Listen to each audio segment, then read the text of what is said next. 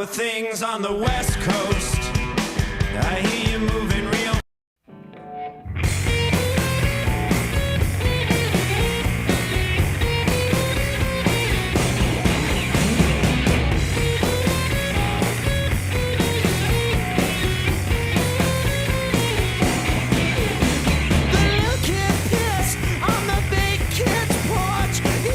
He's amazing, he's rubbish, of course, but one of those bands got paid, I heard. One of those bands got paid.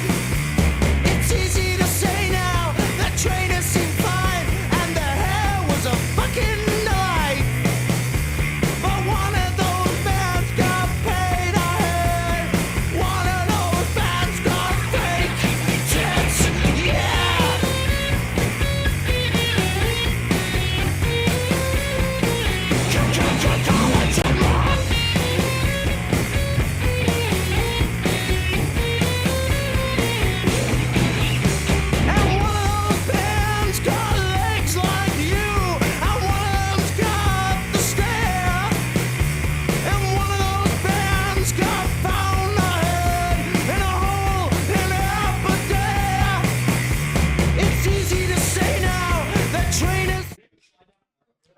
Good morning, good afternoon, good evening, wherever you happen to be in the world. We're coming to you live from the Tom Kane Theater in Brooklyn, New York, in the path of a devastating blizzard.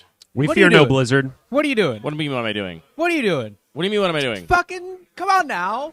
Look, sometimes I like to start the day off a little bit chill. My voice is No. down. I We lost my voice from doing No, commentary we're Are yesterday. here for a cube for a cause. Yeah, we're getting fucking hype, baby. We're here from Make the Road New York. We're drafting some cube. We're raising some money. We got a bunch of sweaty We're nerds in this fucking building. Ice. You don't think I can bring a calm, collected Riz? Not when it comes to fascism. Well, yeah. Yeah, okay, fair. Totally fair. I mean, okay, maybe it's like we've got like a heel, whatever the other term is. I don't watch wrestling. Yeah, who's the good guy in wrestling? What are they called? Babyface The or toe? I don't Heel know. and the toe? You can tell how I much do wrestling we think do. babyface is one of the terms. Yeah. Chat, sound off in the comments below if you Shout know out to all what of the our name for wrestling the good fans guy in in chat. wrestling is. We all need to know. Yeah, we're here to draft some cube, Yeah. raise some money for Yeah. Make the Road New York, a very worthy cause that is pinned in the comments. We did hit $1,000 yesterday. Fuck yes. 1,000. Shout outs to all the donors in the chat for helping us hit $1,000. There's a pinned Julian did link not win in last the night. We chat. did not win last night. For It those was who missed that. incredible games, incredible matches last night. Oh, We saw some impeccable magic showing the companion cube in our second draft of the day yesterday. This morning, we are covering 100 Ornithopters. We're going to have Parker and Ollie Beeks of Doubleton Synergy and Boston Cube Party in the chat. This is Oh, yeah. Ollie. This is not Ollie yet. This is Patrick for right now. I could be Ollie. Now, Patrick, earlier you said you couldn't bear to look at yourself this morning in the camera. You want to talk about that at all? How's your body image going, bro? What the hell? We love your body. That's such a rude thing to say. We love everything about you. Okay, Andy's riffing right now, and I don't know. It's not I working. think- It's I not think you working look for good. me. I Okay. think you look good. You're glowing. It's beautiful. Patrick, what are you trying to draft this morning? Well, I was trying to draft girls' night, but apparently it's dropped from the event. No. You hate to hear it. What's your second thing you're trying to draft? I think I might try companion cube. Okay. Don't do what Julian did. It No, didn't Julian work. did a What good did job. you do? Well, he didn't win. Ollie, get in here. What was the winner? What the winner do? I don't know. I don't know that much. That's all right. Hi, chat. You got your coffee? Good to go? Got my coffee. Good to go. Love to hear it. Now, how anxious are you about getting home on time, given the impending weather? I am. So my mindset. My train leaves at some point tomorrow afternoon. I am Don't say when, assuming- otherwise the fans will come and mob the station when they know you're there. I was gonna have an embarrassing admission that I don't actually know when my train leaves. It's either noon or 3. It's OPSEC. You're doing OPSEC right now. Yeah, it's OPSEC. Don't dox me. But I'm just assuming that I'm gonna get home Okay. like at 2 a.m. I think Like that's I'm leaving at noon. I'm settling in. I'm gonna get home at 2 a.m. I hope I get home the At day all. I'm supposed to. Yeah. You really hope that doesn't transition to calendar day. You know, as long as That would be bad. As long as the date don't change. Yeah, I mean, I do have my work laptop with me, so like, That was the end of that the was world, smart. but- That was savvy of you. I did not bring my work laptop, nor did I bring extra meds. So I'm trying to get home. Ooh, that's not Trying good. to get home. Yeah. That's what I'm trying to do. But before we do that, we're going to draft some cube. And this morning it is 100 Ornithopters, a cube that Ollie Beeks here has 3-0'd before. Parker, time. you've not 3-0'd 100 Ornithopters. Never, correct? but I am Scrub. chomping at that trophy. I'm chasing after it. Well, you're it's not only a this matter of morning time. 'cause you're in the booth. Yeah, not Can we this get morning. Parker in the pod? Let's get a I'll lav just, mic like, on run you. back and forth Get a lav mic with on my you, get you pick. in the pod. Yeah, it should be pretty interesting. I know from scuttlebutt around the room this morning that two people that swore they would not draft 100 Ornithopters to this event are both ranking it. And those two people are Zach Barish, who true said he heater. wouldn't do it because he has 4 drafts and 4 3-0s and doesn't never want to lost a demoralize match, right? people. And Bones, who had 1 draft, 1 3-0, and then claimed he was retiring from the cube forever.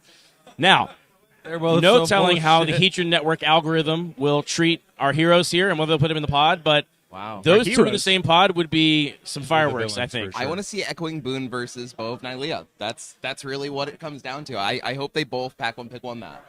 It's funny because I think both of them are kind of low on Echoing Boon, actually, which I think is deranged. Really? Yeah. What? Zach's won with it.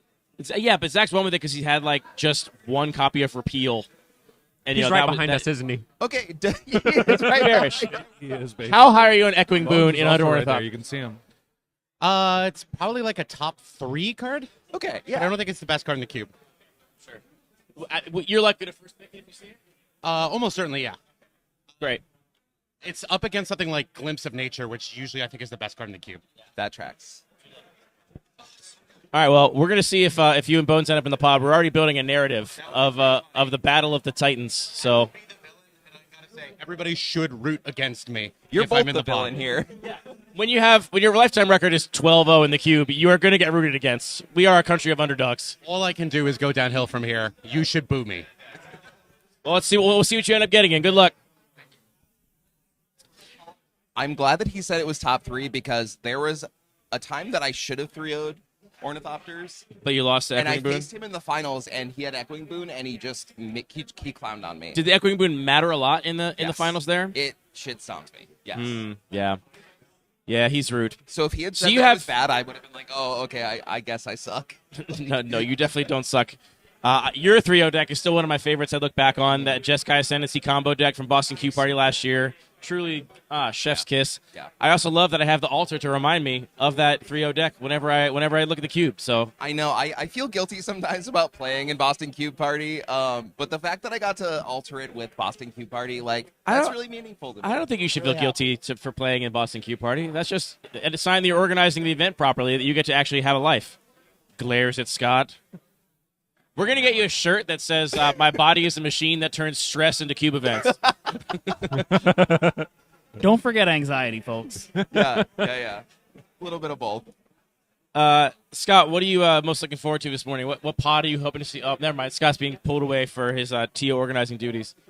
What am I'm excited about Magic players facing Mother Nature and winning. There's more people in this room than I expected, to be honest. I thought we would have a higher attrition rate given the impending weather. I will keep it 100. When we arrived here, it was 4 motherfuckers, and as an organizer, that's pretty stressful because that's like a very, very low number, especially at a sold-out with waitlist 128-player event. So we you were showed saying up you've today. already been stressed this morning. As we established, I wake up stressed. You know, I drink stress in the morning, I drink stress at night, stress tea, not stress-relieving tea. You Someone know, get this guy a Xanax. Stress tea. evil chamomile, you know? Yeah. Yeah, I drink black tea, you know, all stress. All right, well, thanks for putting the event on, Scotty. We And all so love you. many Magic players have shown up today to fuck ice 2 different ways. Ah, there you Wow. go. We got the snow. When's the last We time got you had? the fascists. Oh, he and had they're that all one going down. He had that one up his sleeve, ready to go. I thought about that in the shower, and I was like, I should not prepare a little joke about the weather like Look, that. I can say this from experience. All right, C5. Barish is in 100 Ornithopters. I'm gonna go peek at the pod and see who else is in there. Hopefully Bones too. It's the Ollie show. Oh, You have no. Heatran Network? Parker's back. Tell me if You scared me. Judge Oh, Bones. don't worry. I'm not going to say his government name on camera, but Give me one moment, and I will. I can't inform actually hear everyone. you because I'm deaf and it's loud in here. Solo a stream yet, so I appreciate All right, scooch that I have over a little both of bit you here. Just A little more Okay, sound. okay. Andy needs more room on the Hello. Now couch. that's just three of us. Here we Wait, go. I thought you were. I thought you were at. Are you casting the whole thing with us? Oh yeah.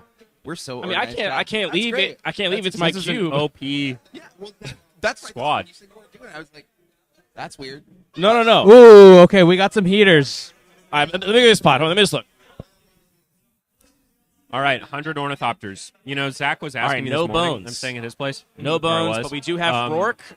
Rourke, who was, He was very like, prominent what do you on think is the coverage best last strategy? I'm year. like, why are you We got asking Nick me? Lang, one of the biggest donors He just to wants the, to You're the know. heel. fundraiser. You're the heel of the entire tournament. Very exciting. Yeah, It's gonna be a good Won the one. last two, or did Forrest win the last one? Or I don't know. Zach has won a lot. He's at won a Upkeep. lot of Cube for causes, more than his fair share. Yes. I think he's won 3 of the 4. Yeah. Yeah. He did not win the last one. The last one was run by Forrest, but I'm pretty sure he won the first 3. I hope you gave him bad advice then. Well, You're like, okay. Glimpse of Nature sucks. When we're talking about a cube where the only creature is Ornithopter and there's 100 copies of Ornithopter, this does enable you to kind of like build up an intuition for what strategies will be available.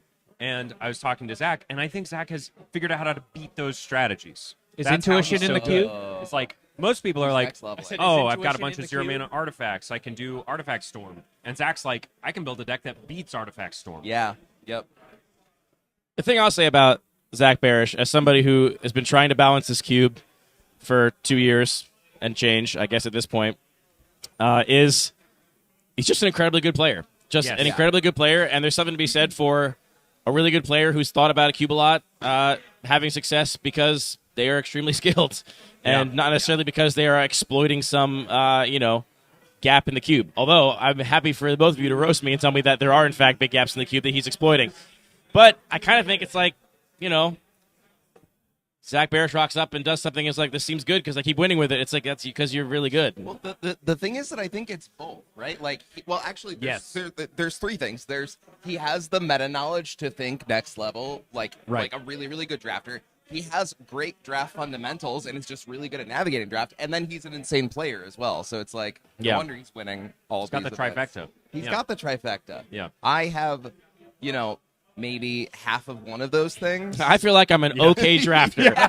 Yeah. I'm a trash player. Sometimes I don't make mistakes in my first half of a game. And then Whoa, really? Wow. Damn. Sometimes. What's that like, dog? Um, I would love that skill. That's why I play aggros. Like, if it gets too long, Yeah. if the game gets too long, I start making mistakes. So we'll see. I'm not sure who our feature drafter is going to be. I don't know all the names in the pod, but there are some heaters up there, I think. A lot of the Sharks are left. The people that are New York locals. New York has a pretty, cutthroat Magic scene, as one might imagine. And so the New York locals are still here because they don't have to worry about the weather so much. And we're going to see what happens in this pod.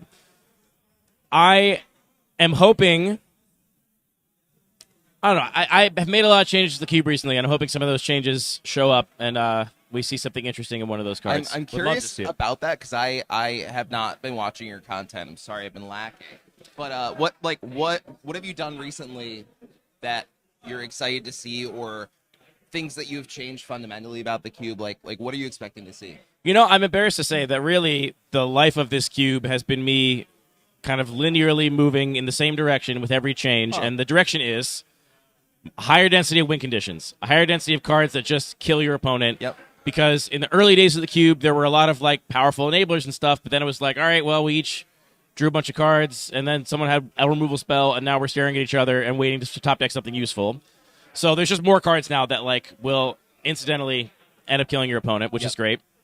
I have also, over the course of the cube, pretty linearly just made more and more and more of the cards directly and explicitly require Ornithopters. Cool. In the early days, there were a lot of cards like Wheel of Fortune, for example, which makes a lot of sense here. You can dump your hand really quickly. Yeah. It's not like it's not on theme, but it doesn't require Ornithopters to do its thing. You can still do it without having to rely on Ornithopters. And now, for example, we have a new card that I've added from Murders of Karlov Manor called Connecting the Dots, which is 1 in a red for an Yeah, I love enchantment. that card. Every time any creature attacks, it basically turns all your creatures into a Bowmat Warrior, and then you sacrifice the enchantment and draw a bunch of cards. So that's a card that does nothing without Ornithopters. You have to have Ornithopters in your deck to do something, and then you can have a Wheel of Fortune-esque effect on connecting the dots. Yeah. Similarly, I have more counter spells now that only work if you have Ornithopters. So a card like, Stubborn Denial doesn't literally only work if you have Ornithopters, but it's way better if you have an Ornithopter of a certain power level. Do you have like the one that's like counter target spell if its mana value is less than the number of creatures you control, that kind of thing? That one I don't have, but I do have a card like Lofty Denial, which is 1 and a blue for counter spell unless they pay 1, or 4 if you have a creature with flying. Yep. And the recent addition I'm most excited about is Repulsive Mutation. Actually, another Murders of Karlov Manor card. It's X green blue for a spell that puts X +1/+1 counters on up to 1 target creature. Then you counter a spell if its mana value is less than the greatest power among creatures you control. I had to cut that from creatureless. You had to cut it from creatureless. It is really, really good because you don't need to target a spell for it. Correct. You can just end step. Yes. Put 8 counters on my thing, kill you. It's just an instant speed fireball rather, if you have an unblocked attacker. Yes. So, I'm really excited about that addition, and I think, Tyvar Stand is already in this cube. Tyvar Stand is half of that card. Combat trick? Oh, no. It's X green, indestructible, plus X +1/+1 counters, instant speed. Yep. So that card is already here. I'm not worried about the sort of fireball mode being too powerful. Right. Though I will say, I think a lot of people don't main deck Tyvar Stand when they should. They think of it as I'll play this when my opponent has removal spells to save my creature, and not as I just have fireball in my hand now as long as I have any unblocked attacker. Yeah. And the fact that Repulsive Mutation does a little more means that it's more likely to make main decks, more likely to actually get cast. So we will see how that plays out, but I'm really excited about that addition as well. Yeah. It's interesting with quirky cubes like that. People think of Tyvar's Stand as like a sideboard card where it's like, okay, if I see Echoing Decay, sure, I'll side that in and then it saves my board. But it's like, no, that. Or I'll that only is a play it if I playable have card. Echoing Boon. Like that's the only circumstances in which I'll play it. And it's like, no, you actually can just jam this card. It's just good. Yeah. So, you are a avowed Echoing Boon hater. Yeah. Great, fair. Are you a avowed Bow of Nylea hater too? I can't remember. Okay. Are there any other cards in this list you feel like don't belong, are worthy of hatred? Get a little closer to that mic too, if you don't mind. I don't know. It's been a minute. I'm just saying it's good television for you to take me to task and yell about cards you think don't belong here. Pull up the list and I'll start letting it rip. Like I don't have any I don't have any cards that like are coming to mind as bullshit aside from those two. I mean, we could talk about Bow of Nylea though. That was one of the ones I just mentioned. I know, but let's talk about it. Great, let's do it. It's the only way in the cube to win without an Ornithopter. Yeah. See, this is the thing I will continue to disagree on. There are other ways, like there's Tameo in the cube to recur stuff. There is Cathartic Parting in the cube now to shovel 4 cards from your graveyard back into your library. You can combine Cathartic Parting and Tameo to never deck as well. So your defense of Bow of Nylea is that you've added other versions of Bow of Nylea. My argument is that it is not the only way to win without Ornithopters, because mill is inevitable. Yeah. Mill is inevitable. Like you can always win through mill, and I don't know. I just don't see it. Some people have complained that it feels like a win condition that has nothing to do with Ornithopters, and I don't see it that way. But now, each their own. Let someone sign a Bow of Nylea if they trophy the pod with no Ornithopters in their pool? With no Ornithopters in their entire deck. That would be really fun. You know what? If they did that, I would cut it. Okay. That's the one circumstance in which I would cut the card. Can I step away and talk to Bones really quick? A bounty has been added to the bounty board. Yeah, Bones not in the pot, unfortunately, but we do have Barish up there. Bones of Nylea. Joe in the chat says, good morning, friends, and hi, Ollie.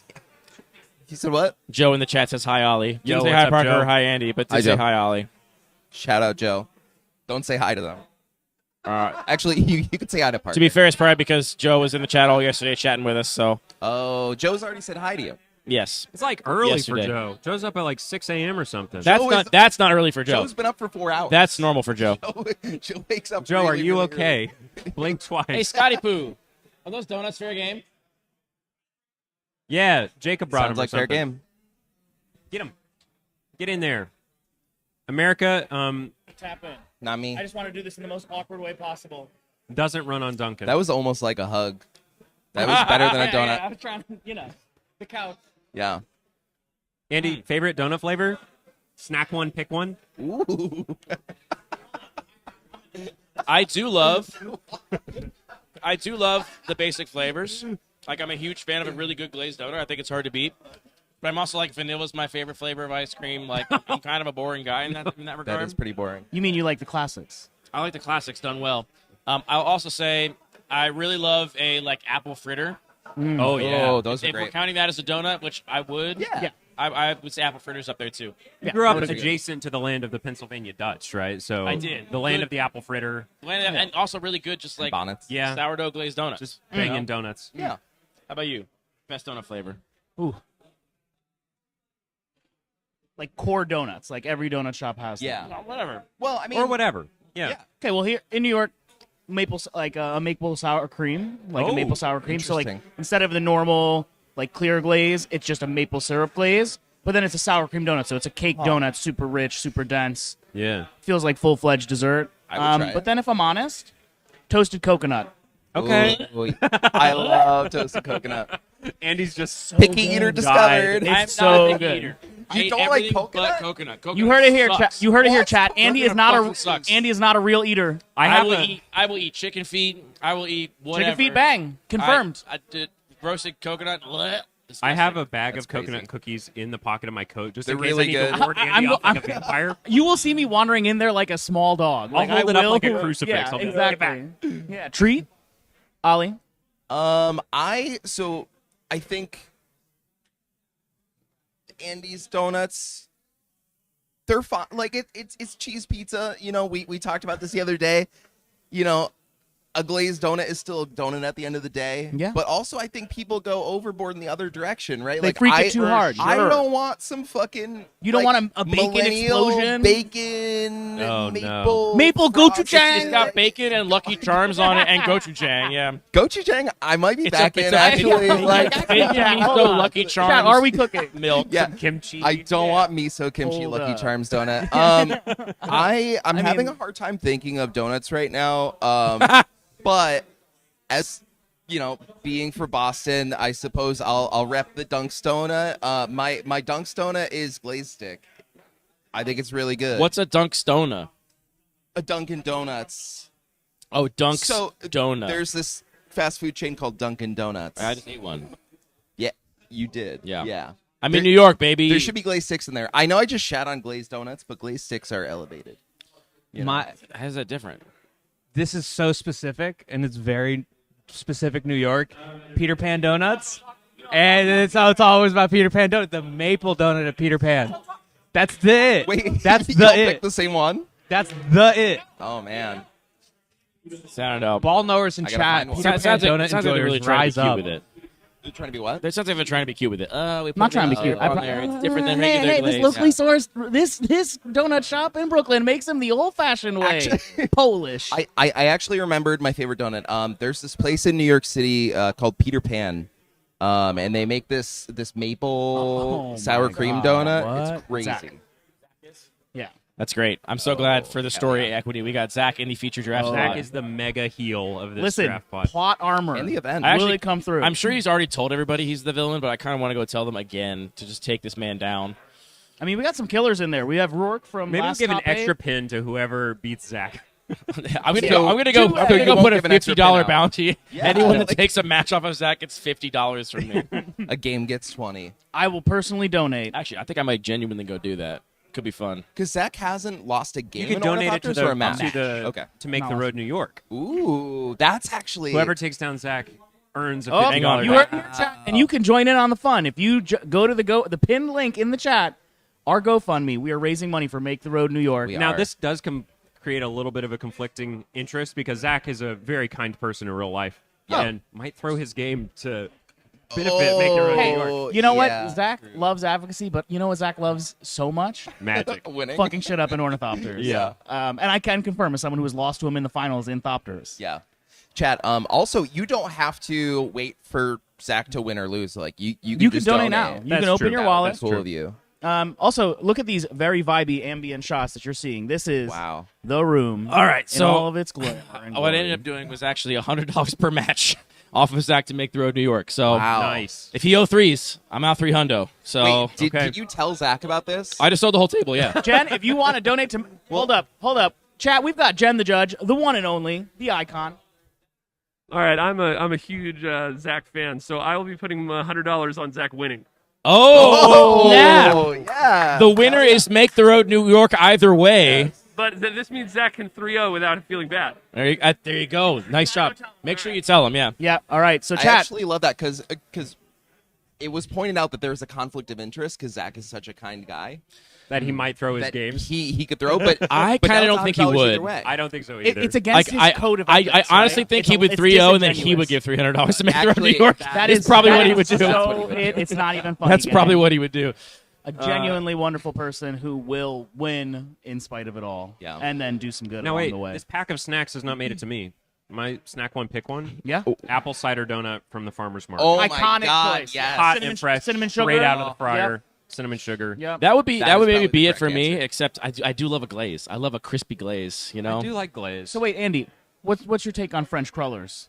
they're good. I mean, they're all good. donuts are good They're as long as they don't French have crullers, I think, are disgusting sleeper, coconut on especially them. Dunkin' French cruller. I think they're fine. I don't eat Dunkin'. Well, I've been Parker, to too I'm many sorry I to try know not that. to either. Yeah, I've been to but too many happy hours where there's free donuts, and I'm like, maybe this time, and it's never. it's never good. Their cake donuts are good, And their hot is the one chocolate? exception. Is a non-Newtonian fluid. Yeah, You drink well- it, and it like As someone who knows about some liquids, Parker, and lubricants and things of that nature, could you please tell us more about this non-Newtonian hot look. chocolate? It doesn't obey the laws of physics. It number one is super hot Just say until you're it's lactose completely intolerant. cold. Yeah. It goes from 100 degrees to 0 Yep. immediately, and it slides down your throat like a silty mudslide. That's And disgusting. it's too I'm like, sweet. why am I hungry? You just This is can't. this is some poetic It's undrinkable. wordsmithing, but it's It's also undrinkable. disgusting. Don't you think Yeah. it's fascinating that they've created the technology to allow for something like that? Like that's a modern marvel. It is and out I of think this you, world. You owe it to them to spend money on I that. I think what Dream? they did is they visited the local hydroelectric dam and picked up the bearing for a couple seconds and scooped out whatever was under there. And then And put Little chocolate in it. chocolate powder, Chocolate. cocoa powder, and Yes. you got a stew, baby. It's not a food. It's true. Well, it's All right, now not. here's It's the a thing. beverage. But it's not food. It's a beverage, I was, technically. you were hearing my apologia for Bow of Nylea. I desperately hope Zach does not open it. I'll say that. Yeah. Oh, in Zach's Retweet. hands, it's not just a bow. It's I desperately hope Zach does not open it. I will say that. The groan of Achilles or Nylea. Rocket launcher of Nylea. I'm actually so excited that we get to watch Zach because I don't think I've ever seen such a competent cube drafter draft. Without like, a like doubt. Do been his in work, their yeah. eyes. Yeah. Yeah. I feel like even though Ornithopters is kind of like an off-kilter cube, like there's still going to be a lot to learn here. And I'm glad that Chat gets to watch it too. Like Same. it's a treat. We I all would get say to if you watch want to go back masterclass. yesterday and Yeah. watch the draft of Julian drafting the companion cube, that was also a masterclass. Totally Julian, believe that. Julian is a current Pro Tour player Yeah. and just really put on a clinic for us. Really amazing draft and also really amazing games. Yeah. Yesterday on coverage, we had this amazing moment a couple times where both Greg and I were like, all right, well, it seems like Julian's definitely got to do this here. And then Julian doesn't do that. And we're like, what? And then it turned later, we're like, he's so much better than us. Well, I'm sorry I couldn't watch. I was too busy trophying Museum of Modern. But it seemed like a fun time. With Abzan. Yeah, I did just play green white creatures with a little black removal and Oh, All right, the all draft right. is We got a starting. pack. Okay, what Ornithopter number are you pack one pick oneing? As Zach Oh, looks and through. Glimpse of Oh, Nature. Glimpse of Nature is The the one snap card that pick. Zach said he thinks is the best in the cube. He doesn't even have to look through the rest of the pack. And here's what that's his first Oh, Ornithopter he altered. Ornithopter. Now that was the Hard first work. Ornithopter he altered, which was early in the days of the cube. That Ornithopter had no kills, and he specifically named it Pacifist Run Oh yeah. because he 3-0'd by basically demoralizing his opponents to death. Yeah. And then since then, people have put like 12 tally marks on it, and he's so mad about that. funny. And it's Glimpse of Nature for Zach. Unsurprising. And he told me this morning he will play Glimpse with like 8 Ornithopters. Yeah. Or even fewer. Yeah. Because he then pairs it with a card like Hercule's Recall. Yes. Pick up all his Ornithopters and re-trigger. Yes, for And sure. He said he described it like this: Berserk. one Hercule's Recall compresses the slot of like 5 Ornithopters that he would otherwise have to That's draft. so and pick. cool. That's really clever. Now, Kessig Wolfrun is, I think, a low-key heater in this pack, but we see Scott, or not Scott, Scott's not here. We see Zach pulling Mnemonic Betrayal and Inventor's Fair to the front. Mnemonic just to Betrayal goes cast really well Ornithopters? with Glimpse of Nature. Yeah. Yeah, Mnemonic Betrayal, basically a Yawgmoth's Will for your opponent's graveyard, which allows you to take all their Ornithopters, obviously because they cost 0, and then whatever else you can afford to cast, which is pretty spicy here. That Inventor's Fair is also another copy of Ornithopter. Polluted Delta also pulled to the front now. Maybe just a nice fetch land. This cube does have fetches and triomes, which is a thing I'm normally heavily opposed to. Yeah. But here, For Zach's this- going to use I it to think you need it splash here. those control pieces, splash a win con if he needs to, and that was the pick. I just caught a glimpse of a new altar I have not actually looked at yet because it happened this morning before I got to see the cube. So It's Twisted Image. Twisted Image, I think, a really strong card. This here. was one of the first Magic cards I ever owned. It was in a blind Really? box. What? It was like a repack. Yeah, it looks it good. looks great. It was in a repack, and I was like, "This is the sickest art I've ever seen. I'm gonna keep playing this game." Here, it's additionally powerful because it kills an Ornithopter and draws a card. And if you get an Echoing Boon or whatever, Yeah. like Goes it crazy. is such a blowout. The last time I played this cube, I tried to go all in on an Ornithopter with like 10 +1/+1 counters, and it got Twisted Image in Oh. response. And that's the kind Brutal. of power that card has in this context. I like that Zach is basically showing off all the new cards because he knows the cube so well that any card I've since added recently, he's like, oh, that's a card I have to read. Yeah. There's a Bow of Nylea Altered Ornithopter from yesterday's draft. Looking at Thunder of Unity right now. Draws 2 cards, loses 2 life, and then has a drain effect, like an Impact Tremors effect Oh, that seems great. on the future chapters. Yeah. And also Imperial Seal. Vampiric Tutor at home pulled to the front right now. I like Imperial Seal, but if you don't have a good amount of card advantage, which he does in his pool so far, I've drafted a lot of tutors in this. Actually, last time I played it, I drafted a bunch of tutors and just like it was all card disadvantage. Yeah, I think the thing about the tutors, we have to be a little they're quiet real right now because quiet. the room has gotten impossibly quiet. Everyone is so locked in. Maybe it's just our monitors. The all right, that is Thunder of Unity for Zach. I'm actually really excited to see that. yeah. That makes sense. It also puts him in a solid 5 colors. He's got cards of all colors right now. Yeah, he does. and he's not worried about So, it. Let so me tell Zach, you. now. so Zach has Glimpse of Nature. Glimpse of Nature, Twisted Image, Thunder of Unity, and Polluted Delta. Wow, iconic. So now that we've seen a couple packs, another card I don't like here is Berserk, but that's mostly because Jane killed me on turn 2 with it. Well, I mean, that's because clearly you surely must blame Echoing Boon there. Steel Sabotage. Yeah. Yeah. This counters an artifact spell, does it not? Counters an artifact or bounces an artifact, yeah. Pretty. And it looks like Zach is heavily weighing that one. Yeah. And Partly because many of the things that make your Ornithopters into threats in this list are themselves artifacts. exactly. So it's Yeah. not just a counter for an Ornithopter itself. It's counter It's for a win In condition. fact, it's For the basically Door of not a counter Destinies for or an for the- Ornithopter itself. Thrumming Exactly, Stone, right. etc. Like the countering an Ornithopter happens so you rarely in counter this the Bow of cube. Nylea, whatever. Ooh, baby. Yeah. It's a counter spell for a win condition, or it's a bounce spell against certain decks that really want to put a bunch of resources to one creature. And was that the pick for Zach? I think I was, missed yes. it. Yeah. Chart a course, little card draw action. Mm-hmm. I'm surprised he's considering it because he wasn't even looking at Thoughtcast in the last pack. Yeah. I'm also looking at. Well, that's because it was up against a Yeah. counterspell. And if you can counter your opponent's threat, you've just not only have you traded 1 for 1, but you've also nullified the 5 Right. Ornithopters they have in play. Very true. The other thing about Thoughtcast too is I think an interesting dynamic in this cube is when you want to play your Ornithopters. And Yeah. with Glimpse, Zach wants to have a big Glimpse turn and play all his Ornithopters mid to late game, Yeah. which means that an opening hand with a Thoughtcast in it is kind of not on strategy. Right. I did Assuming see a little thumbs down from Zach as he made the chart a course pick. So it seems He's like not, maybe he's not happy about it. Yeah. Yeah. Very grateful to have a player that is extremely conscious of the coverage and going to be sending us little messages along the way. Yeah. A little wink and a nod. Did you see that he was looking at that Paradise Mantle as well? What do you think about I that? did. Paradise Yeah. Mantle is, I think, a really strong card here. I and think especially just because PCB Ornithopter. colors. there it is. That's the best card in the pack. You don't even need It's to true, yeah. finish looking at it. No, Zach, no. come on. No, Come on. Echoing Return is absolutely cracked. Yeah, the card seems The insane. card is one of those ones you have to reevaluate for context because you literally don't see it anywhere else. I've never seen another cube with Echoing Return in it. I guess. But here it is the absolute gold standard for recursion. Yeah. It makes Yawgmoth's Will look like poo-poo butt. Yawgmoth's Will is poo-poo butt. You know, many are You heard it saying here I'll be the first. first to say it. Yawgmoth's Will overrated. I was going to say, if he takes an Ornithopter that's not my Ornithopter, I Wow. I'm surprised. I'm surprised that he needs one to call. Hold my moves. I'm So going he to throw has some an fucking unsigned hands. one. That's Chat, crazy. you know what? Ollie, I think Ollie needs a little bit of help, right? Can you we, turn can off you the donate- monitor? Oh, yep. I don't want to hear ourselves. It's bad. Yeah. Wait, I don't do know. you I have a think your head- voice is head- silky, and I do like you it. have You headphones? can't hear us coming through that monitor? Hello. Oh, yeah. It's haunting me. Listen, Ollie, I think the only way we can comfort you is with sending some more money to make the road New York. Am I right, chat? Yeah. That's right. That's right. Yeah.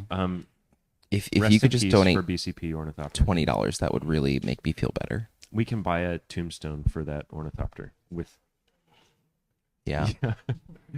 Glimpse of Nature being held up among Zach's existing picks. I think that ornithopter may have been to fuel that. Yep. I mean, obviously. Chris, you're a legend. Literally. Thank you, Chris. just mute it. The next thing is mute.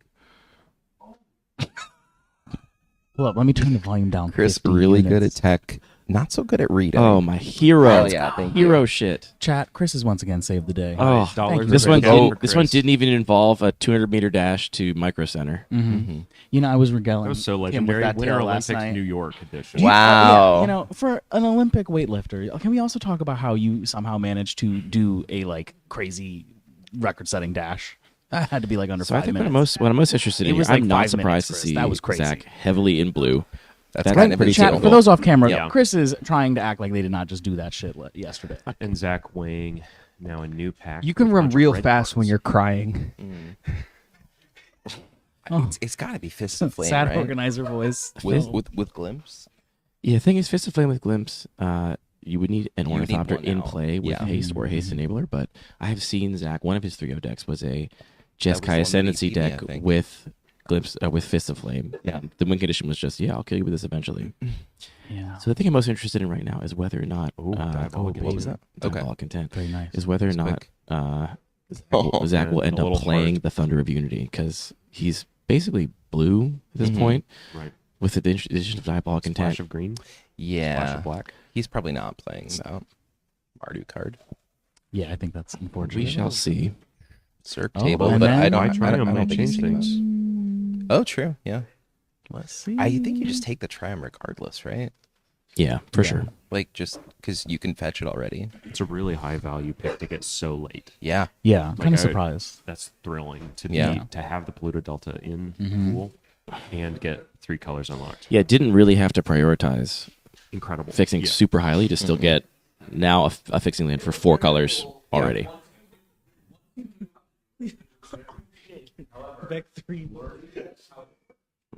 All right, we've got 5 Ornithopters. Which one do we pick?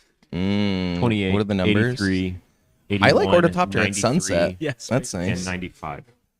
Which number is best? I'm personally on 89 myself. It's the year I was born. It's a good number. Yeah, no. I'm old That compared to much- you. You look so young. Thank you. You're fantastic. So do you. Biomass Mutation does not get enough respect in this cube. It's great. That card is so good. It's like, what if Tyvar Stand did it for all your creatures? right.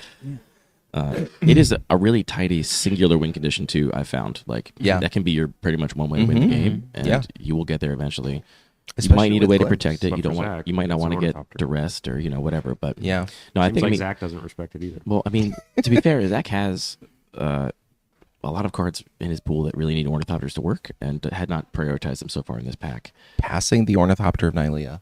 Seeing them How do go you feel around about late makes me wonder if we opened greater than 1/3 of the Ornithopters in this pack, or if we have a table of people that are generally speaking not prioritizing Ornithopters. It's kind of interesting. It's drafting they're just drafting all is over the always place. a question of metagaming, and Yeah. if everybody agrees we're not going to take Thopters, we're going to just get them late, then you can still have the same distribution of them. Zach's that- last pick, a Reckless Charge. Does that give haste? Kind of cool with Fist of Pretty Flame. cool. Sure Yeah. does. Yeah, Yeah, yeah, it's that's good. perfect. Yeah. I too would thumbs His up. deck is looking so good. And what a cheap draft cost to get that last. Yeah. Yeah. Yeah. You really love to see it. It's a really We ended up could with be a 4 really Ornithopters out of pack 1, which is the average basically. and a Supply Triumph, which he's pointing to. Tap tap tap tap. Tell us more, Zach. Really excited about Steel Sabotage. It looks like. That's so sick. I And- respect that so much. So, anyway, I was saying that if the table all agrees to take Ornithopters late, they can get them late. Yeah. What will disrupt that is 1 or 2 players deciding, no, actually, my deck wants 18 Ornithopters or 20 Ornithopters, and then that can make it so those players that banked on getting them late just won't, and maybe they'll find themselves in pack 3 being a lot more thirsty for Ornithopters than they're expecting. I actually think it's really cool when draft situations like that come up. Like if somebody pick one glimpse of nature and just is like, I'm going to take a lot of Ornithopters, and then they're just super dry. Like Parker and I drafted last night, and we were drafting a Desert Cube, and I didn't know how you were doing on lands, but going into pack 3, I was doing abysmally on lands, and I was like, I need to take every single island I see, Oh and my I gosh, hope that the pack Parker is doesn't. boxed. also need that because Damn, you're sitting dog. to my left, and if you also need lands, God damn it, Zach. Are you serious? And that's Just an open Echoing two of the three Boon. best cards in the cube. Zach does open Echoing Boon. Now, there's a great example. I mean, he does actually have the Fist of Flame and the Reckless Charge that he got And the Twisted Image. that he got basically for free. Oh, Twisted Image too. No. Whoa. I mean, Court Court of Garenbreak is Court's really strong. crazy, but you're not taking it. It's not even a consideration. No, yeah. That was a little bit of a windmill slam from Zach. Yeah. He lifted that little, thing pa- up. a little flick of the wrist. He's now showing us that it works with Steel Sabotage, kind of. Twisted Image for sure. Yeah. Fist of Flame for sure. With Steel Sabotage, you can bounce your own Ornithopter Yes. for the glimpse, bounce your Yes. opponent's that's pumped up or whatever. Right. Oh my God! I've seen this almighty. Yeah. do unholy No, it things. definitely can in do Zach's stuff. use. Talk about a twisted abomination. Am I right, gang? Now, importantly, he won't get that Berserk. We saw the Berserk in Pack 1. Yeah, but I don't think he needs it. Like No. his average card For sure quality not. is so good. And I also, if I'm Zach, which I'm definitely not Zach in terms of drafting, but I wouldn't even be considering the Mardu cards at this point, right? Like you just have everything you need. In Teamer. We'll see. It looks in- like we're in going to Teamer, get a where you're message like, sent you're to so us. good. That's so funny. He's amazing. Where are my counter spells? The saddest Zach face I've ever seen. It's Wow. crying. That's It's crying. Wow! That's so oh no! Those tears. Pour one It's hell funny for the because when we counterspells. last drafted this cube, he actually largely talked me into cutting many of the counter spells, and now he's complaining about. Oops. There was that laser etched Ornithopter. That was the Anthony's laser. a favorite Ornithopter. one. A repeal here, very good with Echoing Boon. Yeah. Incredible. It's like a late Yeah. counter spell. And the thing is, having a Twisted Image and a repeal in your deck, which both do things in general, is also going to mean as though that Zach is going to have a really powerful, cheap tools against, For interaction. especially like Voltron style Yeah. aggro decks. Yeah.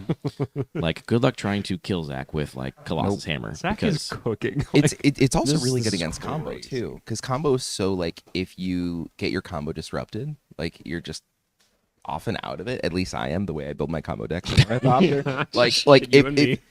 if I get disrupted, I'm like, well, always like I we've all lose. had the experience that your opponent has any interactive spell and you literally can't win. That's a normal thing. Oh wait, hold on. What a rebuild. What is that? This is Was that a pack, counterspell? This That is is a pack fucking chock-a-block crazy. full of Wow.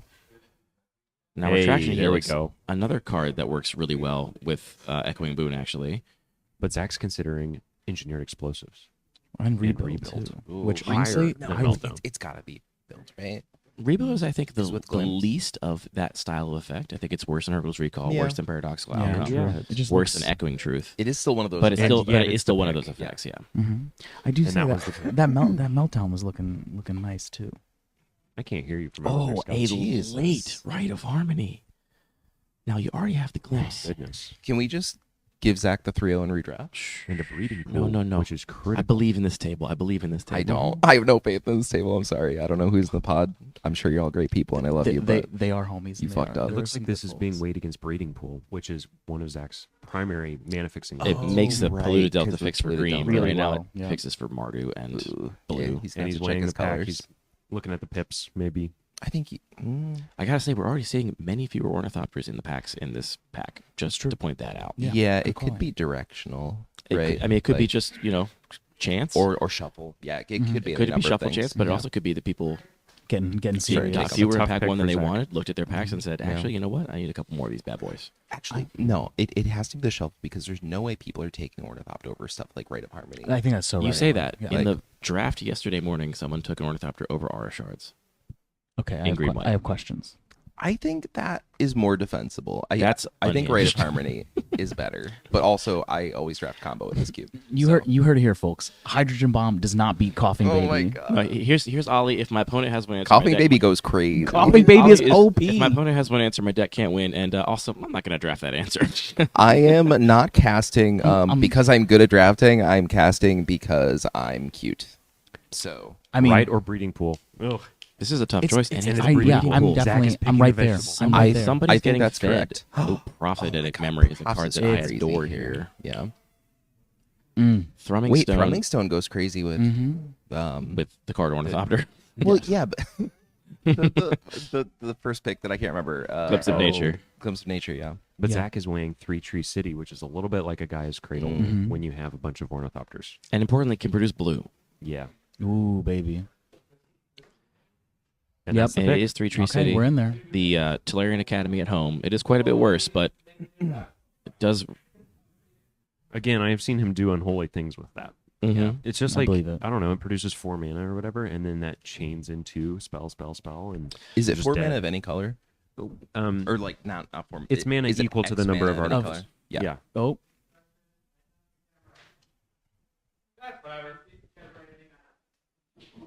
It sapped the camera. It didn't generate any mana. you heard it here, folks. And the room is now boom. That comment. yeah. Featured drafter and featured shame recipient, Zach Barrett. Funny. 3-0 in shame. Now look. Can we get a Now look. boo? Ollie is in the booth here glazing Zach's draft, but I will say I think he is probably genuinely concerned about his lack of stack interaction right now. Zach, Yeah, like there's a lot of incredibly huge haymakers in this cube that you can't expect to repeal your opponent's Obelisk Bird or your opponent's what's the newest card? Chronicle of Victory, for example. Yeah. Right, it's is not actually okay. a problem, Chris. You're gonna have to go fix Yeah. that camera. I'll go fix it. I'm I'll fix it. Oh, and also we just lost now our it's feed completely out. as you stood up. Can chat still hear us? That's important to me. There you go. Great. Button fixed. All right, chat. We're back. Or we were never left. Huh? Well, we were always left. Yeah, I'm gonna Looks like keep Meticulous glazing. Archive. Now Now we're we're weighing The Reclamation. record. New Ooh, card right. Soul Immolation. Yeah. What is that?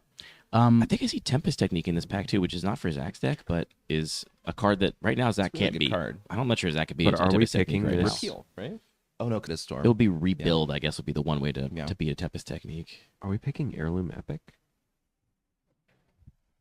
I would consider it, but like, I just value draw really highly in this cube.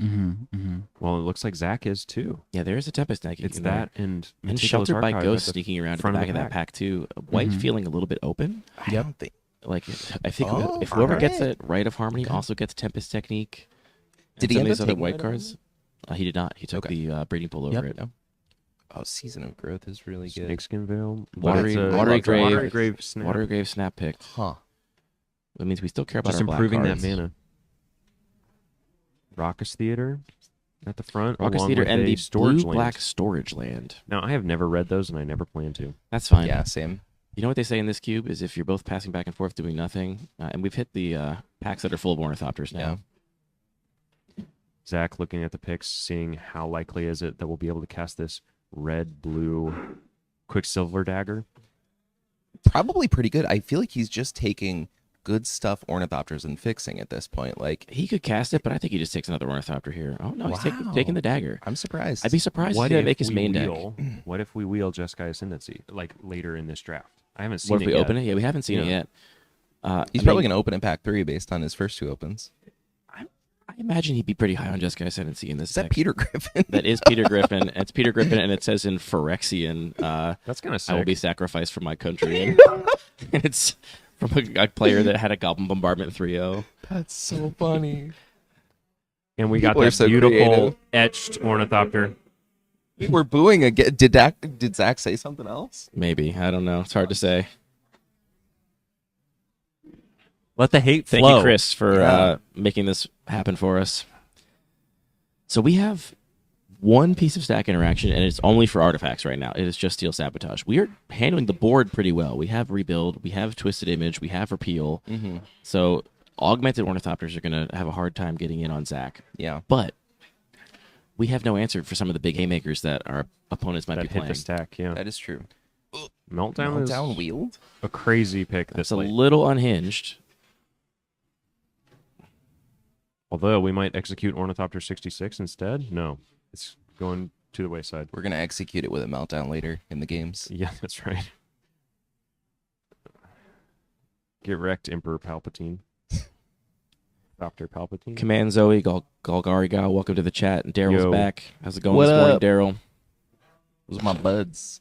For those of you that are just tuning in, we are watching a draft of 100 Ornithopters, and we are watching the most decorated player in this cube's history. Zach Barish's record is 3-0-12-0 in matches Lifetime. in this cube lifetime. Yeah. He's got 4 altars in the cube, and he's going for his 5th today. I have officially put a bounty on him. Every player that takes a match off of him will be $100 I'm donating to our cause, Make the Road New York.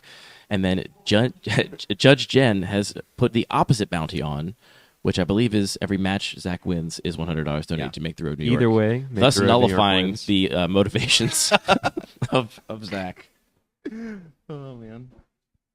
100 Fortune Ornithopters? Is that anything? A Fortune being weighed against a sun-baked canyon. Do we want I to fix can't that, take or do this we in want no world where he's taking Fortune. The Curse of Opulence is actually the card. I'm shocked Maybe to he's still just see in that reading it cube for the or in first that time. pack. No, Ooh, Deconstruction Hammer. Deconstruction Hammer more Over removal. Ornithopter. There is a disenchant. And that's what the disenchants look like for the most part in this cube now. Yeah. There are a few still floating around that are more generic, kind of just to show the recontextualization. Like actual disenchant is still here. I think it's cool to have that be a power outlier, but that one you need an Ornithopter for. you need an Ornithopter. Yeah. And this weaker All right, disenchant Soul Immolation. has made its way to the one drafter who values the effect. Mm-hmm. Yeah, I Um, think that card is super. Soul Immolation. Blight does not target your Ornithopter, so you don't copy that with Echoing Boon. I'm 95% sure. The cost, yeah. But Season of even Growth. if it was Season the of cost of Growth and targeted, Echoing you Boon would is Super still late. do it. Super late. Zach gesturing towards the Echoing Boon. Little cheer. All right.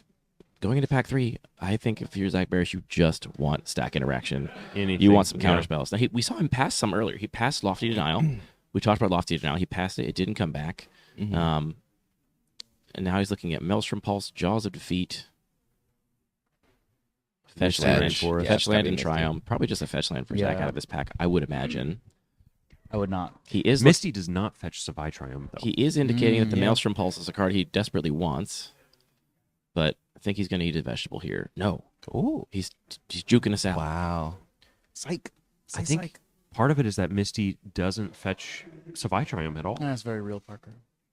Yeah, How many? but We're at one, yeah. It hits a I couple guess other you We wanna have, hit we have yeah, Watery Grave and colors. Breeding Pool. No, we have Watery Grave and Breeding Pool. I still pretty high on Misty here. Yeah, me too. Like he's only cares about fixing for green blue because his blue deck and he wants to play Glimpse of Nature. Like I think that's what he's really mostly True. concerned about. He's also playing red, though.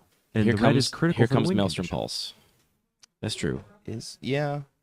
There's a I guess Thundering that's still Falls. a And what that means is Paid we can out. play more basic islands and forests. Here's another counter Yeah. spell, Stubborn Denial. That I Dark think mode. we Dark saw mode him Ornithopter, kind of which is just another skip by. Zach And there's John. Jeskai Ascendancy. Ascendancy. Yeah. Jeskai Ascendancy he's a good deck for it if he can cast it. And he does have that Savai Triumph he took early, which What gives is- him white fixing. What does he have going on for Ascendancy aside from the aura? Is it just the aura?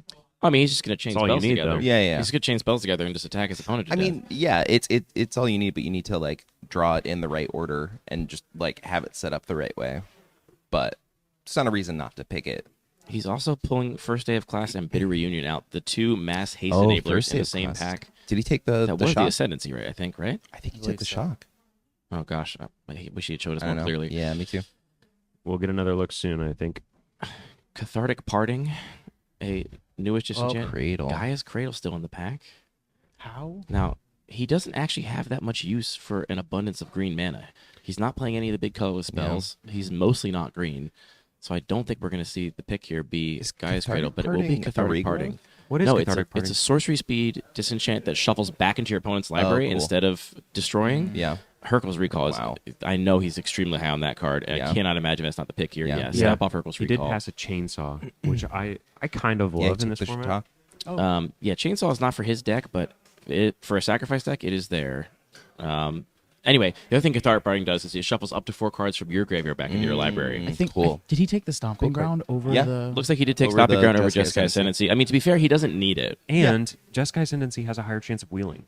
Like, Very I don't true, think it's Parker. Very necessarily cool. likely, but if no one else has Not a if way I'm to in the use pot. it, how can you pick that? I mean, if Yeah. cradles are going, I think an ascendancy could Right. show up. Yeah. Coveted Jewel, an interesting option. Mystic Forge is sweet. Finite MTG in the chat pointing out that it feels a little strange to pick 3 Tree City so highly, but then pass Cradle. And I think in this case, 3 Tree City echoing. So he has all of the bounce. Yeah. But again, missing Scary. that stack interaction. Yeah. Like, your opponent's just going to get to resolve their giant haymakers so far. Now, stuff in play is not safe from Zach's deck. Right. You'll be able to buy a lot of time. But there are a lot of combo decks that will just go off and kill you. And, let's say it's an Impact Tremor style deck. Bouncing other Ornithopters actually helps them. So Yeah. you are not going to be helped by your Hurkyl's Recall, your Echoing Truth. Well, your Echoing Truth can bounce the impact tremors in an opportune moment, but there's my favorite altar in the cube, front and center there. Yeah. Is it really your favorite? It is. I mean, the story behind it is just too good now. The story is. Yeah. There's your counter There you spell. go, There's Zach. your counter spell, Zach. Do you want it? The repulsive mutation we talked Of about. course he does. Yeah, he's gonna. Get I don't that. think he's Or an super excited Adnos? about it. Remember, Really? he does not want to commit Ornithopters to the board until he has a glimpse. He Yeah, said but- no. Wait. He said he will play 2 Yeah. It's- early. It's a counter spell, and he has Echoing Boon, and it's a win con in itself. You do only need And he has one. Season of Growth. Like, Seems and It is nuts Blue-Green. with Echoing Boon. Like, Seems pretty good. It just like he's got to take that. I mean, he doesn't have to, but like he should. there's a strong argument for taking that. Oh, and I think- guess the Aether Spark is pretty nuts too. Ether Spark. It looks like all the payoffs for the Black Sack deck were in pack 3 and in the same pack. So Yeah. I worry that particular archetype might have not come together at this table. So I'm curious on and the a late Adnos too. Banishing Knack. It is repulsive mutation. Yeah. As the cube designer, I'm thrilled to see a repulsive mutation taken over Adnos. That makes me happy. I think we'll get to see this card do a lot of work in this draft. So the Cradle versus the Tree City. Do you think it's because Zach values the fixing as well as the ramp in Tree City over Gaia's Cradle? Oh, interesting. I don't know if I would consider 3 Tree City fixing because you got to put 2 mana into it and tap it. So 3 of your lands are spent. You do, But then you yeah. only get 1 color out. Yeah, true. Zach pointing out the die strength roll. testing hammer, the die roll card. Taking a land instead, taking an overgrown tomb. I mean, Zach's man is pretty meticulous. I guess he's still trying to play that enchantment, huh? He's taking black. That's I mean, to his be only clear, color, up several he has times. Rebuild, Echoing Truth, and Hurkyl's Recall. He'll just kill people with the 2nd and 3rd chapter of Thunder of Yeah. Unity. Yeah. Verdant Catacombs on the wheel. Wow. Here's And another counterspell a for you. Do you metallic want Metallic Rebuke or do Rebuke. you Ooh. want You Verdant absolutely. Catacombs? Personality test. What are y'all Within- thinking here? I mean, I'm I on can't Rebuke. say because I wouldn't be in this position because I would have taken different cards along the way and my deck would be worse. I would be. I dead on- would have punted so hard dead by on now. the side Yeah. of the road, Ollie. I'd be dead on the side of the road. I would How say many Ornithopters do we 3, 4. have? Has anyone got a good Six got a is good what I've count? counted. does not have a lot. Oh, and it's a Verdant Given Catacombs. the current deck, I would have taken Catacombs, yeah. But Yeah, also, I agree with that. Now, I think I we're just value going to be counters soaking less up some highly than him. Ornithopters here in the You back gotta. end of this pack. I think so. Because Glimpse of Nature not looking that good right now. yeah. With 6 Ornithopters? I mean, he But has again- one Hurkyl's Recall effect, right? no, he has 3. Yeah. Oh, He well, has Hurkyl's Recall, Rebuild, and Echoing Truth. And Repeal. And Repeal, Well, which will with bounce that 2, Echoing Boon, which is yeah. not nothing. Maybe That's he's 2 more doing cards okay. with Glimpse. You Yeah. know? Like, I think he probably feels like he's doing okay. I Yeah. think the Repulsive Mutation, honestly, was a huge pickup. And Yes. it's going to matter a lot in Yes, this deck. I agree. It's a huge It's win just condition. a straight up win con, yeah. It's a huge win condition, and it's also his only, if you have enough mana, unconditional stack Yeah. interaction. And it's just like a big tempo change. It's like if you're casting something that will potentially put me in a bad spot, I'm going to counter that, and now you have to deal with my 6/6, I think my Zach, 2/6/6s. in that moment, shaving the Season of Growth, the 3 mana Yeah, Saga, it seems like those cards at the back Put are the them cards in he's the planning back. on not playing. So Yeah. Reckless Charge, Season of Growth, and Thunder of Unity, Deconstruction Hammer, or and whatever Deconstruction the thing is Hammer called. are in the not playing, but not too surprising. I Those are could all see- cards he yeah. got super late. Yeah. But yeah, I mean, Fist of Flame, Repulsive Mutation, Echoing Boon is Hello. going to win a lot of games, I think. Yeah. The light of God is glaring down upon me. All of a Timer. sudden. Jeskai Sanity It did did wheel. wheel. Shot called. Unreal. Did wheel. So do you want it if you're Zach at this point? I don't know. He's Like, looking. I don't know He's finding out. He's if gonna he has figure it enough out. to do with it. There was a banishing knack that I saw earlier, which would be kind of crazy. I think you'd need Welding Jar exactly to make that infinite. No, but there's plenty of others. There's Oh, Mox wow. Opal, there's Okay, Paradise okay. Mantle, there's Ascendancy wasn't Spring Leaf paid Drum out. actually also does it because it pays for itself. Tamio. Tamio, an incredible insurance policy. A little surprised to see that still in the pack. And boom, that was the pick. It's funny. we I have to take an Ornithopter I here. Someone feel think like the he could play Brontosaurus? 60 cards and his deck would still be insane. Oh, He yeah. actually Like, he could usually just play plays every more than single 40. He usually does. True, that's right. That's right. And he usually does. And he says does? afterwards, he's like, I know this is wrong, but I can't figure out what the right build is. And But so that's the thing. Like, if he never loses, is it wrong? Well, I'm just You like, know- how much bigger does your brain have to be like, yeah, no, this is a 45er. Yeah, Right. absolutely. I do that when I can't figure out what card to cut. I'll be like, yeah, this is a 41. I'll justify it because I draw a lot of cards in this deck and I don't want to mill myself. Like Yeah. no. the Zach most, making finger wheels. with he was- Jeskai Ascendancy. And Cathartic Parting specifically. He was saying with Cathartic Parting and Jeskai Ascendancy, I'm just going to go around and round in circles. Because he does have Tameo Cathartic Parting now, where he can tuck Cathartic Parting every turn, That's so sick. and then use Cathartic Parting to tuck other cards. Not tuck, he can get back Cathartic Parting. Hatred outlives the hateful, but Hatred is currently outliving this draft pack. You know, it's honestly As a kind of last good pick. because Rancor looks really bad against our featured drafter. So, and then a last pick, Sarah Sanctum. The disrespect. I mean, it is definitely the worst of that Without- style of Yeah. card here, but there is an enchantment deck that can absolutely come together. It just didn't at this table, which is fine. That's the nature of cube I'm design. surprised that whoever ended up with the Storm enchantment didn't also take that. Maybe they're Tempest just like not Technique? running that. Yeah. But the thing is, Tempest Technique is already 4 mana, so it's like at the point that you're playing your 4 mana spell, how much Yeah. better is it making your land? But Valid. all right, Chris is on the way to update the camera angle so we can see these deck builds. I'm Should we clear really that off? curious to see how Zach chooses to build this deck. Yeah. A lot of great options. I think he ended up with less counterspells than he wanted, but he did have some. And he also only has the one disenchant effect we expect him to be playing, which is Cathartic Parting, which is a sorcery. So any instant speed combo deck that requires, their artifact or enchantment to go off, he's going to have to rely on his ability to interact with primarily Ornithopters Yeah. to keep that deck from going off, which again, his answers against an Impact Tremor style deck look awful. Right. That's my one concern if I'm Zach in that position. Or my biggest concern maybe. Yeah, I mean, is- in that spot, you have a couple of counter spells. If you have an Ornithopter in play, for example, you can use a Repulsive Mutation to counter something. You also have a Repeal. You Yeah. could repeal the Impact Tremors, but I mean, what's to stop him from going off next turn? Like, Or just hope that they don't have 2 extra mana to or just having replay 2 it. extra mana. So, I can imagine plenty of cards that could pose a problem for Zach, but he also does have the ability to.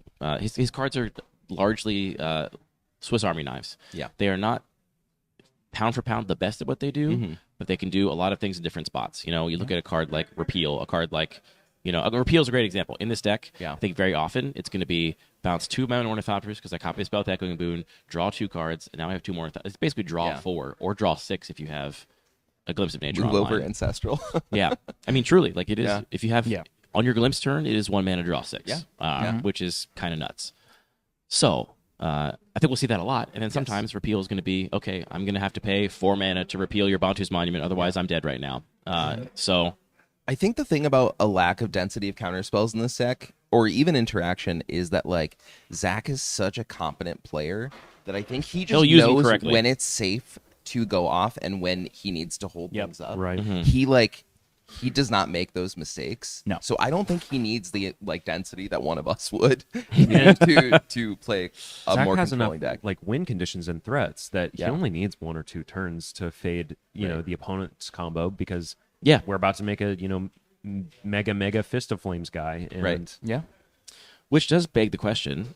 Zach is not the boogeyman control deck at this table. Doesn't have a high density of answers. Yeah. Does have a high density of threats. How does Zach fare against the boogeyman answer deck? If you're a deck That's a with good point. if you're a deck with 4 or 5 disenchants, a couple counter spells, a bow of Nylea, what does Zach do in that spot? I think probably if he can land the Narset, The he's Tameo? okay. Or sorry, yeah, the Tameo, then he's probably okay, right? Like because he's just gonna cast the same thing every turn until you run out of counter spells. And he's Also, not gonna Tameo deck itself himself, just right? returns a card from your graveyard to your hand. Right, but then you have the Cathartic the Parting. Cathartic Parting. Yeah. So he has an engine, but again, the whole point of those decks with all the answers is that they might have a way to answer the Tameo, they might have the Maelstrom Pulse, they might have a Vindicate, they might have a way to, counterspell that Cathartic Parting. There's not a lot of graveyard interaction, right? There is very little graveyard interaction, honestly, if any, because the graveyard combo decks are some of the most ambitious and fragile decks. And they're not I know. they're not too powerful. Like they are absolutely that too. They're absolutely not broken. Yeah, and so, I know also for a fact, having so lost I have twice. no interest Yeah. in punishing them additionally. We have Yeah. 9 I Ornithopters respect in our that. I pool, think that's good. which is below average, the average being 12.5, obviously. But we have lots of ways to recur our own Ornithopters, and it looks like Zach does currently have Season of Growth and Reckless Charge in the deck, but no Deconstruction Hammer, no Quicksilver Dagger, obviously no Sarah Sanctum, and no Mind Slash. Cards he just got super late, handed for free. I can't Zach has told me that he considers Ornithopters air in his deck. I mean, they are. They are the Yeah. fuel for the deck, Just but they are also Ascendancy, dead just draws. cut. Yeah. And so I think he's probably looking to minimize the number of Ornithopters Yeah. he's playing. and use those Hercules recalls and Seasons of Growth and other things to like get more leverage out of the few that he's So playing. if I'm reading the way he's laying this deck out properly, I think we are playing the Thunder of Unity and the Chart of Course and the Glimpse of Nature. I mean, sure, they were playing the Glimpse of Nature. So, like, that pile of cards over there, he's counting them out. So those cards are in the deck.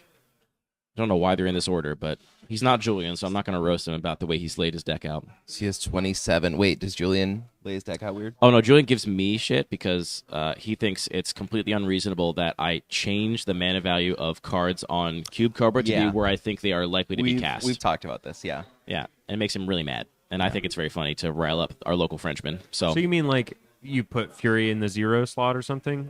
Well, if I put Fury in a Cube, Parker, I'm not a sicko. Yeah, but as an example. Yeah, as an Treasure example. Cruise is a 1-drop for Andy. Right? That is a little unhinged. Those are aggressive, but it's even like, what's a good example? I have to look at my Massacre the Golden Fang?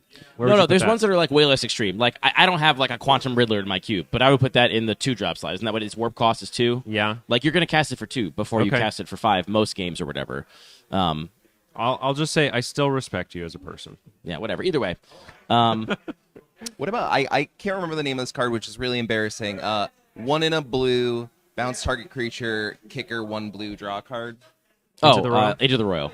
Is that a 2-drop or a 4-drop? I would put that in 2. In a 2? Okay. Because the thing is, I'm most interested to know when I'm laying out my deck, what's the like earliest I can reasonably cast this card. Yeah. Like, if I need a 2-drop answer, it is a 2-drop answer. Like, kicker is like gravy. Yeah. So gravy, I'm not worried about like that. Boon of the Wishgiver, you'd put in the 1 slot. Yes, good Yeah, example. that- Boon of the that is a Wishgiver, really I put in good the 1 example. slot. It's basically got kicker for 5 to draw, 3 more cards. Yeah, I think this would be an interesting set of matches. I definitely can imagine a lot of cards that I'm worried about seeing. Now, a lot of times, how many ways does he have to actually give an Ornithopter power on demand? He has Repulsive Mutation. Mm-hmm. Like, I'm wondering how much Zach is going to really struggle against an opponent who just drops one of the 2 Monarch cards. Court of Garenbrig or the new Grave Venerations are both cards that could be problems for Zach, who Probably a lot. doesn't really have a way to steal the Monarchy. What's the red card do? Well, Soul Is that like a Immolation board wipe? is 3 red. Yeah. As an additional cost, you blight X, and X cannot be higher than the greatest toughness among creatures you control, Okay. which is weird. We'll get back to that. Yeah. And then it deals X damage to target creature or target player and all creatures they control. Okay. Cool. So, it's what kind that of means... it's kind of a fling that also, flings at your opponent's creatures. But the weird part about it is that, let's say you control a 5/7 Ornithopter and an 0/2 Ornithopter. You can blight X for 7, but put those 7 counters on the 0/2. They don't have to go on the creature with the highest toughness. That just specifies the maximum you can possibly blight. Huh. So it's a little weird in really that weird. regard. Yeah. And to be honest, I was a little on the fence when I added this card about whether or not it was on flavor enough for 100 Ornithopters. Because does it feel like the Ornithopter is killing you, or does it feel like something else is killing you? Right. Huh? I don't need a snack, but what are we planning for lunch? Hell Great. yes. Cool. Onigiri forever. Yeah. Yeah. So So anyway, I was on the fence about it, and I actually, in my latest update video, I was like, sound off in the comments if you feel this is on theme, and everybody was universally like, yeah, it feels totally fine. So Engagement bait. maybe I'm I truly wanted an answer to that question. I know. I'm kidding. Maybe I am the only one that feels like it's maybe a little off flavor, because it does just play basically just like a fling. So, you're Yeah. telling me that on like turn 5, as early as like if turn 4 we do our big Glimpse of Nature turn and play 5 of our 9 Ornithopters. Yeah. On turn 5 we could play this Blight card and just dome them for 10. No. The No, greatest for toughness 2. among single creature you control. Mm. So this deck is not going to abuse that too much, because the only way we have to bump one creature is Repulsive Mutation. So we could put a bunch of counters on a creature with Repulsive Mutation, then sack it, and dome our opponent for a bunch. So but it's not like a Chandra's Ignition. It doesn't hit your own stuff. It just hits your opponent and their stuff. Correct. Okay. Yeah. Cool. So, I mean, it's going to be a Plague Wind a lot of the time. It's Yeah, a Plague yeah. Wind, like, if he has one Ornithopter and their opponent has a bunch of unaltered Ornithopters, that's just a Plague Wind that Yeah, also yeah. deals 2 to your opponent. It is 5 mana. Like, That's I'm the not- opponent's I'm not fault, convinced though. it's a good card, but Yeah. it's a card I wanted to try. It also has really sick art, so we'll Yeah. see. If you just have a bunch of O2s just chilling on your board, you're asking to get meltdowned or something. Yeah, that is actually, I think, an interesting level up moment for people playing this cube, is that Yeah. they realize that I should not have Ornithopters on board unless they are actively doing something for me. I do not just deploy them and wait. Like, that just opens you up to a bunch of potential answers. Yeah. And because they're free, you can cast them whenever. Right. You don't cast them till you need them. Mm-hmm. There are a few interesting combos and card draw spells that require Ornithopters to already be in play. Yes. Absolutely. By Military design. Intelligence needs 2 without Summoning Sickness to draw a card each Military turn. Intelligence, Connecting the Dots, Dawn of a New Age, like all these cards. Thoughtcast even. Thoughtcast and Winged- Meeting of Minds is it and Winged Reverse Portent? Engineer. Yeah. Winged Portent is actually not in anymore right now. Oh, rest in peace. But it's Harmonized Crescendo is in instead, Okay. which also requires your Ornithopters to be on board to draw cards. So I try to include a mixture of both. I want to reward some decks for being on board, and there are also cards like Strength Testing Hammer and what's the other sword called? Stormblade. Storm Beacon Blade. Storm Beacon Blade. Thank you. Which also reward you for being on board and attacking. So there's card advantage in both directions. So the point is not that you should never deploy your Ornithopters, but if you're a Military Intelligence Storm Beacon Blade deck, then you will have to be on board, and you should only really deploy as many as you need to get those card advantage. There's always a going. tension there. And even Zach is like, we want the Ornithopters in play for some cards and not for others. Looks like he is playing this Thunder of Unity. He seems, he picked it highly and has never been in the like sideboard. What is the first chapter on that? Draw 2, lose 2. Pretty strong. Yeah. It's, as far as the Impact Tremors effect goes, it's one of the weaker ones, but it's stapled to a card that replaces itself and draws another card, so that's well worth it to me. Looks like he has 26 playables right now. Classic Zach stuff. 14 lands. I think that makes sense. I would play probably. No, he's going to play over 40, right? He might play over 40. Yeah. You didn't count the boon, right? No. Okay, good. That card does not count towards your deck size. I could see that because we are trying to cast a 4-drop and a 5-drop. That's maybe one of the ways that my own assessment of this cube has changed over time. I no longer go as low on land counts as I did initially. Yeah, I still think maybe 15 is my baseline for lands here, as opposed to earlier in this cube's life when I was like, I don't know, it seems like you can go 12, and that'll still happen to me sometimes. Like if I have Academy and a bunch of card draw, I could, and if I have Academy and Thoughtcast, Meeting of the Minds, Reverse Engineer, then I'm happy to go lower on lands because I'll be able to draw cards with very little mana. Yeah, but as a baseline, I'm still actually on 15 lands these days. Did I ever tell you about the time that I drafted Ornithopters online and 03'd with an 8-land deck? You not only told me this, but I've told everybody this. Oh, great. It's incredible because you had both Solarian Academy and Gaia's Cradle. Yeah. And you also had Expedition Map and Crop Rotation. And two cards which are no longer in the cube, incidentally. Right. And I had Paradise Mantle and a couple other of those. And then you also had Mystic Forge, Experimental Frenzy, Elven Chorus, all ways to play cards off the top of your deck, and you had 20 plus Ornithopters, I want to say. Yeah.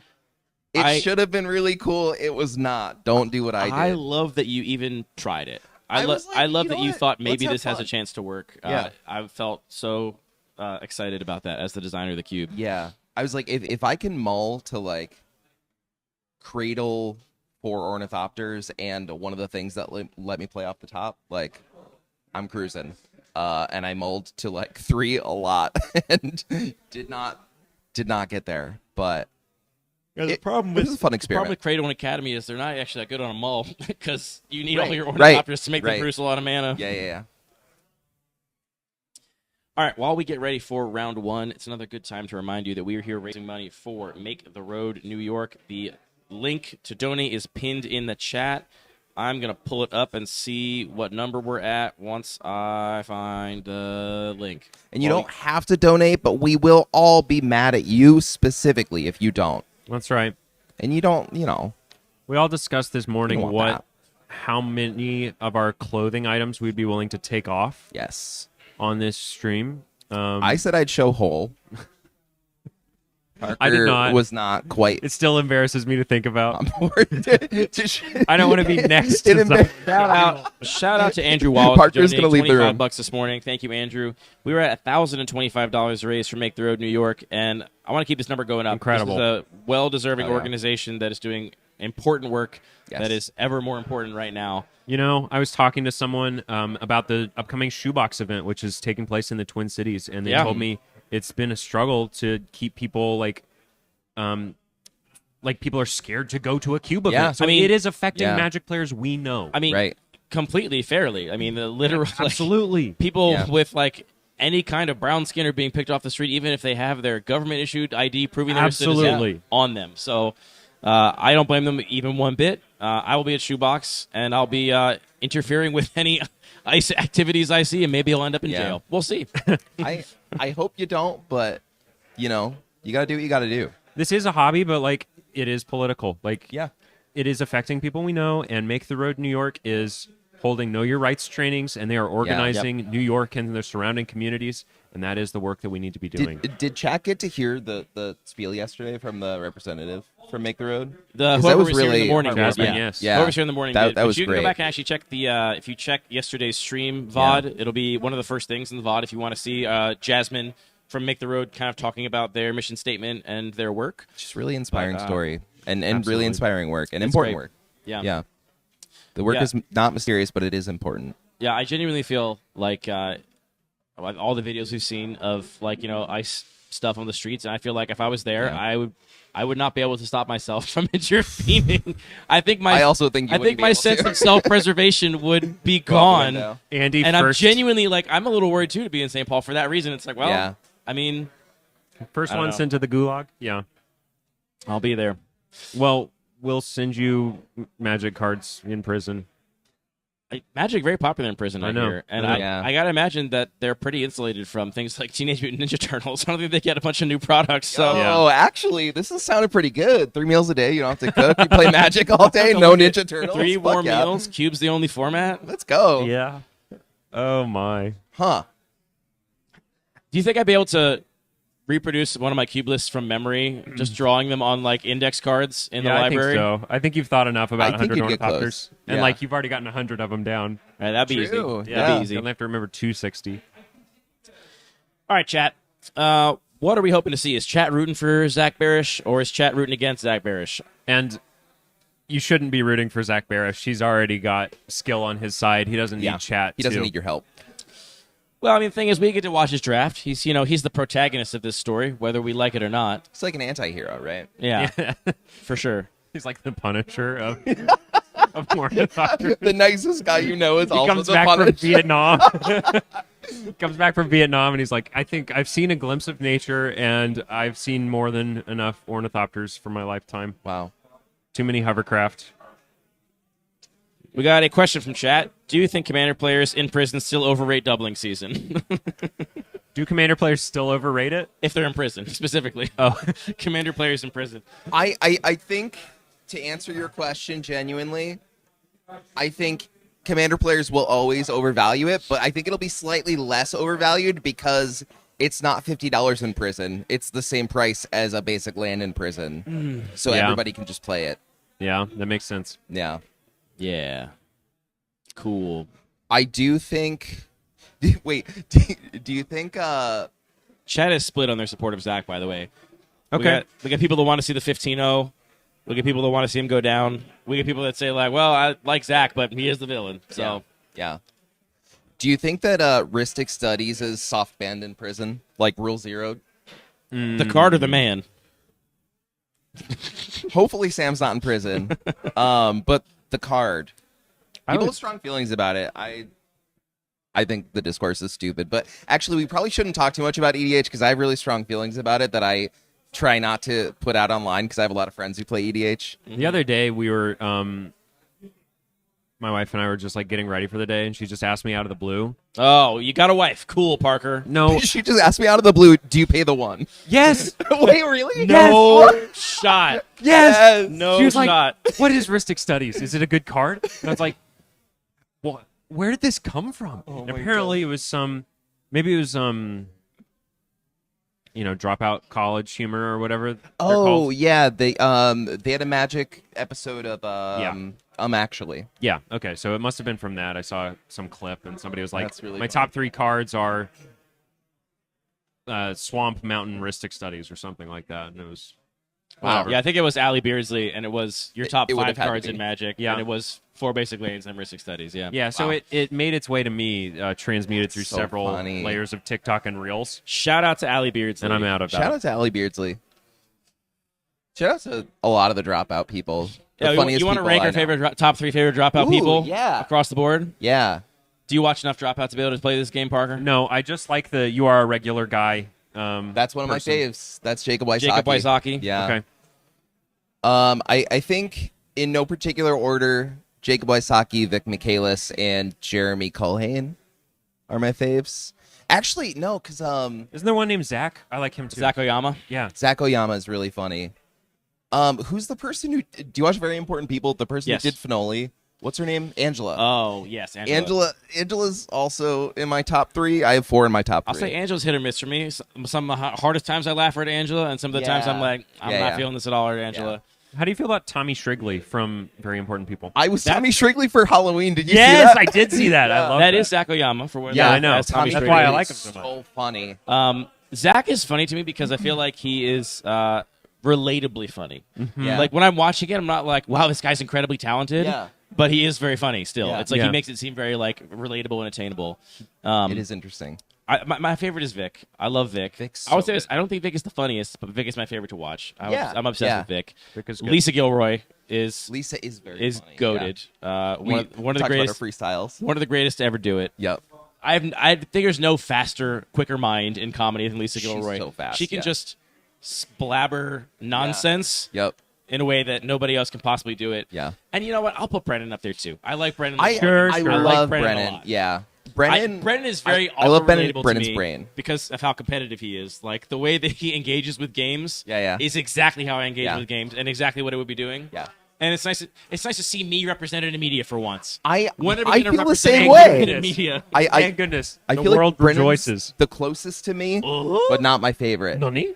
What is that? Okay. You Whoa, are Selena not- Gomez Oreos? You're not missing the Okay, weave. you made the anime noise first.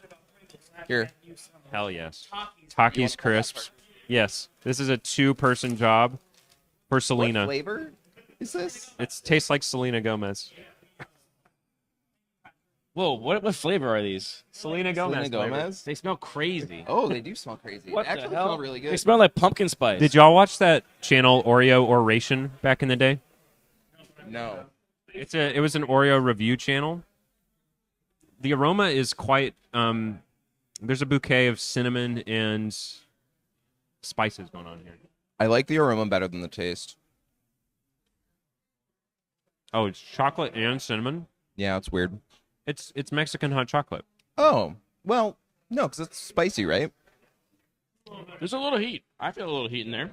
This is spicy? I mean, very tiny bit. Well, There's yeah, a tiny yeah. more bit than of a heat. regular Oreo. No, but I don't taste. All right, I'll give it a bigger shot. Chocolate and cinnamon cream, it says. I think it's just cinnamon heat. Could be cinnamon heat. Cinnamon heat. Yeah, that's fair. Give me like 5 more of those. Wow. Take them. All right. Yeah, I don't know. These are worse than regular Oreos, in my opinion. Yeah. But they're But they're sugar. still Oreos, yeah. I ordered a black and Right white back. cookie at Bagel Pub this morning, and they were Shout out busy. Bagel Pub. They didn't give me the black and white cookie, and I stood there Bummer. for like 2 minutes to wait and ask for my black and white cookie, and then I just left because they were too busy. I didn't want to bother them. Now, if my partner were here, she'd be all over these Taki Crisp Pringle things. I'm not too much of a spicy guy. I am. Well, I got the Bagel Pub branded water. Unofficial sponsor I of have this no event. Yeah, you guys want an ASMR stream where I'll just eat this cookie right into the mic? What if we all ate and drank into the mic at the same time? Would that be good for you? Chat. all right, everybody, get ready on 3. Yep. Oh, Andy's jumped the gun. Slurping it. Zach Barish is here. Hold on. Let's get the draft report. First of all, thank you for being such a generous Hello. feature drafter, sending us little secret messages, hand signals, various. So funny. I'm glad you enjoyed those. How do you feel about your deck? Nice opens. So Rourke, who's a local, 3 seats to my right, great drafter, great player, great person, took every single counterspell. So what I'm doing is something different from what I've done before. Not that different. It's not completely different, but ultimately I've made another grindy combo control deck. Yep. I'm going to be vulnerable to Rourke, who can just interact on the stack. And I don't know the current. Well, hold makeup on. of You do counters- have Echoing Boom. For you guys, just got me 2 of every one of your spells. True, but fundamentally what my deck is doing is I can generate a lot of card advantage, but to actually win the game, certain critical spells need to resolve. Yeah. And the fact that Cathartic Parting, that 1 green sorcery, can't target my own Ornithopter is actually crucial. Because if it could, I could target my own Ornithopter, then target my opponent, and while I couldn't shuffle the Cathartic Parting by itself, I could basically guarantee I'd be able to shuffle cards back into my library. Yeah. Because I can't do that, opponent with counter magic can fizzle crucial spells, because I think I only have about 3 ways to win the game. Yeah, you have Soul Immolation, Fist of Flame, and Repulsive Mutation. No, the Mardu Saga. Right. That's Thunder actually of my Unity. main win. Thunder of Unity. Yeah. And I like that. I'm not playing Jeskai Ascendancy. I like that one a lot more than Jeskai Ascendancy because while the mana's much harder for my mana base, there's no opportunity cost. It always draws you the 2 cards. Yep. But yeah, I think my Disruption is very, very strong. I don't have any instant speed disenchants. I only have sorcery speed, but I have a lot of instant speed bounce. I don't know. I think my deck is good. You could play with a Deconstruction Hammer. That's an instant speed disenchant. True. I think that exposes me to too many opportunities for my opponent to blow me out. Yeah. Very inefficient. But like I took it because in a pinch I just didn't have any disenchants. Yeah. And you might. I could see a world where you side it in, depending on what your opponents are doing. Yeah. This cube is hard. Every single time I draft this cube, I get very anxious, and I love that I get to have that big emotional experience. I'm really excited to see you have Repulsive Mutation in your deck. I love that card. I think that card is going to be the star of your deck, frankly. And it does say target creature you control. It sure does. Yep. So, yeah, that's going to be one of the ways to try and beat Rourke if we end up playing. How many cards are you running? 42. 42. All right, I think I've 42. run 42 or 43 every single time I play. Yeah. Am I going to be on the play or the draw? We both know the answer to that. You're going to be on the draw. I have chosen to be on the draw Zach every Parrish single always time I takes play. the draw. Yep. I think I told you yesterday, but I'll fill you in too. The most recent 3-0 of this cube in our own local play group was last week, and it was a 46-card combo deck where the Drafter Max, who is our local, like, degenerate engine building, like Sam Black style sort of player, was at the beginning of the deck, like, spent a long time on his deck build and was like, I feel like I'm making a mistake. I feel like I probably can cut one of these cards, but I don't know. It seems like I need them all. I'm not sure what I'm supposed to do. Ran 46 at the end of the draft 3-0 and was like, I needed every single card. I feel so gratified. Hell yeah. I used every single card to win with this deck in certain matchups, and maybe very happy as a cube designer to see that happen too. That's such a good feeling too. Yeah. The cube has so many good emotional experiences. Yeah. From just how anxious I think all of us at the table were, myself included. This is my 5th time drafting the cube. I'm still anxious every single time. To the patience that gameplay has, to just the absolute silliness of the Ornithopters, to the fact that I was telling Andy about this yesterday. I think the aesthetic design of the cube is so wonderful and so integral to it. The fact that every Ornithopter is customized, the fact that a new form of glory is on the table. This is one of my favorite cubes. So thank you for the gift of cube and that I get to draft it. Thank you for the gift of your skillful drafting on the feature match coverage. I will do my best to either win or die gloriously to get more money for charity. And either way, more money goes to charity. Exactly. So your motivations are neutralized. You just play your best. All right. I think hopefully the round is ready. Yeah, so I'm going to great. head over. We'll Thank see you on, so much. We'll see you on camera.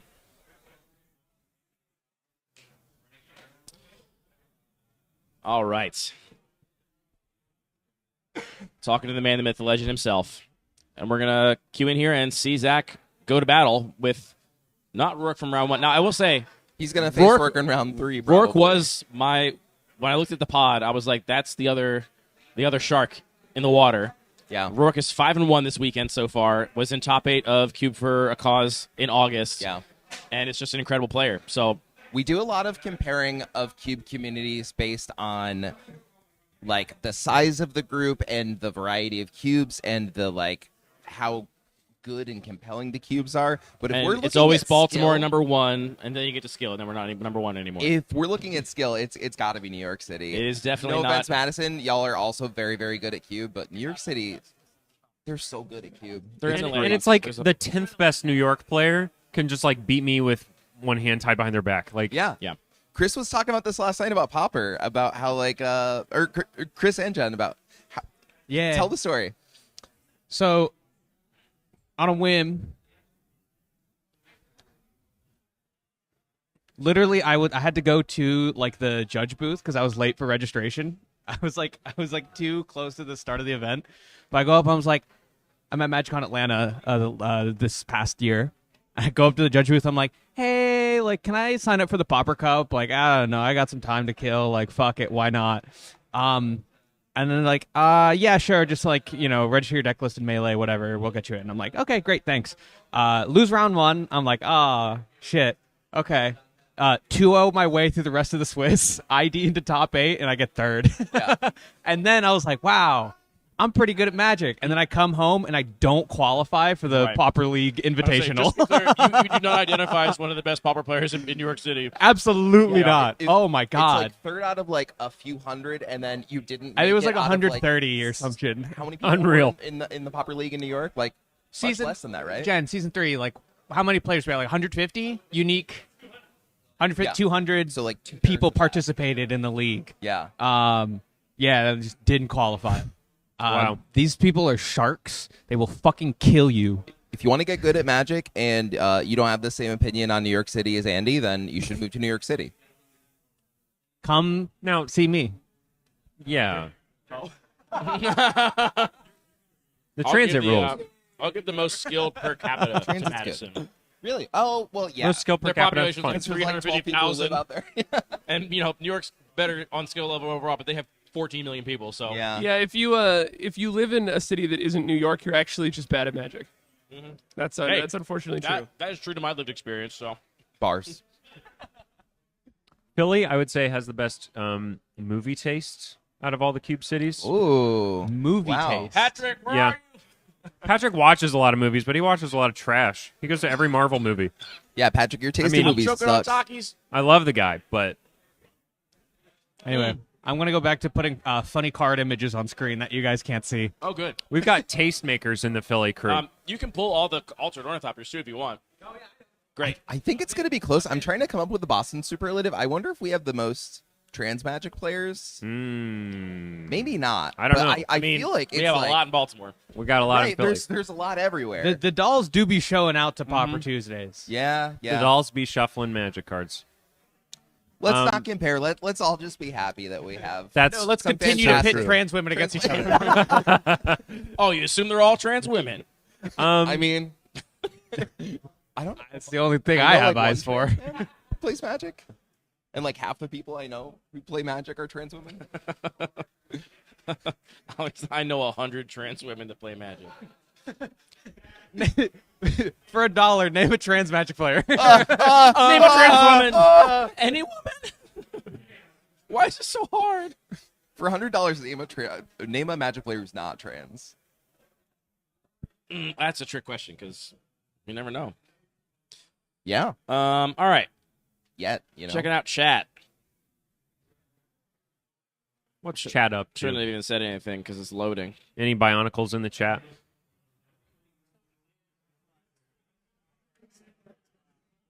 Hey, nice. What? We have a second place Bionicle? What does that mean? And it looks like Zach is now revealing Echoing Boon as a whatever that thing Really is, conspiracy. aggressively. Happily. He's like, look at this. Zach's a Look at this. joyful Zach's player. throwing at this. William. William. William. Upkeep Playgroup Local. Okay. Pronouns? He, him. Great. How do you like William's chances, knowing William is a player against Zach Barish in the cube in which he is 12-0? I'm cheering for William. If this steering wheel fly I'm off the cheering handle. emphatically for William. I see Rite of Harmony, I believe, in hand for William, along with Yavimaya Hollow and Horizon Canopy, perhaps a green-white deck. I can't believe Ride of Harmony made it 3 seats away from Zach to William. Now, it's impossible to tell who won the roll here, because no matter who won the roll, Zach would be on the draw. Right. Choosing to surveil Meltdown to the graveyard. That is his one actual board wipe. That doesn't just put the Ornithopters back in hand, now gone. Get it back later with Tameo. Now I gotta say, gang, I was doing a little walkthrough over at the pod. These decks look a little let's just say I feel good for Zach's chances here. Okay. I saw some things that were some people cooked for sure. You seen some jank though? I think All right, here's a turn 2 Rite of Harmony something from split, William. How many cards will we draw? We'll do them one at a time, William. You never know. Do any of you know seat math?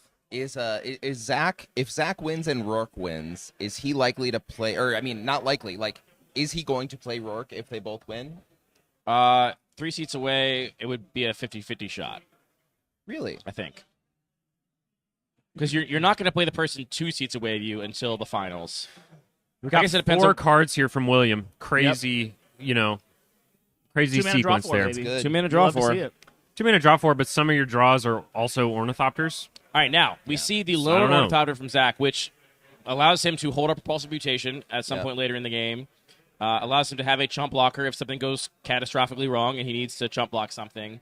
And Can we what tell other what's in things his hands? in Zach's deck would you want? I guess it will also have a non-summoning stick Ornithopter if, for example, he was going to go Absent Absolutely Nature, draw 12 cards, hit Fist of Flame. you Right, know? right. Yeah. Like, that is why you would also play an Ornithopter this early. Zach has described Ornithopter to me like a naked, pantsless Ornithopter like this, as gain arbitrary amounts of life. Yeah. And also Yeah. turn on your other cards. Yeah.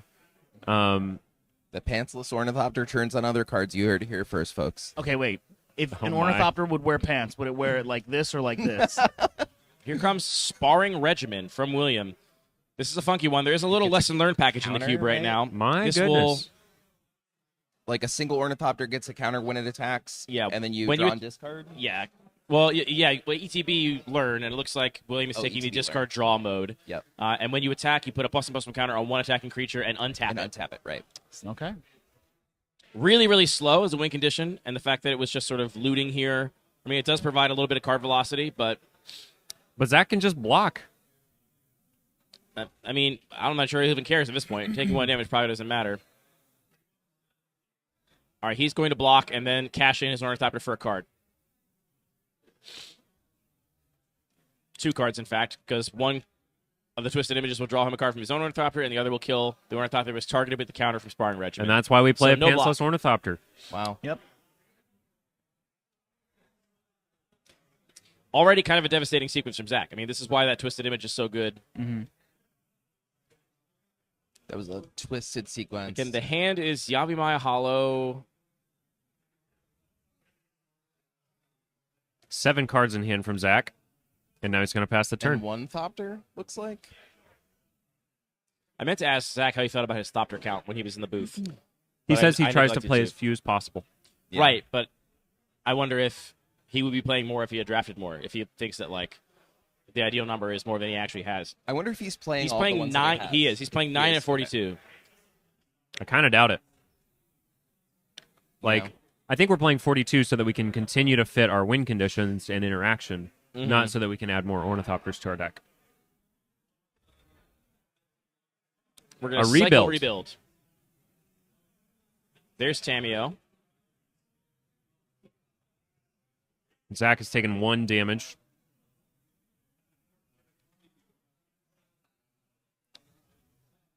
Is he missing his land drop?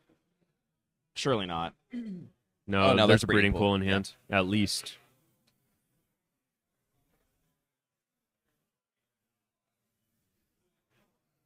He doesn't have a red source, right?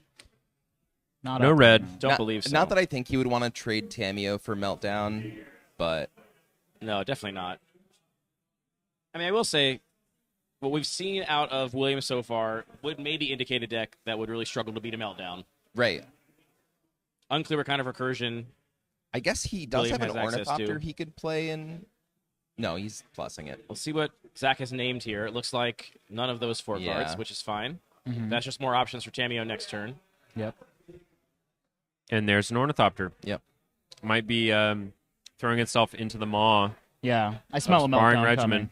coming. Gain an arbitrary amount of loyalty. Chat is cheering for William, for sure. Hell yeah, We need chat. William to drop a hammer right here. Drop something that pumps all. Play a Tempered Steel. Play something that is going to turn these Ornithopters into real threats. Does that land put a counter on all of his creatures? Is that how No, that's the one that allows you to regenerate an Regenerate? Ornithopter. Mm. Which will not matter in this matchup. Yeah. The That's good Ornithopter here. is going to be dealt with by being bounced here, so Yavimaya Hollow not doing a whole lot in this matchup. Mm-hmm. You know, Tamio, players can't sacrifice creatures. No, you can't be made to discard cards. Okay. Yeah. And it's not players, it's just the controller of Tamio. Okay. Can't be made to discard cards. So Zach got the Or fist sacrifice flame. permanents either, it's both. I know my own cube. So many words on that thing. We are getting back Raucous Theater. Down tick Tameo to hit our land drop. Another Thopter down. Diva Surveil down. and Ornithopter.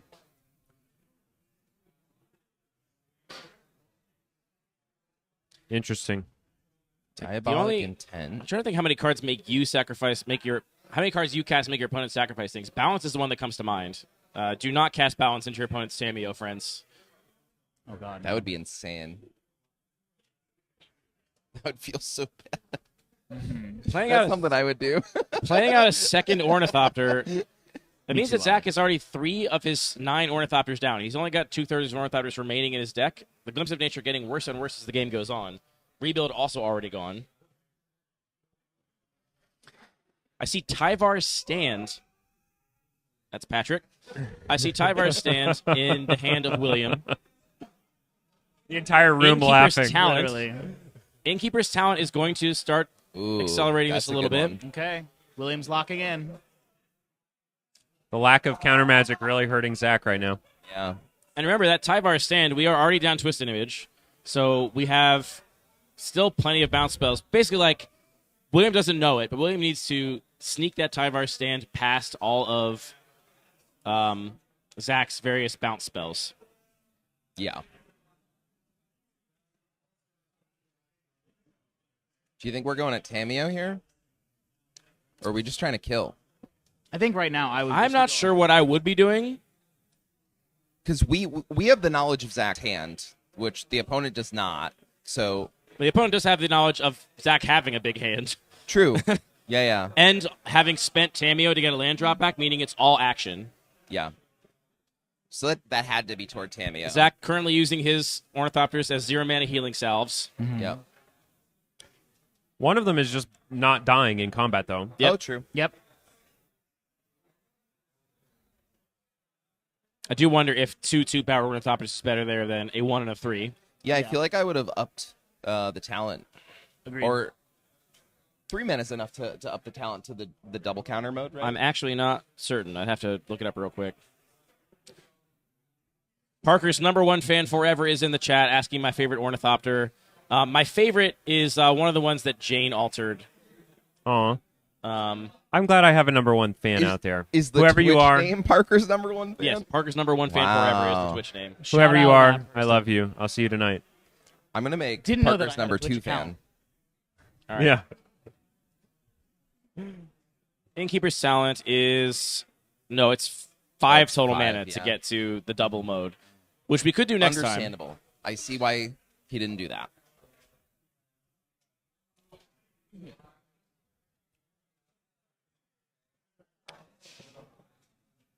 I mean, Zach is under some pressure here. It Yeah. is slow pressure, but pressure nonetheless.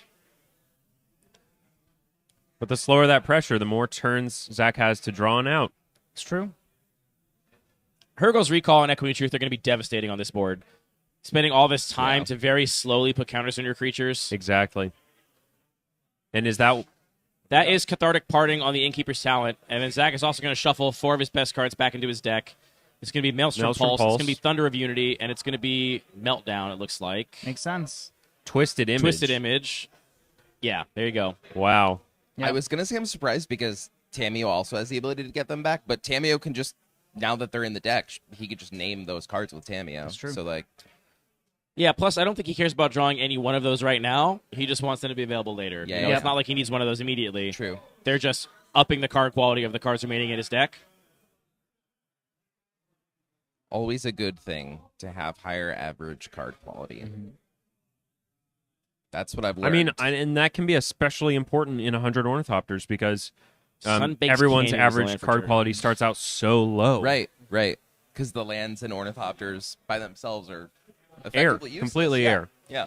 Zach has already gotten a little bit of an edge there by playing fewer Ornithopters and more spells, Right. and is doubling down on that edge by shuffling spells back in. Yeah. Very cool. Spells which are X for ones. We in do this see bo- Zach respecting the Innkeeper's Talent, though. I mean, spending Cathartic Parting on it is not nothing. Once again, we just need some big hammers out of William here. Yep. Zach saying this happens after attackers are declared.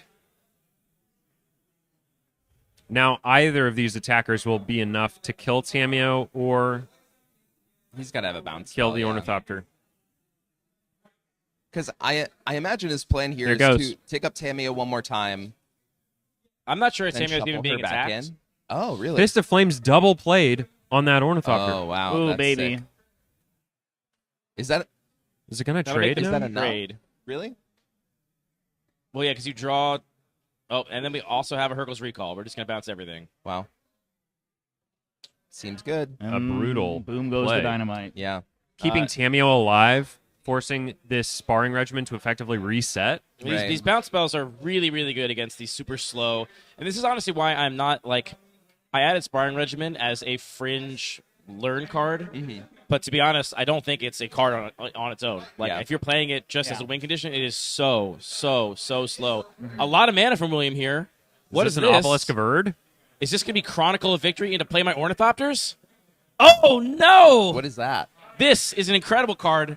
It makes all your Ornithopters cantrip. It gives them all +2/+2 and trample Holy and shit. something else. Wow. First strike, I think, maybe. Pretty good. This is the kind of thing that Zach needs a counterspell for and does not have it, and Right. actually getting punished by the Hurkyl's Recall in a way that I didn't Yeah. expect in that spot. This Let's is an go, Will. incredible turn. Wow. And we just spent Cathartic Parting on an Innkeeper's talent that wasn't leveled up. Oh, yikes. That's really bad for him. Well, Okay, in the the kitchen team's right coming now. in. The clown car has opened its doors Now and is Zach looking spilling at his forth. graveyard, thinking, how quickly can I get one of these cards back with Tamio to not die? Name Meltdown off the top. Yeah, I mean, or Meltdown off the top also is pretty good. Or Maelstrom Pulse. And at this point, do you kill the 6-mana artifact or do you kill the Ornithopters if you get Yeah. a board? I think you I got to don't kill the know. artifact because Yep. the Ornithopters True. the artifact's going to draw more cards as the game goes on. That's the real threat, yeah. Because Tamio's otherwise, down tick you're is just looking at 3, the so we counter. can't get the card back now. Right, but we can We search can name for it off the top, Meltdown right? or We can Maelstrom name Pulse Meltdown with or- Tamio yeah. off the top, for example, or Maelstrom Pulse or something. He just has to make sure he names the right one. That's the important part, you know? Yeah, simply get good. Yeah, Skill just issue. don't name the wrong thing. This is a spot for Zach to try and Oh, weasel his way out of, and I think he'll figure it out. He has But a Diabolic Impulse, I think. Diabolic Intent, Intent, yeah. so he can Diabolic Intent, sacrificing an Ornithopter to go and get And then name it. with whatever he Tamio. wants. Yeah. The question is, Shock-in what does he breeding pool. want? He probably wants the Maelstrom Pulse. Sorting I his imagine. mana. That's Maelstrom Pulse mana there. Parker And locked that's in. Diabolic for Museum. Yeah, Intent laying mana. out the Maelstrom Pulse. So we're going to Diabolic Intent the Ornithopter away. Go get Maelstrom Pulse. Maelstrom Pulse, the Chronicle of Victory. Now, we still drew, like, William's hand is full because Right. he just drew 4 cards off of his Ornithopters. So this is not great for Zach. I mean, Nope. he's stemming the bleeding immediately, but his opponent's got a full grip now. And there it is. Now, What are we destroying Zach- here? It's We have gotta to be destroy the big Chronicle thing. of Victory. I don't see how we don't. Yep. Yeah. Makes a lot of sense. But again, William not in a bad spot. I mean, we need another hammer like that. That's what we need right now. We need to follow that up with another Meltdown? big threat. All right, what did he name? He named Ornithopter. Ornithopter. Interesting. Putting Meltdown or Pulse of Mutation. Because try Ornithopter him in the blocks yard, the first sparring regimen by Right. itself. Yeah. which will allow Tamio to actually tick down to get back something next Can you turn. get, like, if you name Ornithopter and you hit multiple, can you get Yeah. all? That's cool. That's the whole point of the card in this cube, basically. I've only ever played Tamio in Cube. Yep. And Singleton most Cube, Singleton. right. Yeah. I wonder if Zach gets back the shuffle card with Tamio. That's what I was thinking. Yeah. I mean, 'cause eventually, yeah. if you minus Tamio to get back the shuffle card, you shuffle Tamio back in. Like you're really you're really you have a cooking lot at of that point. inevitability. And you're also shuffling your threats back in, right? You're getting your Maelstrom Pulse, you're getting your Meltdown. All right, we have Abandoned Air Temple, which will be good in some other matchups, like matchups that are disenchant heavy or counterspell heavy. But Zach's deck has so many ways to interact with the whole board of Ornithopters that Abandoned Air Temple's not going to do it here. I don't think. Yeah. Can put 4 power into the red zone right now. It does kill It can Tamio, just kill potentially. Tamio. Yeah. which feels meaningful right now. It This does is really funny because does feel worth it. the Abandoned Air Temple in Avatar is where they invent the Ornithopter. Wait, really? Really? That's Flavor so win. funny. Yes. Wow, thank you for telling me this and making me actually like that card aesthetically in this cube that I otherwise previously hated. Uh-huh. Thank you. You're Parker, so you- welcome. You did that shit. I love that show, and you should watch it. I actually tried to get into it once years ago, and I watched the first few episodes and just Oh, couldn't well, do it. you specifically might be a little too grinchy. Okay, fuck you, bitch. You are kind of grinchy. Look, it's okay to be grinchy about television. That's a lot of hours you're saving. It's true. It's okay to be grinchy about anything, in fact. It's good to be a hater sometimes. Turns out it's productive to hate things. All right, Zach's back a little bit against the law again. I imagine we're swinging a Tameo here. I certainly hope we are. And we do get to buff one of those with Sparring Regimen. Mm-hmm. I love that. Zach has a response. He has Echoing Truth in hand. Oh my god, it's crazy. A third bounce spells hit the tower. Unreal. Yeah. He got past all of these bounce spells.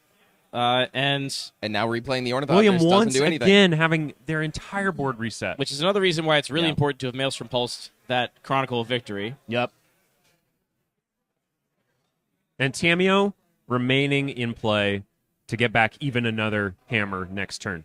I mean, possibly. Next turn I think you still uptick, and then you just start getting back Hurkyl's Recalls and Echoing Truths, and I think what we've seen out of William's deck is going to struggle to deal with that.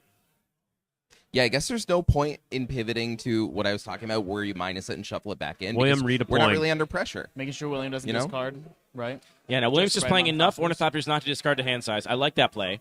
Don't overcommit. Here comes Thunder of Unity. This Zach said in the booth this was his number one win condition. I don't see how he's going to win with it in this board. I think I saw a Glimpse of Nature. There is Glimpse of Nature in his hand with one Ornithopter, so not exactly doing the thing. We shall Strictly see. worse opt. We shall see. Oh no, he has two, right? Tameo sacrificing herself for there goes for the our Cathartic shuffle Party. disenchant. I guess it's like he doesn't have to do it, but it's safer to do it now because he can do it, and there's no like shenanigans where Dimitri City also pretty funny in a deck with 9 Ornithopters. It is pretty funny. I don't think pound for pound it's going to do a ton. I mean, next turn could be big. Choosing We're killing to shuffle an back an Ornithopter instead of a here. Sparring Regimen, just because an Ornithopter is a worse draw for William at this point than Sparring Regimen is. The Sparring Regimen is so slow in play, and offering another discard draw, other loot, or rummage rather, is more value. I love decks that do this, like that just have cards that with the exception of Bow of Nylea. Yeah, this is the Sam Black special. I was about to say. Yeah, I just This is like Bow of the Nylea clear the with mind more stuff. stuff. It's so cool. Maybe we kill with the second Thunder thing. This saga, what's its name?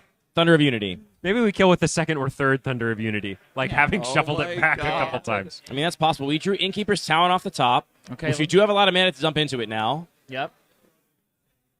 and no blockers on Zach's side of the battlefield, and plus a Sparring Regimen. So if we do Innkeeper's Talent, up both of the modes, we get in for 2 4. on each. Yeah, Zach's at 13 right now. that just it feels so bad at this point. It does feel bad.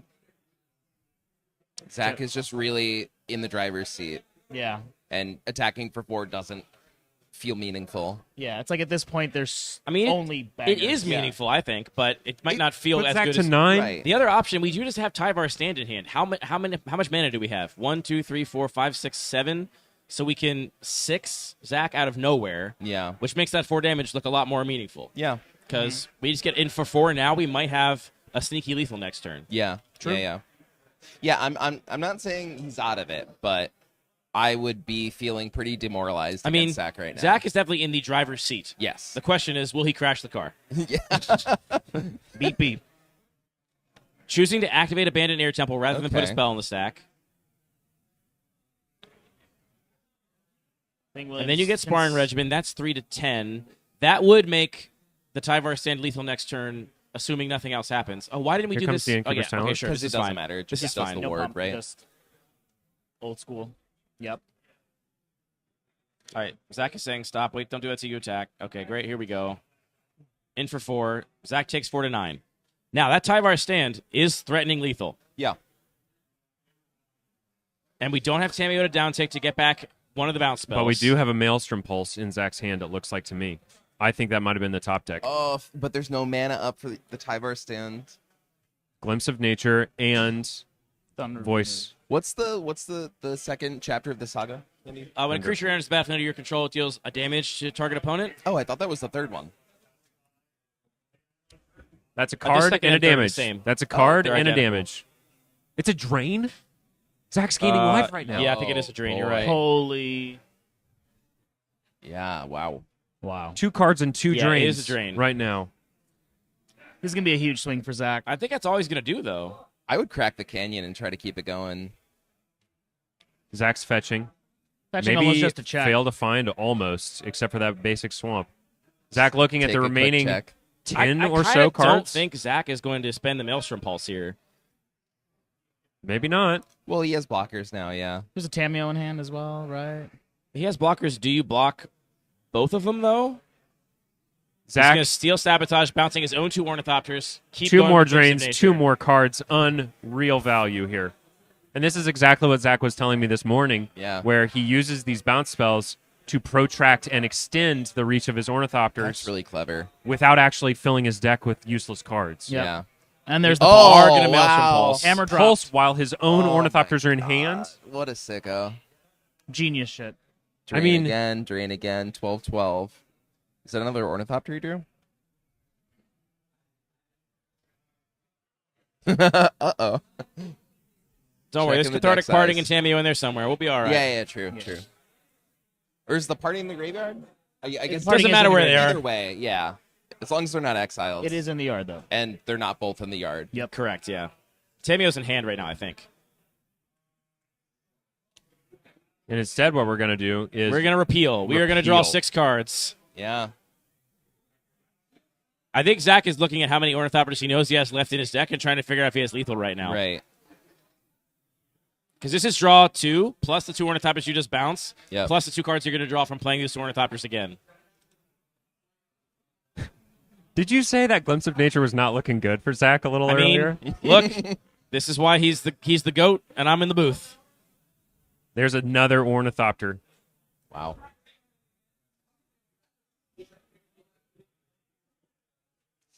This is a real thing of beauty. I'm like almost resentful.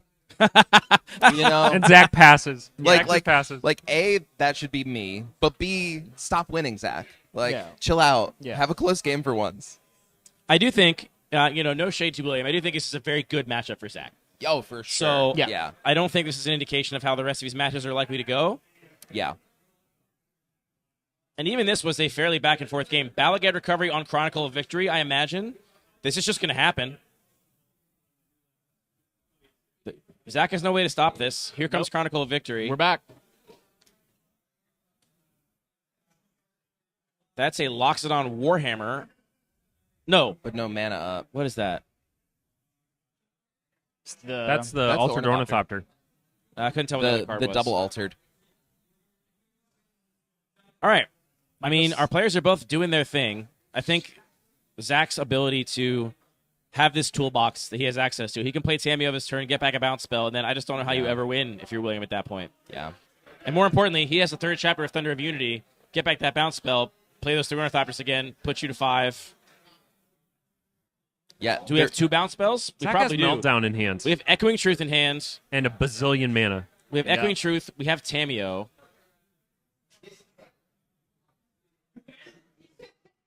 I am so glad to see how highly Zach prioritized Thunder of Unity and how powerful it's being for him in this spot. Oh, he's getting the red burn spell. Oh, he's about to blight. Oh, but I guess it's only for 2. Zach's weighing the options. He's going to Cathartic Parting the Chronicle of Victory, and he's deciding which cards to shuffle back. Yeah.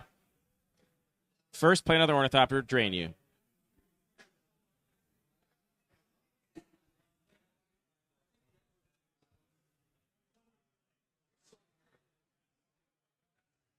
Is Force of Will the only free counter spell in this cube? Correct. Okay.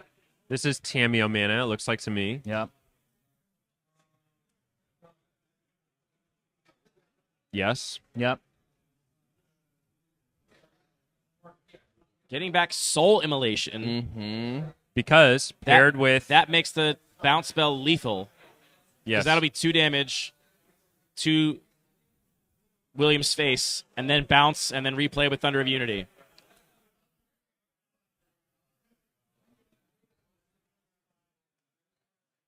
Scooping him up. Yep. That will prompt a concession. Yep. A long back-and-forth An game that, frankly, Zach unreal was match. in the driver's seat for pretty much the entire time. Yep.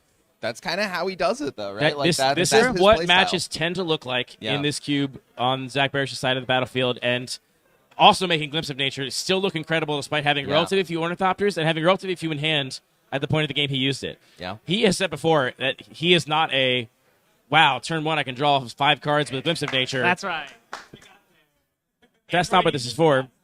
That's a card you play late in the game to power out all your engines and enable everything. Yep. All right, William. Everyone in chat is rooting for you. I don't see you doing any sideboarding, and that doesn't feel good. I'm sorry, William. I am not rooting for you.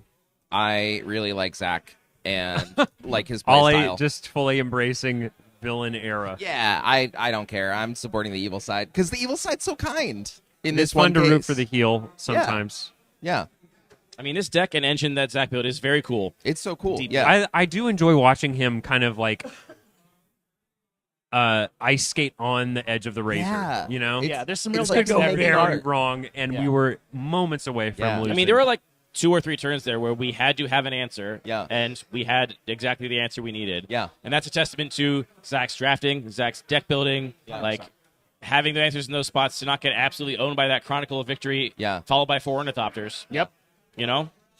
This is really like Zach's draft and deck and gameplay are really exemplifying like what I love about Cube in particular. Like people are like, oh, like what do you do creatively? And I have to explain that like Magic the Gathering is a creative thing. Like watching him navigate this and the decisions he's making are like legitimately like a beautiful and interesting thing to watch. Like it really feels like he's playing an instrument. He Like, is on a it's mulligan beautiful. here, and we're going to find out if William had the heads-up play to take the draw.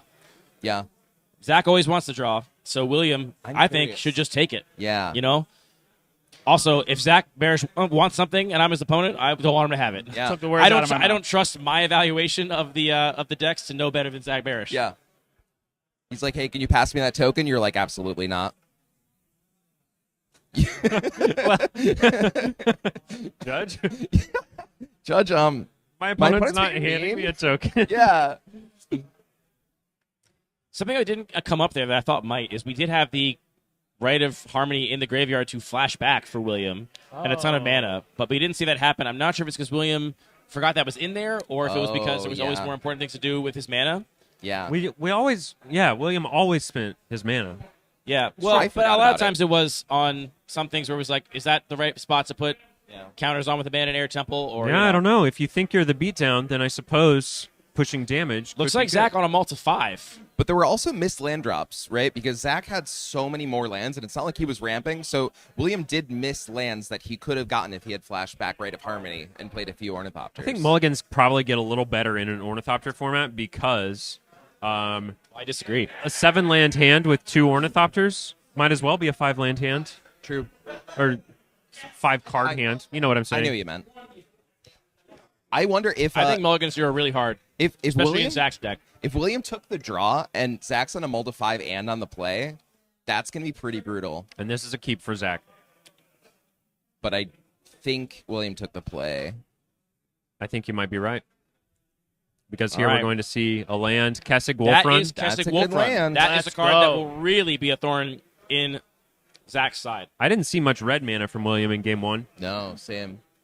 How difficult will this be to activate? There was the Jetmir's Garden, and that was all I saw, Parker. Okay. So we have at least one source. We have confirmed and I will source. say it's not the first land you want to play, Oh, generally speaking, not producing colored mana. Right. until Now, Zach Barish, an underappreciated fact about him is that he has a great pirate accent, which I heard last night at an after-hours draft of the Perilous Seas. He went crazy with it. I was He went shocked at how long full he kept it up. Captain Barbosa, Yeah. and was also just kicking my teeth in with some sort of commander card, and he was like, all my commander cards are killing ye. And I'm like, there's only one commander on the sea, and so it was Oh my god! it was tough nuggets Yeah, for you me. want to pass me those Selena Gomez Oreos? All right. I Andy also can't get played enough Zach of Selena last Gomez. And I took a game off him with a Storm / Spells deck. Yeah, we split that match. And it was... I didn't think I could ever beat him with a deck that was not perfect. I like So it was Best a of big 2 a moment for lot. me. How did you feel about it? I don't hate it. It's nice when we're trying to like do multiple drafts or something like that. Yeah. And last night we were trying to finish that draft before everybody got too tired, and Everybody. before we Zach got kicked cashing out of in our Fist of Flame lodging. for 2 cards here and a little damage. Sorry again, Parker Hey, and Ollie. No, please don't apologize. you are running yourself ragged. You deserve to go to sleep. And honestly, when we got kicked out, I looked at my phone, fully expecting it to be 1:30, and it was like It was 10:30, 10, and I was like, 10:15. "Oh, okay, let's Yep. go." Old people hang out. I Let's can go. sleep enough tonight. Wake Yeah. up, cast all day with the squad. Yeah, sleep's important. You got a lot of brain power to use up today. Cannot relate. I don't really have a lot of brain power entering the day, regardless. But we're gonna jam. Zach having beaten down a little bit with Fists of Flame. I mean, the important thing is draw 2 cards. Yeah, of I don't course. think that 5 damage matters at all. Well, you know, it might stack up once we get to the The Thundering Impact Tremors situation. Unity. Thunder of turns. Unity. Yeah. I mean, that is 6 fewer Ornithopter triggers than we need to kill. I keep trying to speak as if Zach is the heel, but I keep saying we need to kill with Thundering Unity. Like I said, we watched the draft. He's the protagonist, I would say. Yeah. Oh, Ronus is Ronus or Bantu. Can you tell? It looks like Ronus. Okay. Seen a That's snake. Ronus for sure. Yeah. Those arts are sure similar. You know, that is also from before my time. I don't know what the hell a Masticore does, but I can tell Aronis' monument. So there's that. Oh, no. Wait, no. If it helps, Chris, I lost to Masticore twice in a best of 2 the other day. Twisted Image killing that Ornithopter. Yeah, it does serve me This is right. going to put William down a full Chris, turn on known development with Masticore this. defender. I mean, even if we play Ornithopters next turn, we can't use that power buff. And he has had 2 draw 2s thanks to Echoing Boon. Unreal. The command zone is a powerful place for a card to be. Turns Yeah. out. When winning the game is the vibe.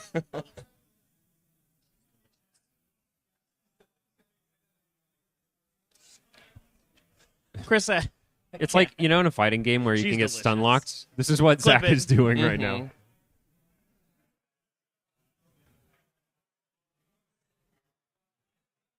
Just chaining a couple of staggers, and next thing you know, you have no health. It's funny because I was thinking a lot about Zach and I have like similar play styles, but I'm not as nearly as good as him.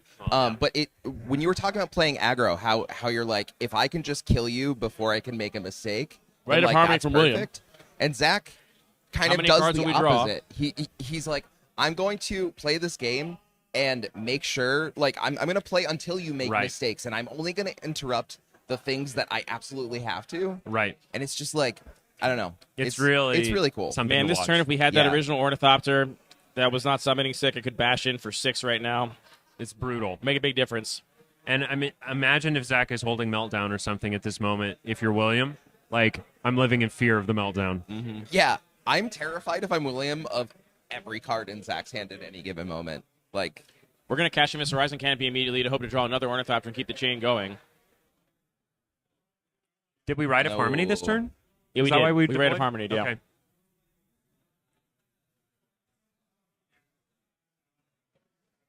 I see Soul Immolation, another Ornithopter, no land from Zach. Diabolic Intent, I believe, as well. So Maelstrom Pulse. that Immolation card is a riff on a card Soulfire Oh, okay. from like Kamigawa or maybe 10th edition. Cool. You sacrifice your entire board. It's like a 6-mana fling for everything. oh, cool. Gotcha. I know this.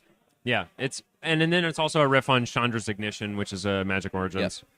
I know Chandra's That Ignition could for be sure. cool. Those in are this all format. riffs on this, honestly. It's power, so it's really hard Yeah. to make it good. But That's imagine, You know, honestly, I hate to see the Sparring Regimen. I think this card is, like, not a good use of mana in this matchup. yeah, Yeah. it is a tough turn. Allows us to push a little bit of power in right now and filter out a redundant land, it looks like.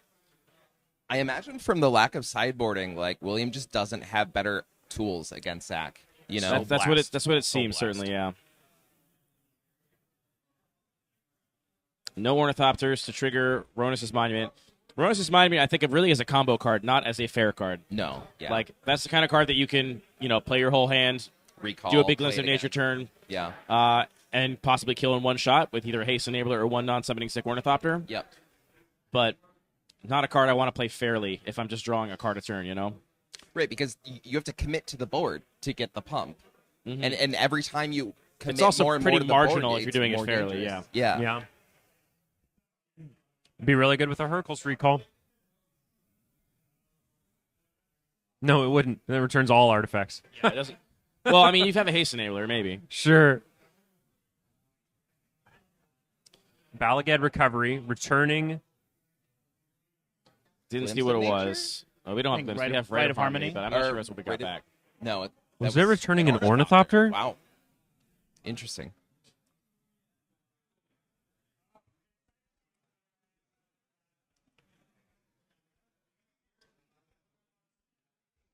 So we've got 2 more power from Ronus Monument.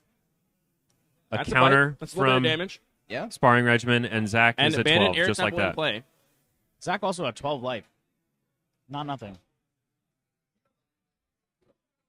Yeah, so in the show, like, you know, the protagonists visit this abandoned air temple expecting to find no one, and they find this colony of, like, war refugees, Okay. one of whom is a brilliant inventor. So it's not an abandoned air temple. They think it will be, Whoa. and then it's not. And maybe this is referencing one of the other air temples. I don't Bless know. you, I don't Chris. care that much. But, Chad, say bless you. you know, this brilliant inventor, this, like, Daedalus-like figure living in this temple, has invented an ornithopter and hot air balloons and stuff like that. Well, I can't believe no one told me that until now. Hey, this is the kind of So many service that I people have provide. seen me whinging about the aesthetics of abandoned air temple in this cube online, and nobody's been like, "Hey, by the way, that's where they invent the ornithopter." Yeah. In that To be fair, like, story, how many people who watch Cube content also know that much about Avatar, right? I don't know. Me. Parker, you're the crux. Yeah, because usually, hold up, I need to workshop this joke. Chris in the tank. Yeah, there's no overlap because cube streams are usually 13 plus. Heyo, Hey. watch content for your age group. All right. All right, Maelstrom Chris, do Pulse. we need to talk again about how Now, we are relatively seeing young I one of am? the grossest things with Echoing Boon right now. Maelstrom Pulse targeting Zach's own ornithopter, copied to target something new. In this case, a sparring Wow. regimen. So disgusting. Wow. Holy shit. Andy, if we lie to you about Ninja Turtles lore, can we get some of those cards in this cube? I'm going to be adding something to this cube. Oh, yeah? I mean, mechanically, they're just too good. Yeah. Sneak is incredible for this cube. Sam So is cool. I'm going to be trying some for sure. Just, you know, with my face cringing. Yeah. How much cringing does it take to cut a card? Like, will that ever be the sole reason? Well, it'd be you wouldn't I put mean, it in the first if it was place, the sole right? reason, it probably would never make it in the first place. Yeah. Okay. I'm always curious. But, like, you know, if I mean, I'm so confident that the Demonic Tutor and the Wheel of Fortune with Sneak are going to be so good here that, like, I don't even. What's all this mana here? Zach to 8. Just a bigger pulse Pumping an mutation. Ornithopter. Oh, Just yeah. kill you. Just getting big. Just going to copy that, put a bunch of counters on it, and kill you dead. 9 counters. Wow. Wait, sorry. 8 counters. And that's a 1-turn clock now for William. Wow. And I wonder if Zach... That was at instep, and so Zach got the attack in and now Yeah. has full mana worth of interaction. Yep. That's why the card's so crazy. Ooh. We have a disenchant. Oh, is this before? Yeah, it's got to be before damage. Zach says it's good. I mean, that's a pretty good, clean answer to that giant repulsive mutation. Yeah. A little greedy on Zach's part, maybe. I feel like Yeah. holding that mutation up to counter something in the future. Zach and fist also get the pumping there counters. for the opponent. Yeah, I think Zach is Yeah. happy that his So opponent gracious. had that instant speed removal spell. Zach is like, now we're pod racing. I wonder if Zach was like, this is a risky play, but I'm going to try to put my opponent out of their misery.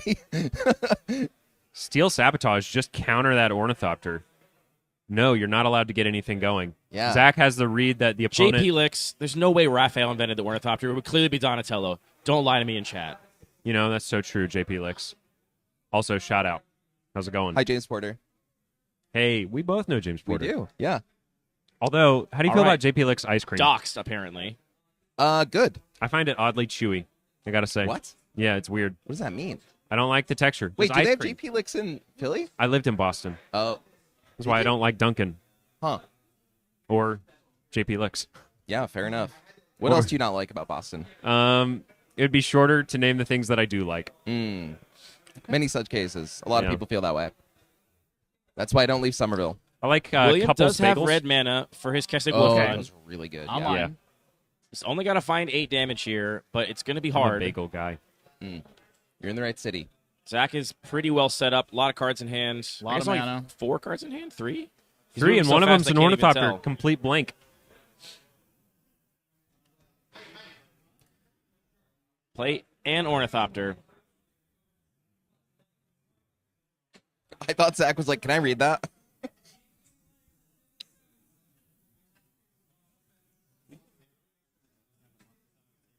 Oh yeah. I haven't seen one yet, and I think Zach missed marking his first kill.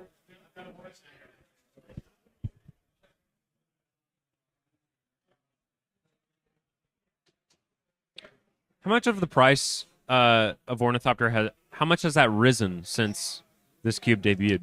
Oh, Do you I know? mean, there was a little bubble of like Yeah. it went up 10 cents and then it went back down. I was gonna say it can't be that much, but there's also like there's got to be at least half a dozen clones at this point, right? There's quite a few more than that, I think. I'm not sure how many are in paper, but I know of quite a few copies. All right, I'll have another Selena cookie. No one can stop me. I'm stopping. Oh, it's already in his mouth. Never Uh-uh. mind. I was gonna try. Not today, Satan. Yeah. All right, so end step put a counter on. Now Kessig Wolf Run in combination with Ronis' Monument and an Ornithopter in hand represents a lot of damage. Yeah, but Zach with all of his mana. We're just up. tapping out, though. For the Great Henge. Yeah. That's a card. That's a lot of mana. Yeah, I don't think we can actually afford the Great Henge, right? If we play one more Ornithopter, then we can maybe afford it. Oh, 'cause the pump. Yeah. We need the pump from Ronis' Monument. It looks like William might not But have. William wants to draw a card off that Ornithopter, Yeah. so he doesn't want to have to deploy it before the Great Henge. I don't see an Ornithopter in hand. Heavenly maybe there Evan, is. no, Leonardo would not invent the Ornithopter. He's the leader, not the smart one. Donatello was the smart one who invents stuff. Leonardo just has a bunch of charisma. Oh my I know he's landing for God. Leonardo da Vinci, but that's not what he does, okay? Wow. Knowledge bomb dropped. Chat fight, and then donate, and You know- then fight more. Did you know there's like 2 female Ninja Turtles? And one of them is named Venus or something. Chat also pointing out, is William Huh. forgetting about Rite of Harmony in the graveyard again this game? Probably. I kind of think he might be. Oh wait, but he has no Ornithopters, right? So No, he had an Ornithopter in hand just now, and Oh, he he did. wanted to play the Great Henge first to draw a card off of it, but he could have just flashed back Rite of Harmony to draw a card off of it. You know what's better than drawing 1 card per Ornithopter? 2. Now, the Great Henge is Assuming he going to survives. give us more mana to pump into Kessig Wolf Run, That's but it. I wonder if another turn to let Zach find a bounce spell, find a Tamio to get back a bounce spell Yeah. is going to be too much. What is this? Snakeskin Veil, it looks like. Cool.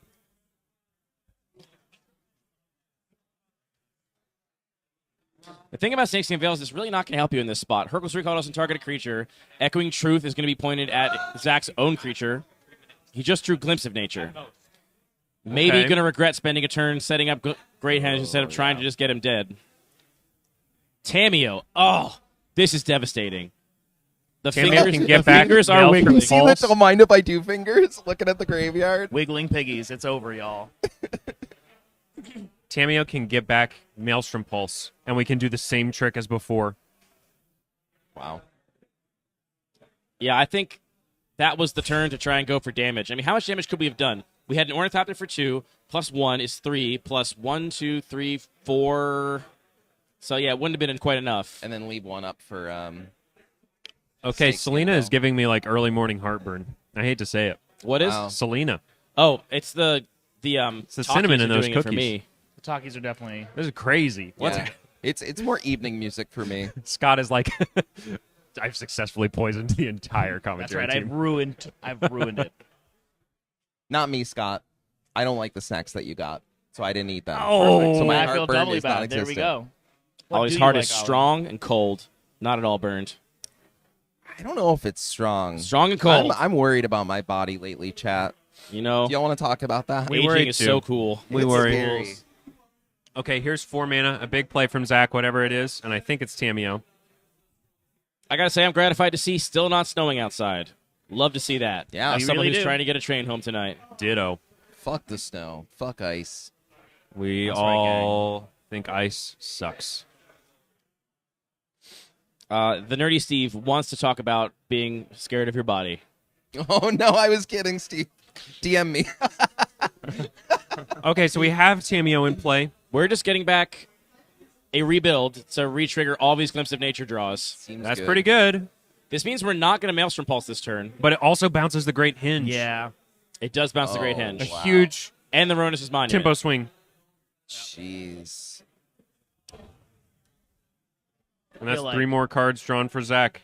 The tides have officially Totally turned. reloaded Zach's hand. When I'm in situations like Zaxxon right now, I actually wish my opponent would concede because I start feeling bad. Yeah. And I just start playing as fast as I can because I'm like, I know this sucks for you and I'm going to win, but I know that you have to play to your outs, but this just sucks for everybody. I mean, we don't know what's in William's deck. William could have plenty of outs here. Yeah. Yeah. Zach is I once guess we again haven't tapped seen his out. deck. Like, Yeah. show me. He does have a blue up. I don't know if he has single blue interaction in his There could be hand. something. I don't think he has single blue interaction in his He's deck. a real flicker. He has repeal and twisted image and interaction for single blue. He's excited. Too, right? All right, see, this is where we really want to see the flashback Rite of Harmony. I really think that Yeah, William is yeah. forgetting that card, unfortunately. It's got to be. After the rebuild, with a couple Ornithopters in hand, is the great time to flashback Rite of Harmony. Right. Because you have the gas for it. There's a fat stack of cards on top of that right. I know, it's hard to remember. Yeah. Makes you wish it had an aftermath or something so that it could stick out from the pile in a way that made sense. Okay, so we've got a Ronus Monument. Seems like maybe we're going to push damage next turn. I see an Innkeeper's Talon in hand. I mean, Zach is at 5. The problem is he's fully set up at this point. Yeah.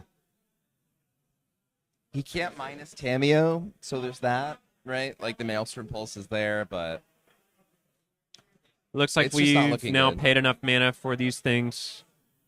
And Zach is untapping. Scary stuff. I don't know what Surely Zach didn't name names. any of those cards. Nope. But No that's chance. 4 lands off the top. It was also a chart, of course, but Oh, sorry. But he thumbs down that or something.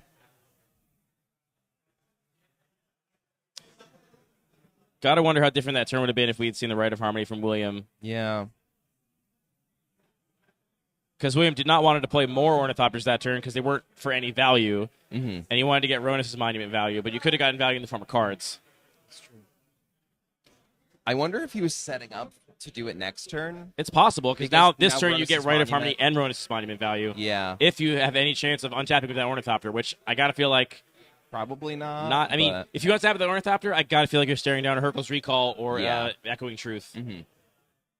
It's interesting to me how many hoops Zach is willing to jump through to hit lands every turn. Yep. We saw 2 mulligans, Yeah. which might have been for other reasons, but probably I had don't think it something was. to He's do. playing a low land count in a 42 card deck. Right. Yep. And, in game 1, we saw downtick Tamio for Raucous Theater, of Yeah. all things. Right. Yeah. I was surprised by that too. Although Looks like he's deciding what he's going to put back with Cathartic Parting right now. Yeah. Probably going to specifically- parting the Innkeeper's Talent. Or maybe Ornithopter. Just try and present another threat. Oh, yeah, just the Ornithopter. Yeah, Yep. there you go. Shuffle in another Make 0-2. you draw a bad Smart. card. And I will draw 4 very good cards from a very small draw pile. Right.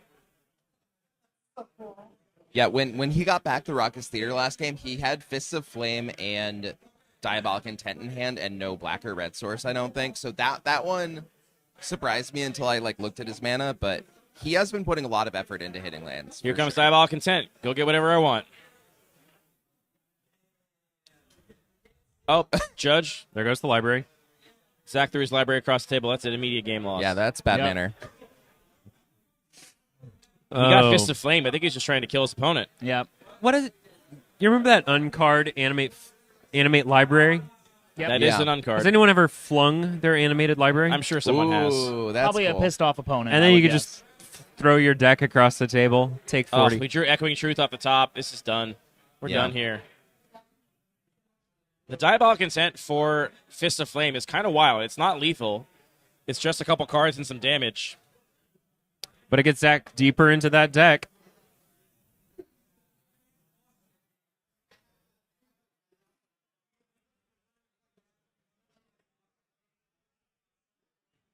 What do you have up your sleeve, William? Show us something tricky.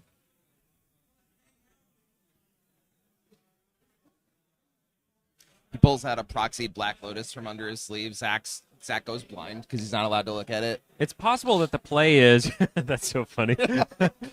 It's possible I don't that know the what play that is to is. just We have no shuffle idea what you're talking Fist of Flame about. back in. Melissing out, pointing out in chat that that last turn, the Innkeeper's Talent would have also drawn a card. Rite of Harmony triggers on enchantments, too.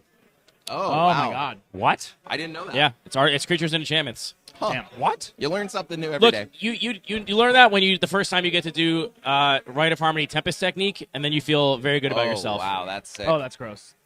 I would have learned that the first time I cast it on Moto. and I would have learned played an it- enchantment. And you were like, First what are all these time my boxes opponent popping up? does it. like, wait, I draw a card? What?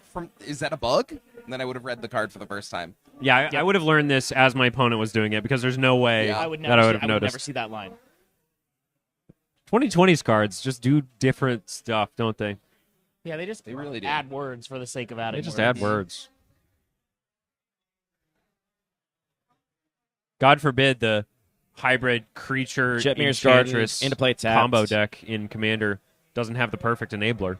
Well, good news, Parker. Have I got a card for you? Thank goodness. I was wondering where this was all my life. I know you're thinking about your next DDH deck. Yeah.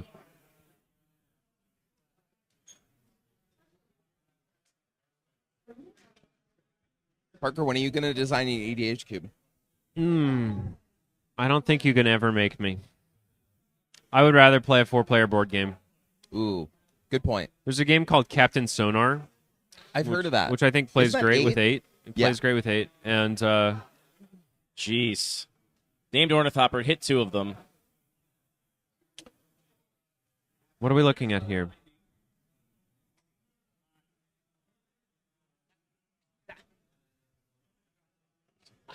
Why are they trying to do that? Yeah. Chatter, players allowed to intentionally draw out a casual for charity cube event. I don't think so. I say no. No, I'm saying you're not allowed. That feels really wrong. Yeah. If they don't want to pin for either of them, yes, they can ID. But if they want any of them to pin, they have to. Yeah, no pin. Play for pins. Or That not. is Draw game. for But they want Zilch. to ID so that they can make top 8, so they already have it. No. Thank you. I think you made the right choice. We stand. It looks like we saw a scoop in response to the soul immolation here. It's not lethal. Maybe William realizing that and saying, I wasn't scooping. I was just picking up all my cards to look at them. But I do kind of think William is kind of out of outs here. Look, Zach's going to say, look, Zach's like, no, you Zach, can scoop. how about you do scoop? I have Echoing Truth and Hercules Recall in I hand. think You're never going to kill me. This is a delayed processing. Zach Barish cleans up the first game. I got to say, I'm actually really excited to have this documented because this is what Zach does every time. You know, some variation of this, but watching how this deck works, how it fires on all cylinders, how these games play out, how he navigates these board states, this is how he is 12-0 and now 13-0 in this cube going into the second round. That's right. I will say, those games, Zach was in the driver's seat the whole time, as we said. Yeah. There were definitely a couple of windows, especially in that first game, where William could have gotten a little luckier, maybe sequenced a little differently, and maybe put some more pressure on Zach. It wasn't like it was an utter blowout.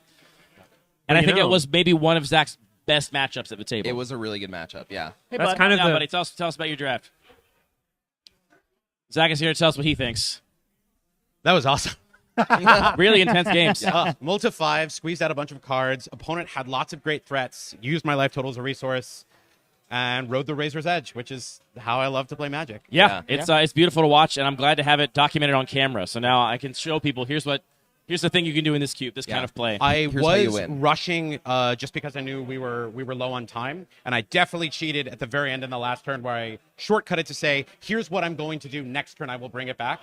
And I definitely just said it as though I was doing it there. And my opponent was like, "Why did you activate the Planeswalker?" That's where- I'm like, "I'm so sorry. I was that's going where he got so confused. I fast." see. And then I just was like, "Here are 2 rats."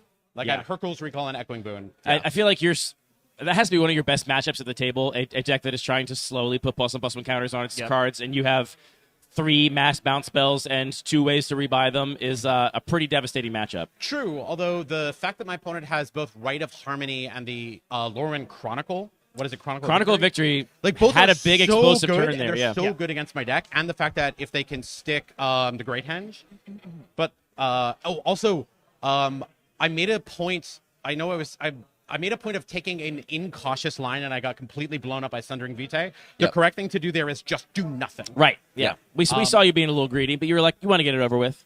Yeah.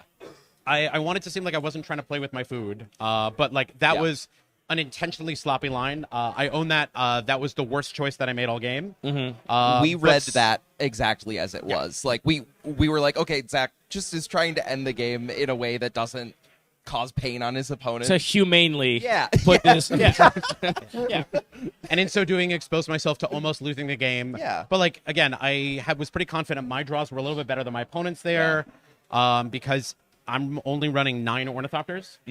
And if my average opponent is running 12, their average quality of draws is lower than mine. Do you want to ask your question about Ornithopters now? I was going to say, is 9 the ideal number of Ornithopters you'd want to be playing in this deck, you think? It's either 8 or 9. I really have no idea how to determine the difference. Usually I just play the number of Ornithopters I get. But I did find this deck in particular, this deck might actually want 10 or 11 because I'm sacrificing my Ornithopters for value more than any deck I've had. Yeah. But like, I was pretty happy with, I love Twisted Image on my own Ornithopter, but the fact that I can Maelstrom Pulse, that was crazy. That felt so good. Yeah. Echoing Boon is messed up.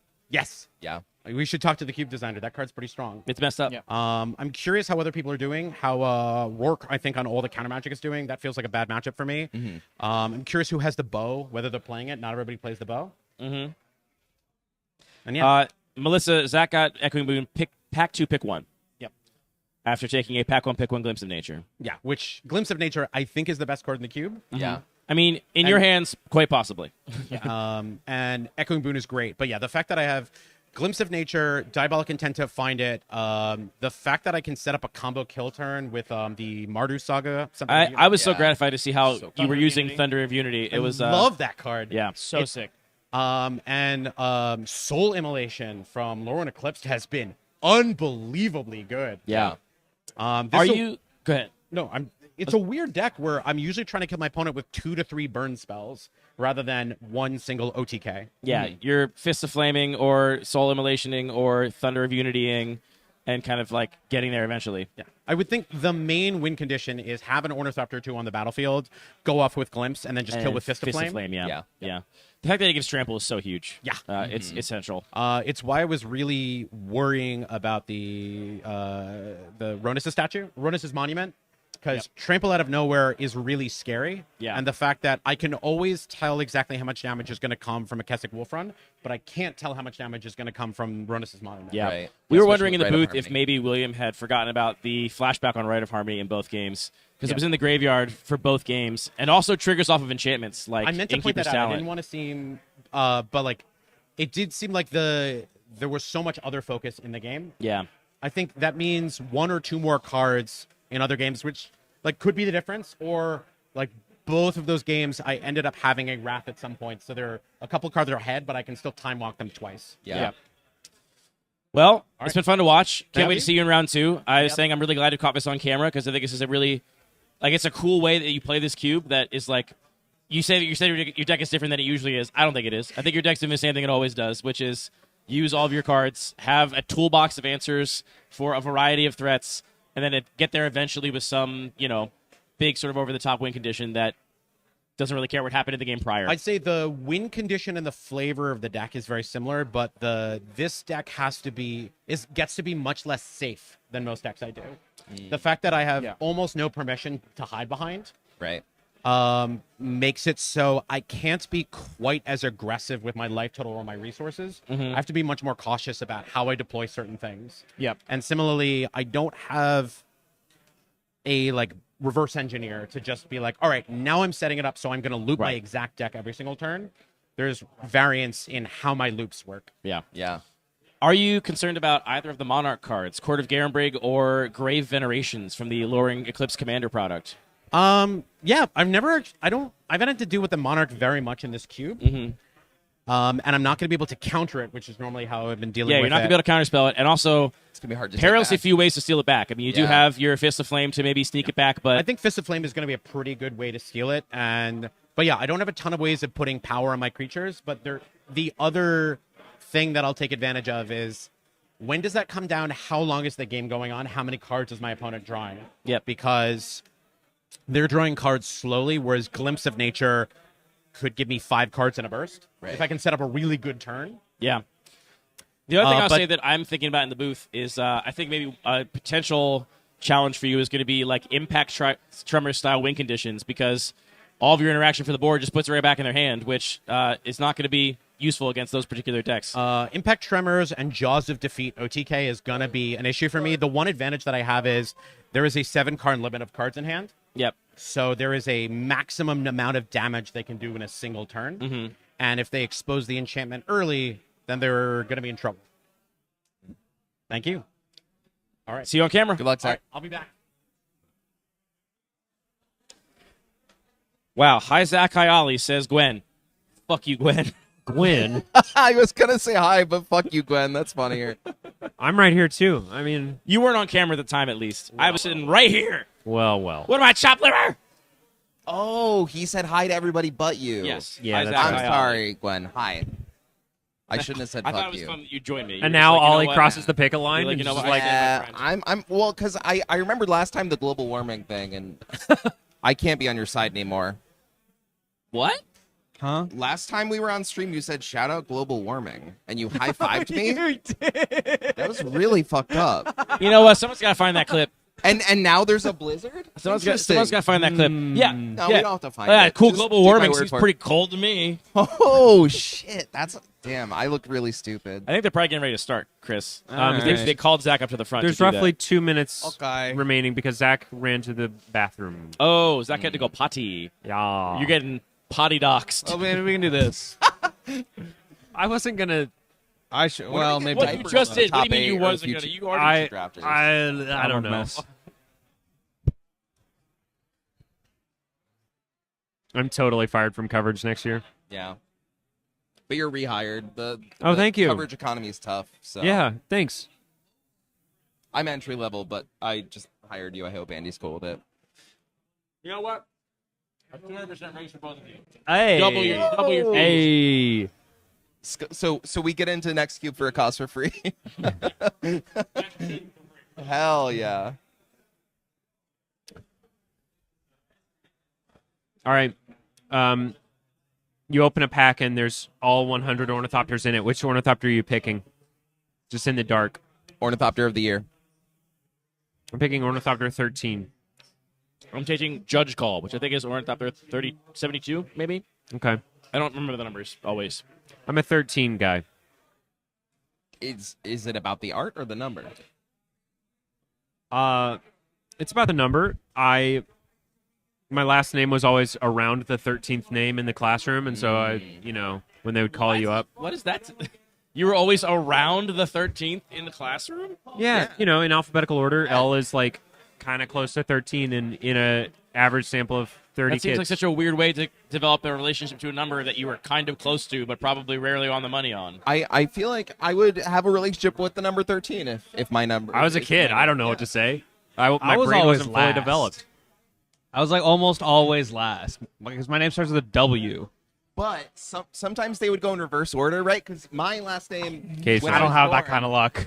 was also Yeah, toward I the middle, know. and it was like, okay, cool. I'm never first, regardless of whether we're going first or last. Yeah. And I also really like 13, so Yeah. I wonder if. And there's then people something were there. like, "Oh, that number's unlucky," and I was a contrarian, and so I was like, Not "You know for what? me. It's my favorite." So Yeah. there.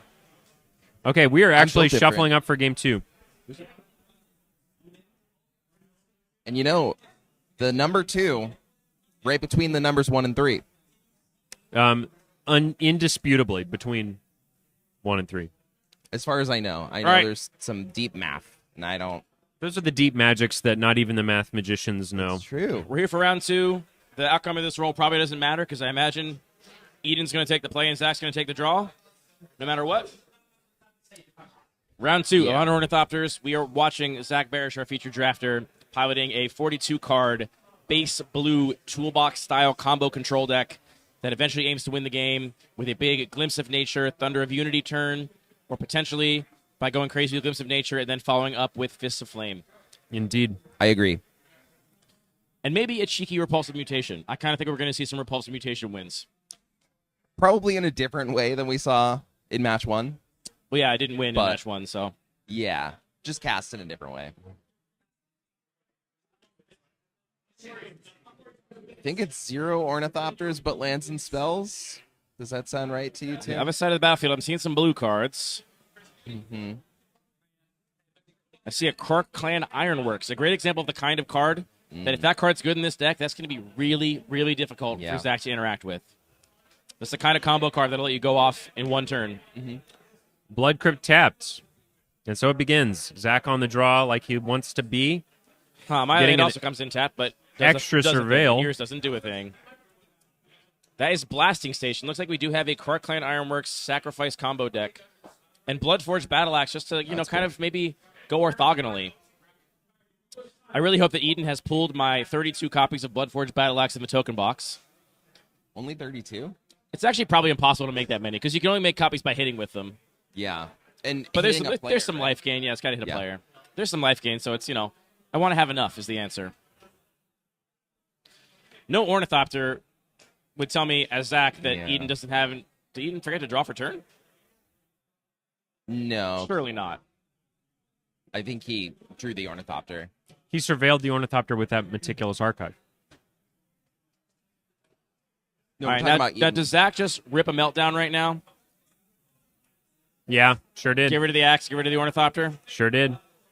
The thing is, that meltdown's going to clean up all the axes whenever you cast it, so you don't have to do it right now. Yeah, that's true. But I think he's probably going to do it anyway. And he was talking a lot about using his life total as a resource, but not here. Here he's going to use his resource as a resource. He is. Cards are also resources. Oh, we've got a response. Maybe sack it for a card or Yeah, something? a little corrupted Corrupted conviction. Draw some cards. Yeah.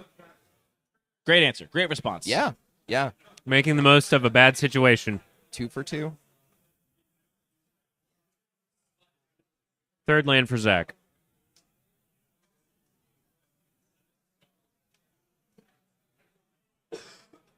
There is Bantu's Bantu's Monument. Rakdos Carnarium picking up a basic.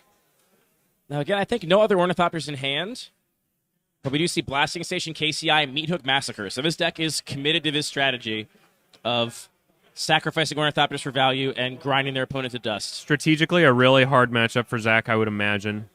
Yeah. But Zach is now shuffling in Bantu's Monument. And also Meltdown. Shuffling in Meltdown. Seems good. I wonder if this is the Adnaz deck. The Adnos is going around so late, and we Yeah. see some pretty high mana value cards in the hand, so I kind of don't think so.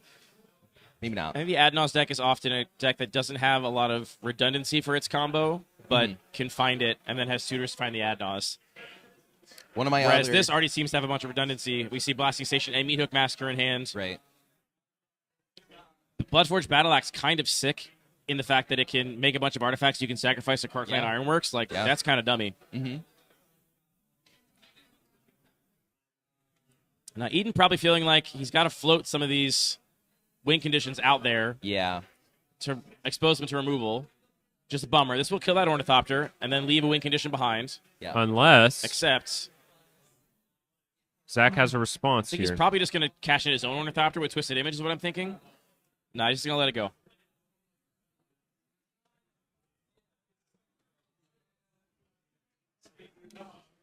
Here's a fetch. Maybe Savai Triumph. One of my other favorite really quirked up Ornithopters decks was, I think it was after BCP, or yeah, because they drafted at BCP and then after BCP. And I built an Adnaz deck that had as close to 20 total mana value as possible. I think I had like 24, not including Adnaz. Right. So I could just Adnaz my Guaranteed whole to draw deck. your whole deck every time, basically. Super fun. That card's great here. I love it. It might be the only place I've ever cast it, actually. One of my favorite Magic moments of all time was watching Patrick cast Adnaz for the first time in his life. He'd never seen the card and ended up with it in his deck, and then realizing that it was just gambling, and he got to flip it over. He was so excited. Had so much fun. He was like, hit me again!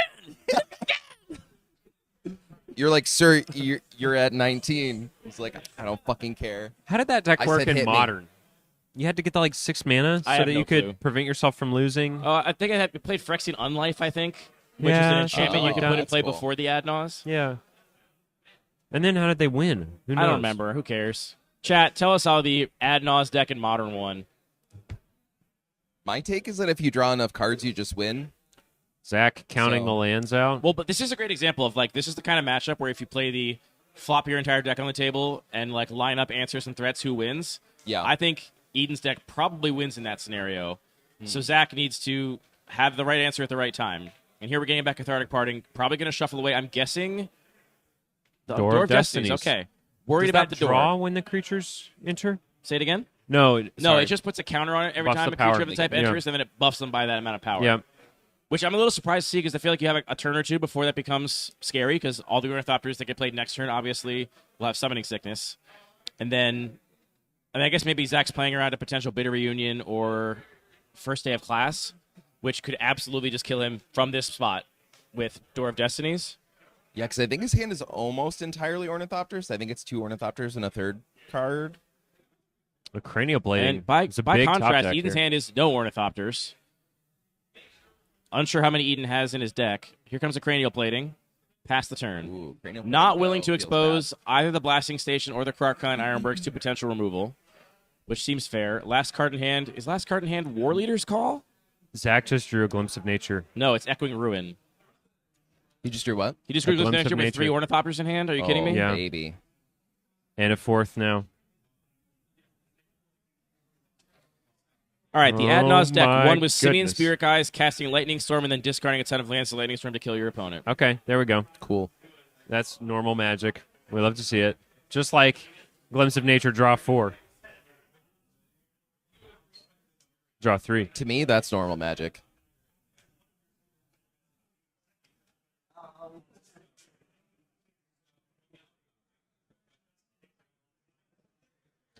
Zach gearing up to cast a Rebuild, it looks like. Which is also going to bounce Cranial Plating just for fun. Yep. Just for... Here we come. Oh, a response, possibly? Echoing Ruin is a sorcery, I think. So I think maybe Aiden looked at Echoing Ruin, but then realized can't do that instant speed. Do either of you feel like Meat Hook Massacre should be an artifact instead of an enchantment? It just has artifact vibes to me. I mean, it does have Hook right in the name, but I haven't ever thought of that before, to be honest. Here's a question I have about Eden's deck. Why How is much it an card enchantment? advantage do Why we isn't have? it a sorcery? What? It's an event. It's a It one-time does event. sound like it should No, be a it's not. sorcery. You don't continue to massacre people. Maybe you It's don't. like one day. This guy's never serial killed, chat. Embarrassing. All right. There's my favorite Ornithopter in the whole cube, Judge Call. First, we're going to start from the Echoing Ruin. How about destroy all your Ornithopters?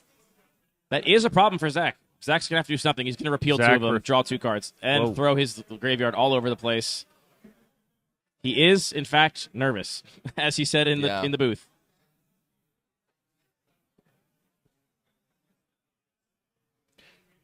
The problem is here, he can repeal the one that was targeted with Echoing Ruin, which means that none of them are going to die, obviously. God, Echoing Boon is Zach good. maybe explaining to the judge what happened here. Yeah, make trying sure. to explain, because I think maybe it's unclear which lands were in Zach's graveyard versus play.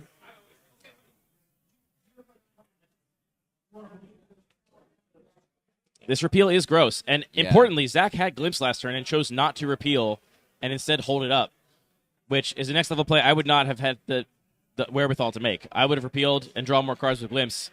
Zach held it up and now has the perfect answer to his Echoing Ruin. Mm-hmm.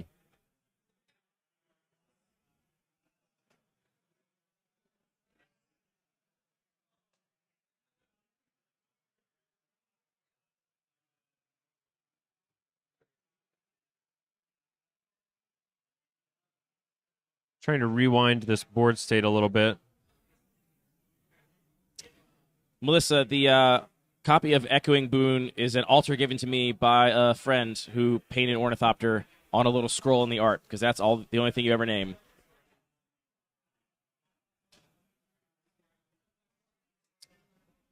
Did we ever... Cali Cube Chance in the chat says, who else up massacring they meet?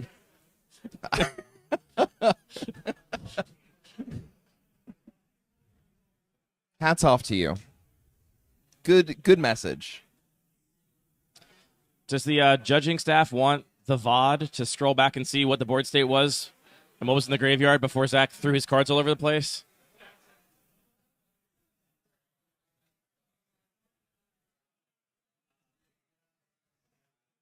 I don't think you have VOD rewind yet. Really? You can't rewind the live stream? I think you have to be higher Twitch. Oh, that would explain my nobody rewound thing. yesterday to figure out when we thought that player forgot to draw their card for turn. Yeah, you could do like a clip, but that's a little more tedious. I don't know how have Twitch VOD works. rewind. Chat, when you're done donating to Make the Road New York, if you want to donate to upgrade this Twitch, To my Venmo. No, we don't have. I don't have monetization enabled. People can't donate to the Twitch. I'm not trying to get another 10.99. You could donate to mine. Yeah, donate to NYC MTG.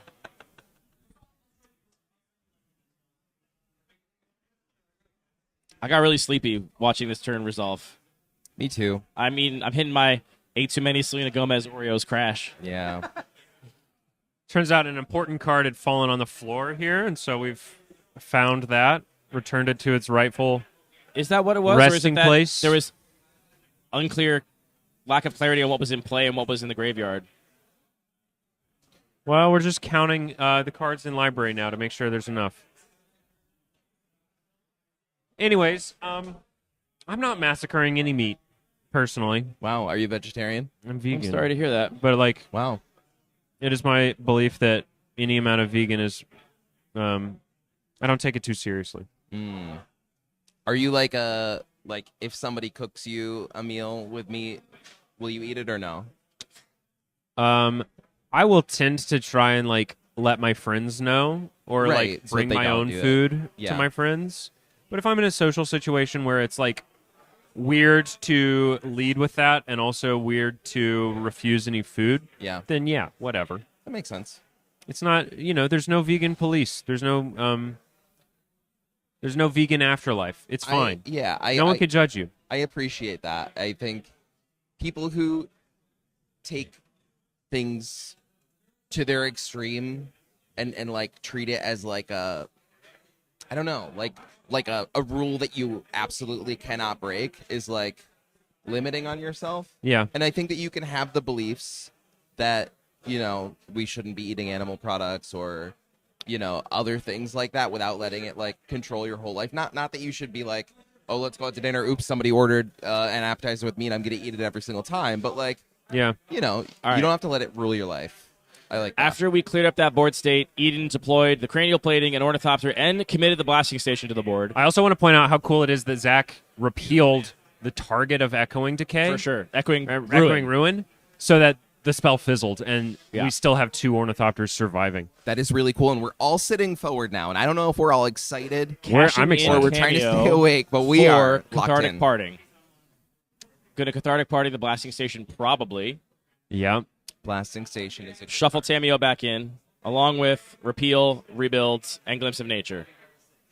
Such a brutal sense of inevitability building for Zach. Andy, do you know what this little like haiku or poem, this little blackout poem is on this Ornithopter? Do you know it by heart? I don't know it by heart. it's okay if you it's don't. about I'm just hoping and let me see. I think that's so cool. I saw that, and then when I altered it, I was like, I kind of want to do a blackout poem, but I also Is this one wanna of Jane's respect that creations? somebody else This is thought one it. of Jane's lovely creations. Shout out, Jane.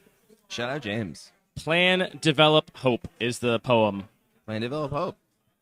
This is in the wake of Jane's first Inland Northwest Cube Fest, which, 73. I thought it was 72. 73, where she pulled down a victory in 100 Ornithopters.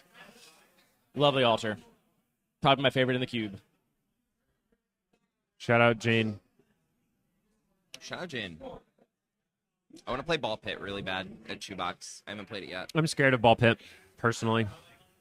I'm scared of the bad cards, but I love the concept so much. Here that comes a I'm diabolic in. intent from Zach. Just finding Search whatever he Cameo? needs. Yeah, right. Possibly. Nothing like getting 2 activations of Tameo in one turn. Deck slightly boxed from the restoration incident. that we experienced. He's like, wait, the card's not in my hand, right? Zach searching for a 7-card hand. Was that Glimpse? Might have been a Glimpse of didn't see Nature. it. Just opting for raw card draw instead of Yes, it was Glimpse. Why choose Tamio when I can just Selection. draw Tamio and also 7 other cards? right. Fair enough.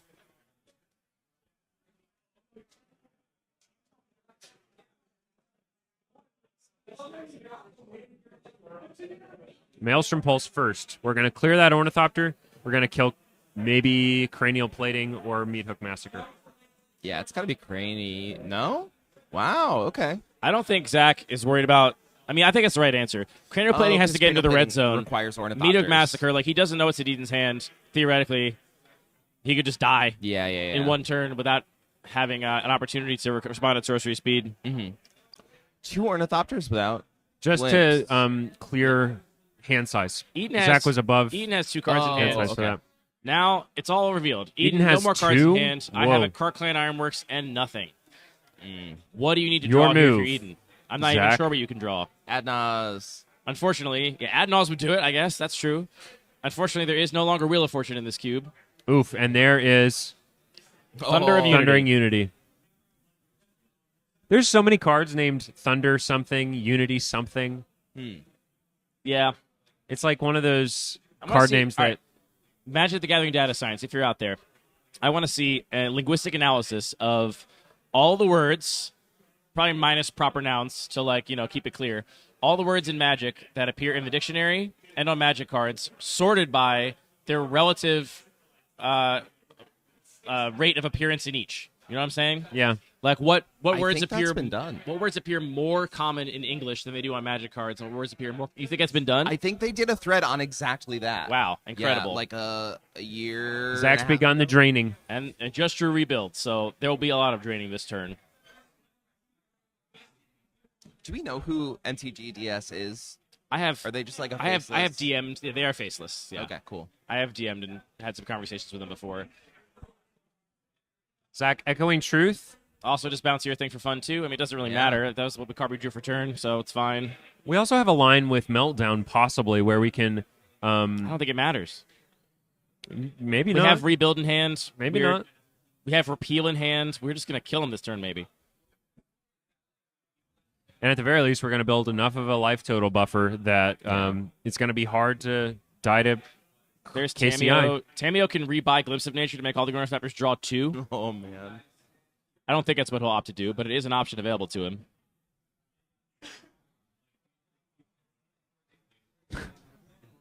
The amount of card draw is obscene. This reminds me of some of the disgusting. stronger like Slay the Spire decks out there. Sure. It's a similar format where you are playing a little bit of Solitaire, you are playing a little bit of like loopy combos because in Slay the Spire you draw through your whole deck very quickly and then you reshuffle your deck and draw again. And one of the most powerful like types of cards in that game engine is card draw because it lets you power through your air. Right. You begin the game with a really bad starting deck, and sometimes bad cards get added just so that you can overcome short term. In the same way that Zach is like now past the point where he needs a meltdown. Any future meltdowns are kind of air, Right. and so this raw card draw is just letting him like blaze through his deck and hit the relevant cards. And now that we're only down to 3 cards in library, hopefully we have what we need to win. Well, he has Tamio in hand. Yeah. So actually, he could kill his opponent right now, except it would mill him out, and so he can't actually. We've got 5 mana floating from 3 Tree City. Have we seen looking Fist better. Of Fury? Fist That's of gotta Flame. be lethal. Oh wait, no, 'cause he would need haste, and I don't think he's running. The He haste has no enabler, haste right? enabler, no. Yeah.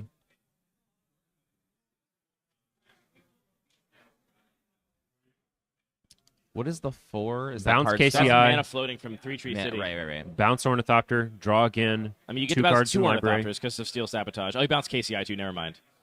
I'm not even sure he needs to bother doing that, but he can't afford to draw too many more cards. Like, he could rebuild right now and go even further, but he would mill Draw. himself out. He has 1 to card instead, left in library. He has to instead play Tamio first to get Fist back of Cathartic Flame. Parting. Fist of Flame is a kill That on would kill himself. Yeah.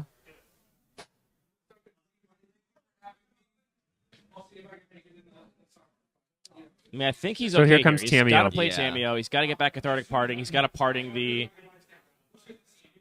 The cranial plating. cranial plating. Or no, because he can't get his own thing. He can't his own thing. Running as soon as my cubes are. Yeah. See you at Shoebox? See you. See you at Shoebox. I want to miss it. Why Tutor? Why are we getting back Tutor? In our 5-card deck? I don't know. I don't understand that one. He doesn't have a loop. Just or anything. gamble.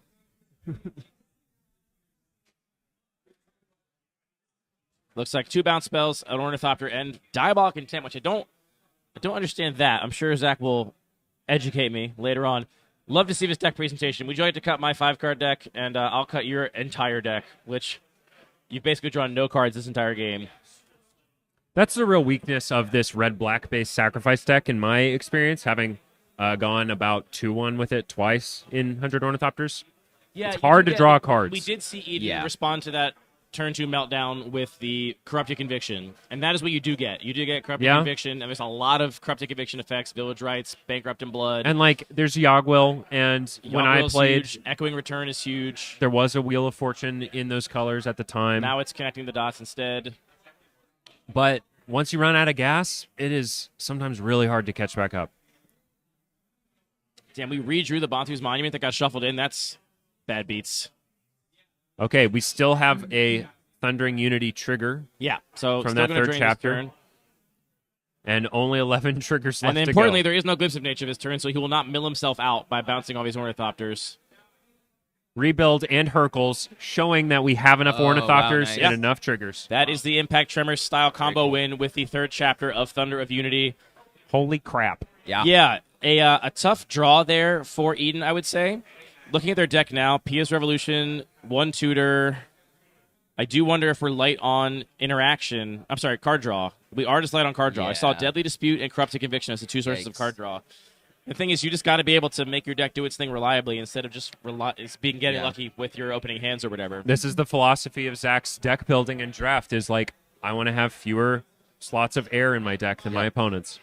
I'm going to take the draw. I'm going to play a slow game, and every card brings me closer to inevitability. Yeah.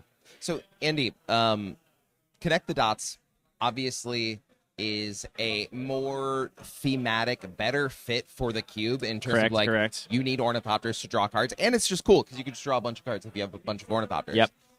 But my experience is that red decks are not exactly attacking out. Like, it seems like attacking out is really kind of focused on white-green.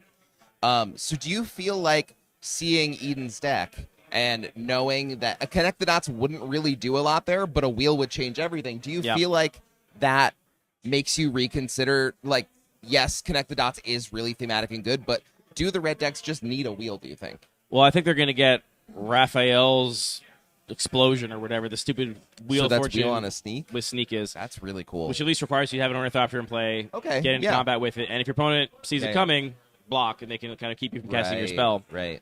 I forget what the front side casting cost of that is, like to just cast it rather than not sneak it. It's a lot of mana. Whatever it is, it's probably fine. Yeah, right? I mean, like, I think so. I'm sure it's not higher than 5. Yeah, I'm sure you know this so well, Ali. That is the cube designer's paradox because, yes, Eden's deck would love a Wheel of Fortune right now. It would be very thematic. It would just make their combo deck that much more consistent. Yeah.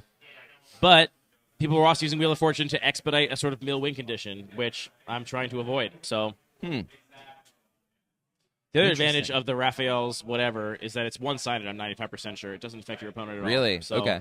You're not drawing your opponent into more gas. You just get to loop your own stuff. It has begun to snow here in New York. Finally, a few flakes falling. A few flakes are falling. Oh, crap. And the Magic players in this room are saying, fuck ice. All right, I'm being corrected in chat. It's called Raphael's Technique. The casting cost is 6 mana, and it says each player may. So your opponent can do it.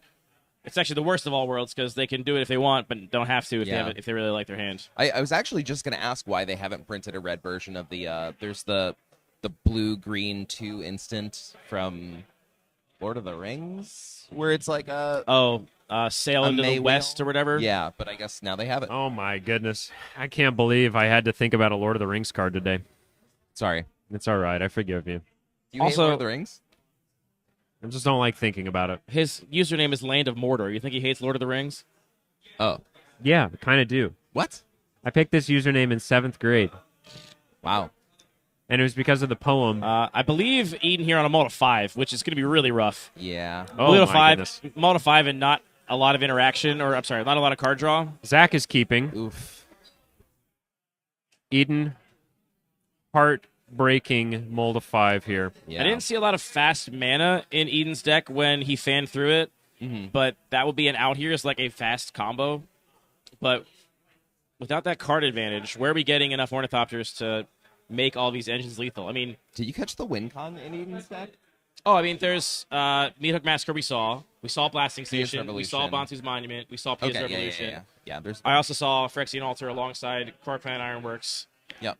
So Zach has won a game off of a Multi 5. Yeah. Correct. This is another, like, we talked about how Mulligans might be much worse in 100 Ornithopters, but Zach's deck is built to take better advantage of Mulligans. Yes. We're already planning to get to turn 10 or whatever. Right. By that time, going down 2 cards in the first 3 turns doesn't matter as long as you're hitting your land drops and not falling too far behind. And he always wants to be on the play, which is like, that's just an extra card in hand. Whereas Eden was on the play here, right? Yeah. So that's like even more heartbreaking.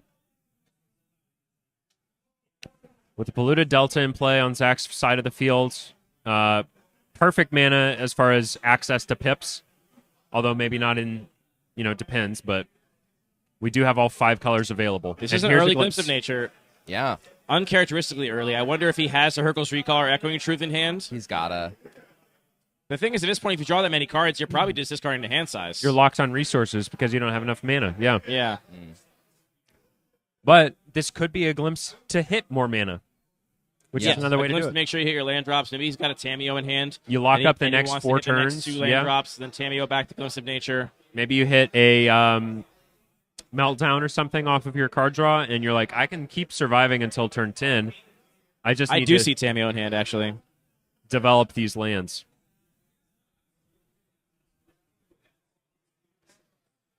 Well, this is thrilling.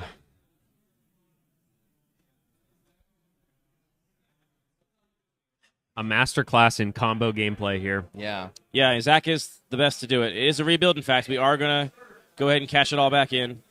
When I played Zach in Neoclassical Cube, which is another one of Andy's, I kind of felt like Zach was playing 100 Ornithopters and I was playing something very, You very were playing different. Retail Limited Yeah. with creatures from 1998. Yes, I was playing like a Goblin Matron, Search Siege Gang Commander, and then Zach was like, okay, I'll untap this Basalt Monolith a bazillion times. And I was like, okay. I think it was Mind Over Matter Arcanist, I actually. got to say, I do feel for Eden here. This is not a fun Yeah. game of Magic. The number of game actions Eden has taken relative to Zach, big difference there. Truly brutal. I wonder if Zach is gonna make like somewhat loose plays again, so he's not playing with his food again. Not don't even know. bothering to attack. I mean, you could have attacked to get Yeah. Charter Course Speed, just draw 2, but you have so many cards in hand, you have discarded hand size anyway, so not even worth it. Eden, I feel where you are right now. I've been in Yeah. your chair, I've losing been to there Zach too. Barish. I've been there too. Yeah. Many in this room have. Solidarity with you. Solidarity with Make the Road New York. I think I see Fist of Flame in hand, which right now Fist of Flame is going to do 1, 2, 3, 4, 5, 6, 7, 8, 9 damage. We'll see that right now. This will be 9. First one's going to pump by 4, second one's going to pump by 5. And it's 2 cards in Zach's hand. And it's 2 more cards. That's so gross.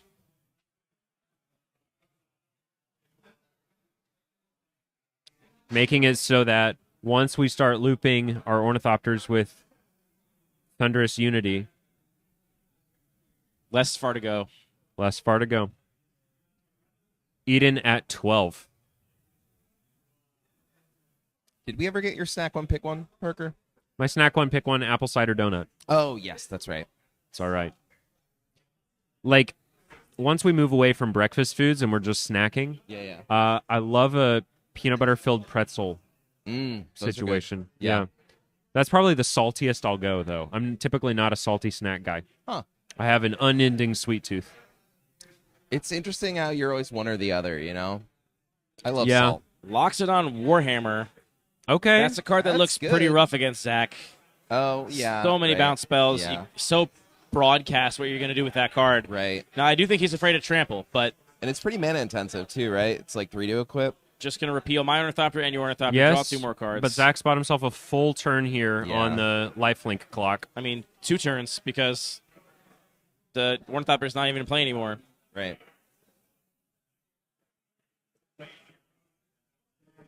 And we've got a Twisted Image in hand, setting up that blowout too. Yikes. Unreal. When a Twisted Image just becomes Time Walk and Yeah. Cantrip, And draw 2 cards. it hurts to think about. Again, what a sick card. It is really sick. The art with the it's so good. I do love it. As Chad has pointed out, it is incredibly gross with Echoing Boon. Yes. Yeah. Yeah. You know, Scars of Mirrodin, one of the sets of all time. I truly love that set as from an aesthetic perspective. Whole Mirrodin block, really aesthetically quite beautiful. Zach, Maelstrom Pulsing, Bonzu's Eden, Minded, Deadly which will get Dispute Deadly in Dispute in response. response. Treasure, 2 cards. Precious little card draw for Eden this Eden's game. fighting the good fight. Is that an Imperial Seal in hand? It looks like it.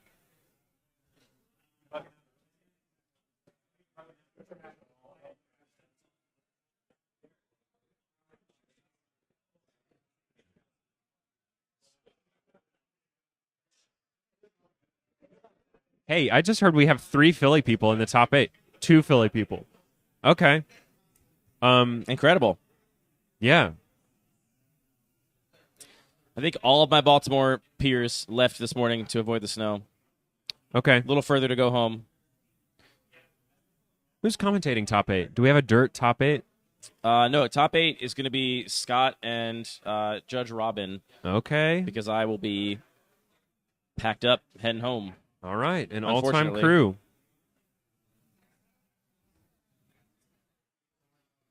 Just Imperial Seal. What do we find here? Grave Venerations. That is the Monarch card I mentioned that could be a problem. That is a great source of card draw. I did not see that earlier when Eden was fanning out his deck. Yes. It is a slow source of card draw. And with Eden at 10, it Zach might is continuing be to put on a clinic. a race against the clock. Sorry. Likely thing for Zach to do. Ollie's on a snack 3 pick wheel break.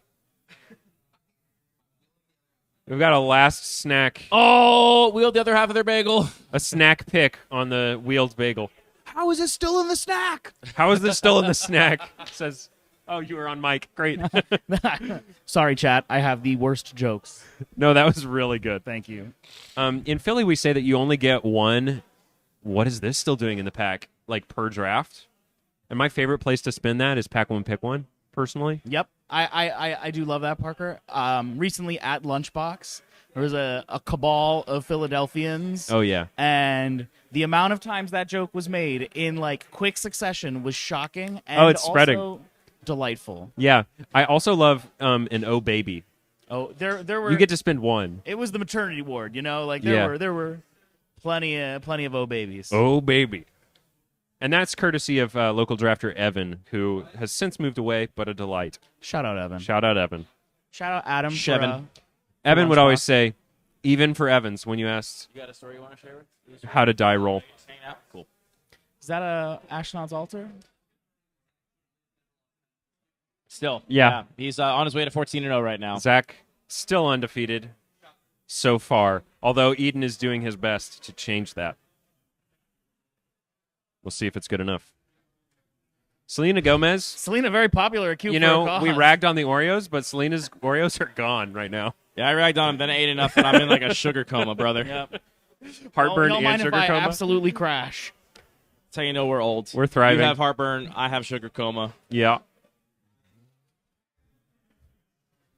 Okay, here's that Shuffle Disenchant. Cathartic Parting on the Warhammer. Zapping that Warhammer. Curious about that. I guess Zach is really worried about the life gain and doesn't want to have to deal with doing more damage with Thunder of Unity or whatever. I think Zach is counting his clock here. But I mean, Ashnod's Altar is a combo piece. Like, But if you can't draw cards, what good does it do you? well, sometimes it's a combo piece in a card draw engine. Yep.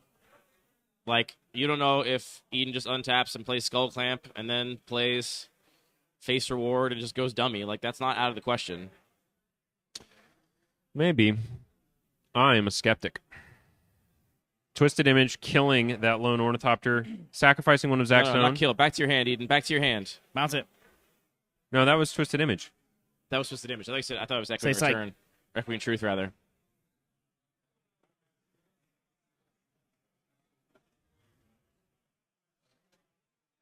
Glimpse of Nature in hand for Zach. Possibly a rebuild.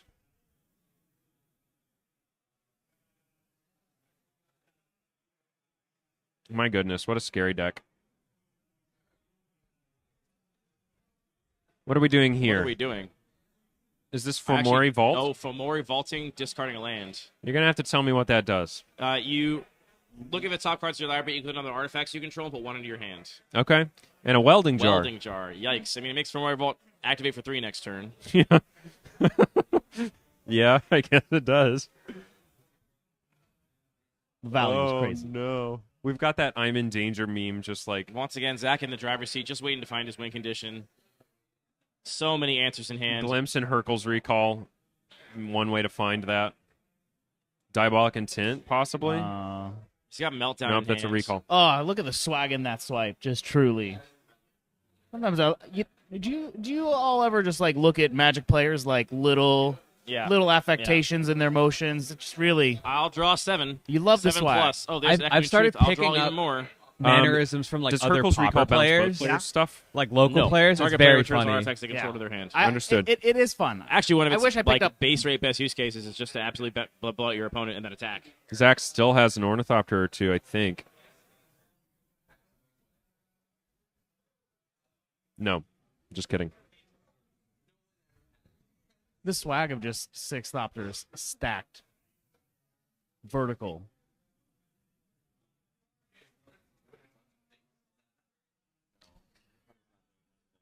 An onlooker.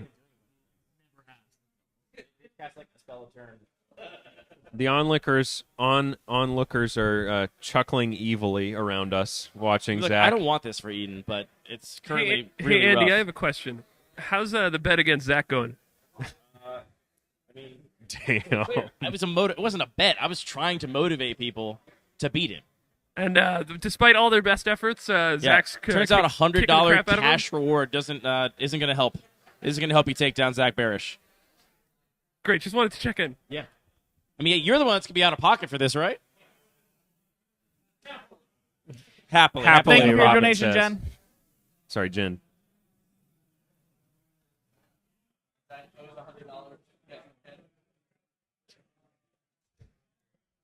Yeah. I think Zach might feel that way. Zach might feel that Zach owes $100 if he gets the pin. Another He Ornithopter, should another have just draw. been taxing Zach. Every W, Zach, you have to donate 50. Every time you Discard cast in an hand size. Ornithopter, Here you goes put a down dollar to in the hand bar. size. Meltdown. Yeah, hit the Don't even Ornithopter need it. jar. I don't even need these cards. How does that make you feel? How are we winning from here for Zach? I mean, we have Thunder of Unity off Tameo. Pick up all our Ornithopters again. Tameo just buys back any win condition we want. All right. Fomori Vault picking Fomori among Vault 4 for cards. 4. And it might be Ornithopter as the best I hit. see Door of Destinies. That doesn't do anything. I see Krark-Clan Armorix. That doesn't do anything. Looks like we're going to get an Ornithopter. No, we're taking Door of Destinies. Okay. Eden knows his deck better than I do. I'm not sure what Eden could draw that would make that Door of Destinies worth it. We'll find out.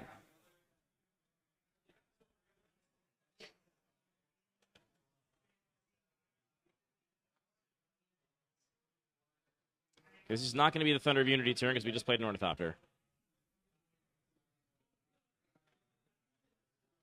Now 3 Tree City making a stupid amount of mana.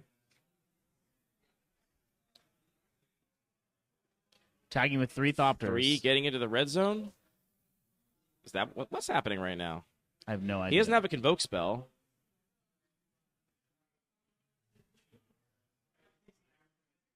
That's a Fist of Flame in hand.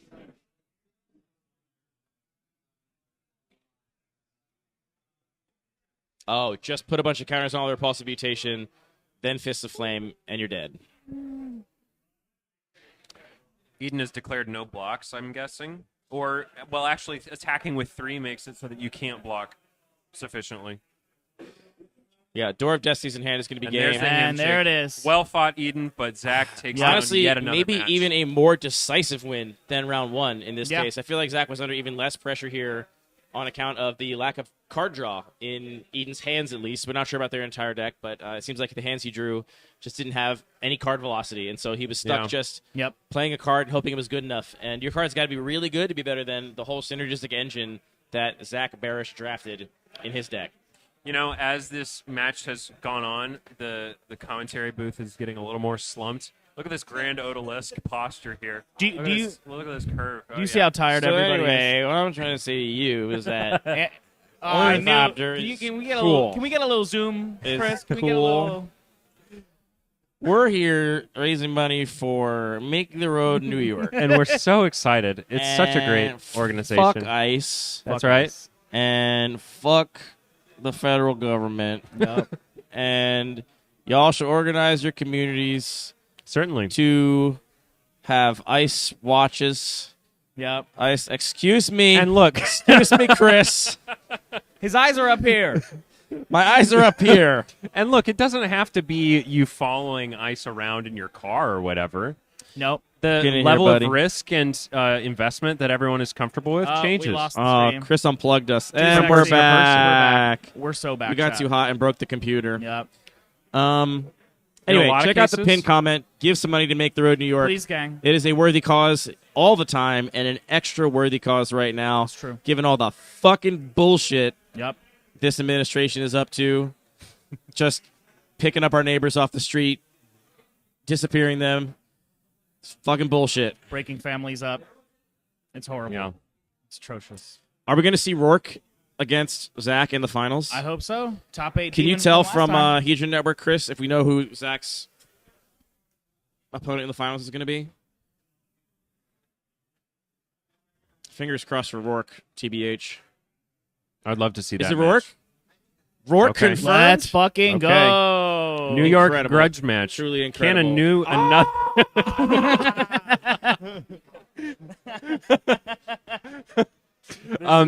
Can another New Yorker take down the A king new of New York? Rourker? A Yeah. new Rourker? Hey, welcome to New Rourke City.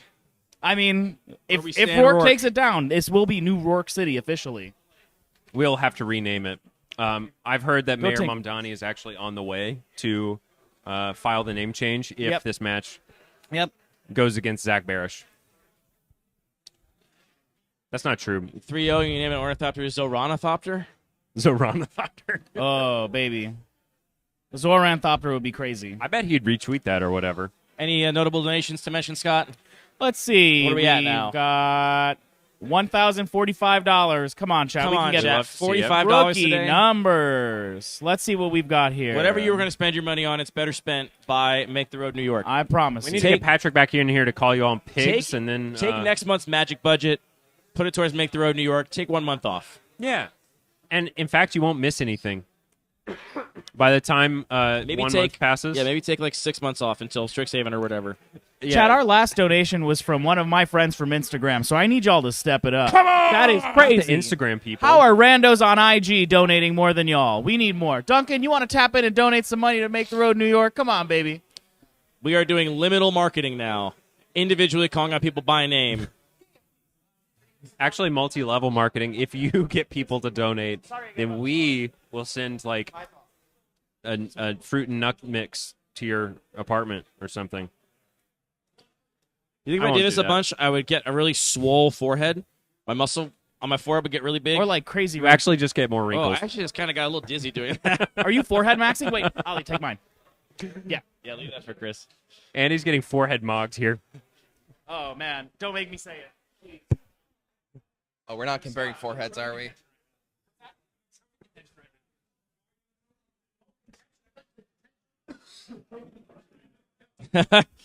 I'm in trophy detention, Scott. I can only go 1-2 this weekend. I'm like the luckiest person in this room having drafted exactly once, and I drew into the trophy match and then won that one. Nice. I did not deserve Parker's it. like the luckiest person. I had to play so little Magic this weekend, and I got what I wanted, which was a pin. I'm the second luckiest person in this room. I get to hang out with my friends right now. Aw. And Well, that's better than what I said. Had so much fun playing Cube this weekend. We're all very lucky. I wish I got to draft some Cube this weekend. I think next time I might just Yeah. put other people in the booth and not be in there myself. Yeah, absolutely. You're not leaving- No, locked I'm this leaving at down. 7. Ooh. And I'm going to leave super early to get to the train station because I'm not going to risk missing this train. Smart. Here's what we do.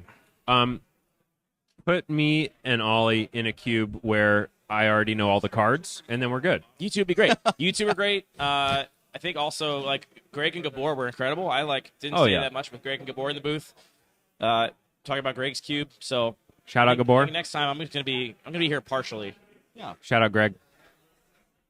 Oh, I ate so many Selena Gomez cookies. Selena Gomez. Everybody can relate to I'm that. gonna go get a water. Participating with us today in spirit through some custom Oreos. She didn't donate to Make the Road New York today, though. You should be better than her. If and you do got that. to design your own custom Parker Oreo, what would it be? And also, same question for Ooh. Ooh. It's going to take me a minute to think of anything besides just Oreo flavored. I got one, but it's fucked up. Okay, tell me. Okay. Gochujang? No. Maybe less fucked up than that. Okay. You know how they have the vanilla Oreo cookie?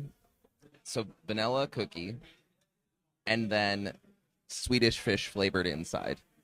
Not Swedish fish texture, but flavor. I think it would be really good. That cherry raspberry wax flavor? Yeah, I'm into that. I mean, so the I could wax see isn't it. the flavor, the wax is the texture, right? It's like that. It's like I a think it kind of tastes like berry wax. flavored- Really?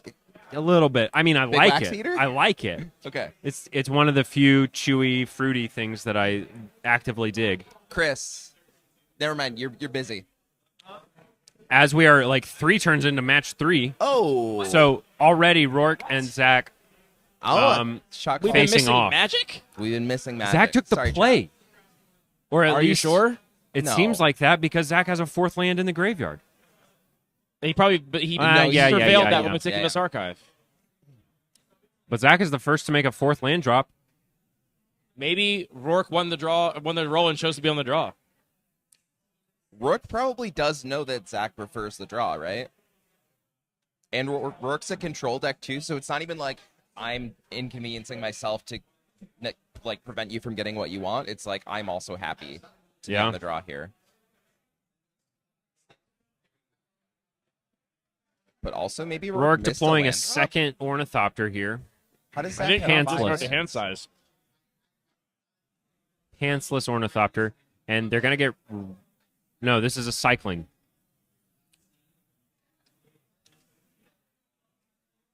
Kind of a flex to bounce him and say discard to hand size on end step, but that's not what Zach's here for.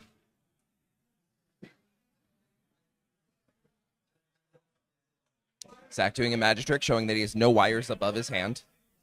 Now, again, Rourke was sitting to Zach's right during draft, and she apparently, according to Zach, took all the counter spells that Zach was looking for. Yes. So these might be similar combo control decks, but one of them has more effective stack interaction. Yeah. But that deck is being a little bit constrained on mana right now. Let's look. We'll see a Meeting of Minds cast. Draw 2. Not bad. Looking for that 4th land drop, and there it is, a forest. A big draw. Ruinous Intrusion, Vindicate, the Aether Spark in hand. Also Mnemonic Betrayal in hand. Yeah. Which is actually the only kind of grave hate in the cube in a way. Yeah, that would be really good against Zach's deck. But are we going to have to discard the hand size here? I think so. 1, 2, 3, 4, 5, 6, 7, 8. Yes.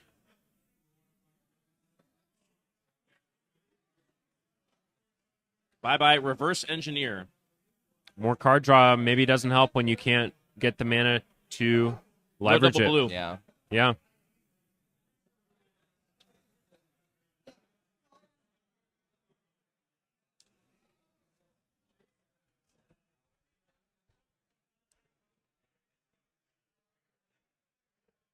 Zach Savai Triumph Pass, saying, I'm happy to keep developing resources, and then we'll see who has the most Wait, resiliency. what did you say your Oreos were? Chat is freaking out about how gross it sounds. Oh, fuck you, chat. What did you say? I said, so like vanilla cookie.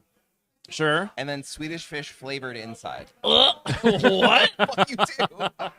What? I think it'd be good. I love Swedish fish. I mean, I love both I'm willing to those things, try too. it. I'm willing to try it. I'll definitely try it. Mine would be a thin chocolate cookie, like low stuff. I don't love the Really? high amount of icing. Showdown of the Scalds from work here.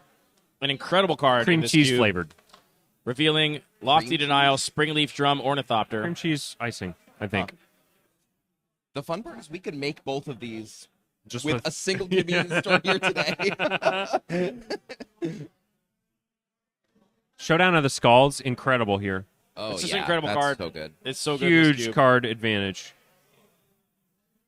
And helps hit those land drops. My phone is telling me that there's a blizzard war. Uh-oh. Maybe it's supposed to be for blizzard warning, but I'm sure it is. The snow's expected to Just stop do in Blizzard War. 53 minutes, Oh, according great. to my device. that's great. Looks like the storm won't be that bad Maybe. if it's going to stop in 53 minutes.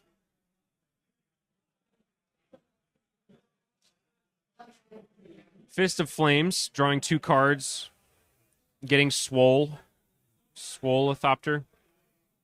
This really is a cube that's like almost designed for Zach Barish to crush people in. It plays so well into his sensibilities as a player and the way he thinks. And I think Rourke's in a really good spot, to be clear. I'm not saying this is looking bad for Right. Rourke. No. I'm just reflecting overall on Zach's current 14-0 lifetime match record in this cube. It's also the case that Ornithopters asks you to do a lot of like mental derivation of what are the rules of engagement in this format. Yeah. And that's something that Zach, having been a professional playtester on a lot of different game engines, is just really well suited to, like, you know, be a fish in water, and everybody else is not quite as in their home element. Yeah. Now, I think what Zach can do here effectively is generate enough card advantage that he'll have enough cards to resist Rourke's answers, just outnumber Rourke's answers.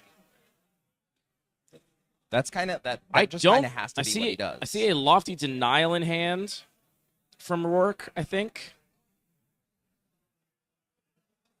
Which can she cast that, or is that more? Yep. That's more than 1 mana, right? No, yeah. Sorry, she cannot cast that right now. Okay. Zach fetching.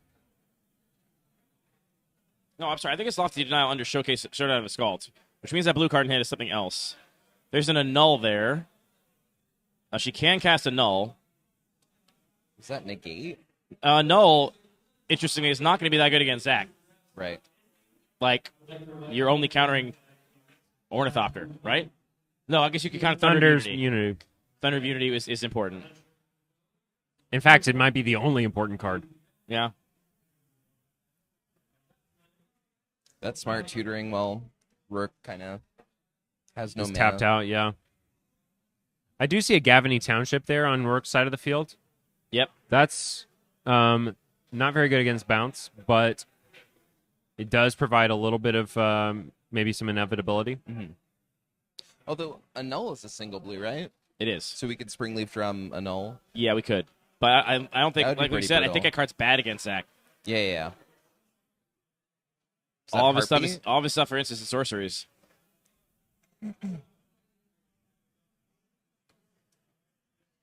I think he got Heartbeat.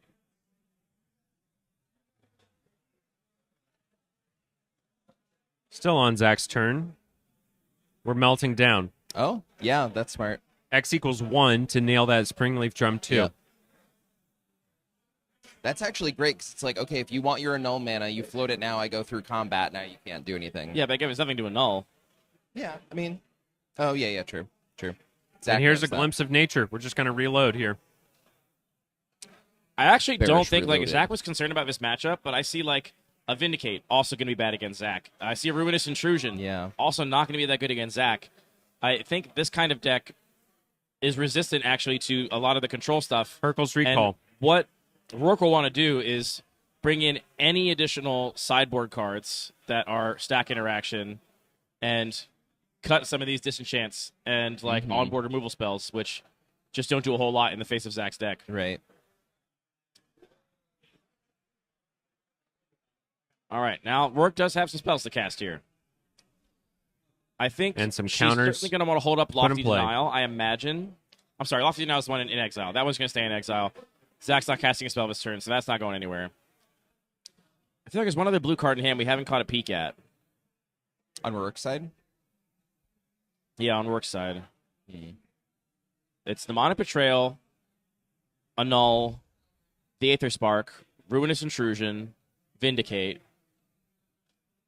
Oh, Rourke Now, considering Mnemonic Betrayal. Yeah. Is Meltdown very good here? Probably Oh, not. wait, but Mnemonic Betrayal, Rite of Spring, Meltdown, cast your Ornithopters? You mean That's Glimpse of the thing you Nature? can do? Or, yeah, sorry, Glimpse of Nature. Meltdown you, cast your Ornithopters. I don't think she has any You can do Ornithopters that? in hand. No, but she kills Zach's with the Meltdown, and then Yes. draws off of Zach's No, I cards. think the way that Mnemonic Betrayal works is it Or to exiles? only takes cards that, when it's cast, you exile the graveyard, right. and those are spells you may cast this Yep, turn. you can cast them which from exile. prevents you from looping stuff like Yeah, that. yeah. Because it doesn't exile spells. Aether Spark. Everything ends Yeah. up back in graveyards at the end of a Mnemonic Betrayal Right. turn, unlike Yawgmoth's will. Right. But it exiles it, and then you cast from exile, and then it all goes back, right? Yes. At the end of the turn, whatever you didn't cast goes back into the opponent's Yes. graveyard. And anything that gets cast is cast normally, and so it just goes to the graveyard as Yeah. normal. Aether Spark being big. Aether Spark, not as much of a problem for Zach, though, because, again, he has bounce spells. Aether Spark effectively only gives value if it's attached to a creature, right? Or it can draw a few cards, but it's not converting into other forms of advantage. Yeah.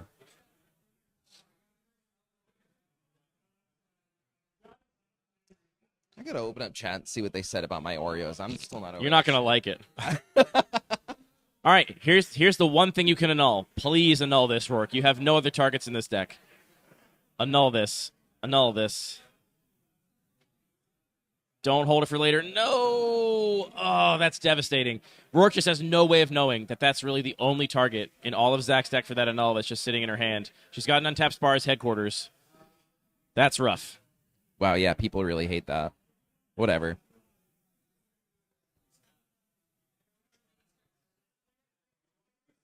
Ollie, stop saying it.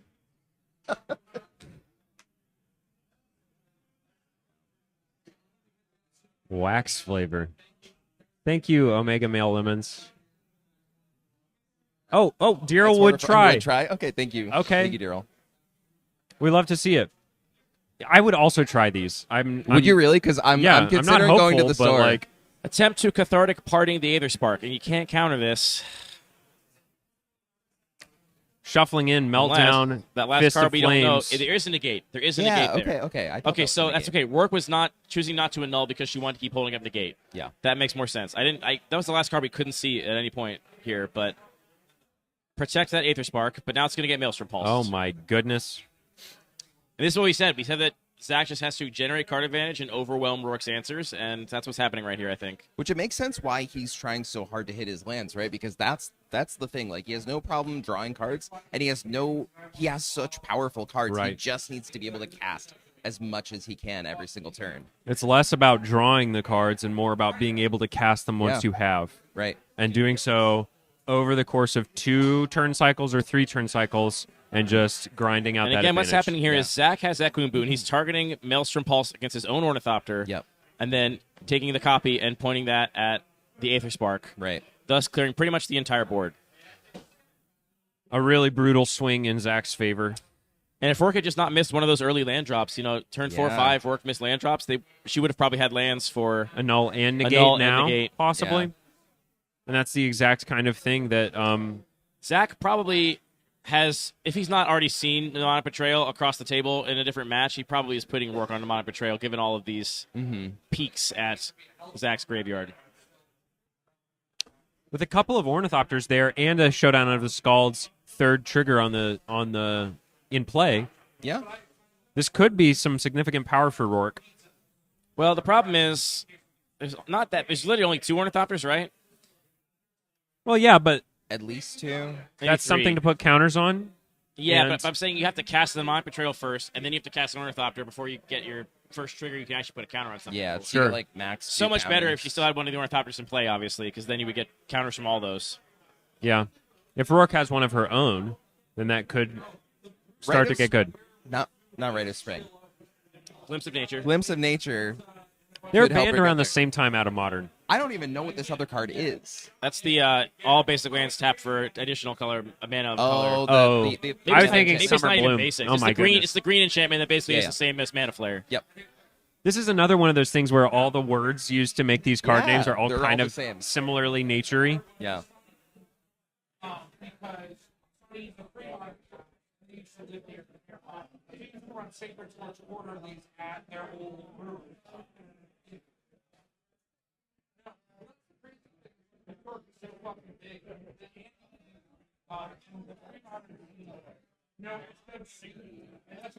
Wonder what they're discussing right now.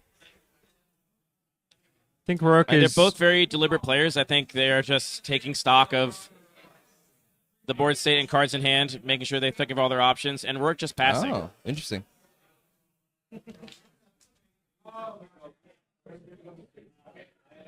Now, Rourke cannot cast Ruinous Intrusion without an Ornithopter in play.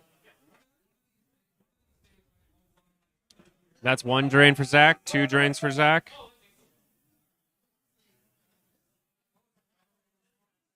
That's it. Stomping Ground, go. All right, now Rourke has another mana to play with, making that Mnemonic Betrayal look more appealing. We don't have our third chapter of Showdown of the Skalds anymore. Right.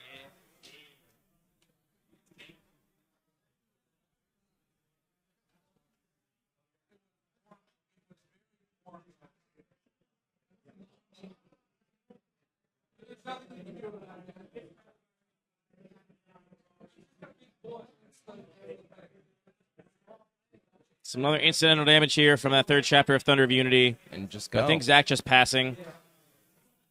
Something Zach and I both like about this environment is how much it rewards patience. Yeah. Okay, now, what did Rourke announce that Zach is responding to with Twisted Image? I'm confused by know. that. It seemed like Rourke tapped mana and announced something, but I don't know And what. Zach was like, wait. I'm But doing whatever this. she announced is not in the graveyard. Yeah. Just, a little cost here not being able to hear our players at the table. Not sure exactly what that exchange was. What I was about to say is that Zach and I both really like that this cube I think rewards patience. Yeah. It's the kind of cube where you wait for your moment because obviously all your creatures cost 0, so you can wait until you need them and use them then. Here's a little Charter Course, draw 2. And I got to say, every one of these draw 2s that Rourke lets resolve, the Charter Course, the Thunder of Unity, that just is more resources that Zach's going to have to overwhelm Rourke's answers. It gets worse and worse for Look at all these lands. I mean, talk about overwhelming.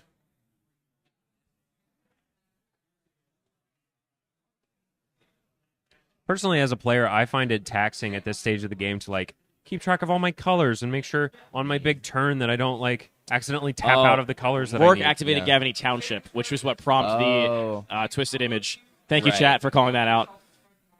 Once there's a counter on that Ornithopter, Twisted Image no longer is going to kill it, so had to cash in at that moment. Zach looking light on cards. like 15. Now, one concern for me, if I'm Zach at this point, is Rourke has a lot of life total left to chew through. Yeah. That's true. Honestly, I think at this point, if I'm Zach, what I'm most concerned about is Rourke countering my recursion engine and me decking myself. Yeah, true. Exactly. If Rourke throws a wrench into either Tamiyo or Cathartic Parting at any point, then Zach is just going to draw his deck probably before he can kill. Right. And that's because we've got a lot of life total left. Like if Rourke were at 8, then maybe we can still get there. But under these circumstances, we've gotten to that kind of pinch point. All right, so Tamiyo down to Cathartic Parting. Rourke now knows the score and knows what she has to interrupt, and then simply just answer Zach's other win conditions, which Thunder of Unity is already gone. Fist of Flame is already gone. It's literally Repulsive Mutation left that Zach would have to kill with if Rourke can just stop this loop. Also, if Rourke just doesn't But give Rourke might Zach not know a target, that. But Rourke might not know that. I mean, Rourke has not seen all of Zach's deck, doesn't know how many win conditions he's on. Here comes Demonic Betrayal, I think. No, Vindicate. Oh, yeah, you're right. I'm going to cast spells out of your graveyard now. Looks like a response from Zach. The spell Maybe you the just big mentioned. Repulsive Mutation. Here we go. He's going to have to spend a lot of mana on it. Rourke has 7 mana up. Which Zach can only cast for 6, right? Oh, but it's doubled. Yeah. It's doubled. God, that's cool.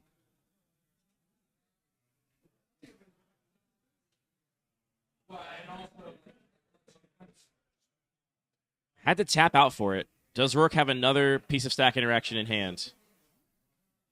The thing is, I don't think he had to tap out for it. Yeah. I think he's also making this almost lethal. It is almost lethal, and I think that's why he put so much mana into it, but... And Rourke does not have an answer to that. Now Rourke can freely vindicate Tamiyo, and then just has to keep that cathartic parting from shuffling Tamiyo back, and then deal with his board. But we do have Ruinous Intrusion to deal with one of the Ornithopters, as long as Rourke finds an Ornithopter, because again, she can't cast it unless she has an Ornithopter in play. Oh. All right. Conclave Tribunal on Tamiyo, Mm-hmm. and then use our life total as a resource. Take 12, go to 3, or go to 5 rather. Well, Zach does have removal in play for the Conclave Tribunal. Yeah, I don't know about that. Because she just gave him a free target to shuffle. Yeah, I think back maybe in. maybe that was just an oversight. And we see Rourke shuffling Rourke's up. picking it up. All right, That's I hope to unfortunate. see Rourke make some sideboard adjustments here.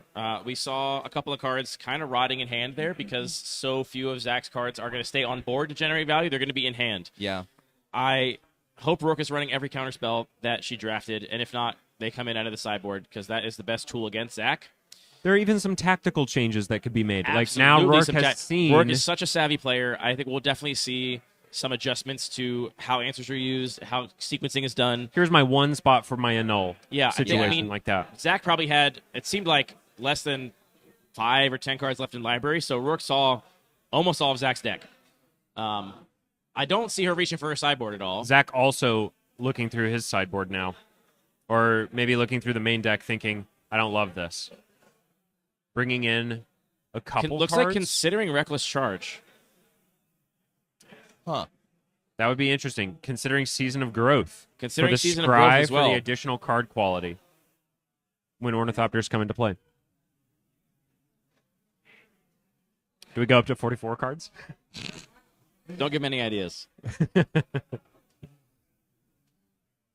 If you're just tuning in, we are watching Zach Barish put on a clinic in 100 Ornithopters by drafting a base blue combo control deck with a toolbox of answers that has handily dispatched each of his first 2-round opponents. Yeah, he's 5-0, 2-0, right? 1 4-0. game up in the he finals. has yet to lose a game, 1 game up in the finals, and this is also going for his 15-0 match record in this cube. Lifetime, which is incredible, very gross. Incredible run. Evan, I don't know who has the stubborn denial. We know it's not Zach. Could be Rourke. That would be cool. I think we saw no sideboarding from Rourke. Yeah, maybe that's just no interesting. playables. Maybe just kind of came out of deck construction thinking this is what I'm playing with. It's true that Rourke has a lot of non-basic lands in her deck, and so yeah, spent those picks trim down on your picks on sideboard that. space. Yeah. Now, will Rourke take the play? I don't know. Can't imagine. Just another one of those things that are so counterintuitive that Zach just saw right through from the get-go. Yeah, I think Zach's been taking the draw since the first cube for a cause. This is the first time he ever drafted this cube in my backyard. Wow. He made it a match in. He's like, I think I'm always taking the draw here. The other thing is that I'm not convinced that's right for other players. I don't think that's necessarily a thing about the environment. I think that's just a thing for how Zach navigates this environment. Yeah. It's a good point. Zach was talking to me. Melissa, you are correct that Zach said after Capital Cube Champs he was never going to draft 100 Ornithopters again. Yesterday he had a particularly frustrating draft, and he said he was quite going to jump into this pod out of anger. Zach, he's embraced Yes. the darkness. Wow. Yes. Yeah. Henceforth, he will be known as Darth Vader. Dark Zach. Darth Barish. Ooh. Actually, in Star Wars, there is a thing called the Barish Vow. It's where you're whatever, doesn't matter. But I want to see 7 cards definitely out of Rourke. I'm okay for Zach to mulligan a bit. I see a what's the 1 white modal spell? It destroys an enchantment and also puts counters on your Ornithopters. You're talking about Requisition Raid? No. That one's been cut for a long time. This is the much worse one. Oh, the one with Gideon on it? Yes. Yeah, collective. Collective effort. Something. Yeah. Effort, yeah. Right? Yes, collective effort. It's not Defiance. Smoking is very bad. Don't do it. I'm just confirming real quick because It's not Brutality. Yes, collective effort. Collective effort is a card that is really bad in this matchup, I think. Zach getting in there with the single Ornithopter to get a second card off a Chart of Course. And again, like, no mulligans already getting a 2-for-1 off Chart of Course is, Zach also on the play again this time. So Rourke is taking the draw. Love to see that. Paradise Mantle in play. Kind of sick. Yeah, Paradise Mantle free to cast, 1 to equip.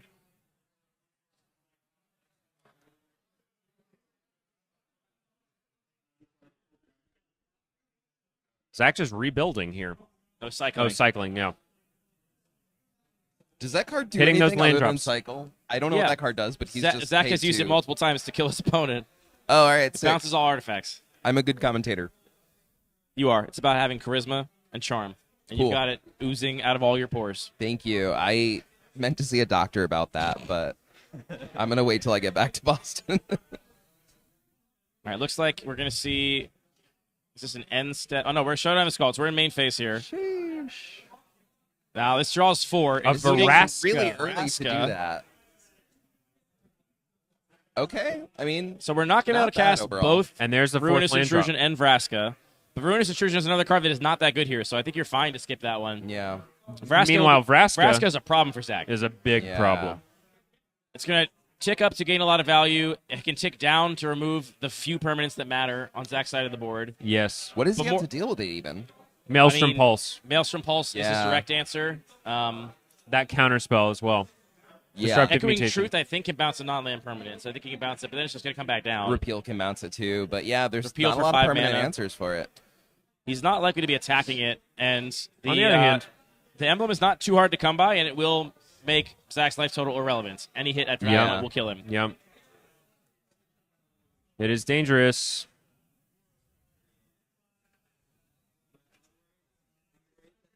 And Zach's just passed the turn. Draw, land, go. All right, so here, Chapter 2. Get those +1/+1 counters. Is that Storm the Citadel I see in Rourke's hand, too? Okay. It Rourke's is Storm the deck showing Citadel, I some think. teeth this time. Yeah. A lot more I think teeth it than makes last sense. game. Play at that least. Vraska, get another counter. Spreading them out. What is the Ketria Triumph holding up? A null. Yeah, Null just still not very good in this matchup. And Rourke down ticking. Just get that Ornithopter out of here. Huh. That's a really interesting... I mean, I wonder if Maybe it's to because get rid Echoing of the Boon? Echoing Boon Yeah. Maelstrom Pulse play. yeah, I mean, that's true. That's as very the, true. As one of the things that can most threaten Vraska. I mean, to be fair, like, if you don't value the emblem that highly, then that's a pretty good move. Well, she also doesn't really want to sack anything yet, so it'd be upticking for no value versus protecting against some sort of like Echoing Boon blowout. I mean, I could see... I think that's fine. Yeah. I honestly don't hate sacking the Showdown. Zach That's looking true. through his deck. That's true. I mean, the third chapter could still do something, but... I actually think she wants the third chapter because she spread out the +1/+1 counters. So a Yeah, that's pantsless true. Ornithopter can block now, but wouldn't be able to next turn. Double checking that Vraska can sacrifice enchantments. Yeah, any I permanent. think it's permanent, yeah. Any permanent. I'd be sacking lands with her, you know. We all be sacking lands to Vraska. Hell yeah. Although in this matchup, I don't think it's necessarily a winning play. No, not here. Okay, what do we have here? Looks like it's still It is gonna the Maelstrom happen. Pulse play. Wow. It's still going to happen. Maelstrom Pulse, Nebraska, Still good call and the from Rourke. Ornithopters. Completely brutal.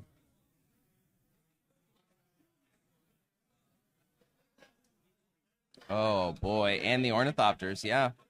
Zach Jesus. explaining the Echoing Boon play. Yikes. I would have forgot that too. So how do we did feel about forget Echoing Boon in this cube, Andy? You know, to be honest, I was talking last night with a friend about how I've actually been itching to give it a try without Echoing Boon for a while. And one of the only reasons I haven't done it is I'm not looking forward to the insufferable people like Ollie, I assume, who are going to be like, we've been telling you for months. We've been telling you for years. Cut that card. I'm not a told you so, but that's not to say there aren't a lot of told you so type people there's out tons there. of them out there. I played a cube this weekend of my own design with Fable of the Mirror Breaker in it, and the rest of the cube was pretty low power. And the New Yorkers were like, this card's so good. We are running into one of Zach's only counter counter spells, an extremely narrow one that can only counter artifact spells. Completely That brutal. is a devastating sequence of turns for Rourke. Popper All-Star Steel Sabotage. The New Yorkers were not happy about Fable and the Mirror Breaker. In your No, game. and I was like, I chose this as one of the power outliers, y'all. I know it's good. And they were like, maybe that's acceptable, but we still don't like it. We want you to cut it. What are we talking about? Fable. What cube is this? Theseus. Sure. But I powered it down a lot, so it's a brand new cube, really.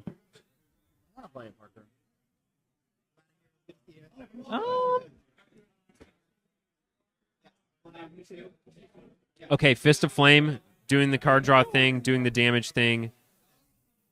Rourke's life total dwindling. That Ornithopter just went for like a little victory lap, little style points. Zach following up with a new card. Zach pulled the from Mind Slash sideboard. out of the sideboard. Are you kidding me? What does that do? This is pay a black, sacrifice a creature, Thoughtseize your opponent. It's an enchantment. Sits in play. You can do it as many times as you have Ornithopters and black mana. Really? Wow. Oh, my goodness. Knowing that this is maybe the best way to deal with some of these. Knowing that the stack interaction is his biggest issue, and we are tapped out of the annul right now. Amazingly, Zach brings in another target for the annul. He can't battle on the stack, but he can battle before it gets there. Wow. Collective effort, also a disenchant. Only hits so maybe we have two problems to deal with here. Yeah. But Zach chooses That's disenchant itself. Yeah. Yeah, so that Mind Slash probably going to get removed before Zach can do more damage with it. Yeah. But now that Zach frankly, can play a around lot of all damage this, already done. Yeah. Yeah. Just knowing that a null is in hand. Yeah, easy to play around now. Now, what is that card, the leftmost card in Rourke's hand? Is that Vindicate? The leftmost card is Vindicate, yeah. Crazy promo. So, and there it goes. Collective effort. Get rid of that Mind Slash. Not disagreeing, but how does Zach play around a null knowing that it's there now? Are you saying that he's going to run out second-tier threats until the annul gets wasted, or? I mean, there's nothing to waste it on. I think the only targets left are basically Thunder of Unity. I think he just knows that he should not rely on a Thunder of Unity win. Right. Or at least knows if he's going to do it, it's going to take getting it back with Tamio and like doing it twice. Right. Yeah. Wait until Rourke blinks. Which will definitely, right. Yeah. Or definitely that. inform his sequencing. Does Rourke have two blue sources or just one? That's a Ketria Triumph there. Ketria Triumph and Spar's headquarters okay, at the top. So two.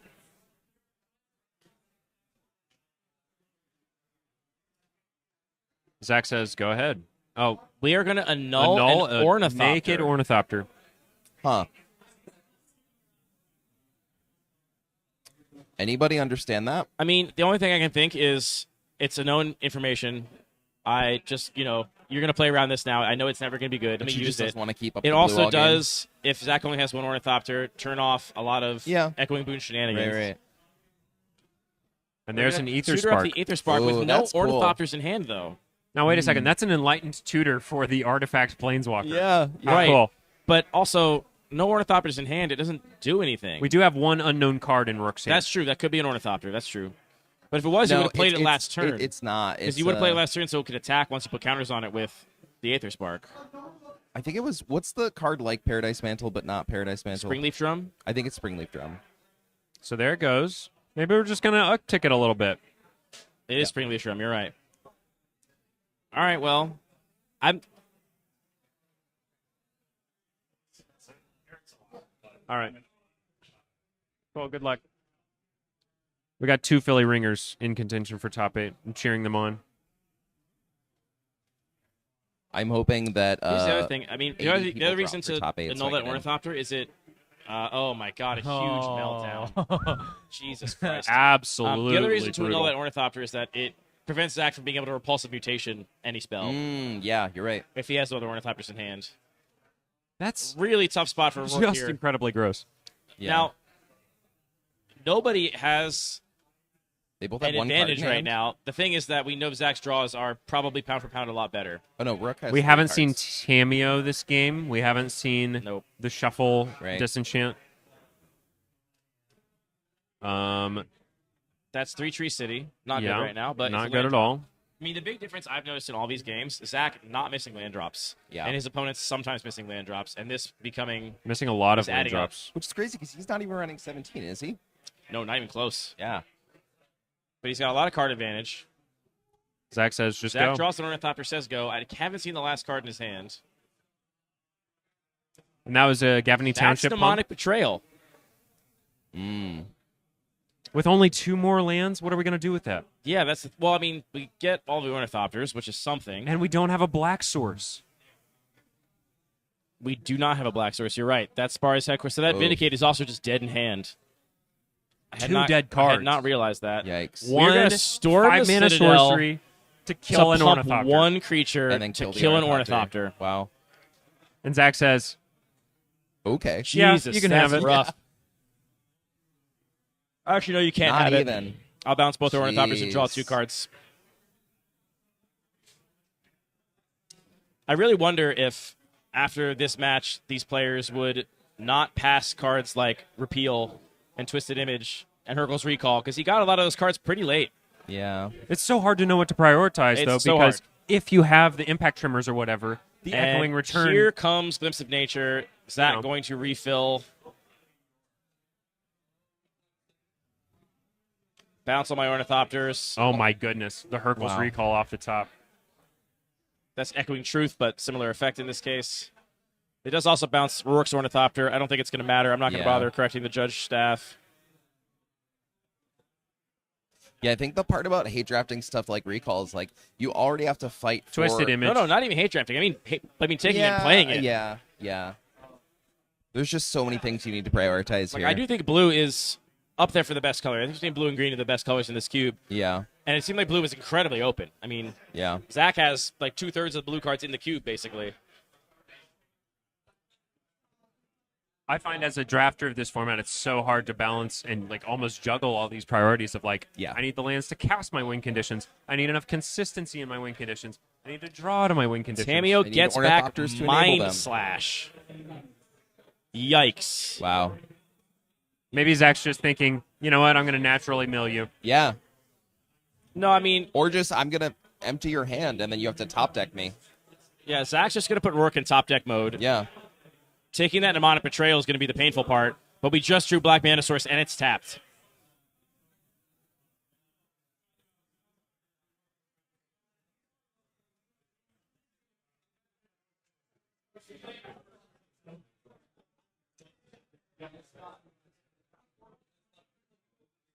Conclave Tribunal, killing Ornithopters. I mean, I think Rourke knows this Conclave Tribunal is going to go away. Zach clapping. And I mean, that's one less card that Zach can Mind Slash away. Yeah. Ornithopter. Draw 2, probably. Yep. One imagines. And then Precious few cards left in library. Mind Twist. Yeah, we can just Mind Twist you now. Leave you top decking. You don't get to cast your last 2 cards, which both require black mana, which you just drew tapped last turn. Yep. It's so Jover. It is, in fact, Jover. I don't know. Yeah, it probably is. I appreciate you maintaining some tension for the Oh, stream. and there's but- that disenchant. We're shuffling 4 more back in. Thunderous, Unity, and then maybe 3 Hurkyl's Recall variants. Yep, that's what it is. Steel Sabotage, Echoing Truth, Repeal. Yeah. Thinking about Maelstrom Pulse, yes. Shuffling Maelstrom Pulse instead. Maelstrom Pulse more flexible for sure. Yeah. And shuffling Conclave Tribunal back in.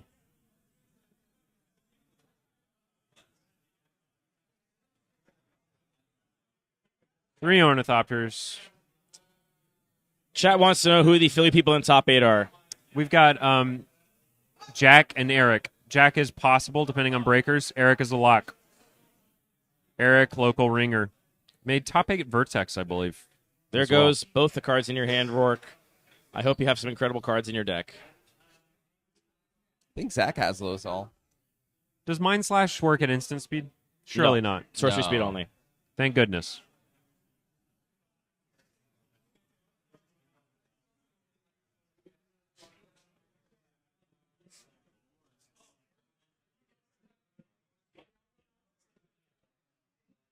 Zach with so few cards left in library here, but going to try and juggle these resources.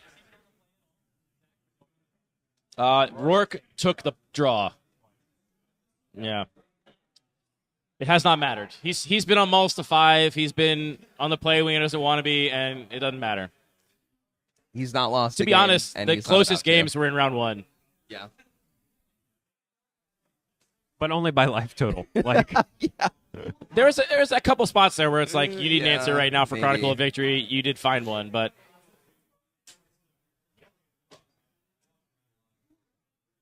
Lethal? That is match. Whoa. Wow. Christ. Now, how was that lethal? I'm sorry. Because of the duplication from Echoing The Boon. double repulsive mutation. Okay. When Rourke has no cards in hand. Yep. I am scared of Zach Barish. We all are. Zach is He's a terrifying man. He's so kind and gentle, but I'm terrified of him. the villain remains undefeated. Yeah.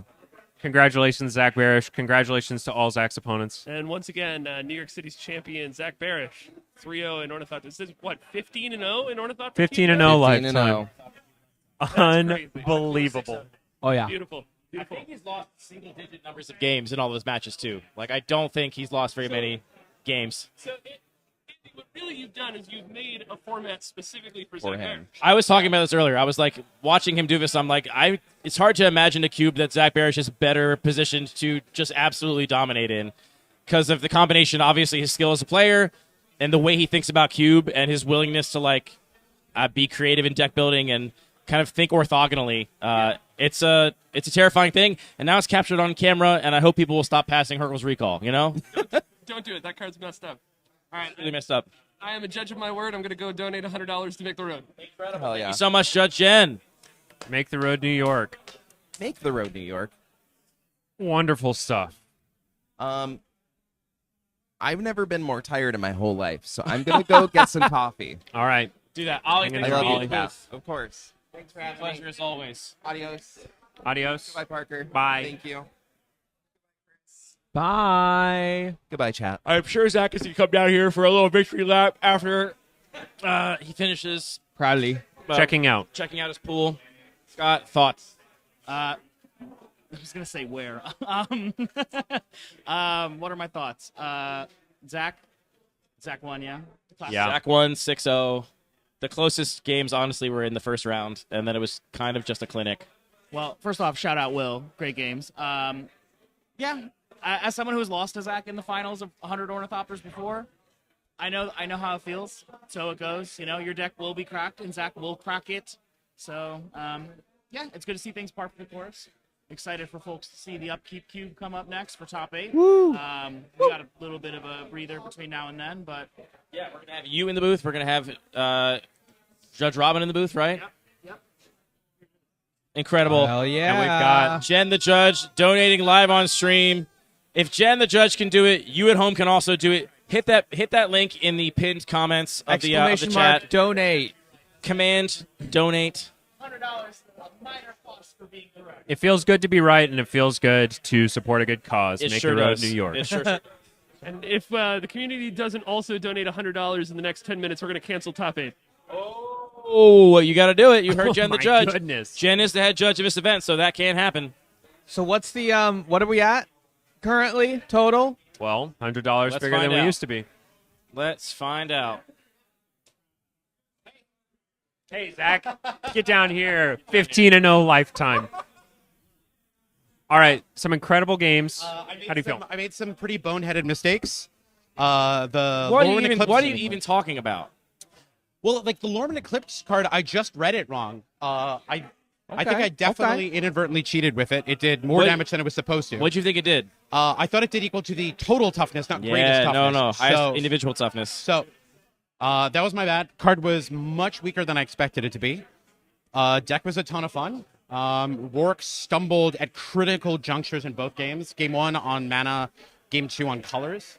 I mean, to be honest, in the booth, it seemed like Rourke just had a bunch of cards that were no good against you. I mean, Disenchant is not good against you.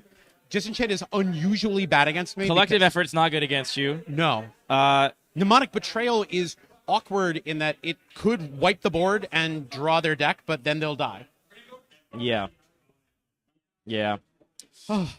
Well, congratulations. You put on a show. It is recorded for posterity. I think you got some of those bounce spells a little late, frankly. That's kind of a late Hercules Recall, in my personal opinion. I agree. I have that card top 20 in the cube, Hercules Recall. I think the card's incredibly good. It's so flexible. And we didn't even see that you using it in the way I think it is most actually used, which is just bounce your board attack.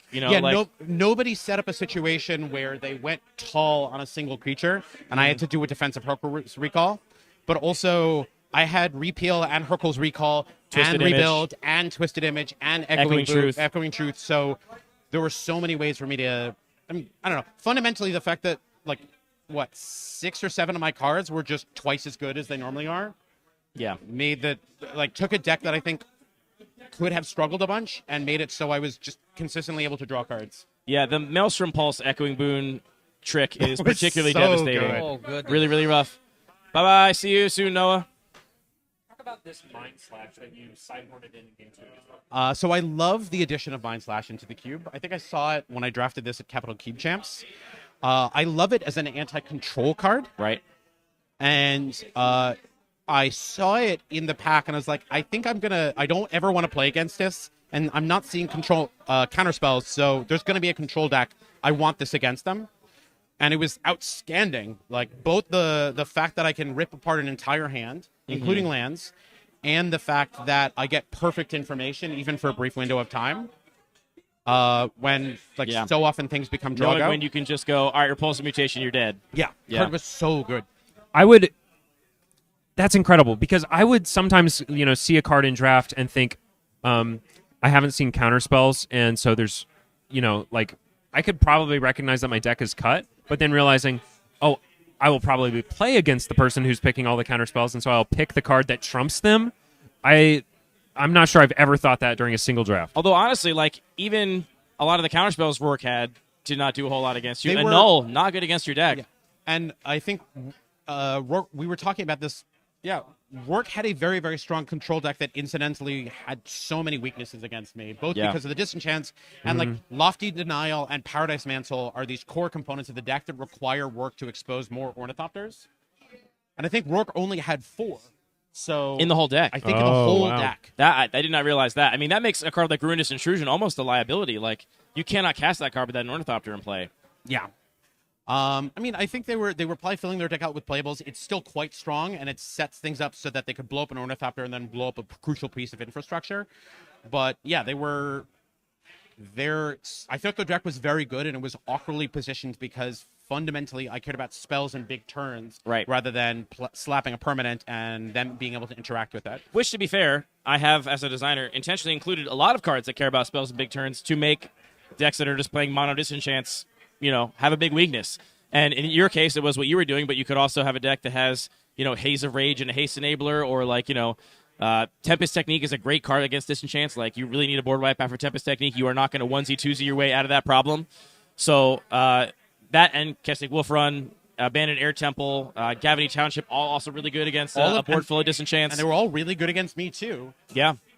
But yeah, I knew against basically any opponent, I either need to be afraid of a one-turn combo kill or them being able to counter and disrupt my Tameo loops. Right. But that's what we were saying, actually, in one of those games against Rourke. We were like, all right, Rourke sees that this is what's happening now.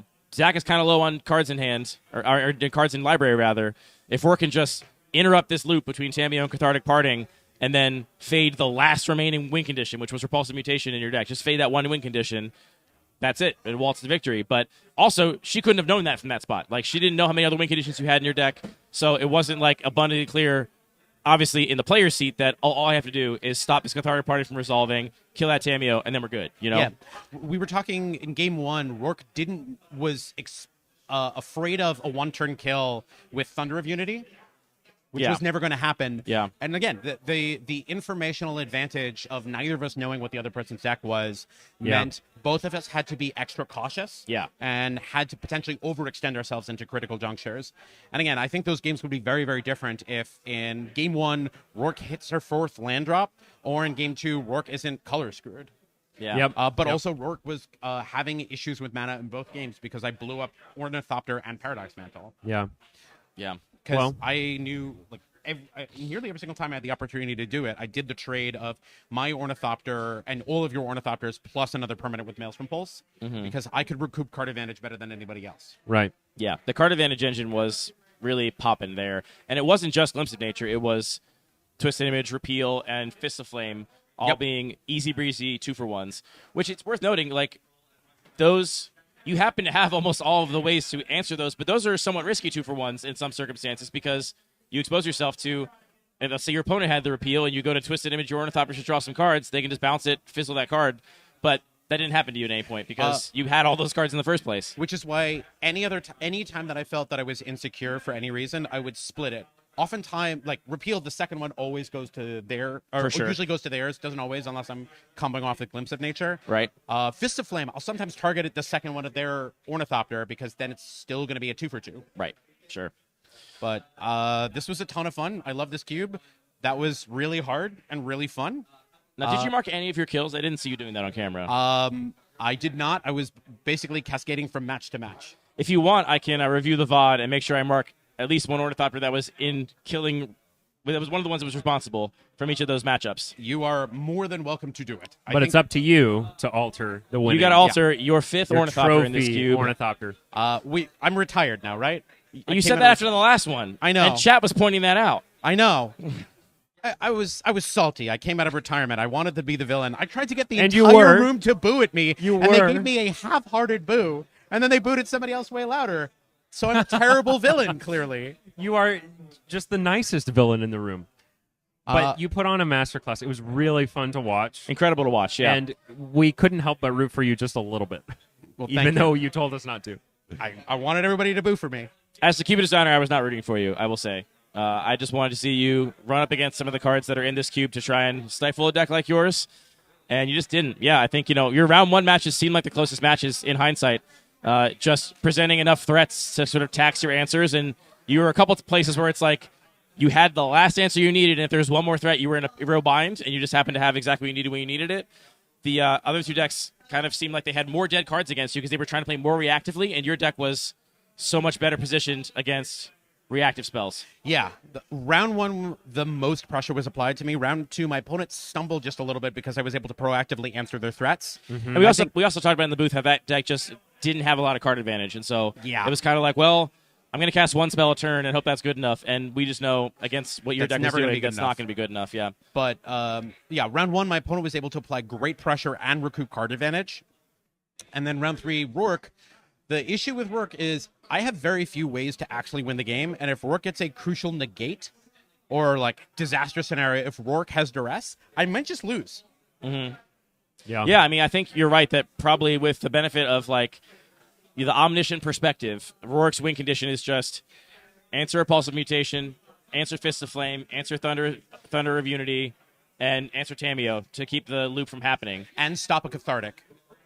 Well, you don't think... Again, you have to stop the Cathartic that shovels all those things back in. That's true. Yep. So that's like 5 cards you got to answer, which, realistically, they're going to be deployed super in the late game, so you've got time to set up your answers for those 5 cards. But as we pointed out, a lot of the answers you saw in Rourke's deck do not answer those cards, and that was kind of the big decider. Null doesn't answer Tameo, Thunder, Lofty, Denial. I can usually just pay the 4. Certainly if you are aware of it. Well, I knew it from game 1. Yeah, because it was revealed to the Showdown of the Skulls. And I saw a lot of Rourke's deck, and she just didn't have that much counter magic, so I still had to be careful, but fundamentally, I felt like I knew what I lost to, and I just tried to play to my outs. I did the sloppy, but try and get it over with play in round 1 with the Repulsive Mutation, just opening myself up for a massive 2-for-1. Mm-hmm. Happens, but I thought I could recover from that. Yeah. One thing I noticed and I'm not sure if it's because these players just felt like they didn't have any extra cards to side into, but I don't think any of your opponents sideboarded at all. And after every match, I was like, there's some cards in this deck that if I were Zach's opponent, I would not want in my main deck anymore. I don't know what was in their sideboards, obviously, but I did notice there was no sideboarding going on. I know Rourke looked at her sideboard. I don't think there were that many things that she had. I don't know. I also will say, like, this is a really hard cube. It's so hard. I find this cube incredibly anxiety-inducing, incredibly fun to play. And this is my 5th time doing it. Like, I probably have played it more than most people in the world who've ever played You've this also cube. done it online at least once, right? Yes. Isn't that where you have your only loss as an online version of the cube? Yes, to Bones. Yes, to Bones. Cool. Who had bow and counter magic. Yeah. Which beat what I was doing. Yep. Well, thanks for putting on a great show, Zach. Thank you so much for the gift of cube and the gift of friendship. Always a pleasure. Yes. Scott, you have an announcement to make? Or you just hanging out? Oh, my lunch order. Cool. lunch. I'm I'm gonna get my lunch order, Thank you, Zach. and then we'll probably take a little break from coverage here, I think, as we get ready for top 8. Stay tuned and throw some of your well-earned, hard-earned cash at Make the Road New York, who deserves it for all the hard Cube work for they're a doing. cause. We'll be back.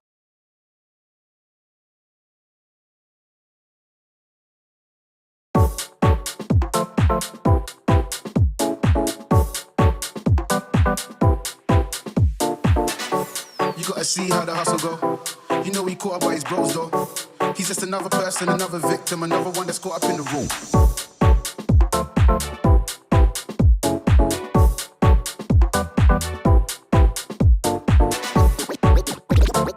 We eating good over here. We eating good over here.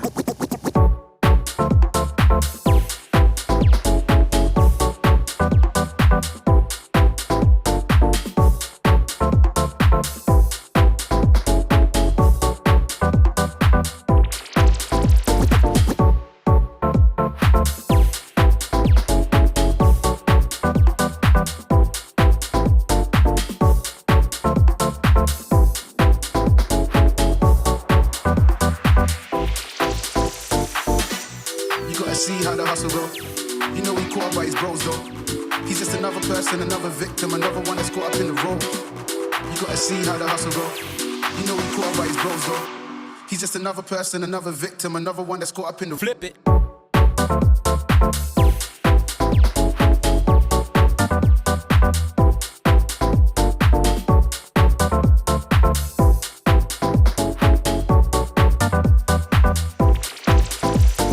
Drop this. No, I'm Gucci, trust me. We eating good over here. Eating good, eating drop this. No, I'm Gucci, trust me. We eating good over here. Eating good, eating drop this.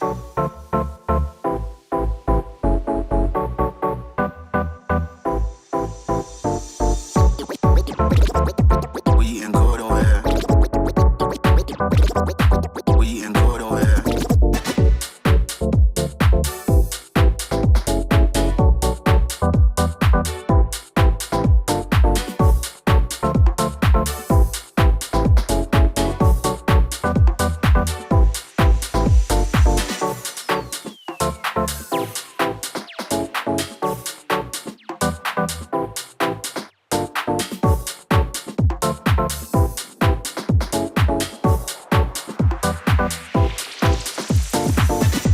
You gotta see how the hustle go. You know he caught up by his bros though. He's just another person, another victim, another one that's caught up in the role. You gotta see how the hustle go. Go, go, go. You know he caught up by his bros though. Go, go, go, go, go, go, go, go, go, go,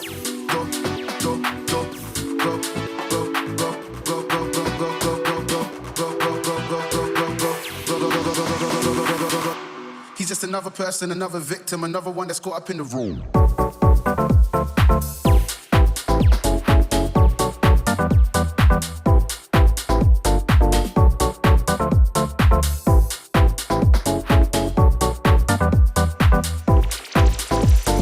Drop this. No, I'm Gucci, trust me. We eating good over here. Eating good, eating drop this.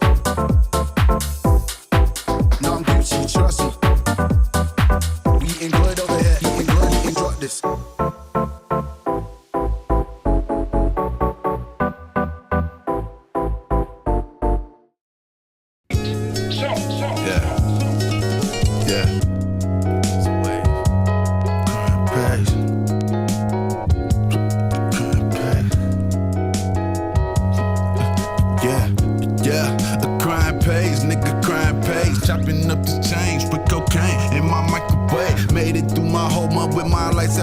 brighter day. Once this shit get knee high, boy, you living, you die by this game. Homeboy just called HIV, he living, he die by his soul. Have we ever hit the same bitch before? Ain't nobody know. Have we ever hit the same bitch before with nobody business? Niggas be fucking these hoes and say fuck insurance and doctor visits.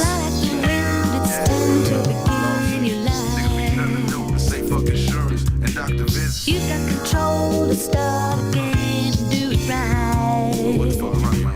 Look to the sky, and you will feel how to live a life that's real. Truth and perfect harmony when the spirit is Crime pays, nigga, crime pays. Chopping up this change with cocaine in my microwave. Diamonds in my chain, yeah, I slain, but I'm still a slave. Twisted in the system, just a number listed on the page. Made it through my whole month with my lights out, I seen brighter days. Once this shit get knee high, boy, you living, you die by this game. Bitch, don't touch my body, cause I put your body all off in a body stain. You ain't gon' hurt nobody, go body for body, boy, we the body gang. The hoe that you brought up to Cali, boy, she only fucking with you cause you fucking with Kane. Thought she was boosting the credit with niggas like you that just ain't got enough on their name. Thought I would front you another one, niggas like you that just ain't got enough on the books. Talking that shit in the booth, but when niggas come shoot at you, you could do nothing but look. My niggas done bust a 4 nickel on your nigga, bustin' that he on the shit bag. His homie done borrowed the car and he got it shot up, now I know that this bitch mad. You said that they called my phone and you huffing and puffing cause they had your bitch ducking. They rocket and went and bought Jeezy a pair of new shoes, that nigga was dick sucking, goddamn dick sucking ass nigga.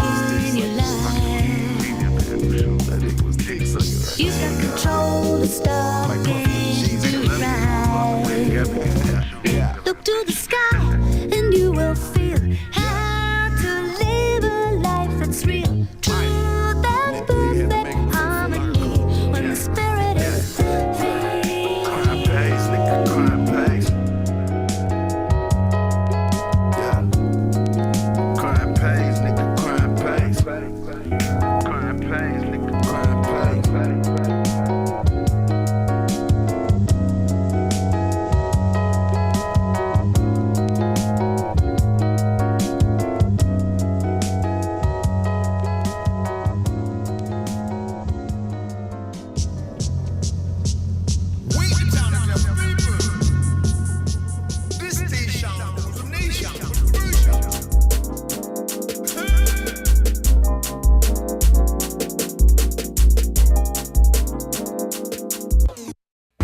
Pull up my pants, now the camera crew is gone.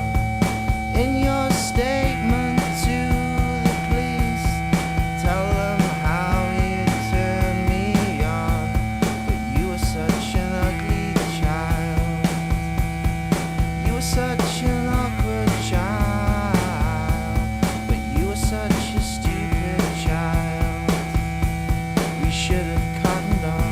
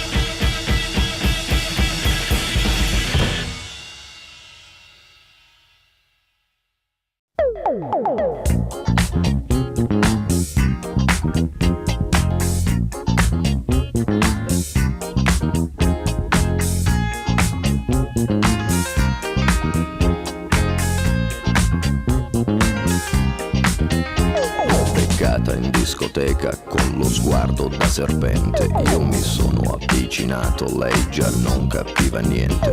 L'ho guardata, m'ha guardato e mi sono scatenato. Fred Astaire al mio confronto era statico e imbranato. Le ho sparato un bacio in bocca, uno di quelli che schiocca. Sulla pista diavolata, lì per lì l'ho strapazzata, l'ho lanciata, riafferrata, senza fiato l'ho lasciata. Tra le braccia m'è cascata, era cotta innamorata, per i fianchi l'ho bloccata e ne ho fatto marmellata. Oh yeah, si dice così, no? E poi, che idea? Quale idea? Non vedi che lei non ci sta? Che idea? Quale idea? È maliziosa ma saprà tenere a bada un super bullo buffo come te. E poi che avresti di speciale che in un altro no non c'è? Che idea? Quale idea? Non vedi che lei non ci sta? Che idea? Quale idea? Attento, lei lunga la sa, lei ti farà girare in tondo senza avere mai le cose che pretendi. E scusa, in fondo scusa, tu che dai?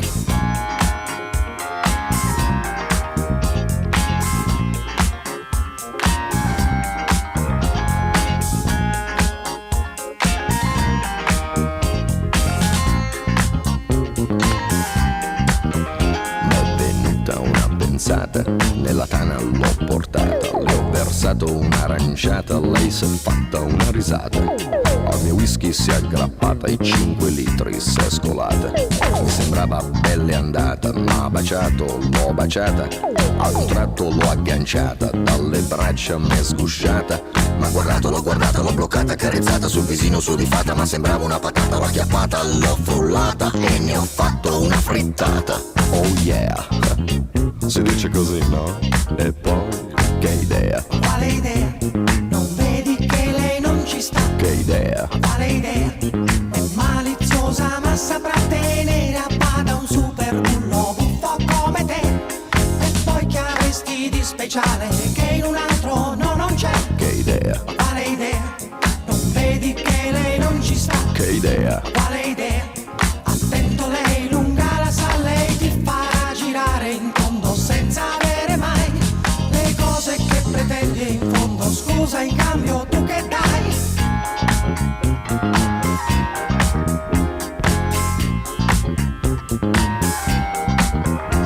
Che idea? Quale idea?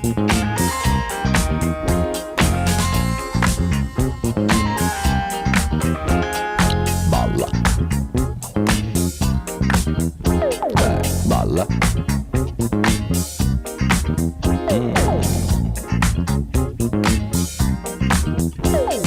Balla. Che idea? Che idea? Che idea? Quale idea? Balla.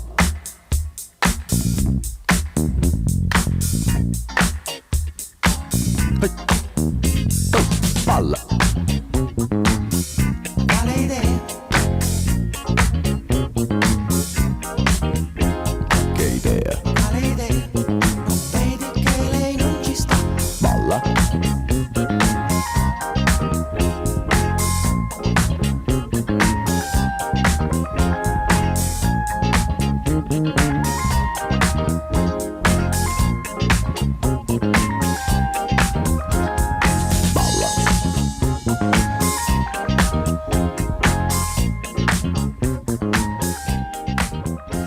Che idea?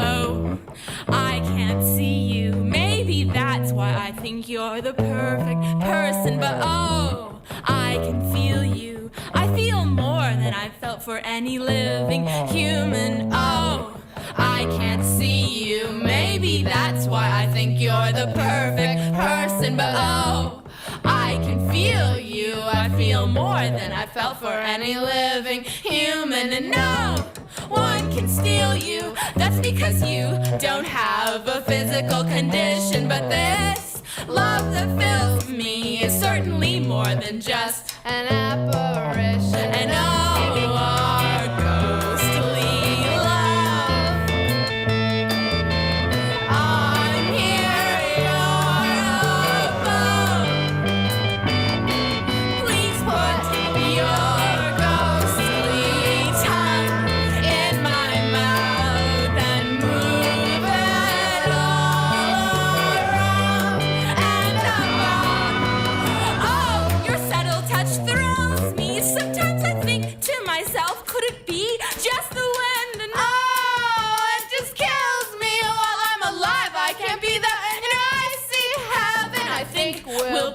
be together forever for us. Till death do us part, doesn't matter, I know we'll be together forever for us. Till death do us part, doesn't matter, I know our ghostly love.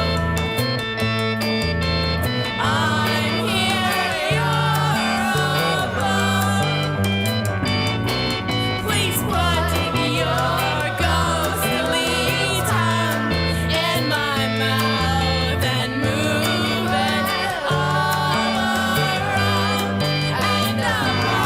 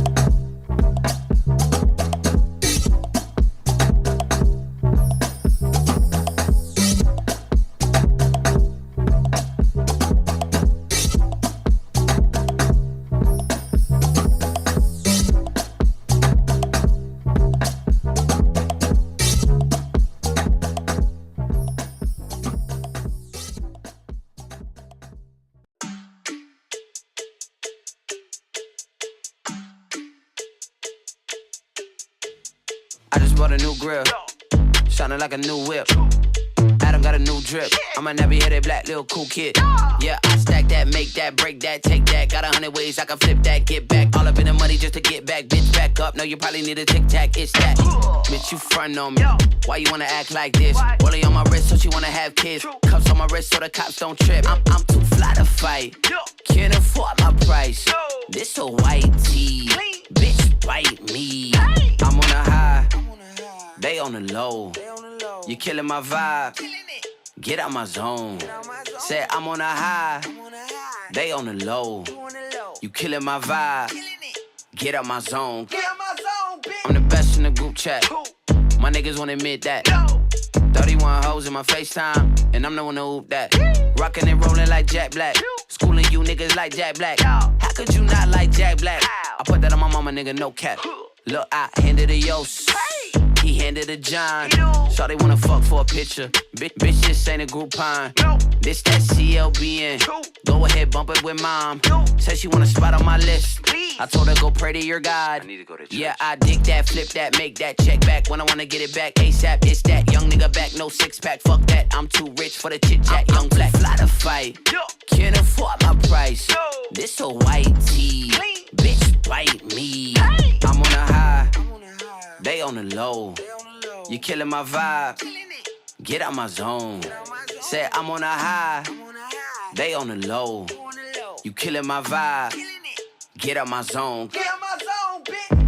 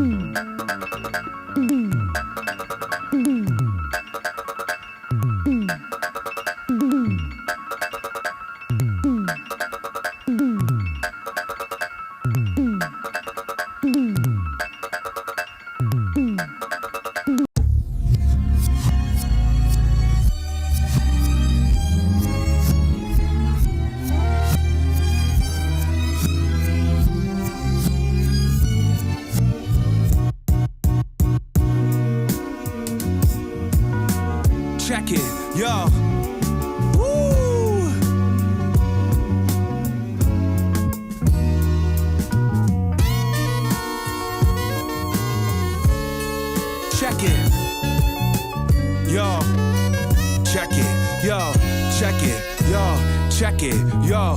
This remind a nigga of high school, no repercussions for the shit that I do. Check it, yo. My biggest worries were missing a free throw. Now me, Grogs, and Pete doing the 3-man weave though. Where I was too pretentious for some egos. Stephonte made a song with Little B though. Check it, yo.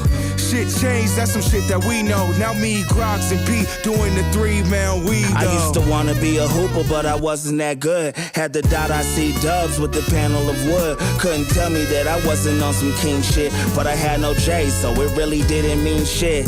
Yeah, sorry, Yunk, you spent your money on those cans, but we both knew I never had a chance. Let's keep it a buck, like Ray in his rookie season. Then I found something I was good at, something that I believed in. See me, I hooped a little, but shit, I was JVing.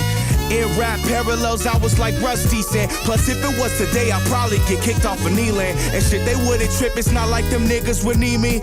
Now the big three out here, 3-man weaving. 7 seconds or less, Mary and Mari and Steven. On wax, need plaques, so no achiever. You can hold all that feedback, we don't need it, what's up?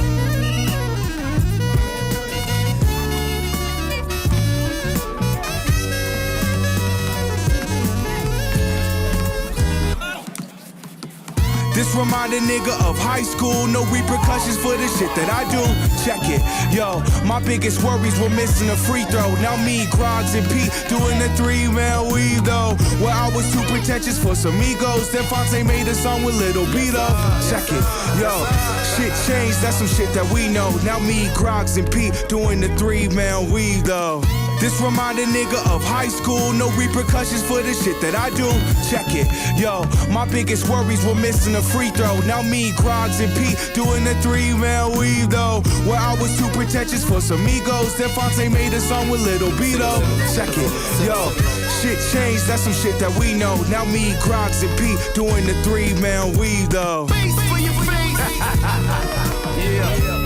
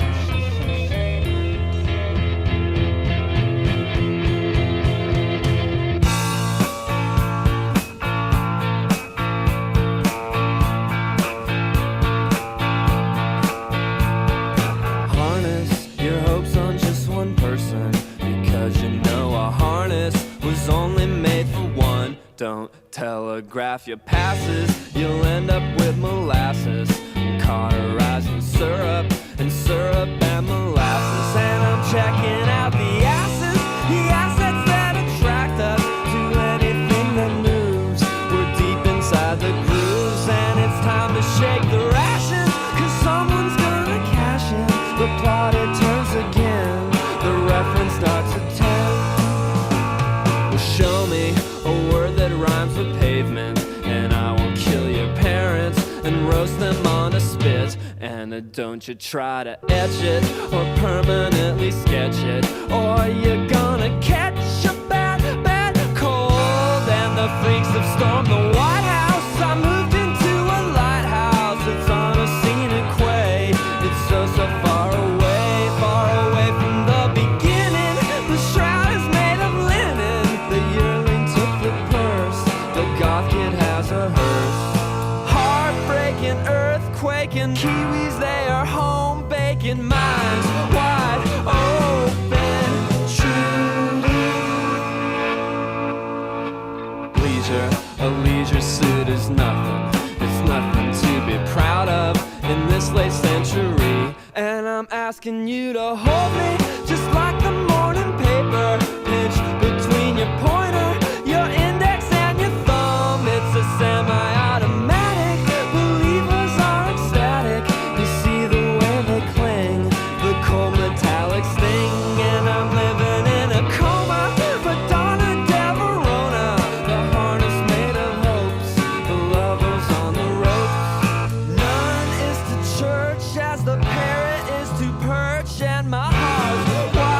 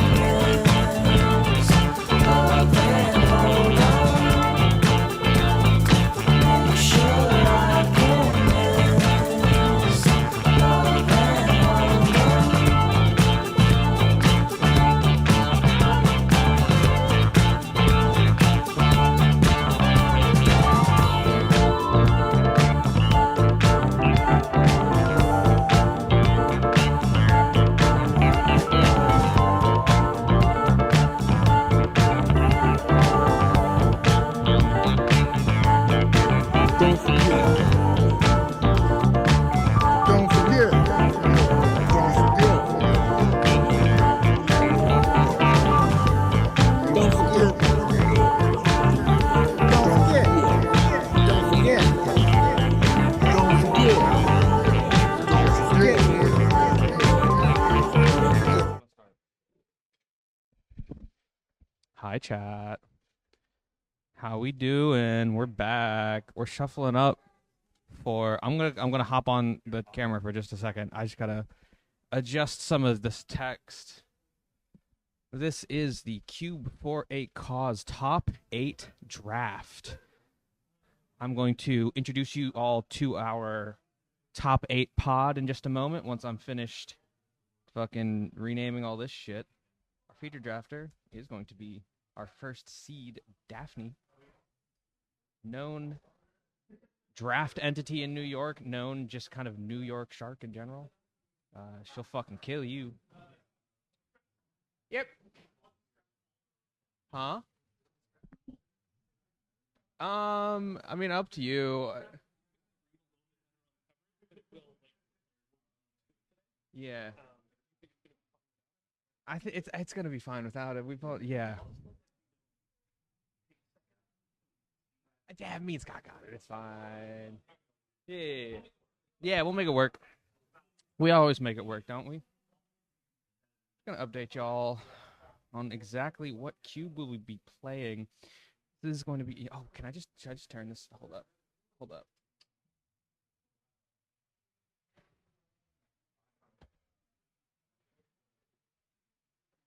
Oh shit! It's me. Hi, y'all. So now you guys can see me while I do all this shit. All right. This is not the 100 Ornithopters cube. This cube was designed by the Upkeep New York play group that meets every Wednesday. Yep, Scott's gonna go take a little pee-pee, and then me and Scott are gonna be your booth for the. Scott's gonna take a magnum piss.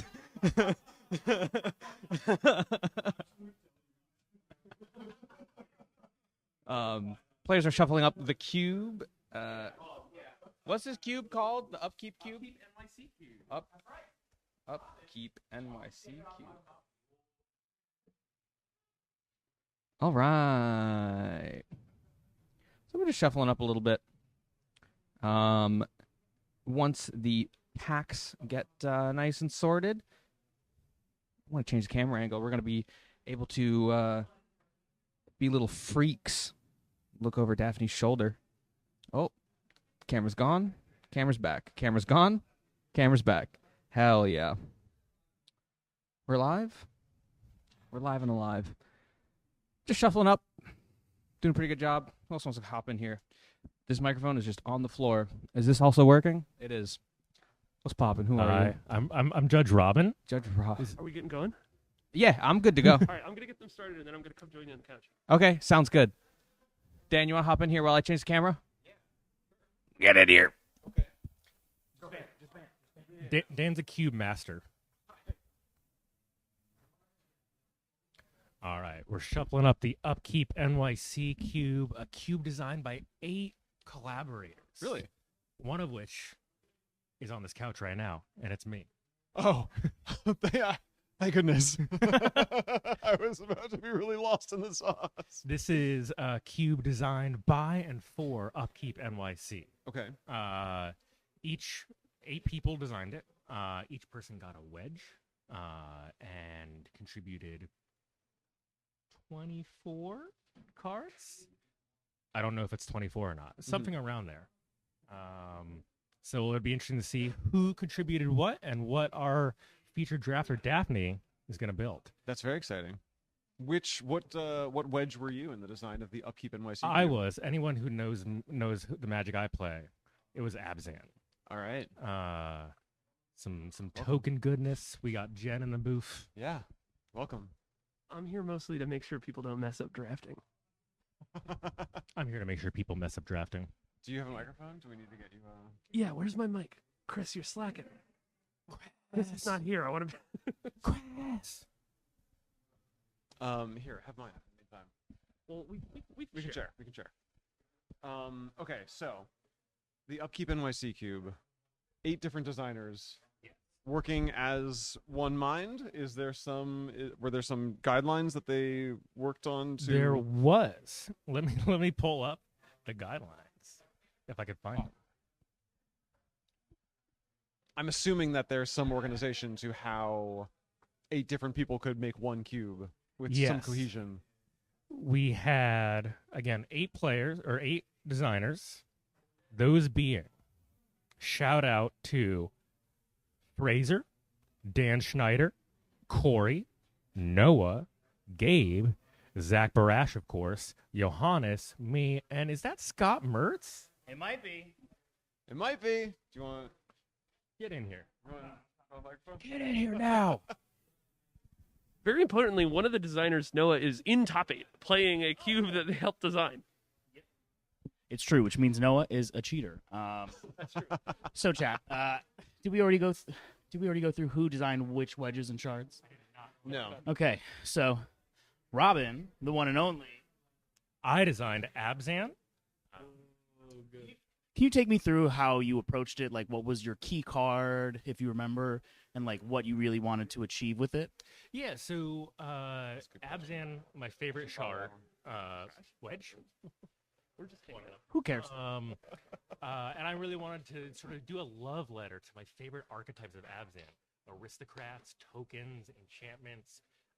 And this was right around when Tarkir Dragonstorm came out, and one of my favorite cards in that set, the one rare or the one multicolored card, I believe, of my wedge is Revival of the Ancestors.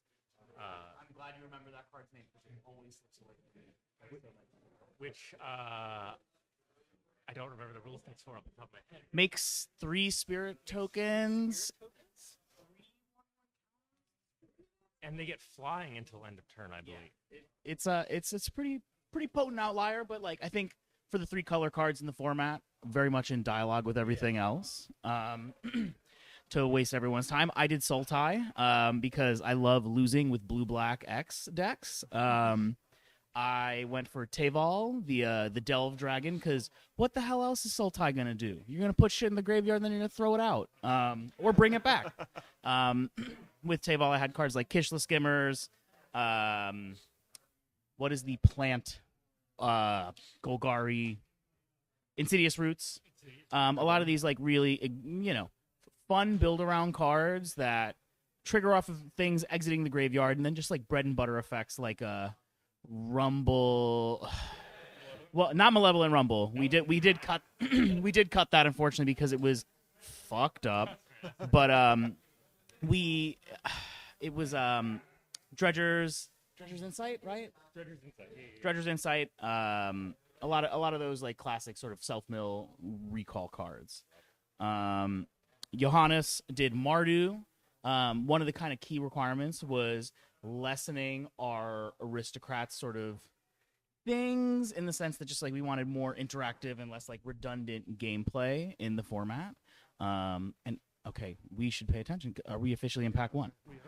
Okay, so we are in pack 1. We're seeing. Okay, so that is. Let's see here. Okay, so when I'm looking at this, I'm not seeing anything jump out that's extremely pushed. Carrion Feeder is really strong. I could see, Thraben Charm, obviously, as we joke around in our play group. Commander set, Modern Horizons 3, Universes Beyond, Modern Horizons 2 and below. That's our pick hierarchy of, getting through the draft. Thraben Charm, Pauper All-Star, if I recall. And just like generically good modal card. Thinking about the gold cards here, that Selesnya Robot is actually one of Noah's selects. I was about to ask about that card because I don't recognize it. Yeah, it's from Edge of Eternities, and it's at the edge of my imagination because I cannot remember for the life. It's very good. It is.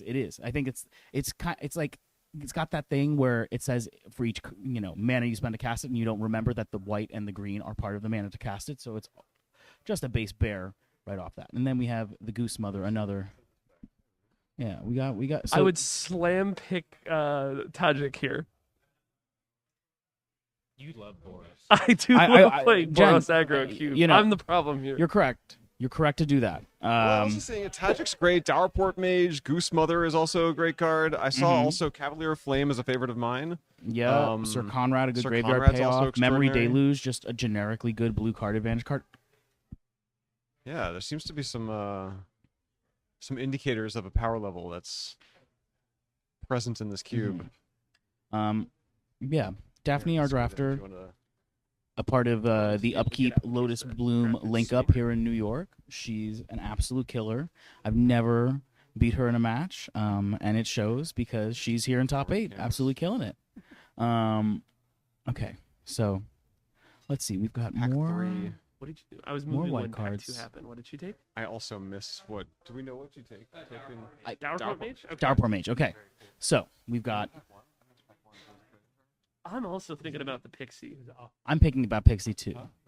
Especially having taken Dourport Mage, Pixie seems like very reasonable. It's also just A fucked up card. Picking stuff up is really good. Yeah, there is like very much like Pixie stuff going on in this format. Okay, so breeding pools are pack 1, pick 1. Okay, Dourport okay. Mage. So Daphne's, maybe in that case we're Daphne's thinking getting the Growth signals Chamber. here. Yeah, I think Growth Chamber is totally reasonable here. I think, it depends if you want to lean into the 3-color bit, right? Sun Petal Grove is a totally option, like a decent option. Conclave Tribunal, if you're going to go in that lens, is like a wheel. But I think Pixie, seeing things like Pixie or the Chamber, like getting your mana under you in such a color dense and color diverse cube is like really critical early in the draft. In a lot of decks, like Growth Chamber can just read draw card effectively. Yeah. And if you're already in those colors, ooh. Oh, okay. So one of the, just silly power outliers, but in a celebratory manner. Drake Attendant. What the hell is it? Drake Hatcher. Thank you, Rob. Drake Hatcher, super good here. Rubble Honestly, Belt, I really Maverick, like the and a Steam Steam Vents Vents. Okay. I like the Steam Vents pick too. We've seen a lot of red cards that have been very enticing. And it's really high quality fixing when your fixing is already like very strong. Yeah. This is Like you're 4 picks in and you've picked 3 lands. That's where I want to be. I'm right there with you. I'm not a vegetarian, but when I do draft, I've got my preferences, and it's close to vegan. You're eating your veg. I am. My fiber is. I'm fiber maxing in the draft. I'm getting my veggies in.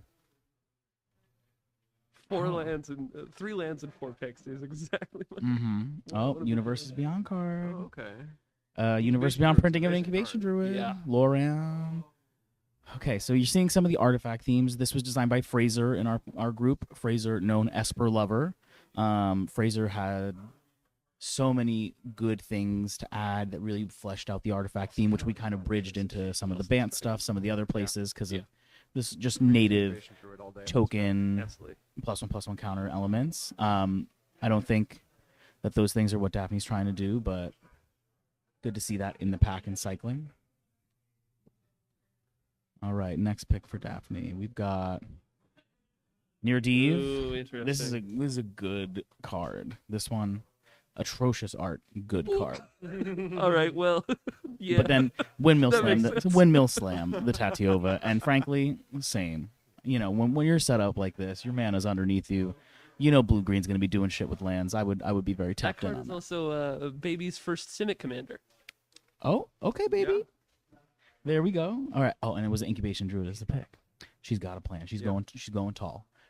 So one key thing, and for those of you at home that are following, Dan Schneider of our play group was owning Grixis, right? And Dan dropped an absolute bomb on the Discord and said, "Fuck it, I did Grixis Dragons," right?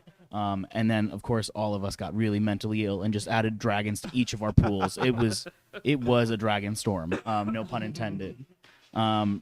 So what you're seeing here is a really good deck to build up and hit those multicolor gilded payoffs that are just going to come in, swing out, impact the board in a big way. We love dragons at Upkeep. I can't help it. I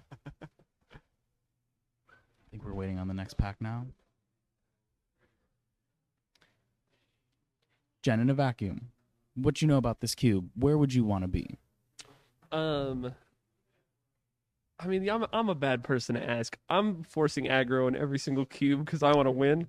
That is correct. And in an 8-person pod where most people are going to be unfamiliar with the limited format, aggro's going to roll over some people. I firmly agree with that. I think, So like as I said, I would slam pick Tajik there. I would have taken all the red cards. I'd be looking. Like, I don't want to see a turn 6 ever. No. The game. Yeah, turn 6. That's not happening. I've already turned the corner. I'm out of here. Similar to my feelings about Ultimate Chicken Horse. I am the villain in most drafts. Folks, you heard it here. Jen is the villain wherever they go. Ultimate Chicken Horse, Cube. But you know what? The results are there, and they're a great person to match. Like I'm looking at honor in this pack. Give me a +1/+1 counter and a card. Yep, Gene Pollinator is really nice, really clean. Like that Reckless Pyrosurfer, that's the landfall one. Battlecry one. But you know what? I'm gonna be real, gang. I'm fucking with the vision. I think that edict is really powerful in a generic way, and I think we're seeing some more black things come up. We're seeing some more Sultai sort of and graveyard rewarded immediately seeing some potential fixing. Yeah. But a lot of blue-red fixing, so this is a little bit of a mixed signal here. The mandrills they're hooting as they're one to do. But will Daphne answer the call? Yes. She did. She's hooting. Yeah. What? For those of you who are off mic, Robin, one more time. Who up hooting on it? It was actually funnier the second time. Yeah, sorry. sorry. Charm came back around. Now see, the vision is there. Yeah, that's crazy. Why? The blue-black land Well, we know why. No aggro dialed players at in. this table. I guess not. Dialed I guess in. no one's aggro. Interesting to see. Did I see a Thraben Charm wheel? Yeah. Okay, I see. You know what? I have so many questions, gang. I'm really curious. There's no aggro players at the table. Confirmed. Well, confirmed, and also people who don't like modal, busted, pushed cards. Now, here's the problem. For those of people remoting in who don't live in New York, at 9 o'clock, we have a travel ban in New York because we're getting snow. So if there are no aggro players at this table, we might all be sleeping here. Yeah. You might see top 8 end with the draw. They're gonna have to cut the golden play mat in half. Sorry, gang. If we are sleeping here, what are we all gonna do with all these cubes around all night?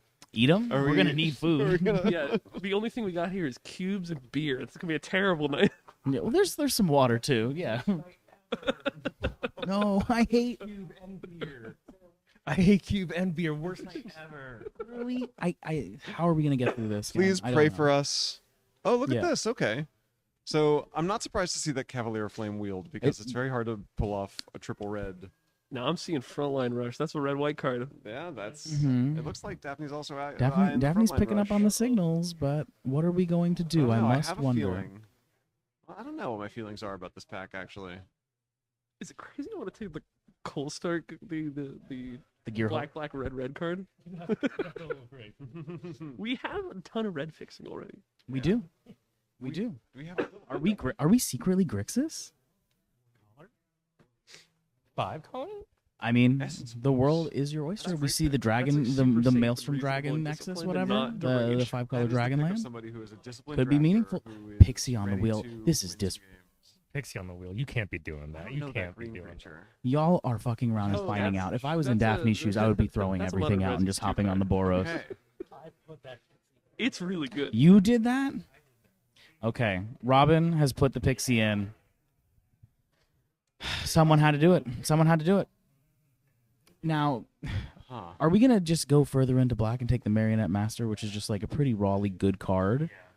Or are we going to try to go into the self-mill angle, or are we just going to just take something and cut someone from something else here? I'm personally looking at the Marionette Master. I think that card is just like good to gum up the board, hold the game down a little bit.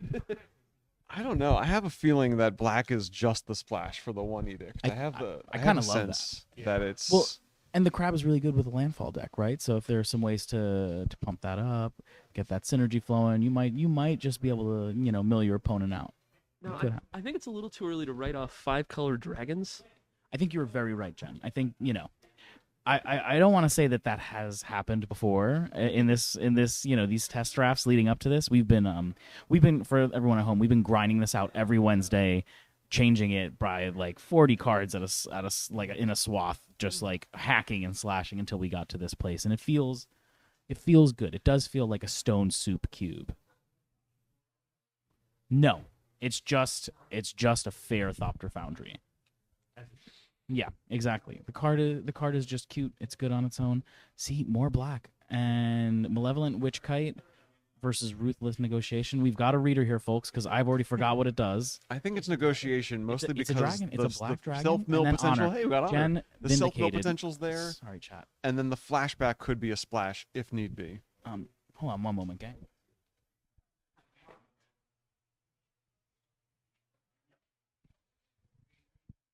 All right.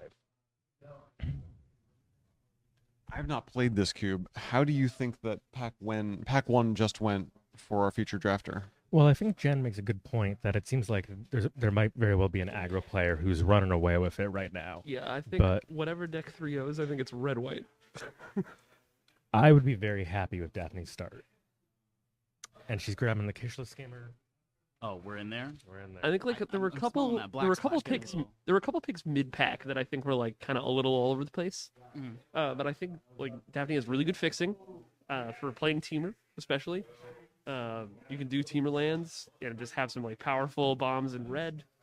I don't think we probably end up playing the Edict. It looks like that double black is very hard to make at this moment. But there's a good opportunity to like really focus on Teamer lands here. And as you can see, just by them sorting the cards right now, she's clearly like looking. I'm in green blue. I have some red fixing. I'm looking to do land stuff. Like she identifies exactly what seat she's in as well. Put the monkey at the front of the pack though. That card's crazy. That card's on legacy play. In like 2016. for like a couple weeks. It's not play for a little bit. Ooh. Mirror Shell Crab. Sarkon's interesting, but more aggro. And there's one of the Omen dragons. Yes. Zell from Final Fantasy. Has a landfall. Antish Restorations in the pack. A Scooz is interesting. Scooz is in the pack. This pack is full of heaters. Mm-hmm. I'd Goes like great to with the turn Skimmer. my Agent of Acquisition face down and draft the entire pack. Ooh, colorless busted dragon. Steel Hellkite. Shout out 2015 Commander. Yep. For me, it's Scavenging Ooze in this pack, Ooh, I think, okay, all day. Hold on. There's a Universes Beyond red card in there that's absolutely fucked from Final Fantasy. Zell Dinched. Dinched? Dink. I don't know, but You can't call him that. I'm so sorry. Zell. Love a tireless Provisioner. Yeah. Provisioner is really good here. It's going to help with the Oh, mana sorting. It's again more lands payoffs. Bloom Vine Bloom Vine Region. Region. Oh, dragons could still Those happen, dragons. folks. I don't know. What was the card behind? Yeah, Yeah, that's Regrowth. right. Honestly, Yeah. I think Regrowth does not get the respect it deserves in this format because every card is that freaking good in relativity to one another that your Regrowth is just, especially in the graveyard deck, it could be demonic too. I do think the color fixing from Tireless Provisioner, though, does give you the opportunity to play like the Edict that you mentioned. Like, Yeah, it it's is true. clearly very powerful if you can make the fixing work. It's true. Oh, okay. So And now we we have, have Cheetah for Mago. This card is just cracked in half. Yeah, passing it. Daphne caught that. Passing it over blue black land. Carsey Revenant. I mean, Carsey Revenant, really great stats. The final boss, the Vampire Nighthawk. Great band. Yep, exactly. So what do we took That's Scavenging our Ooze in the group, previous right? pack, right? Yeah, we'll be Looks at like Steel Brooklyn Hellkite. Bowl next thing you know. Is Brooklyn Bowl even still open? I don't know. My age. St. Vitus. St. Vitus, yeah, exactly. Okay, Nullhide Khrushchev or whatever. Very nice. Believe it's Banner Hide Khrushchev. Banner hide. Wrong hide. Get your hides up. About to hide from all these mispronounced names. I'm a little confused about the Steel Hellkite pick. You're concerned about it? I'm confused about it. Like, I don't think you are having trouble killing your opponent right now. I agree with that. Well, I think it seems to be tucked towards the back. I think it's riding the sideboard. Kind of thing you don't want to play against also. That's true. You don't have a lot of flyers. I don't believe we picked up any reach creatures yet. Maybe you just are picking it because you don't want to get hit in the face for 5. We got a deep analysis. I will not make the joke, but great card. Everyone loves it. Great restraint on your part. Thank you. Popper All-Star Christmas thing. Deep analysis, crazy with Popper. No comment. What?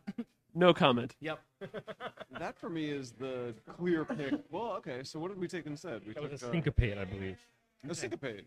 Yeah. Oh, okay. Yeah, between Deep Analysis and syncopate, I think those are the two. How do you feel about a syncopate in this position for Daphne? Because I feel like I our mean, deck is a little bit more proactive than We're yeah. pretty removal light right now, so I think Yeah. syncopate is like it's maybe not the card you want to take, but it based does- on what you have picked so far, I think it's probably correct. Yeah. Now, I'm wondering what we're looking at here because I mean, there are a ton of good options for Daphne here. Because we had to skip deep analysis, I'm interested in combat tutorial perhaps, but we do have a lot of red fixing, so it's possible you just take one of the big red beaters. I'm with you, Jen. Combat tutorial, I think, has really impressed me as just like a bread and butter card. I think some folks are not obsessed with it during our testing, but I think just like that little bit of pump and that card advantage is like pretty nice. It's pretty Divination good. Plus is like a classic in limited formats for a It is. reason. You know, and this is effectively like a plussed up limited format. You know, you've got Yeah. bombs, removals, and the other parts of the acronym, which I like. Evasion. Evasion. Aggro. Aggro. Dirt. Dirt. Everything else.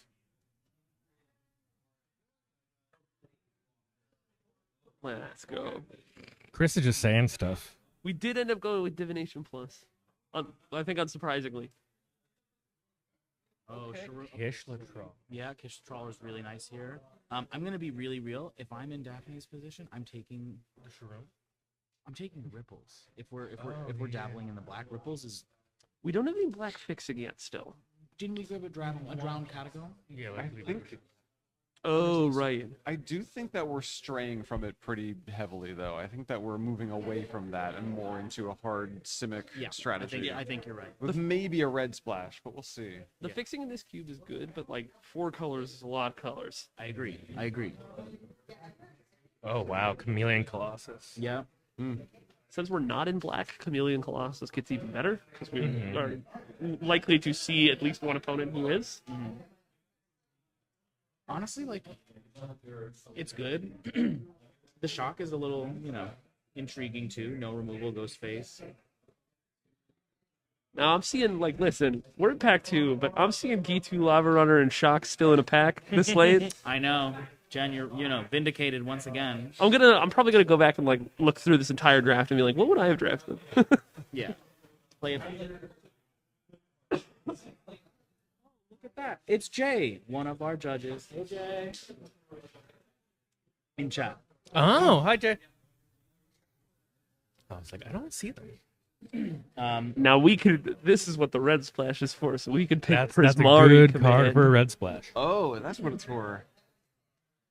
I was looking at that big, thick Biomancer, Yeah. but Prismari Command is a great card. Prismari That Command card, is, like, versatile. absolute that card does outlier so much. Yeah. Miss Merck in the chat. This is the Upkeep New York cube. This is our sort of house cube. After running Cube for a Cause 3 times with my cube as the top A cube, we thought we'd do something of a different power level and design something specifically for our local play group for like new people entering the group, trying to on-ramp people to cube, but also something for these top 8 events that's not just like, oh look, I cast Ragavan and invalidated your entire weekend. Yeah. So that's the goal here. Yeah. It's a very dynamic cube. Yeah, it's true. It's true.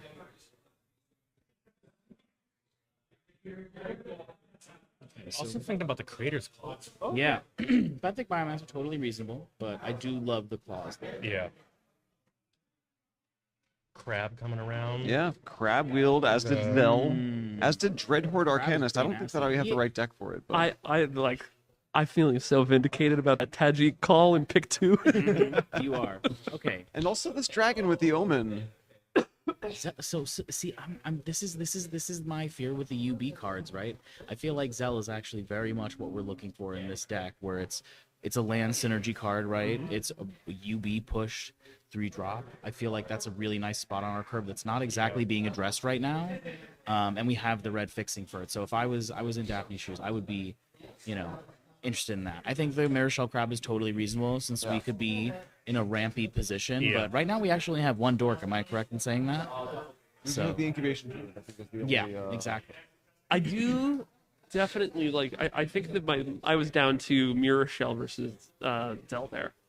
Both those cards, as you pointed out, like our threes are not looking really strong right now.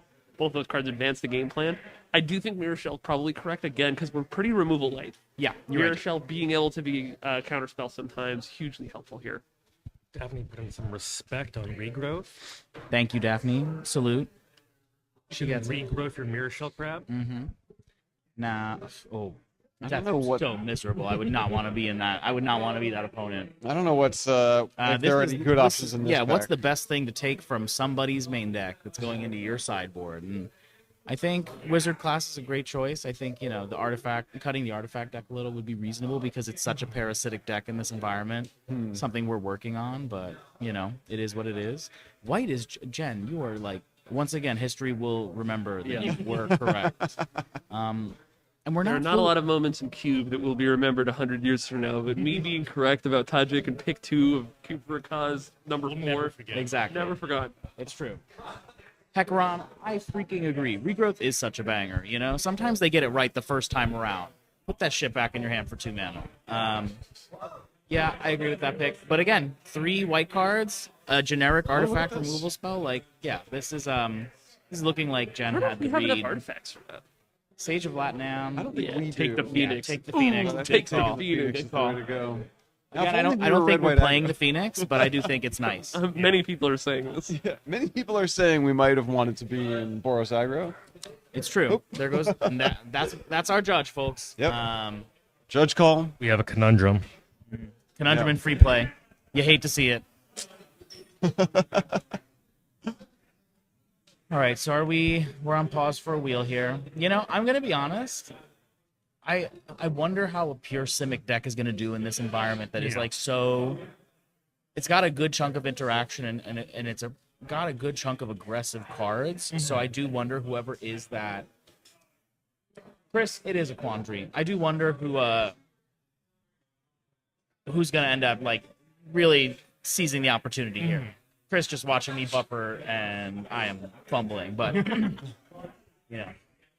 I don't know. I think that I have a feeling that even a deck that is faster, a little lighter on its feet, and has some of those removal tools that are very versatile, I think might just get buried under the value of a plan with some very valuable creatures that have stats above their rates, and then abilities that you get for something as simple as landfall. I think that's very easy for a deck like that to just bury a more aggressive start. I think a deck like that, right, where you're just playing the game and you win the game more for just playing the game, developing your resources is a really potent thing. Blade Wings Thrall, no respect for the classics. Is that one of your cards? No, it's one of the round 5 or 6 edits. I do think it would be funny if you were just commentating and just getting mad every time a card you added to the cube wasn't. You're entitled to your mistakes. I would have picked it personally, but that's fine. No, Daphne's maneuvering this very well. I'll say for sure. So now you're seeing some of these power spikes, right? This is a juicy fucking pack. Oh wow, yeah. Wow. I saw. She could take that whole pack. Yeah, I think we've kind of got Daphne's entire, missing pieces in one little spot here. What are you all looking at in this position? Because I have my thoughts. I like Real Herald is cool. This is Baby Prime Time. It's a 3/1 for 4 that ETBs and attack. It's like a Baby Titan. I like Mana Gorger Hydra a lot. I do too. I also like Mana Gorger in this pack. So we're on pack 3, pick 1. Card up front, but I can't remember the name. This isn't it. Let's see when Daphne taps back in. I think we're kind of looking and trying to stake out what our third color, if our third color is here, because I'm seeing a lot of the sort of Simic cards in the back, and we all organize our drafts differently in progress, but I do wonder, if I'm in Daphne's shoes, I'm feeling like we're teamer. Yeah. I think that Blasphemous Edict is just not gonna make it. It's a bomb you don't have to worry about. Exactly, right? That's just responsible drafting. So we're back. Oh, Molt Tender. I think Molt Tender is really interesting here, right? Because that's the low MV dork that you're missing. It triggers Kishla Skimmers. It has good other synergies. In pack 3, we might wield a Roots. Oh, absolutely. Which would then make all these other things look a lot cuter, right? Yeah. But then it's like you have Golgari fixing here. I actually you know really what? like Rock Farm here. I think Rock Farm's super cool. It lets you play the Edict. Yep. If not in your main deck, then probably in your sideboard. And like in a landfall deck, that says draw a card when you play it. Yeah, well said. Sphinx Summoner. Oh, and there we go. See, we are so in the Sultai zone right here.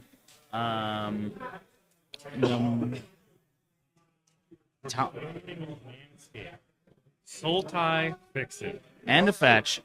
Pile up those landfall triggers. Fill that graveyard. We're gonna see something sexy coming up here. I just feel it for Daphne. I think the Sultai deck is coming together. My bias is finally realized. How does it feel for you in this moment to see your shard pay off? Seeing it being drafted by someone who's always beat me every time we played, it feels freaking fantastic. Designer W for the player L's that I usually collect. We'll take it. I think it's also a very interesting take because there's some parts of the deck that aren't from my curations, but it's nice to see how they kind of slot in really nicely. Benthic Biomancer, these little things. Oh, and that's a fucking blossoming tortoise. Blossoming baby. Tortoise Yes. is such a good card. Literally so good. Have we also got a Lava Claw? Oh, okay. Tireless Tracker. Baby. I want Nyxborn Hydra here. Boomers everywhere, shriek. You're wrong. I want Nyxborn Hydra here. Tireless Tracker's back. I think so. And we just got that fetch land too. So I want to bestow that on one of our many flying creatures and kill people with Nyxborn Hydra. Mhm. Oh, that is so fucking true.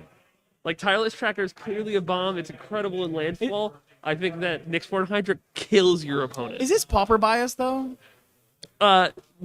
Yes, but Pauper bias is correct, so it's. I mean, fine. it's Legacy Light, so you got something going on there. Sibsiga Praiser, Dragonstorm Bomb. Oh, the Analyst too. Pauper is legacy answers for draft shaft problems. And the fact that we're a ramp deck, Nicol Bolas is extremely. Yeah, you're right. You're right. So one of the things that has been terrorizing our play group during our play tests is the mono green Nicol Bolas deck. It is a disaster. We cut Pentad Prism because somebody was playing like 17 forests and not literally, but a bunch of forests and a Nicol Bolas, and it was on curve every time. It was crazy. Did anyone? I missed what you took. I was shitposting I way also too much. didn't see it. Oh baby, now we're in standard. Oh, okay, yeah. Get yourself a full board. You What got was that? Mhm. Soul Oh, of the Wind. soul But too. there was that Might Form Harmonizer. Yeah, my Form Harmonizer is absolutely crazy. Soul of Windgrace is juicy, but will wheel, and then the Savage Lands to put us promptly, firmly in 4 colors. Firmly lets us We get are that there, black baby. splat. We are there. Daphne's been super disciplined with drafting this entire draft. Yeah, I mean wheeling bangers no matter what, securing the fixing at the really Frontier right Bivouac, I times, think knowing it's to like just eat the veggies. 3. Okay, Loamcrafter Yeah. Fawn, pet card, baby. I love this card so much. It is so good. Commander, celebratory, not derogatory. And you want to talk regrowths? This shit is like Life from the Loam's regrowth bestie. It is so clean. I think there's like 5 cards in this pack I'm okay with taking. Yeah, well, we went with the land this time. Yeah. I think so. Yeah, which is the Frontier Bivouac. Frontier Bivouac. Yeah. Well, both can be true. The Frontiemer. Bars down. You guys know Frontier Psychiatrist Bivouland. Is that a band? by the Avalanches? Oh. Go home and listen to it. See, I was close. All right, so we're looking at a No, get Wizards Retort out of here. quench, It's a all Wizards about Retort. Oh, hold up. My What card was that? might form. I believe right now we're checking for wizard count. Yeah. Is Tatiova a wizard? I don't think so. No, she's a druid. Druid. I think we have 0 wizards, which means we snap. Might pick form. one. No, that was an earlier. Yeah, I know. I think you're right. Don't know words. The frog might be a wizard. I don't remember what the frog is. Melstrider Eulogist. Melstrider Eulogist, really nice card. Not enough of the +1/+1 counter payoffs that I really wanted. It is. I think Is the to frog a Jen's wizard? point earlier, I'm just going for counter. The frog's a magic. wizard. Yeah. I'm not confirmed. Locking in my All right. my Absolutely. Yep. Clearly, we're Low looking at a cost of professional drafter because she agrees with me. Somebody who has never drafted professionally.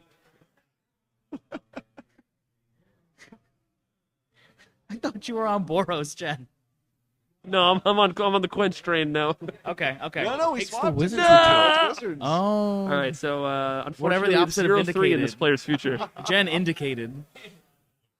Oh, Scrapwork Mud. I've heard that card can go in any cube. Oh, baby. And in any deck. In any deck. Who's a cryptozoologist? So the card's good. Daphne. Oh, wait, hold up. Now let's talk. Y'all, we got a tireless tracker and and the cryptozoologist in And the we same have deck. Tireless Provisioner, do we? We have Provisioner too. Yeah, we have Tracker, Provisioner, Zoologist. We've got a token stew. I We've hope got- you know.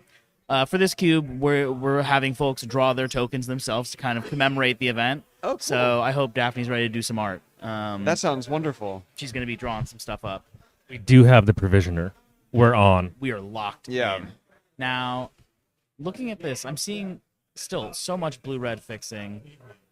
We're kind of seeing like a light build happening right now. It's fun to see what's going on in Daphne's mind, see where she's at. I think like I'm looking at this deck, it's really good. It feels really good in this format. I think no, Banner Hide Khrushchev, right? Banner Hide Khrushchev will probably not make the cut just because we're not really in that zone. But no, we are not the beat down, as they say. Come on, put some respect on Regrowth's name, though. We could be in need of a little bit more interaction. Oh, and see, Daphne did take the bolus. Oh, well, look at that. Yeah, so we see? are on the bolus plan. It's here. Yeah, Regrowth the bolus seems pretty pushed. Yeah. Nice answer for my Planeswalker. What if I played it again? Exactly. Unfortunately, I foresee a game where on turn 2 we need to counterspell something, but because we don't control a wizard, we can't do it. Turn 2 Force Spike is often good enough. No, I'm talking about wizard counterspell. No, I'm misremembering. I'm misremembering. Yeah. Which My bad. You might be right, but I guess time will tell if we're in need of a turn 2 quench and don't have it. Well, we very specifically have to have the wizard one in our hand. At that point, interesting.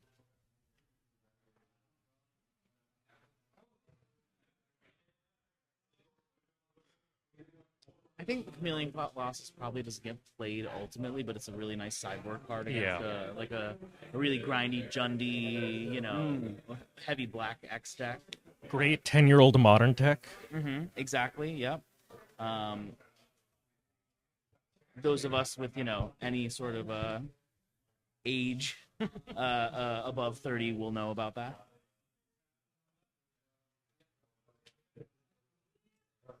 Robin, are you 30? I am 29. Robin's the youngest person on the couch. I haven't even to say that. I just put the mic to my mouth. Yeah, get on chat. Robin. Oh, here we're seeing the 29 Moltender came back youthful. around. God, and the Roots is back. Moltender and Insidious Fruits. And the Moltender. See, Both this came is back a little around. painful if I'm in Daphne's shoes because I want both of those if I'm in that deck. Yeah. The Moltender feels like the responsible pick, right? Yeah, I agree. Maybe Daphne can do like a sleight of hand and get both of them. Yeah, here at Upkeep New York, there are a couple cheaters in our play group. It's not literally true at all, but it's really fun to say on stream. Scott's the biggest one. I can't if I'm a cheater. That's really bad because I stay losing. Like my win rate. Oh, we went with neither. You lose on purpose. We so went we with don't neither of stack. those cards. Well, I got to throw them off. We took the red card in front. I didn't see what it was called. I gotta stop cheating. Was that it? Wait. No, Fire's a Victory. Fire's a Okay, Victory. interesting. Fire's Victory is nice. Honestly, I that like seems that. super reasonable in this deck. I feel like that's also our first single target removal spell that's not on the stack. Yeah, right? our red splash is also free. Our fixing is like incredibly good. Yeah. Just picked up some red green. Rootbound Crack. Yep. here. Amazing. What did we just grab for that? Rootbound Crack. There we go. We're vegan in here. Oh, and there's the Songcrafter Oh, Mage. but Just also, I mean, like we drew it up. Songcrafter's great. I'm a little sad to pass Evo Sage here. Yeah. Yeah, I mean, this is looking really good for Daphne. But it also makes me wonder how good is everyone else's deck, right? Because if Daphne's cooking this hard, these are the 8 best players from this weekend. They've got some gas in the tank, too. Oh, yeah. I don't know if y'all have noticed this, but I've seen a lot of white cards start to dry up. So I'm starting to wonder if someone finally, caught the signal and is being the bad person. Who's got that Tajik? I gotta know. Somebody has that I showed Tajik. you my Tajik. Please respond. Like, I'm gonna. What I want to happen, just for my own vindication, I want seat 5 to have red-white aggro, which means we see it in round 1, and we got like a 5-minute 2-0. Sibsig appraiser on the wheel, just like Daphne is Sibsig so appraiser in their here. seat. Yeah. She's there. She's right where she wants to be. That card is so good at just like doing literally everything you want. All right. Well, I mean, there's. I would take the skeleton just to take it off somebody else's Yeah. table. Skeleton could prevent us from killing somebody someday. Yeah, But exactly. it's- Like as a sideboard card, if it's just a good wall for 4 mana, if it comes to that. On the splash, though. I don't think we play it. I think we just Oh, we yeah. take skeleton just to deny it from someone else. There's the Melt Strider. Last pick center courser, basically. Wow. Yep. No love for the 3/3. Wow. We still got one more pack, right, gang? Or are we done? We're done. We're done. All right. We're in the build phase, baby. It's time. What would you rate this on a scale of 1 to 10? This deck. You know what? I'm gonna be really real. This feels like a And really there goes good, Chris like, 8, entering frame. like a solid 8. Like I don't think Running back. like Set up the build camera. Daphne was fully There she goes. uncontested. I think I didn't see a Haymaker Dragon. Now, mind you, this is a 441. LOL. Don't ask. No, Scott, why is it a 441? The thing about doing 7 rounds of edits in 3 weeks and placing Card Kingdom orders each time is like, they're a little happy accidents. So was it supposed to be a 480? It's supposed to be a 450. Okay. For our full play group. And I could have added the cycle of extra DMU tapped lands just to Sure. round it out, but I think we felt like the fixing was in a really good spot. I think, just to talk through the design process, one of the pain points particularly, and you might actually have seen that unfolded and maybe the drafters experienced this when they were looking at the list, is like red was actually a little bit tough for us. I think we struggled to get red to a place we were really thrilled about as the rounds of iteration went on. It's like, how do I find a card that's in dialogue with all the other ones, that is proactive, that is not just like generic win more Boros aggro, right? Because like Upkeep cubes, like our play group is a bunch of leftists and a bunch of freaks, and we want the cube to feel like you're playing a collective of 10 leftist freaks cube. So we don't want it to just be like, we want it to be Boros aggro, yes, but we want it to be a little sexy. And figuring out how to get that in there is, I think, a little bit of a knob to turn for us. I think designing Boros for a lot of cube designers is one of the most difficult color pairs to do, because up until Strixhaven, it was like there was nothing you could do other than just, I'm hitting you. Exactly. Yeah. Strixhaven did introduce some like interesting graveyard synergies. Cast from Exile, right? Yeah, which was very cool. I'm hoping we see more of that in the next set, which we're going back to Strixhaven. True. Also, After TMNT. I don't know After what you're Teenage talking Mutant about. I do not, Signal Fade, I do not know what you're talking about. Cut the mic. Yep, redacted. Scott, what's your favorite Teenage Mutant Ninja Turtle? Is it the blue one? Mine's I don't know their guac names. and marshmallow pizza. I literally muted the spoilers channel, gang. I hate this set so, like, you know what? Salt off in the chat if you hate Teenage Mutant Ninja fucking Turtles. Tell us. Tell me how you really feel. As a UB hater, I have not looked at the set. As a child, I don't remember which one I liked. Which one had the staff? Who knows? The staff. don't know. I like the staff one. This is I fuck with lost that knowledge. No one can ever tell. Exactly. No, definitely. I think like if you're looking for like the leftist red-white colors, especially if Strixhaven brings the mechanic back, going into like, oh, here's an archaeology college is the archetype for red-white. That seems very up there at your alley. Exactly, and I do think like if there's a world where we get enough of those things, something like, 5-mana Quintorius Planeswalker and some of the Cast from Exile stuff with Pia the Pia Renegade. I cannot remember. There's so many Pia Nalars, but I love that card so much, and I feel like it would bridge into the pseudo Brea Esper meets Boros artifacts world, which feels in the spirit of this. Yep. But I think we also didn't want this cube to look like a lot of our other cubes, and my cube, the Curio cube, kind of dabbles in that space a bit too. So, yeah, I think we're getting there. I would love a Cast from Exile sort of sitch with that. I think it's just like the zone play with Boros being a little bit less low to the ground and a little bit more mid-rangey is really interesting, because I feel like to that point you kind of had two options, right? You were a straight up like lean aggressive deck, or you were big Boros, as vintage cube players and perverts love to call it, right? And I love big Boros as much as the next person, but being able to round that, round those two pillars into like a proper like trio feels really nice. Yeah. So we're doing some building here. All right, we got a glass. Wow. Okay. This Selesnya deck. It does. Got the Sun Pearl Kieran. Mm-hmm. Jen, is that Noah in that seat? Let me look up what the Golgari Gal. Wow. Excuse me. Golgari Gal, aka also Robin, correct? If I remember. What's up, Robin? Hi, Golgari Gal. Seat 8 is Eric Pereno. See, it's Eric. Okay, Eric from Philly. Okay, Eric is like locked in. Hey, friend. Hope I see you at BCP again. It's not even guac on the pizza. It's avocado slices. Chris, what the fuck is going on? So I guess the overarching theme of this weekend is fuck Teenage Mutant Ninja Turtles. Yep. Fuck Ice. Yep. That's it. Yeah. Whole lot of fucks in this channel. When I was like 12, the TMNT movie came out. 12? Yeah, about 12. It was like 2008. Which TMNT movie? The Michael Bay one, of course, with Megan Fox. Michael Bay made a Teenage Mutant Ninja Turtles movie? What? Is this like a Mandela effect for Transformers? And did he not make the robot movie? He also made TMNT. That's yours. And I asked my mom if we could go see it, and she said, "I hate those fucking freaks." I'm so glad you were. I'm so glad you were not in the TMNT as a kid. And you know what? Well, she was probably talking about cinephiles, right? Yeah. Oh yeah. Robin and I are known Letterboxd lovers. Are you on Letterboxd? What's Letterboxd? Oh, that answers that question. Letterboxd is how would you describe it? It's like Goodreads, but good. What's Goodreads? Oh my god. It's a website where you log the books you read. And so Letterboxd is a website/app where you log the films you read. Okay.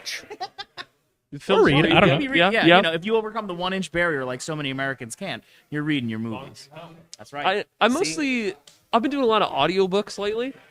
What you reading? I recently finished reading Homegrown, which is a in-depth look at like the evolution of right-wing extremism through like the lenses of like Timothy McVeigh and the Unabomber. It was incredibly interesting and also very deeply depressing. I was gonna say, did that pick you up? No. I definitely recommend reading it, but goddamn, is it depressing. Now, Jen, if you were to recommend a movie to the chat right now, what movie would it be? My favorite movie is Casablanca, but like, unlike a lot of like really old movies, which I feel like for modern viewers can be a bit of a slog to get through, I do actually think Casablanca is still super watchable for modern movie watchers. I've never seen it. Fuck, we gotta come over and watch Casablanca, dude. I'll cry at the scene when they sing the French national anthem, like I do every single time.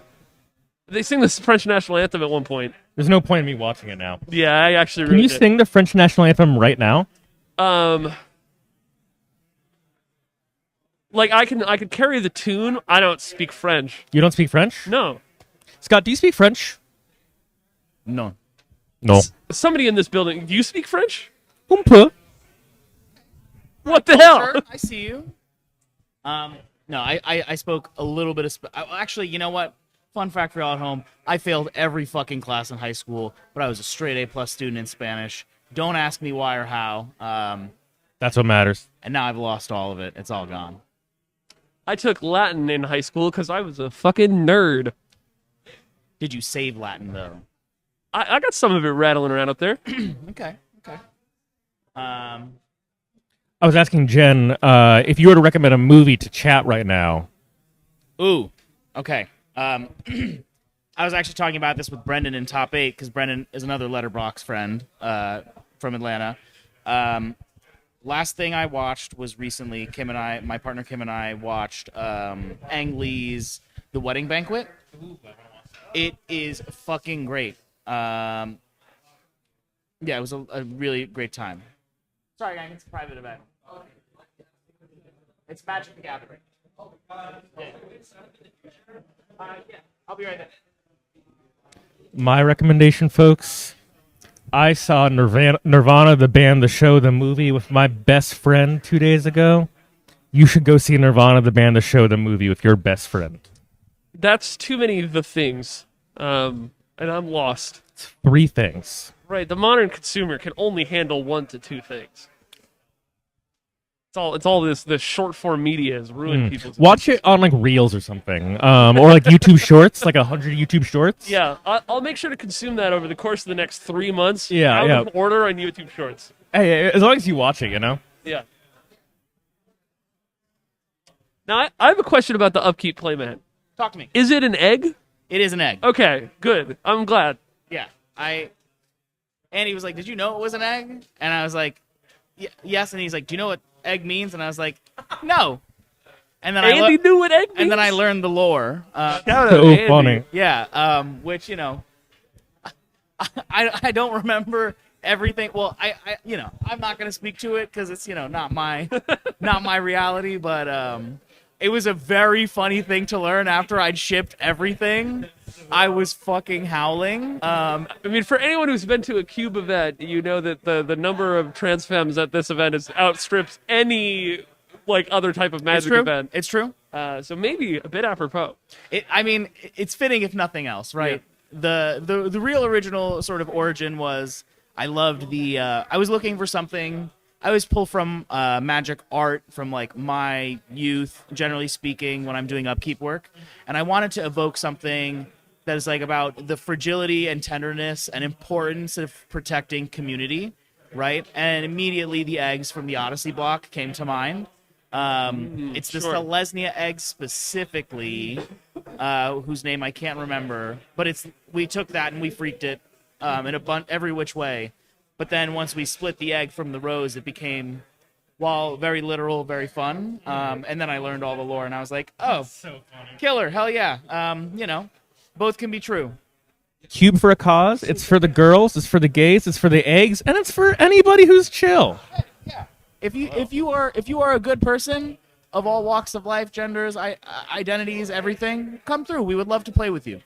Now, since we got Dan back on the couch, Dan, do you have a movie you would like to recommend to the people at home? Wow. Did we get here on a theme, or is this we've been talking about this while you were gone. Just movies in general? Yeah. Yeah. What's the best thing you watched recently? The best thing I've seen recently?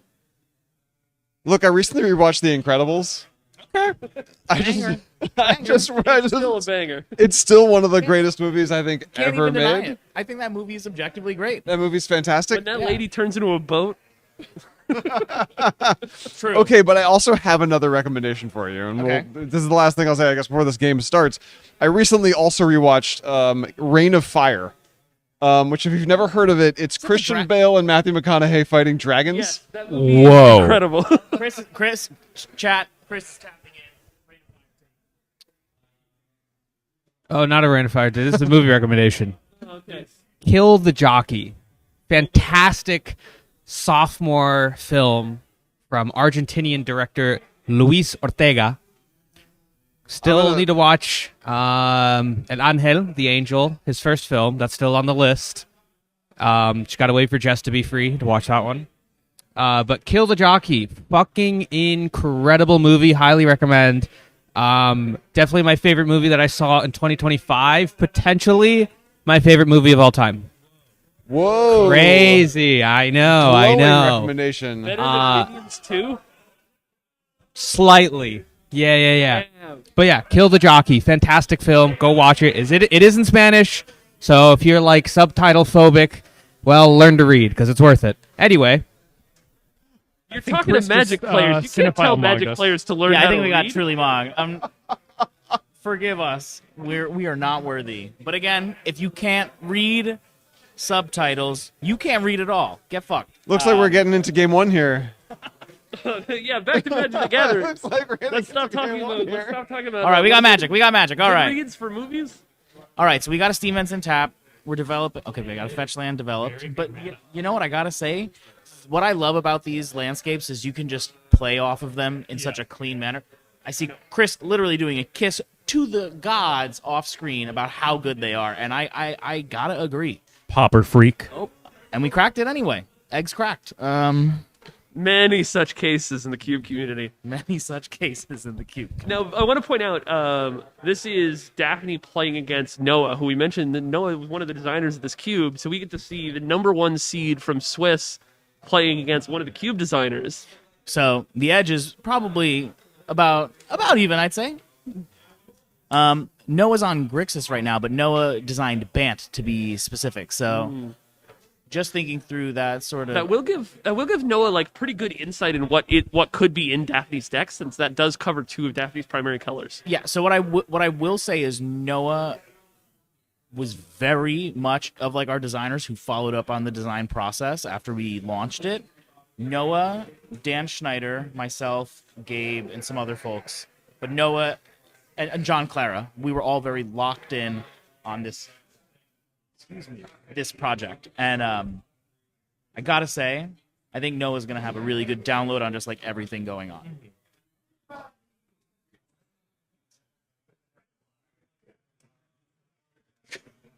Trying my best. The entirety of this game so far has been like really good mana for both sides, and and nothing else. Absolutely no action. Get ready to go to time, folks.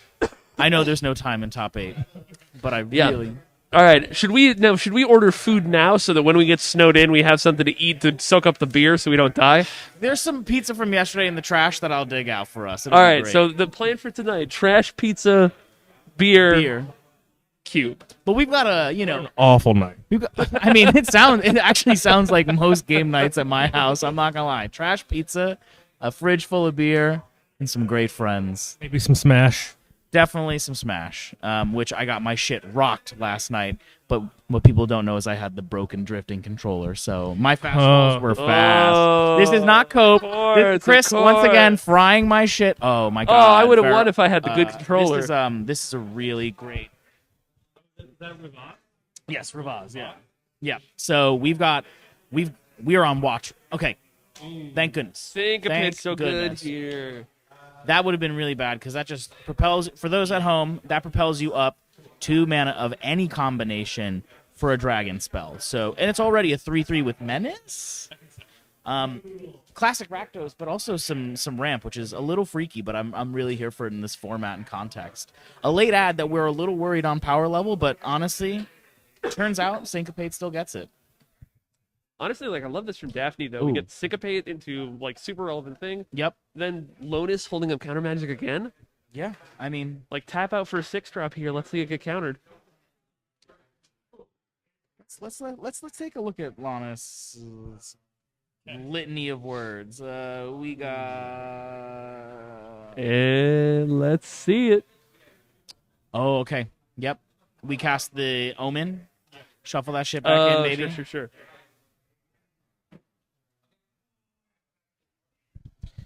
So whenever another non-token creature enters the battlefield, investigate. Not going to happen in this case, but sacrifice X clues, top X cards of your library. Your opponent reveals top X cards of their library. Non-land permanent of mana value X or less from among them onto the battlefield under your control. That is crazy. The all-time GOAT from Dragonstorm Limited, Kish the Skimmer. Absolute demon, Kish the Skimmers. Come to play. Don't do it. Keep the counter magic up. No. What counter magic does she have in her hand? Mirror Shell Crab. It's also actually very possible that she's just looking to resolve Mirror Shell Crab. Dude, getting close on mana, and Mirror Shell Crab is huge. That's rough. Okay, no, yeah. Yeah, I mean, we're like, literally playing low-key, Dragonstorm Limited. That is a big inspiration for the cube in its finished form. I can't lie. We snuck in a DMU card, but other than that, like 1 or 2, you know. But this matchup, there's we got some Mono Horizons, all the problems. Definitely a lot of cubes that I've designed started with. I really liked this limited format. Let me iterate on that. I mean, you know, that's how the Curio Cube started. I was just kind of like, enchantments, artifacts, let's do it. Oh, and a regrowth. What did we get back? Regrowth on the Kish the Skimmers, draw a card, try again next turn. Ugh, yuck. And what did we get back with the regrowth? Was it Kish Trawlers? Trawlers, yes. Yeah. Damn, Kishla. Kishla typo over here. Who is Kishla? Don't worry about it. It's Oh, a place. fuck, I guess. Hello, Zoe. Yes, we got you with a link in the chat in 1 moment. No.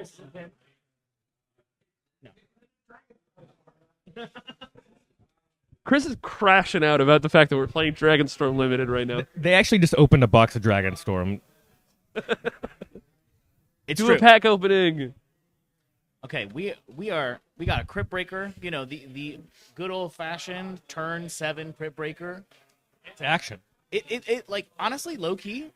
This was one of my ads in the late rounds because I wanted us to have a little bit of a zombie package, and I love the self discard, adding to the graveyard, and then like it is just a self-contained engine that can land early and just get the game moving while building out a fleet. I really like it.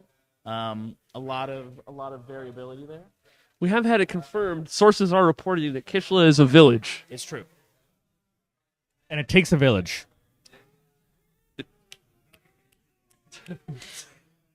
For those of you at home, Chris is saying, "Ooh, Kishla is a place on earth." That was as beautiful.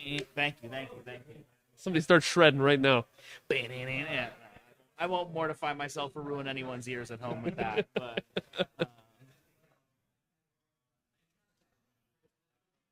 I definitely think we're getting into the range of like, no one's going to run out of cards, and then we're going to see Mirror Shell Crab hit the field. Rebuying regrowth so we can regrowth. Yo, dog. I heard you like a regrowth, so we regrowthed your regrowth so you can regrowth with a regrowth. Judge, I would like to demonstrate a loop. Do you have a moment to join us?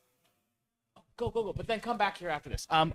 Designer of Teamer, legendary drafter, top 8 from last time, Rourke, is going to be joining us in a moment to talk about her work on her shard, Teamer, and do a little commentary with us. Rourke also came in 9th. Yeah.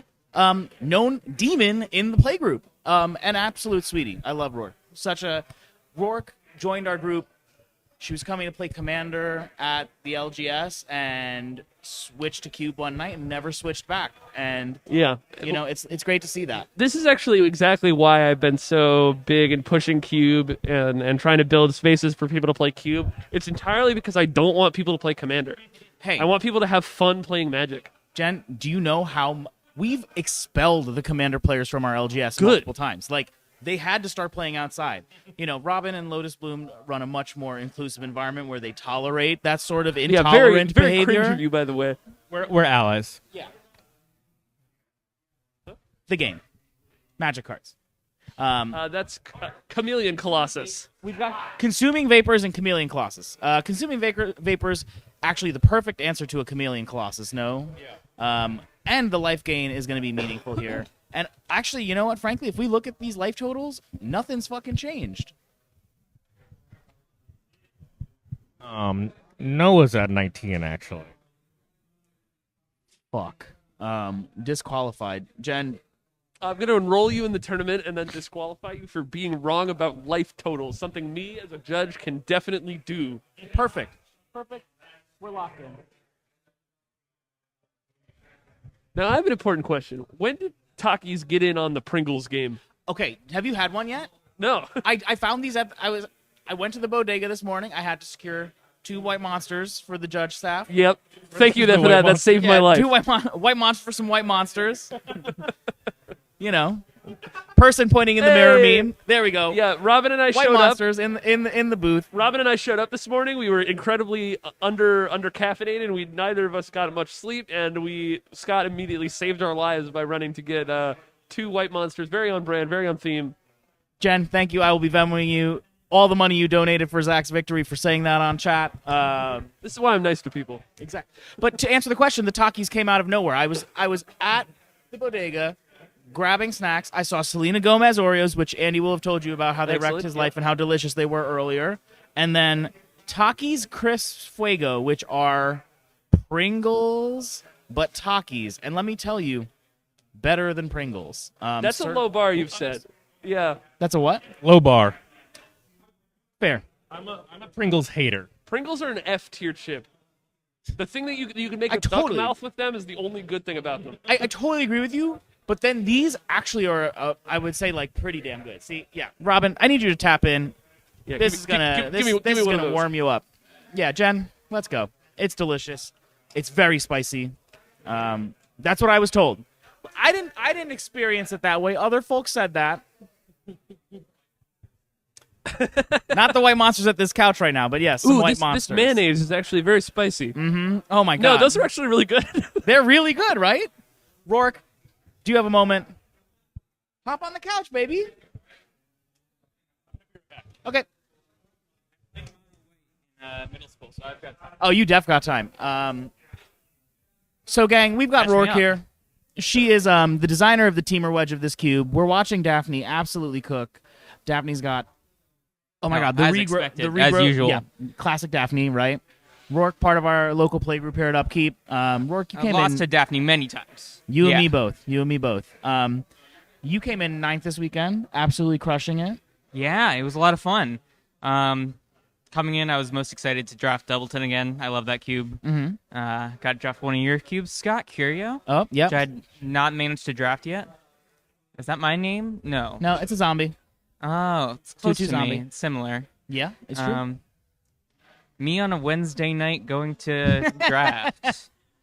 It is, you know, it happens to the best of us. By the Yeah. time I get to Magic on a Wednesday, I'm just kind of like soft launching an 03. Catch me up. What's happening in this game? So right now, we are like, I don't even know what turn.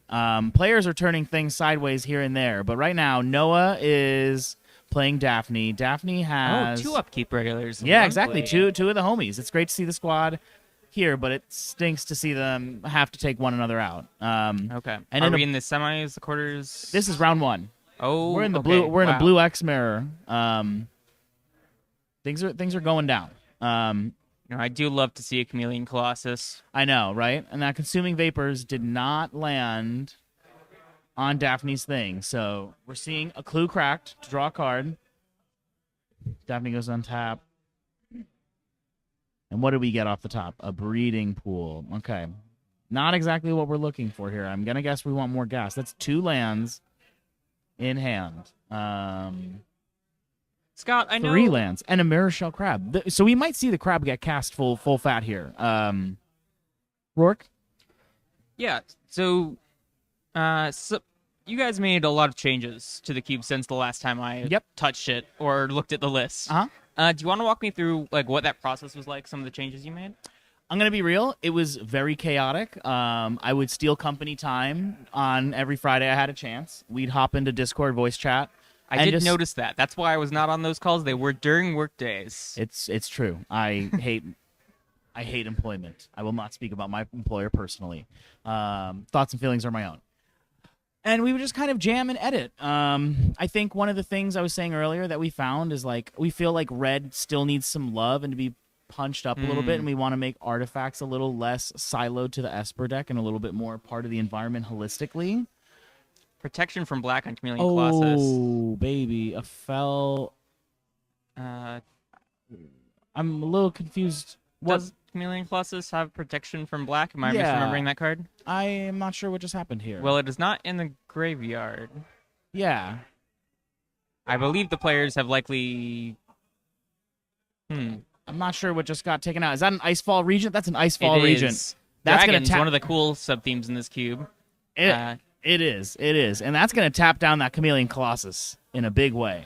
During the weekend, I saw Zach Barish, known Bracket Demon, absolutely put on a clinic with this card. Someone landed a dragon. What did Zach do? Landed the Icefall Regent, and that was swift work. Throw black to Cons of Trikier Limited. Yeah. Or Fate Reforged. So Yeah, well, as Chris noted, this is low-key Tarkir Dragonstorm. Fell was discarded to make a zombie. Thank you, Cade. Okay, that's what is going on. Legendary. Good to know. All right, so yeah, we've got 3 zombies now, so we're going to start drawing cards off of that Crypt Breaker.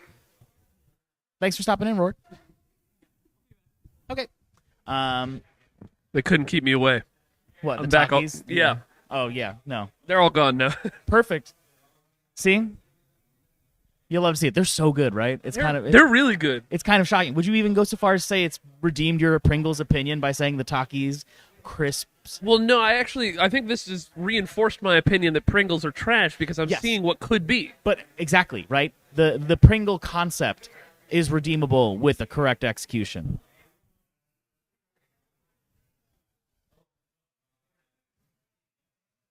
Thank you, Gwen. Sorry, Gwen. Your names are both green. I'm colorblind.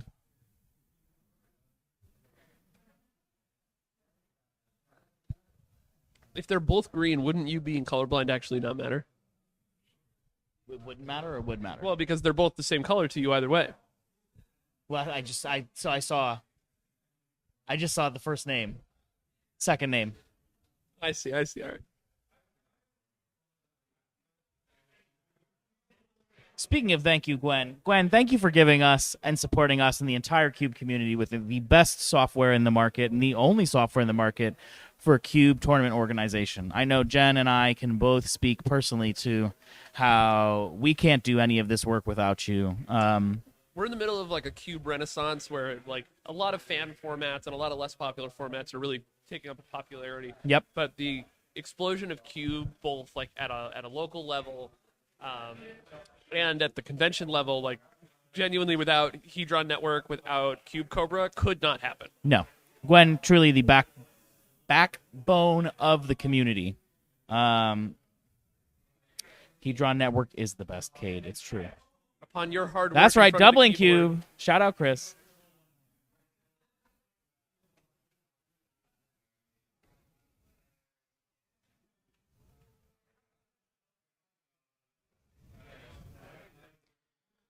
This board state's getting a little stall, but I wonder if the Icefall region is gonna. Is Noah at 1? What the fuck? Holy shit! You'd love to see it. This is what I said when we were drafting with Chameleon Colossus. Because we know that we're not in black, it gains a lot of value because we know at least one of our opponents is going to be. Yeah. And we get immediately rewarded by being able to just kill our opponent. With This the is set. just bonkers to see happen in real time. Like it's looking like not much is going to stop us from just doing it again next turn. I mean, right now, in fact, I think we might be, saying night. But I also see a shitload. Oh, it's fucking bolus time, baby. Ooh, that's hot. Boom, boom, boom, boom, boom. Nothing but kind words, Gwen. These are truths. We couldn't do this without you, baby. And Gwen, part of a very exciting secret project we're working on in August. There goes the handshake. Boom. Daphne Chameleon got there. Colossus, did most of the legwork, but when you see Bulldust resolve and you don't have an answer, then you're just cooked. Yeah.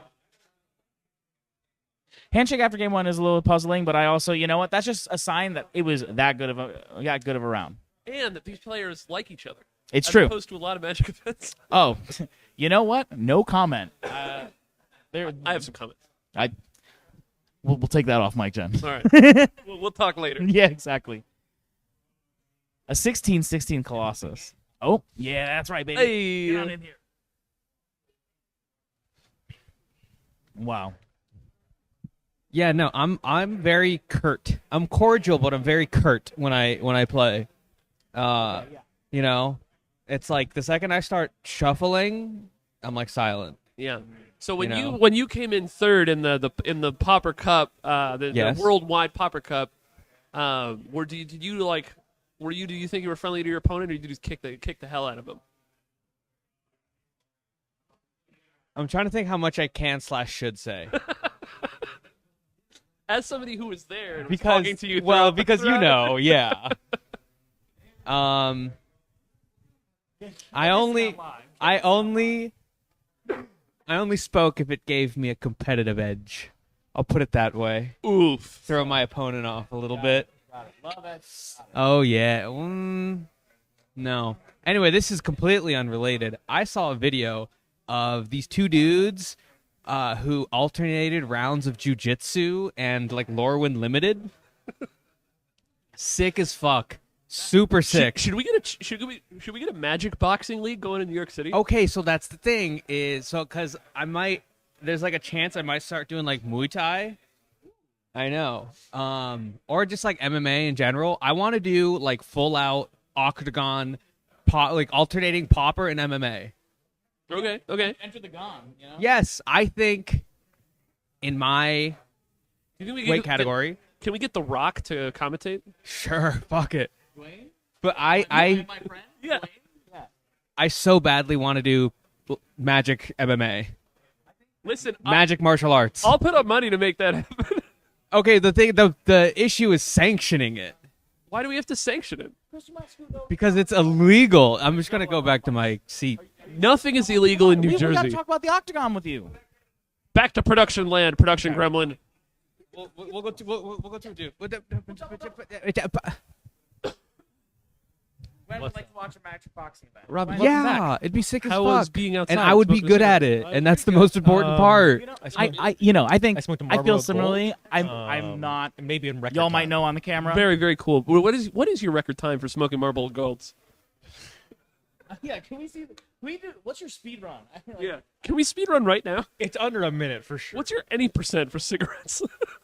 Have you seen the 2 cigarettes, 2 Rubik's cubes, 2 beers challenge? I have seen this. I have, and I gotta tell you, I would just absolutely crash out. I don't know at which point in it, but one of those things would kill me, and I feel like it might be the Rubik's cube and not the other thing. That's what I'm thinking too. I mean, like, would I absolutely relapse on alcohol? Yes. Like training for this? Marlboro Gold, any percent. Okay, so speaking of speedrunners, Jen, you want to talk that shit? Speedrun record holder. Okay, so I have 2. I've learned literally like the most I've learned about Jen in like at this point. Well, how many years of friendship has it been? Would you say like 3? Minimum 3 years of friendship? So- and I learned like 5 dozen things about Jen last night. I got 1 drink in me. See, and that's the key about hosting a grassroots cube event. People get drunk after, and they tell you that they're speed runner. And despite World record my holders. immense stature, And I other cannot things. hold alcohol at all. This is true. So yeah, what Scott is talking about here is I hold 2 of the least impressive speedrunning world records. They're both tied with like multiple hundreds of people. You don't need to tell them that they don't know. Well, no, I think it's important because I don't want to be like, oh, I'm a world record holder. Fucking shit. That has like a connotation. But I have 2 tied world records in Mike Tyson's Punch Out. Mm-hmm. It's the exact 2. If you know anything about speedrunning Mike Tyson's Punch Out, it's the exact 2 fights you think it is. Shouts out to the speedrunning fans in the chat. We gotta have one of you. Now, if you guys could speedrun any game that's not Mike Tyson's Punch Out, what would you speedrun? Ooh, that's a good question. Halo 3. Like this story? Yeah. Also, very importantly, speedrunning without transsexual women is just sparkling go fast. Thank you, Sarah. What would you? I feel like I would like to do Majora's Mask, a little Legend of Zelda. 1, because I'm 36 years old. Uh-huh. 2, You know it already. yeah, exactly. 2, because it's a game based on time, so I think the like meta angle of speed running a game about time is just like double time. I think there's something very interesting there. I also just love that fucking game. It's a great it's game. so freaky and cool. The Not, art. not to be a millennial Zoomer cuss, Oh, but please, it's a great please, game. please. It's a great I game. mean, yeah. It's my earliest memory of playing a You game. love to see it. It's good, baby. It's good. What's happening? We're in game 2 of Upkeep Cube. Daphne and game 2, round 1. Daphne is in a Sultai Bolus deck. Noah is in Grixis mid-range, I'd say. Right? Does that feel accurate? Yeah. Yeah. Yeah. Yep. We got a Thoughtseize going on here. A strategic betrayal. Yeah. I think we're all. Are we all wrong? We're all wrong. It's the it's the Theros 2-mana value, exile from hand or graveyard, lose 1 life. It's an agonising remorse. Agonizing remorse. Yeah, something I feel every time I get a card name wrong. Which I'm gonna call you I on paid it. a lot of life this stream. Majora's Mask is Chris. You know the fucking truth, baby. Chris knows ball. Chris knows so much ball. I really like the low percent speed run where you have to stare at a rupee for about 15 hours to phase through a door. That really kicks ass. That rules. I do like that as a concept. Just truly staring at the walls. We have a real speedrunner lover in the chat. See, that's what I'm talking about. Hecaron, thank you, gang. Okay, so actually it was Bolus that got taken by the Agonizing Remorse, which means we've got the Xenomorph, whatever the fuck. He's the I don't actually Imago. I don't actually know if taking the Bolas here is correct. I don't think it's correct But at all. like when you just lost to a card and then you see it on the No, box, yeah. I mean, how many of us in the couch right now have done that exact thing? Never. Because we're off camera, but there was at least 2 hands raised and then one absolute powerful mage who's just like, nah, I don't do that. I've never Crit- taken crit- psychic damage. Oh yeah, well, I take psychic. I have like whatever the psychic damage, poison damage thing is, or it's that's me all weekend. Robin, you're also like a discard spell connoisseur. Well, Scott and I are just like casual enjoyers. Yeah, it's true. My favorite card's Fotzies. Yeah, my favorite card is what? I actually could not tell you my favorite card off the top. Legion Loyalist, because I play Boros aggro. See, Chris, what's your favorite card? Ephemerate. Ephemerate, that's a good one. No, it's not. It's Everything's a mid-range Boros card. aggro card. Any card in red white is a Boros aggro card. Gwen, I do think Noah has a point that after how late the game went last time, right? There's a reason to like think about that. Pulling down that Bolas, knowing that that's one of the premium top tier threats in that deck. I see the vision. I think when I see something that also says 2 mana, make a 6/6 every turn, or turn a creature into a 6/6, that scares me too. So I want to be mindful of that as well. But also Noah had the removal spell, so I think so far the removal spell that would not have answered the Nicol Bolas. Bars. Bars. So back to Chris says they're a Kurt mage. I would consider myself a Jester mage, not a Jester Maxer, but a Jester, Not a Jester Maxer, distinctly not. No, absolutely not. But I am absolutely a clown of a Magic opponent in that I just want us to have fun, and I will probably not win. But if I am gonna win, then I kind of clam up because I don't know how to handle it. I feel really awkward. And I'm just kind of like, hey, not literally saying the word sorry, but it's kind of like we're sorry. Like it's very. Scott won a match once, and he punched the opponent. I saw it. I don't know if I play enough games of Magic to know what kind of mage I am. Jen, this is actually my problem. Whenever we have an odd number, I always take the buy it upkeep. So I actually play maybe like 6 matches of Magic a month. The deeper you get into tournament organizing, the less you actually get to play the game. Closer you are to the source, the further you are from the fun. But also, there's a lot of fun in what we do. So it's beautiful. We've got the Dowerport Mage, right? Is that correct? If you're feeling Froggy Leap, and Daphne might be. I'm wondering if we're going to be able to find some value off of that early on, or if it's going to have to just be looming and nerve-wracking for Noah. What is Dowerport Mage's stats? Is it a 1/3? 1/3 is my guess. I think it's a 1/3. That's bigger than a 1/1. Bars. Holy shit. And those 2/2s are just going to bounce right off of it, too. I think I did the math. 1/3, one or more creatures you control leave the battlefield without dying, draw a card. So, and then you can bounce a creature you control for 2 mana tapping the mage. So, it's curious to see what Daphne will do with this. Did we see any really great targets to bounce with this for value in Daphne's deck? Because I don't know that I saw that. Maybe the Lannis. For value, no. I mostly see this as a like a insurance defender. against your opponent's removal. Yeah.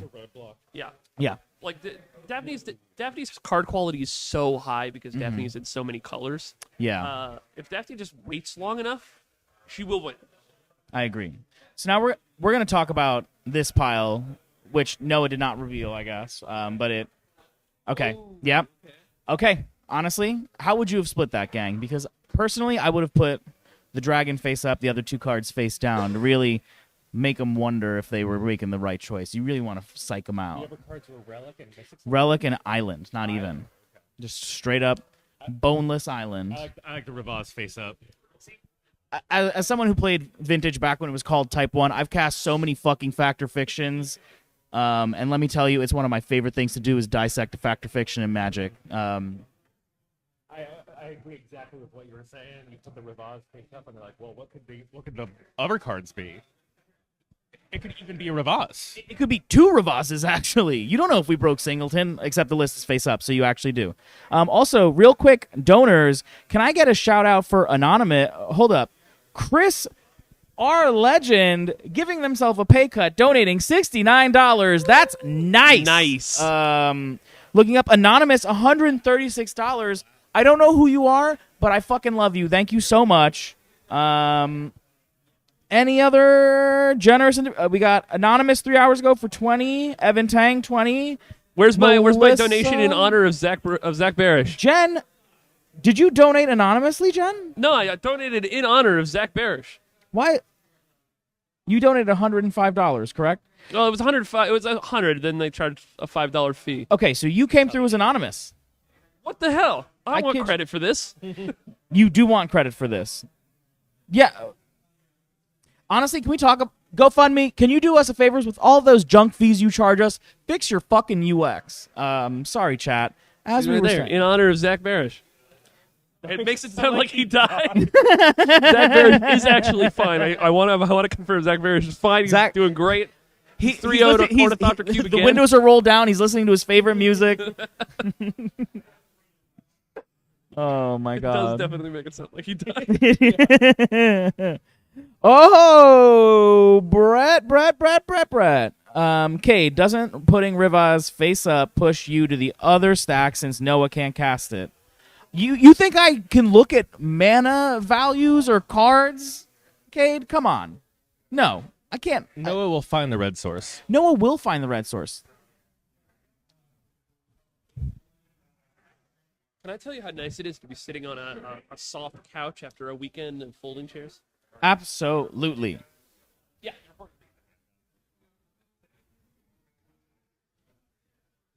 Okay, our buddy Jed, another Upkeep regular, just made it to the next. Jed made it to the next round. Jed, collecting his top 8s. I'm just shouting you out on stream, saying great job. Great job, Jed. Oh my God, Jed and Archaeomancer, a match made in hell. Jed known Night Ruiner with Archaeomancer, but it's okay because we cut Ephemerate. But do you have a? Can you demonstrate a loop?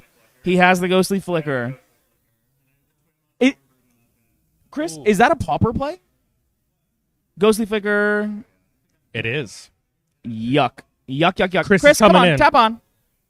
Let me run you through the blue-white familiars combo. So you'll have 2 Sunscape familiars out, right? That reduces all your blue spells by 2 generic. Therefore, your Ghostly Flicker costs 1 single mana. Ghostly Flicker can also target lands. So what you do is you Ghostly Flicker targeting Archaeomancer and an island, and you go, and then usually you have. Can you repeat that? Yeah, you go. And then either you have a Murmuring Mystic, which creates a 1/1 flying bird illusion token every time you cast the Ghostly Flicker, or you'll have a God Pharaoh's Faithful, which every time the Archaeomancer enters, you gain 1 life, and then you also have a single Mortuary Mire, so you'll never deck yourself. Or you'll have a Sage's Row Denizen. You can mill out your opponent. And then the new tech, Spider-Man card, Unstable Experiment. You can force your opponent to draw at instant speed. Whoa. I know. It's also really good just normally as well, because it's target player draws a card, target creature you control connives. So you get to look at 2 cards for 2 mana. So good. Anyway, blue-white familiars, great deck. Kind of ass currently in the New York City meta. Lots of very fast and very easy graveyard hate decks out there. Anyway, back to this match.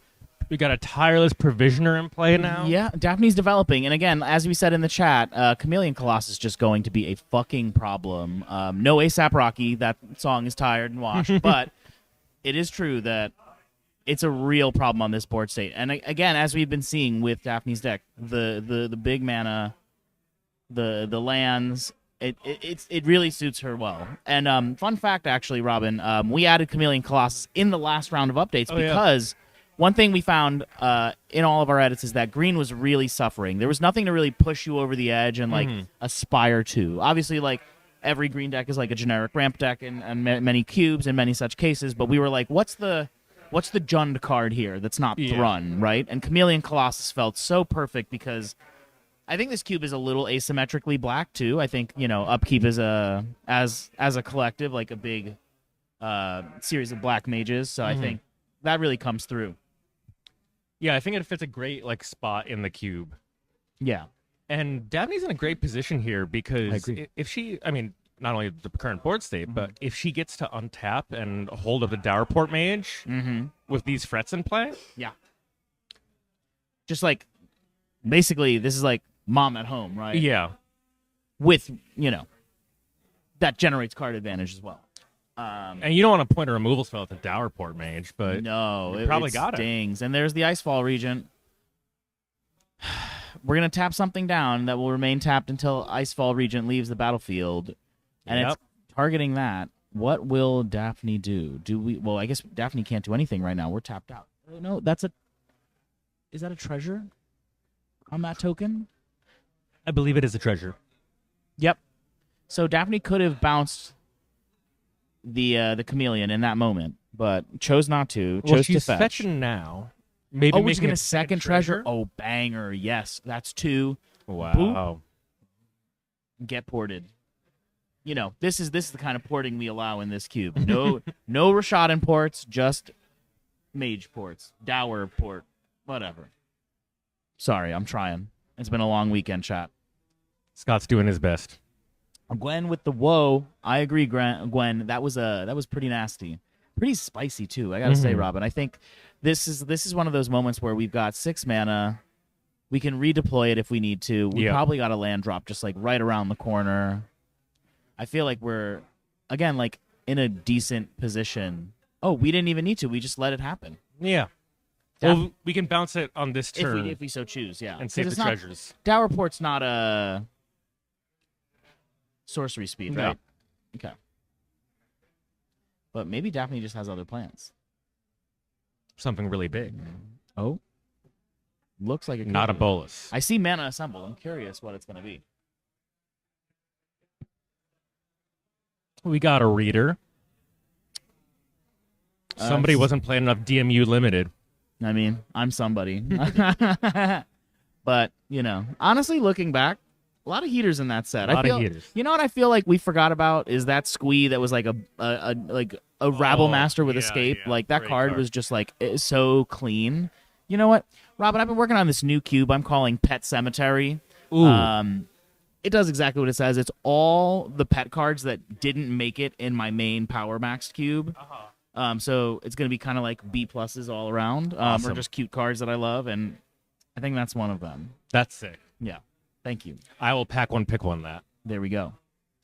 Got an appraiser from Daphne. Been in Steam vents.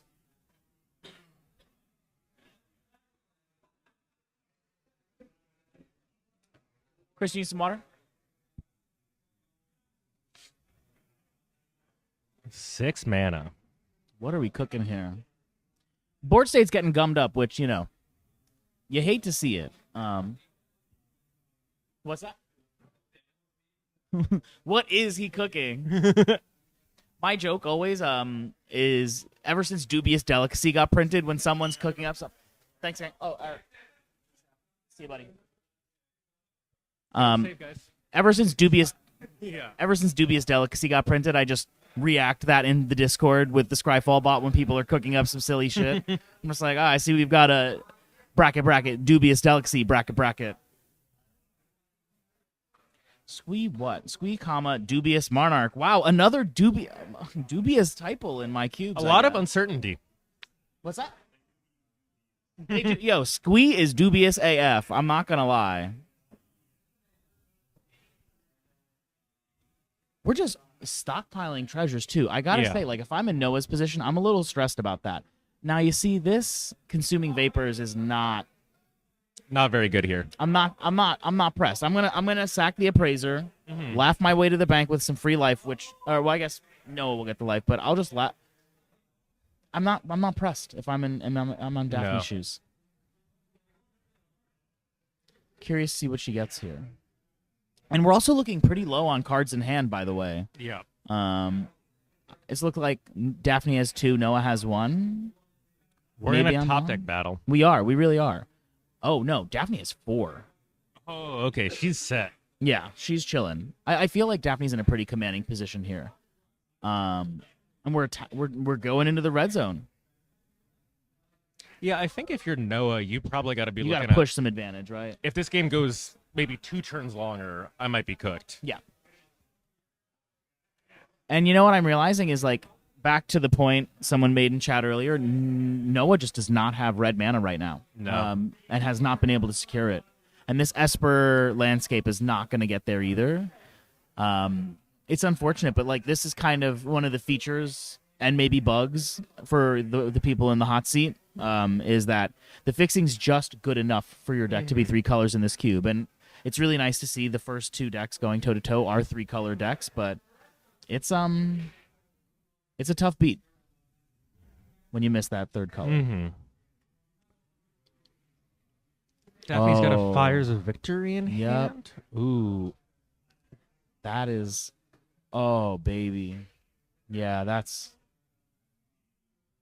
stings.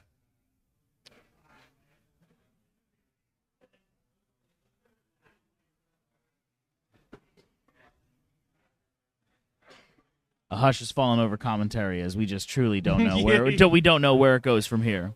I think the other thing is, like, we can just gain life off of this Provisioner too, right? It makes food tokens as well, so you've got a healing salve off every land and a couple mana that you've got. Get clues if she needs clues. It makes or clues. Not clues. I'm sorry.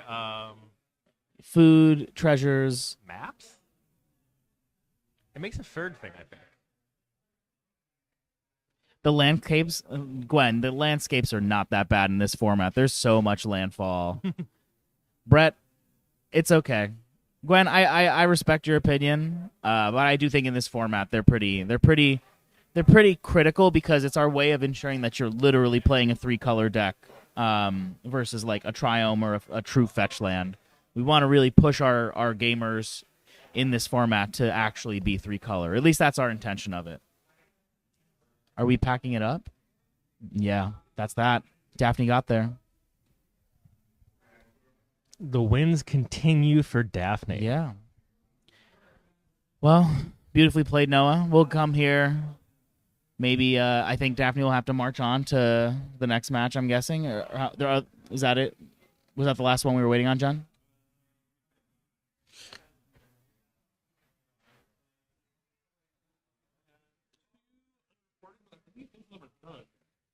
Want me to go pop up there and... Thank you, Jen. Jen's on judge duty. Mm-hmm. Noah prepping checkout. Jen, can you send Noah back here? What's up?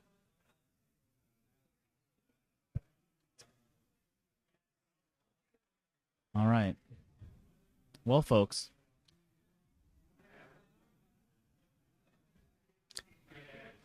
Chopping it up post game, it looks like. Mm-hmm. Yeah. You gotta. Yep. Tap down that nameless inversion for your Crypt Breaker. On the stack, obviously. Yep. As one does. Tap your Llanowar Elves, go fetch a forest. Oh, yeah. You mean... Okay, you want to hear a really mortifying story, actually? So, like, I came back to Magic after, like, over a decade hiatus, right? And one of my, like, besties and I bought Planeswalker decks. I didn't know what the flying fuck a Planeswalker was. So I thought it just upticked and had more power and toughness and assumed they were the same thing. No, don't put me on camera for this, please, Chris. Jesus Christ. Put him on camera. My stupid ass learned very quickly that was not the case. But, boy, did it feel really crazy to attack with a Nissa. Like, turns out that's not how it works. And now you can attack with a Nissa. It's true. Hey, you need a pin, Zach? Why don't you come join us on the couch to talk about Just designing an update, Jeskai folks. for this We cube? have one match ongoing. They just started game 3. So you're going to be stuck staring at people on the couch for a little bit, Be the father that stepped up. which is a good thing. Hi. I know, it's true. Zach Barish, wonderful player, great game designer, incredible father, all around great guy. Zach Barash. That's an incredibly sweet introduction. Hello, everybody. All right, we're going to be talking about Jeskai. So I guess as a review, the Upkeep cube is an unusual way to approach a cube. Mm-hmm. It's sort of designed by committee, but with Scott as the good captain steering the entire ship. This is more review because I know you know all of this. It's conversational. But I don't know any of this. This is good information for me. So we had 10 different designers, each create a different 45-card skeleton based on a 3-color combination. 10 designers, all 3-color pairs are assembled. We did not have much information. We sort of all were going to throw whatever we wanted to at the board. We kind of knew we weren't going for something extremely high power level. We knew that it was going to be sort of a regular cube for our local game community. If you're ever in the Brooklyn area or the New York City area, you can join us every Wednesday, 7 o'clock at Brooklyn Game Night. It is Upkeep NYC. There'll probably be a Discord link in the chat at some point. So yeah, we also knew it was probably, thank you, going to be the top 8 cube for at least this cube for a cause. So 10 people split up. I was requested Jeskai because I love Jeskai. I really do. The only thing that I knew is my hero, Dan Schneider, creator of like 2 cubes in this event and like 7 cubes overall. I would sing his praises, but then we would be here all night and then we'd be snowed in. We knew Dan was doing something with dragons, Grixis dragons. And my first cube, the one that I made in 2013, that I've retired, has always had a dragon sub-theme and a wizard sub-theme. So I put both into my Jeskai shard. I didn't want to go super duper heavy spell slingers, but I wanted some options in there, and every single one of us got to put a single 3-color card that was emblematic of what our shard was about. And I put Zurgo and Ojutai from March of the Machine. Nice. Which I think is probably still one of the strongest cards in the cube. Yeah, I got smushed with it yesterday by, I think, Duncan, who's in the top 8, or was in the top 8. And yeah, love that card, love that play pattern, the like Viashino Sandstalker combined with the Ojutai, original Dragonlord Ojutai. Yeah. But I tried to create something that was relatively modular. I wasn't doing a super prescriptive shard. It was a couple removal spells that happened to get better if you had dragons, but you didn't need to have dragons. A minor wizard sub-theme that didn't really care about it. I think the wizard sub-theme has mostly been excised from the cube. There's just Arcane Epiphany from Foundations as like a Jace's Epiphany that could be a concentrate. And the wizard counterspell. Oh, and the wizard counterspell. I did put Wizard's Retort in, and Wizard's Lightning. We were beefing about whether or not Wizard's Retort or Quench was right on because they were both in the same pack. They're both what? They were both in the same pack during the draft, and we were trying to figure out which one we liked more. I'm a big fan of Wizard's Retort in general for in general I like it just because I find Quench has the issue that 2 is so different compared to Mana Leak. Yeah. And while there are alternative forms like miscalculation or lose focus that people are going to know from higher powered cube environments, the fact that Quench has no modality to it and it expires much more quickly than Mana Leak means I would rather have the more sure thing, even if 90% of the time Wizard's Retort is just going to be cancel rather than counterspell. The second reason that's more specific to... Oh, do we have another interview? I like that bolus. The second reason more specific to this cube is there's a lot of really good 5-mana plays, and games could stall out. Quench will be good at very specific moments, but I think you might end up with somewhat longer games, and if that's the case, I'll take the hard counterspell every single time. That's fair. That's fair. You can't go wrong with a cancel. Yeah. What? I was going to say, how are things going with the top 8? I think we're at the top 4 or the top 2? I believe we're about to enter top 4. We're waiting on one more match. We just watched Daphne take down Noah. Daphne and I got to play in the very first cube. We drafted Girls' Night together. We played in the finals. I was frustrated because my deck did not perform. It was I really liked my deck, but Daphne's deck was better than mine. So the disappointment I had was not, if like I'd drawn better, then I would have probably won. It was like if I drawed better, I would have put up a good fight. Yeah. But Daphne would have smushed me no matter what. Daphne had this incredible uncontested green-white Enchantress deck in Girls' Night. And like Eidolon Blossom, Setessan Champion, Core Spirit Dancer, multiple ways to protect them. Wow. It was such a good deck. Daphne drafted so well. And one of our local gamers. An excellent player, great person, and I'm excited for their run in the top 8. Yeah, top 4 now. Daphne comes to a Lotus Bloom quite frequently, and she always crushes it. I am not surprised. Yeah. Daphne's a very strong player. She's very strong, and I'm pleased to say, at least I can speak for Upkeep and Brooklyn Game Night. There are some strong players there. Yeah, absolutely. Nobody's a jerk. Like everybody has a really good attitude. We try and enforce a really good positive culture that's inclusive, welcoming, diverse. A jerk-free space. Yes. With perhaps an opportunity for jerks to recognize maybe jerk is just for chicken. And it is very good at that. It is great. We have the Daphne's opponent coming in to chat about their deck for a little bit. Awesome. I will hop off the chat. Thanks, everybody, for doing this. Thank you, Zach. Thanks for raising charity. Of course. Thank you for coming. And thank you for 3-0ing the Ornithopter Cube, proving me right.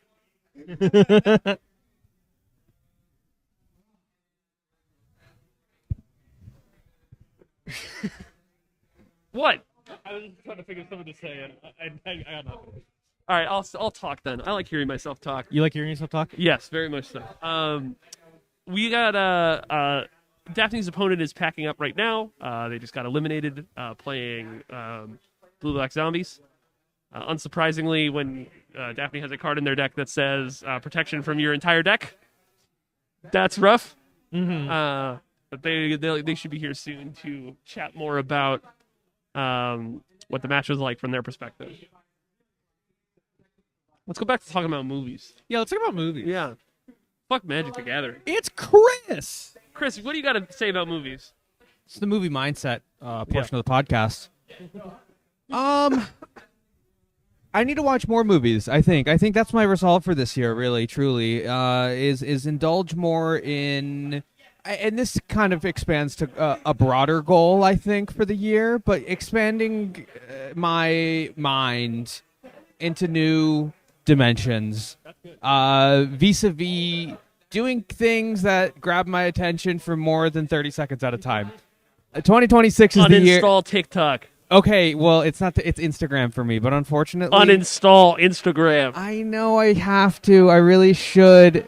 I think first I just need to communicate that to my girlfriend because we do love sending each other adorable memes, just back and forth. She'll send me something about me being a Taurus, and I will send her 2 cats snuggling next to each other, and I'll say us, and we both heart react it, and that's. I mean, yeah. All right, we have somebody here who would like to here talk. you go. I would like to just say one thing. Can I say one thing? Fuck Dan Schneider. He's great, but also fuck Dan Schneider. Thank you. Whoa. You heard it here first. So Dan Schneider's great, and he has a wonderful wonderful mind, but we, as we were designing Upkeep Cube, we had a very cool dragons thing going on. We had some things that cared about zombies, and so we started saying, all right, let's include some changelings. And suddenly a changeling had protection from your entire deck. Yeah, sometimes, somehow we just sort of kept upping the ante until we got to Chameleon Colossus. And I've checked the Discord logs, and yeah, it's Dan Schneider. Oh, Dan Schneider, so what I'm hearing here is that Dan Schneider personally lost you this event. I mean, I'm a winner because I did surpass my own expectations, and I'm very happy about it. So I had fun. But you and would Daphne's have great. I'm not mad about losing to Daphne. But you would have gotten first if not for Chameleon Colossus. Sure. My deck was not good, but sure. I really liked watching the draft because I was trying to guess what you were playing the whole time, but you're so far away, reading the signals is very difficult. And I was completely wrong. I thought you were playing red-white. Yeah, I mean, so the pack 1, I took a Fell, which in this cube, the removal's not very good. So I was like, Fell, good place to start. Followed up with a Dragon Spray, which is also a black removal spell that kills all the bombs. And then the signals were all over the place. I took Graveyard Matters stuff. I took Aristocrat stuff. I was like, I'm definitely black, but I have no idea where I'm going. I didn't end up settling into a second color until pack 2, where I was like, all right, I got an Atris. I have another blue. I have another blue card draw spell. I can do this just draw, go, kill all their shit stuff. Yeah. Which is great if card doesn't have protection for black.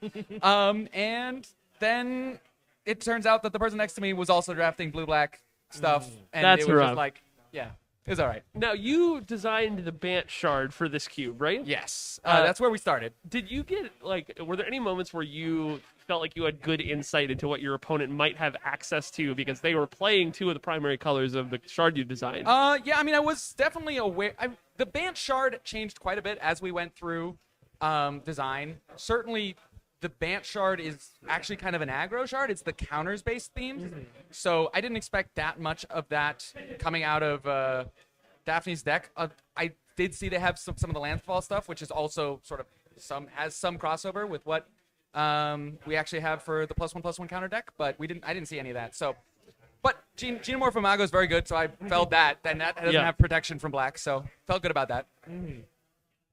Yeah, it was an interesting match because it felt like very much it was a grind on both sides. You were both a lot of land go, and then Chameleon Colossus comes down, and we're on a clock. Yes. The Iceball region was great, and I was very happy to see well, it wasn't my opening hand game 2, but I was very happy to see the Memory Deluge, which just looks at a million cards, and I was like, all right, well, it'll get me there, and it got me there, and then they had one removal spell. I had a slip out the back that I didn't side in. Oh, interesting. Because I didn't see a lot of removal in their deck, and I don't think there was. So I don't think it was wrong to not side it in, but obviously that card being so key could have meant that I should probably have sided in. We'll see. It could buy you an extra turn at worst, Yeah. which is relevant, but it's just tough to, like, you were pretty close to following up with some game-winning threats there. Yeah. I mean, if we had a normal, aggressive, powerful green 2-drop on the other side of the board, I think I would have pulled through. Yeah. Unfortunate. Robin, any questions? I'm tired. Dude, me too. What did you draft earlier today? Earlier today, I drafted the powered, what is it called? Alternate history powered? Okay. Yep. I was doing Azorius Control, which is, for people who know me, exactly what I want to do, especially in higher power environments. And I got a Black Lotus pack 3 pick 1. So that was fun. Yeah. That's awesome. Yeah, it was cool.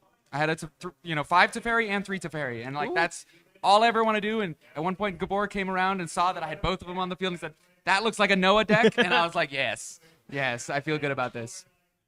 Now, Noah, last question. Yes. If you could recommend one movie to the chat. One movie? Oh, that's a tough one. I'm not much of a movie watcher generally, though I think I have good taste in movies. Okay. I'm not very good at sitting still for an hour and a half. That's fair. In a kind of passive form. Recently, we've been sort of on a Wes Anderson kick. Okay. And so we watched Fantastic Mr. Fox the other day. Classic. Which was very, very good. So that's what's coming top of mind for me. All right. Which is very good. Fantastic Mr. Fox. Go check it out. Yes, do that. Also donate. Also and donate. fuck ice. Thank you, guys. Thank you, Noah. Yeah, it's always one of my favorite things at Cube events when Cube designers get put into their own cube. Because one of two things happens. They 3-0 with ease because they know exactly what's in their opponent's deck, or they get really, really unlucky. Yeah. Because they're like, I have a Galaxy Brain plan for this because I know all the cards, but then if the packs don't line up, your Galaxy Brain plan, you're just cooked. Yeah, I feel that way with Rumi Cube, Randomized Cube a little bit, where I know basically everything in it. It's I think it's 450. Right. And when I draft it, I get really overwhelmed because I'm thinking about all the other cards that I know could be coming my way. And sometimes you just lock in and you're like, I can see the future. I know what's in my opponent's hand, and I know exactly all the threats they have. And sometimes you're like, I don't remember what did I put in here? What's happening? How do I play this game? I'm scared. I read this card. It had so many words. It had too many words on it. My stomach hurts. I know there's been a lot of judges recently who have been pushing to get the draft timers for competitive draft extended and make them longer. Entirely because new cards have so many fucking words on them. So it's it's been 45 seconds for pick 1 for 15 years. Yeah. But now cards have 10 times the amount of text on them. 45 seconds is not a lot of time. When you have to read 14 cards, it's horrible. And when you can't even read, it's tough. When you're a Magic player and you don't know how to read. I'm sorry, Magic players, please don't. If you know how to read, donate $5 right now. Yeah. Actually, if you don't donate $5, I will assume that you can't read. We should have gotten a sign that says if you can read this, donate. You have to follow it. It's a sign. Yeah. Everyone knows every sign. That's why Tom Kane Way. That's where we're going. Tom Kane Way. No, it's the Tom Kane feeder. Is it? It says it right there. So to give some context, because we're talking nonsense, there's a picture on the wall of some guy, and right above it says Tom Kane Wade. And the whole weekend we've been trying to figure out who Tom Kane is, and we finally got it today. He's like an old school New York theater guy. But we just had this picture of him that's hanging on the wall, staring at us the whole day, and we're like, we don't know who this guy is. He is a late journalist, actor, playwright, impresario, and civic leader. What is an impresario? Chris, what's an impresario? Chris, what's an impresario? I see Chris Googling it. All right, I want it on the record. Chris had no idea. We asked Chris, and they had no idea. They Someone who works in live shows perhaps might know. Yeah. Robin knew immediately. Yeah, I know that it's a director or manager who organizes, promotes, and often finances public performances, particularly in opera, theater, and concerts. That you're so worldly and knowledgeable. I am. They call me Worldly Robin. Is that true? Yeah, please call me Worldly Robin if you see me. I'm nothing without my titles. That's true. I've been really into calling things cosmopolitan recently. Okay, like the drink. Well, the cosmopolitan is cosmopolitan. Yeah. The urban. Hence the name. Yeah. I think we're very cosmopolitan, all of us. All of us. Even you. Even you at home. You could be cosmopolitan too, if you live in New York. It's the new metrosexual. Remember when we invented the word metrosexual to describe men who took showers? That was crazy. I can certainly say I got called a metrosexual a whole lot in high school. Damn, you be showering? No, I wore cardigans and like scarves and stuff. Ooh, yeah. That's big I shower energy. Yeah. You wear a cardigan in high school, they're not ready for it. No. Cardigans now, as we're 30, cool as hell. You wear a cardigan when you're 30. They're You're wearing a practical. cardigan right now. I'm wearing a cardigan right now. They're practical. You can get ones with cool designs. This one has got like a bunch of flowers and shit. I love it. But in high school, they're not ready for that. No. They're not ready for that. They're still trying to figure out algebra. They I don't know it. They haven't gotten on cardigans. What the hell are we talking about? When never mind. I was going to share a high school story, but I don't need to do that. I don't know. I want this match to finish it up so we can pair the next round. Cause I want to see more Daphne action. Yeah, and if I have to vamp much longer, I'm gonna get canceled on the internet. I've been vamping all weekend. I'm a little vamped out. I don't got shit to say.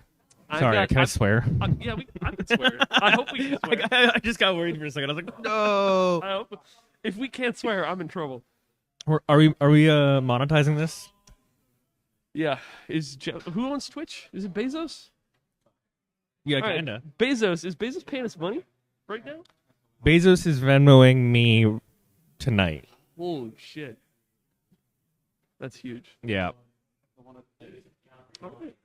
Well, I just went to go refresh Hedron Network, and it's down. It's Chris. Gwen, help. Honestly, it might be my internet. I don't think it's actually down. I'm back, which means we're going to not talk about Magic for a while. Looked at my calendar, not this week, but the week after, first week of March, I start voice training lessons. Whoa. Yeah. So next Cube for a Cause, I'm going to be like, hi. No. You're gonna sound even gayer? Yeah. Sick. It's kind of nuts. That kicks ass. Yeah.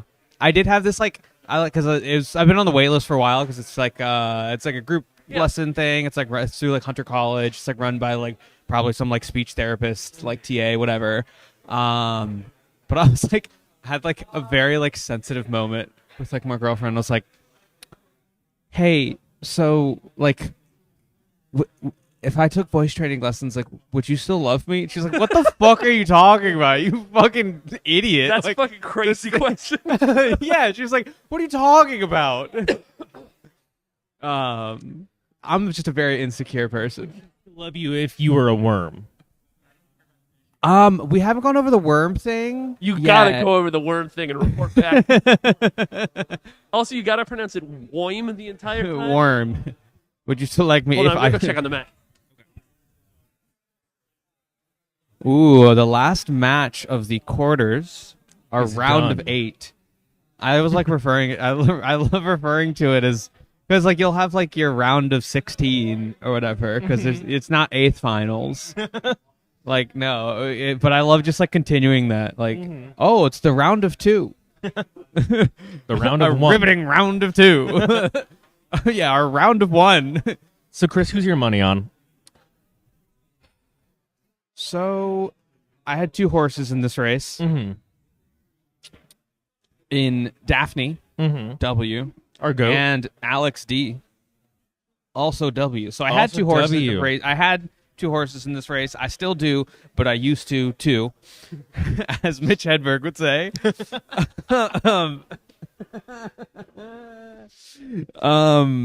So yeah, I hope they don't get team killed. I'd love to see those 2 in the finals, and then I'm always playing both sides, so I always come out on top. You always come out on top. I'm always come out, and I always come on top. You got it. Stream froze. Anyway, everyone's moving in the background. We're just like.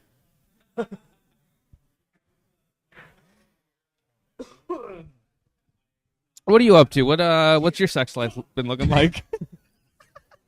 We don't have to talk about that right now. Okay, fine. I mean, I figured like top 8. Like, for some reason, it's like this is like, It's after dark. It's been 13 plus all weekend, and they're like, oh, it's top 8 now. We're rated R. Listen, I don't advertise where I wear my keys. I don't got them on me right now. I'm not wearing my keys. No, 2026 is the year of the Switch for me. Oh yeah? Yeah. Can't relate. But it's just been gathering dust, Yeah. Like I was playing Stardew Valley with like my girlfriend at the time, and then I don't know, like then like we broke up, and even though like she's still like my best friend in the entire universe, we just kind of it happens. Yeah. So like haven't played that much, and then like I just haven't really seen any other games that have really like captivated me so far. No. So, but I'd like to get back into it again. Like kind of like I said before, it is something that like will capture my attention for more than 30 seconds at a time. Yeah. Even though it is like just jingling keys and flashing lights to some degree, but I have been playing a lot of Pokemon Silver, like OG Pokemon Silver on my transparent plastic purple Game Boy, which has been nice. That's a classic Game Boy. But it's nice to play some modern games. So 2026 is the year that someone sticks a dick in my ass. That was a great setup. You confused me. The fucking bait and switch. Oh, Guys, I have terrible news. Oh? Crowd favorite, Daphne, is playing against New York City Pauper League legend Alex Dury. Only one of them can make it out. Chris just fucking kicked the chair. Chris is upset. So, unfortunately, this means either our first place seed gets kicked out, or New York City Pauper League, you can check us out at DexInTheCity.org, loses. This is the worst case scenario for me personally. And who do we got on the other match? We got Jed and Francis. Jed versus Francis is on the second match. They both won their matches in round 1 2-0. So clearly their decks are very powerful and strong. But oh man, this coverage match. I'm heartbroken already. This is This is Nothing else matters. This is Chris's personal finals. Yeah. Chris Go might, home. Chris might close the stream if you don't donate $10 right now. And I'm talking to you specifically, person who's watching.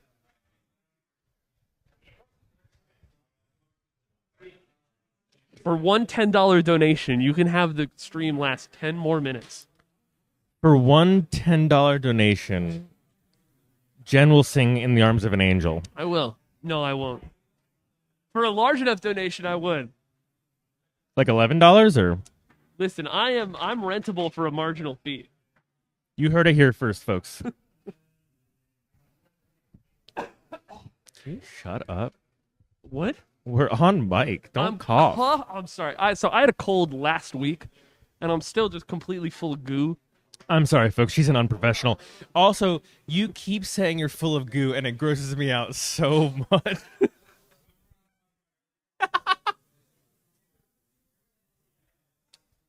Donate $10 if you're full of goo. If you're full of goo, you got to donate $10. You guys know if we can smoke in here? It feels psychically like we're allowed to. I think we gotta be. Can you imagine top 8 and they're just fucking There's a gun on the table. Top 8 starts. You get a glass of whiskey and a cigarette. Ooh. Stop. What's everyone doing later? Actually? Yeah. So if you want a cigar, there's a half-smoked cigar in the gravel outside. Oh, that's pretty good. I've never had a cigar. Would you like a half-smoked one from the gravel? Well, shucks, maybe.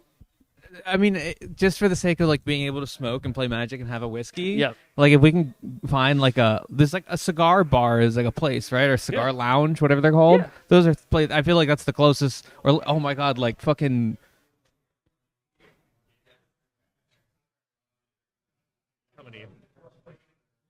Are you okay?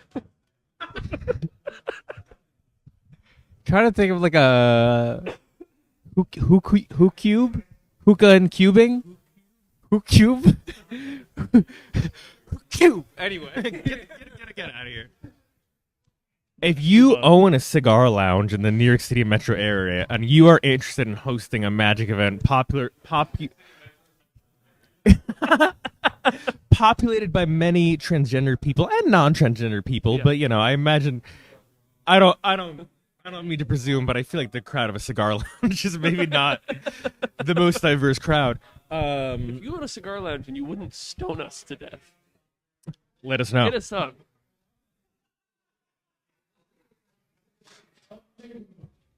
Chris is relocated, but they've got headphones in. They don't want to talk to us.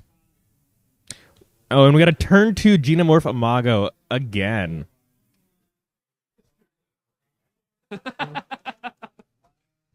Chris left because she doesn't like you.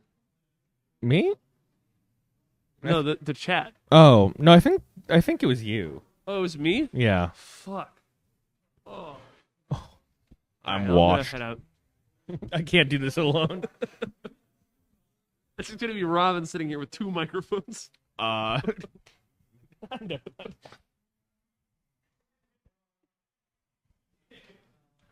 Daphne with the clean mana. Yeah, natural teamers feel good. Alex Dirty repping some gruel action.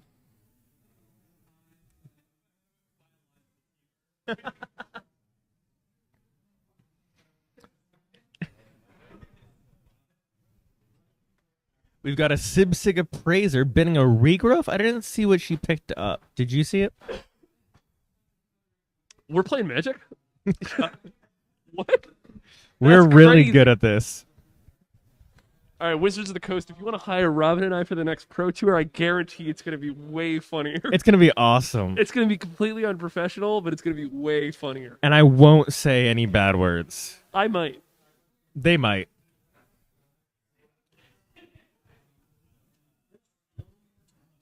There's more talkie, Scott. You got to get in there. You have to save us. Scott's back, which is a good thing, You have because to we were keep kind of eating. losing it without Scott on the couch. All right, gang, get ready to lock in. We're here to talk about Magic the Gathering shit. Cube We're playing Draft. Magic. And you know what the most important thing about Magic the Gathering Cube Draft is? Raising money for charity. I need y'all to tap in and hit that link. You already know the fucking vibes. We're at Cube for a Cause. Our cause is Make the Road New York. We're battling ICE. We're standing up for migrant communities. We're doing what we can in partnership with that advocacy group. Meanwhile, on the board, Daphne is fucking someone's day up right now. Daphne, Now, once again. I will say, we were talking about this before you get here. This is the nightmare pairing in round 2 for us, because we have New York City Pauper legend Alex Dury versus Shit, number okay. 1 seed Upkeep regular, Lotus Bloom regular, just like Pauper Tuesday 3-0. Or like this is. I'm hearing a lot more titles and commas on one of the drafters. And that player seems to be winning right now. You know, the rumors, they are true. Well, we got a Zell Dinch. Oh, that's Oh. we found out where Zell ended up. There you go. You know what you should be doing is zelling money to Make the Road New York via our GoFundMe. That's the only Zell I care about right now, gang. Can I get a couple $20 donations? A little more if you've got it. I know times are tough. I know we're all going through it. But, I think if you're watching this stream, you might be going through it less than somebody who could benefit from support from Make the Road. If nobody donates, Scott's gonna cry on camera. I mean, it's been a long weekend. No tears have been shed yet, but don't be what causes it. What's that? I love 4 Andy did not lands leave and yet. play at 4 different basics. Our mana continues to be clean. That's some. I mean, the sicko ultimatum shit. is online right now. What ultimatum? I don't fucking know, but Glint Eye? I don't remember. Who knows? Yeah. What were the Nephilims? Yeah, from Ravnica. Yeah. I think it actually is Glintai. That's Organizer. Point. Let's check in on the chat. What's going on here? It's Glintai. That's crazy. Oh, it's the only one I remember. Bow, bow, bow, bow. We got a combat tutorial coming down. A little draw action. Listen, get ready to learn. We're going to pump up the squad. This is going to be pretty meaningful on this board state where I feel like the blockers are going to count, right? Yeah. Sig Appraiser. I don't remember. What are Zell's stats? I was just about to look up Zell. My Twitch chat is just dying on the vine, but my phone is at 20%. It's been a long weekend. I love how the first search result, by the way, when you Google this like famous Final Fantasy character, is a Magic the Gathering card. Zell Dinched, 3 mana 0/3. You may play an additional land on each of your turns. The Zell gets +1/+0 for each land you control. At the beginning of your end step, return a land you control to its owner's hand. Ah. Chat, the one and only, my beautiful girlfriend Kim is joining us here. It's Kim, folks. We're not on Chris, can we get the Kim cam going? Kimmy, come on. Come here. Come here, baby.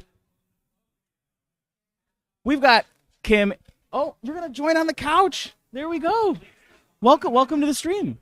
Hello. Kim said hello. We're watching Alex on Naya lands versus Daphne on four color stuff.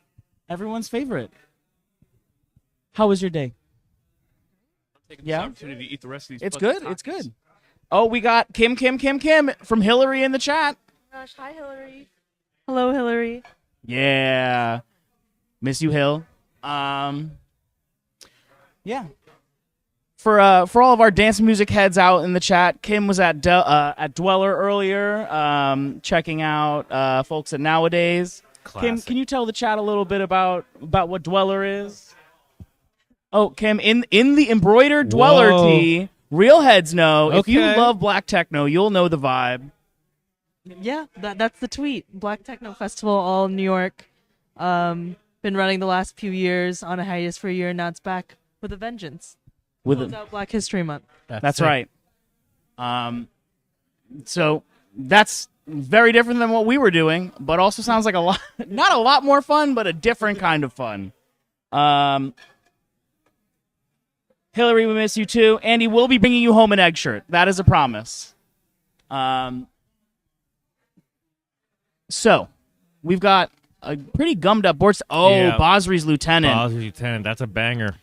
Honestly, I'm having COVID flashbacks. Yeah, absolutely. I'm sorry if anyone on Discord on the stream is triggered right now, but you know this card. It's probably fucked up your limited M20 experience. Yeah. You probably watched somebody open up way too many booster packs of this who's probably canceled now. Was this card ever even impactful in any format outside of standard Cube? play. Okay, it did see standard play. Yeah. Really just a really neat card. Does so many things. Patricio, what's up, baby? Oh, Here's Tatiova. Tatiova. We're going to draw cards. We're going to gain life. Make that land drop. Oh, do it. Do it. Just do it. Oh, but what land drop? Oh, it's a Simic Growth It's a Chamber. It's got to be the Simic Growth Chamber. If you're already tapped out, yep. That's like drawing Boom. 2 cards. It is. It is. You're literally right. The advantage is crazy. And that's a Syncopate. With all this mana next turn, that's going to be really meaningful, gonna I be feel huge. like. And we're seeing the burn. Okay, we're seeing the Hydra in Alex's hand. We're seeing a burn spell. It feels like another long match, but if I'm in Daphne's position, I'm feeling pretty confident that Absolutely. Alex is going to run out of juice I in some capacity. I want to have access to 7 mana instead of 3. Personally, I'm right there with you. I'm honestly just seeking more lands with the Dragon Master Outcast or whatever its name is, because like so many cubes, that card is here because you want to live the dream. But will the dream come true? A little tough of Zell.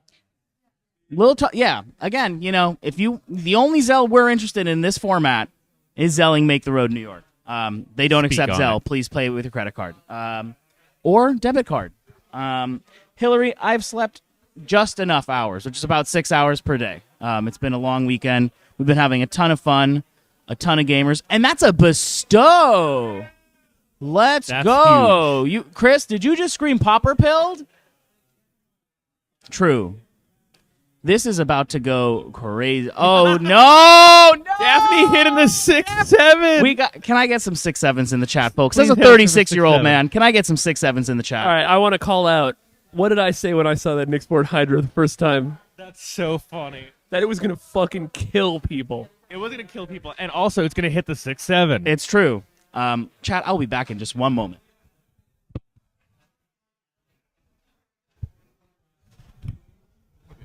Now, this is one of the most beautiful things I've ever seen. We have New York City popper legend Alex Dury slamming some popper bombs and playing draft. He knows. It brings a tear to my eye. Listen, you said Nyxborn Hydra is gonna kill people. Alex Dury knows Nyxborn Hydra kills people. It might kill Alex, considering the mana advantage, but it's gonna kill somebody.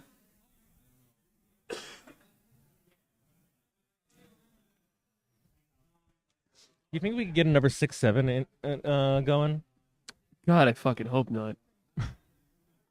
If we can give Tomio +3/+4 maybe. If that happens, I'm turning off the stream. I'm just gonna start unplugging cables. Chris would love that. Yeah. All right. A lot of options for Daphne. Yeah, that's why, even if Nyxborn Hydra is obviously very good, you have infinity colors, you have infinity mana, you draw a card to gain life every time you play a land. And Daphne's got the bolus in hand. And I believe we have mana to cast it. I think so, yeah. Yeah, we sure do. Oh, yeah, the first 4 lands were 4 different color bases. Right. The thing is, I think Daphne recognizes that it might not even be necessary right now. Yeah. You're just already winning. Unfortunately, that we seems can't. so good. Yeah. Unfortunately, we can't see life totals right now. I almost liked drawing cards there just to put yourself further ahead. Garbage time.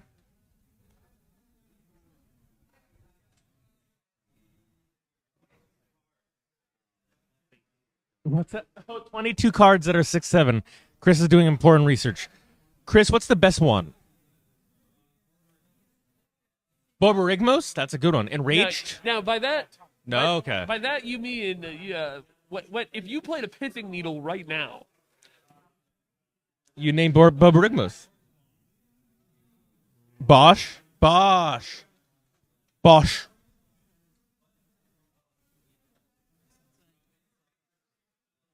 Meringue River Region, that's a good 6-7.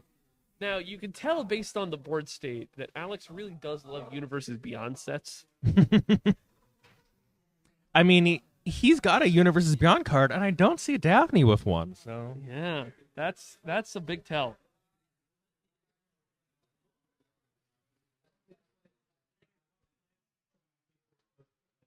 Here comes another Universes Beyond card. That's not a Universes Beyond card. It's Solo Windgrace from the top rope. I do think Solo Windgrace is definitely a card as soon as you play, your opponent picks it up and says, what does this do? Yeah. I played that on Arena a lot in Standard when it came out, and the amount of times I'd play it and people would hover over it for 30 seconds. Syncopate. Are we syncopating? Oh, that's just brutal. Yeah. You finally got mana. You finally got a reasonable threat. Get that cat out of here. And get that cat out of here. I do like how when Dominaria United came out, they were like, yeah, he died. Well. Oh, is that a Kratos Claw to the face? Holy shit. My goodness. I did not expect that. Oh my god. Very aggressive start from Alex Dury. Now, you know what would have probably beaten Alex's deck?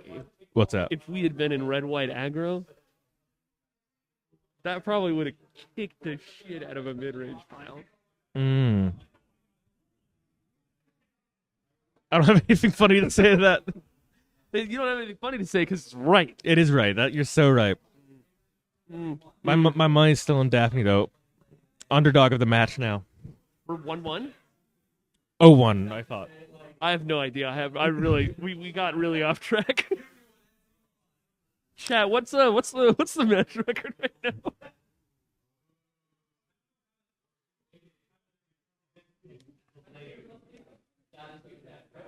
Chat, I'm going to be right back. Don't miss me too much.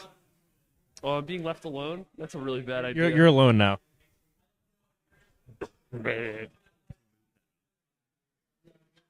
To move the monitor?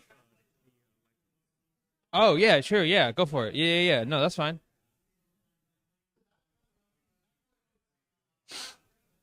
Oh, thank God, Chris. I was left alone, and I was really No, worried it's okay. I'm here. Don't worry, I'll say it. Okay. 3, 2, 1. I was saying like 3, 2, 1. Uh-oh. I'm saying to Robin that I'm having a blast. Should we commentate the next Pro Tour just for fun? You and me? Yeah. Like restream it on mute? Yeah. The three of us like get drunk. Oh my god, that'd be incredible. What's the next event that we can do reasonably? Oh my god. What we should need to we should impose a no sobriety rule for the New York City block constructed commentators. Ooh, shit. Like you have to be sloshed if you want to be in the booth. Also, by the way, New York City block constructed. Who's coming out? Can you tell us a little more about that? So, the Magic the Gathering, a game by Richard Garfield, one of the most famous and storied planes that this game takes place on is New York City. Clearly, New York that's City, true baby. Because we've had 2 sets there in 6 months, and we have a third coming out this summer that's set in New York. Superheroes. Oh. So we're going to be playing New York City block constructed. All these Spider-Man cards are legal. All the Teenage Mutant Ninja Turtle cards are legal. Teenage Mutant Turtle Commander cards are legal.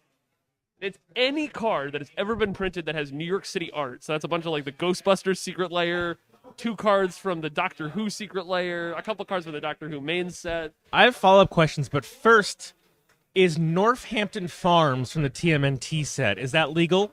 I believe Northampton Farms is in Westchester County, confirmed.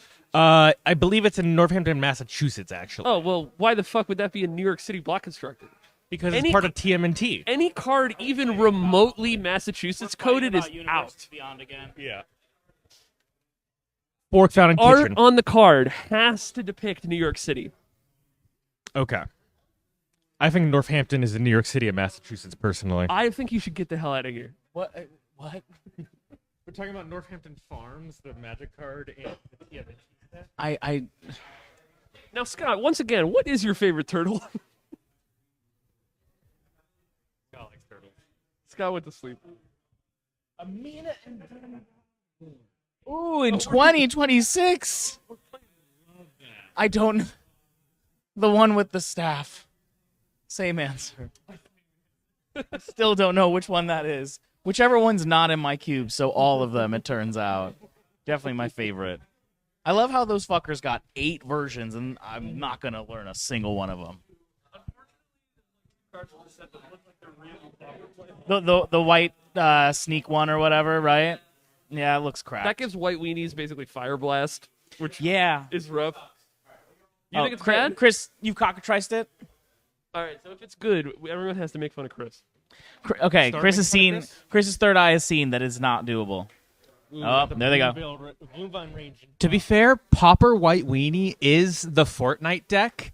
Like, it does play Chocobo. It does play Spider-Man. I think there's... So, I think, like, spiritually, it actually kind of has to play Leonardo. Yeah. I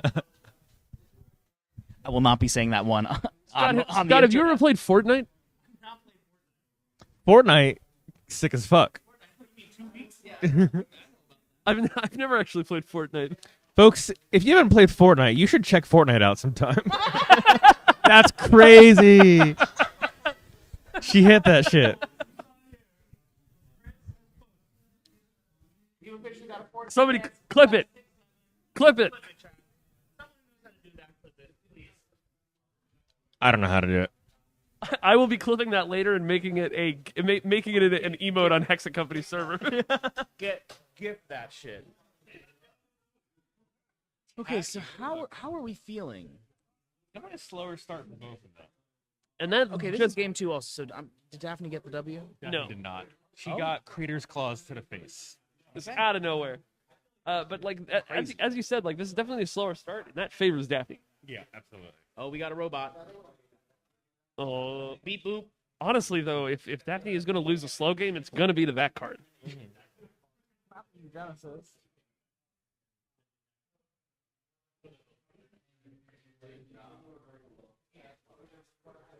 a little robot drawing. Very nice, Alex. That's also a prowess trigger too. So swinging in with a 3/3. This also threatens removal for Tatiova. No. The Swing for 3 and then crack it. Yep. Shoot Tatiova. Boop. Basta pasta. Pretty good. Looking pretty powerful. Looking for a good follow-up here from Daphne. And that's a wrap, folks. Oh, and that was a full fat. Whatever, the 5-mana enchantment that makes 2 robots. Yeah. We also, since we last checked, we had another $50 donation from Hillary Edwards. Hillary! Hillary! We love to see Thank you. We love you, Hillary.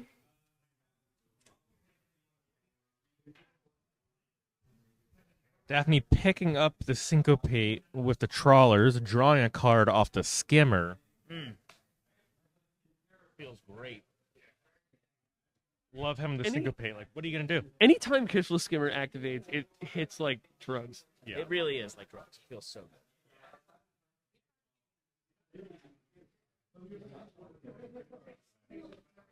Oh.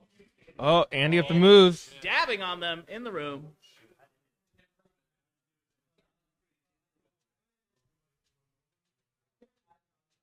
What are oh, this is for Sacred Praiser. Can I graveyard both? I don't believe you can. Unfortunately. Now, one thing I will say, like, a lot of people have hated on the printing of common legendary creatures because it makes Commander too accessible? I agree. Well, no. Yes. In Pauper specifically. It makes cast down like a lot worse.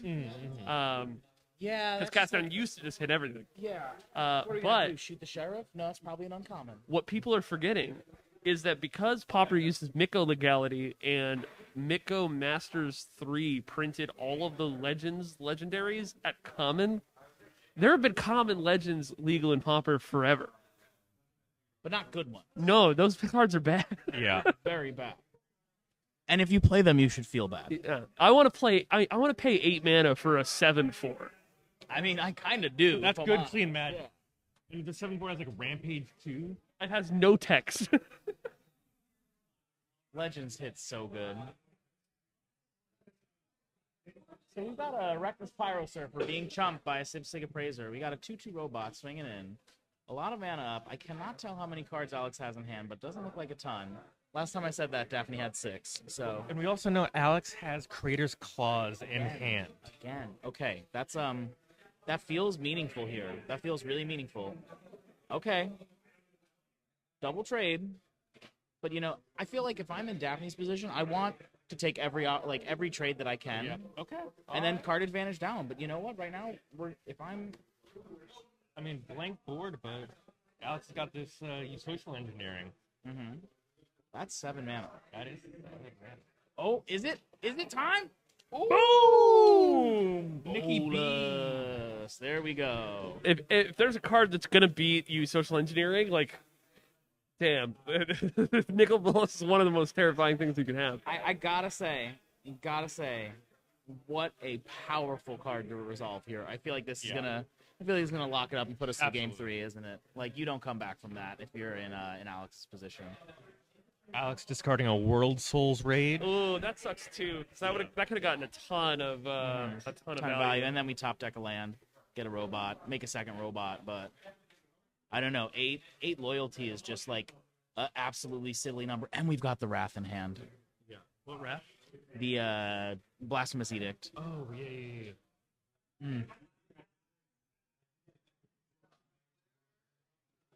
64 loyalty. I've never seen a more powerful Nicol Bolas. Which Nicol Bolas is it? Is this the Pharaoh? Dragon God? I'm so bad. No.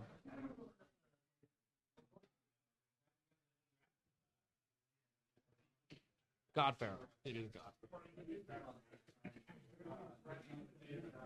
Damn, you can just dome someone for 7 with this fucking thing. And she might. She might. Straight to the top. Going upstairs with Nicol Bolas must feel great. Phrasing. It's crazy there. Sorry, gang. Thank you for everything. Thanks, gang. Sorry again. I'll see you all soon. Toodles. Get home safe, y'all. Bye. Now, I was just outside, and the snow has not yet started to stick. Yep, that's right. Once again, big weather lying. Yeah, they're trying to. This is a. Chris, for those of you not in the room, said wrong MTG. Who among us has been in a scenario where someone said they hate MTG, and you had to explain, no, not that one. No, I usually go, yeah. Yeah. Yeah. When in doubt, just yes. You know, I'm going to be real. I would personally hit the concession button and just go to the next round, but I respect playing to the outs. The thing is, you social engineering could just dig you out of here depending on what you hit. Which card? What? The engineering. Oh, yeah. Yeah. Like, you. I don't know. The floor is. Like, is Scape Shift in this queue? No. Okay. This is. Scape Shift can get you out of here. You know, you are so right, but it will not get. It is not here. Scape Shift, I honestly think it might be fine in the queue. Yeah, because there's nothing to do with it. I feel. Well, Right. Well, maybe there's not. But, like, no, this is one literally- situation. Yeah. Gas. Yeah, Hack Guy Supreme. I totally agree. Not sure how we swing the tides, but you know what? I respect not giving it up. But I think this top deck's going to tell us everything. And I do think, we're at deck sizes right now where the thinning is not relevant. Yeah. And Alex is losing a card, extra card a turn off of the Nicol Bolas. True. So, Oh, and that's. Yeah, Omar, that's right. I think this is just a little red burn spell. Not going to be good enough. Yeah, maybe the one with Harmonize. Yeah, especially with Syncopate. Just play that a little more quietly. Yeah, I totally agree, Hack Guy Supreme. Honestly, Oh, yeah, curtains. That's going to get countered. Yeah, that's rough. Yeah. Toodles. Is that the MH1? Yeah. Yeah. Yeah, affinity for lands and graveyards or something. Yeah. Get it out of here. Toodaloo. And then we're going to slam the hammer with the Wrath and then off to the round 3. do you know what this weekend I think has done for me? What? I think this weekend has convinced me that I got to make time on Wednesdays to come out. Later, Duncan. Jen, please come out. All right. Please ruin someone's I'm gay. Wednesday. Your game? Wow. You heard it here, folks. Jen the Judge is coming to Upkeep, New York on a Wednesday and is going to terrorize local communities. And is gay. And is gay. I wasn't sure if I thought you said is game, and I was like, okay. Sounds good. Let's do it. No, you said please come out. So that was really funny, and I will not apologize. It was great. We're in between games. I gotta go, buddy. Okay. Gotta catch a train. Okay. One love. Love you too, baby. Yeah. Get home safe. I'll see you at Saltbox. Yes. That's the next time I'll see you. Yes. Wait. Is this your team in July, right? Going to a game 3. Oh, shit. Yeah. You guys, you should go ahead. Good. All good.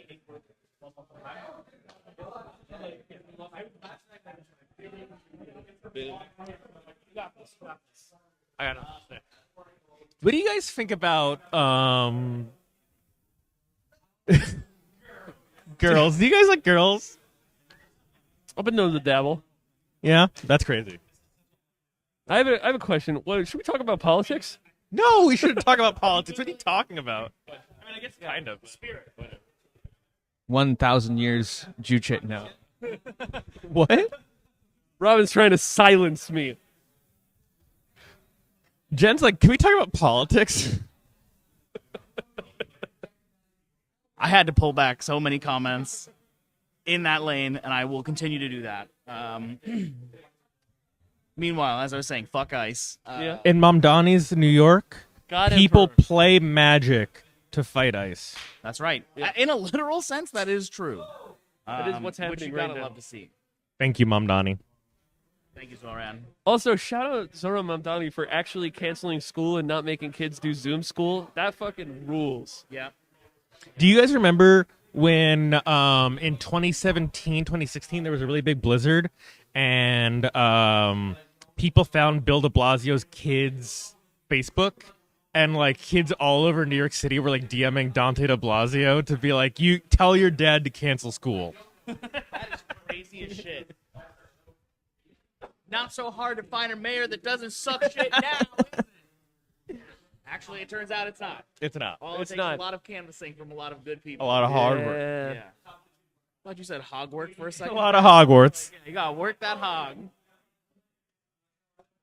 Chris, not loving it. You guys see the on the train the ads for the new Harry Potter audiobook? Full cast. Full cast. You can believe that. Is Tom Felton involved? No, I don't. I think it's like a whole new cast, which is really exciting as a big Harry Potter fan. Shout out AI Tom Felton supporting the AI generated card game Wonders of the First. That rules. All right, we got a Fabled Passage. Yeah. We are Fabled Passage. Shout out Card Kingdom. Shout out to Card Kingdom. Bye, Nick. Have a good one. See you, buddy. Talk to you soon.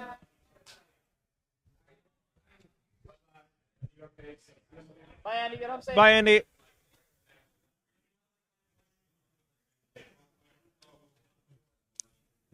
Got some land action going on. Tapped fetch lands really going absolutely brazy in here. Oh, and speaking of going brazy, we've got a 2-2 just jamming in. There we go. Coming in hot. Yep. Daphne on notice. Popper on top. It's an uncommon. Ratioed. Ratio plus uncommon. That was fucking great. Thank you. Like, yeah, can someone, can we get a bumper sticker for that, folks? Chris, get working on it. Stop whatever you're doing right now. Stop the stream. New York City, go outside. Put your hand in the cash register. This is your city now. That's how Cube for a Cause feels. So if you're not here right now, you're missing out. I gotta say, it really does feel like 100 Funk Flex redacteds. Jen has given me some very sage-like advice, which is to not use any incendiary words in a literal sense, talking about round starting, and I'm gonna, cascade that in other things. Like in this draft, I found explosive content. I have seen that be a problem where a judge said over the loudspeaker the wrong thing, and like two people came up to the stage and were like, "What do we hear?" The building's on what? Kish the skimmer again. Does it, like hitting a Kish the skimmer off that must feel so good. Oh yeah. Although, 1, 2, 3. I want a little follow up first.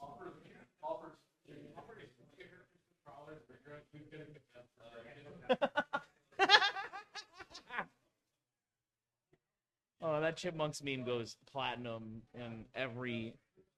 Oh my god! What does that card do? That's Can pretty, you name a single activated ability on that's that card? pretty good. Returnal. Just the fuck. You made the cube. You Yeah, both made this cube. First what off, does that card do? First off, Jen, 10 of us made this cube, so I'm only 1/10 of a failure. Speak on it. Second off, God, I thought that said Lady Gaga from over here, and it is not that. This is a 7/4 that's legal in Popper. Lady Orca, not to be confused with Lady Gaga. 7/4. This is Soul of Windgrace. It discards a land and 1 green to gain 3 life. And then discard a land and 1 in a red to draw a card. Discard a land and 2 in a black to give Soul of Windgrace indestructible and tap it. Okay. A lot of resilience. Regrowths a land to your hand on ETB as well. So And attack. Another Titan. Oh my god. Yeah, this card was one that, you know what? I said all that shit. Dan and I suggested it. It's got so many words. Dan knows. It was in standard. Would you like to join? As one of the key designers in this cube, would you please join me in the booth? There we go. Scott didn't remember what that card did. Well, now that I'm getting doxxed on the internet by Jen, let me tell you, I didn't know what that card did. I literally do. No. We'll just do twosies. Yeah. Hi, everybody. Dan Schneider, genius behind cubes like the Devoid Cube, Perilous Seas, Uncanny Valley, and other retired genius projects. Are those the main? Those are the 3 in paper. Those are the big ones. I've had some other ones in CubeCon and some other things that color shifted in before and things like that. But those are the ones I'm working on right now. Yep. So yeah, Dan was a real key part of this project in our play group, kind of helping champion the vision and also nuking everyone's creative brains with just shoving 15 fucking dragons in his wedge. And let me tell you, I've never been more grateful for someone really just driving something home for all of us to latch onto. Dan, looking at this board state, how are you feeling about a Daphne's position? It looks like she's a little under the gun.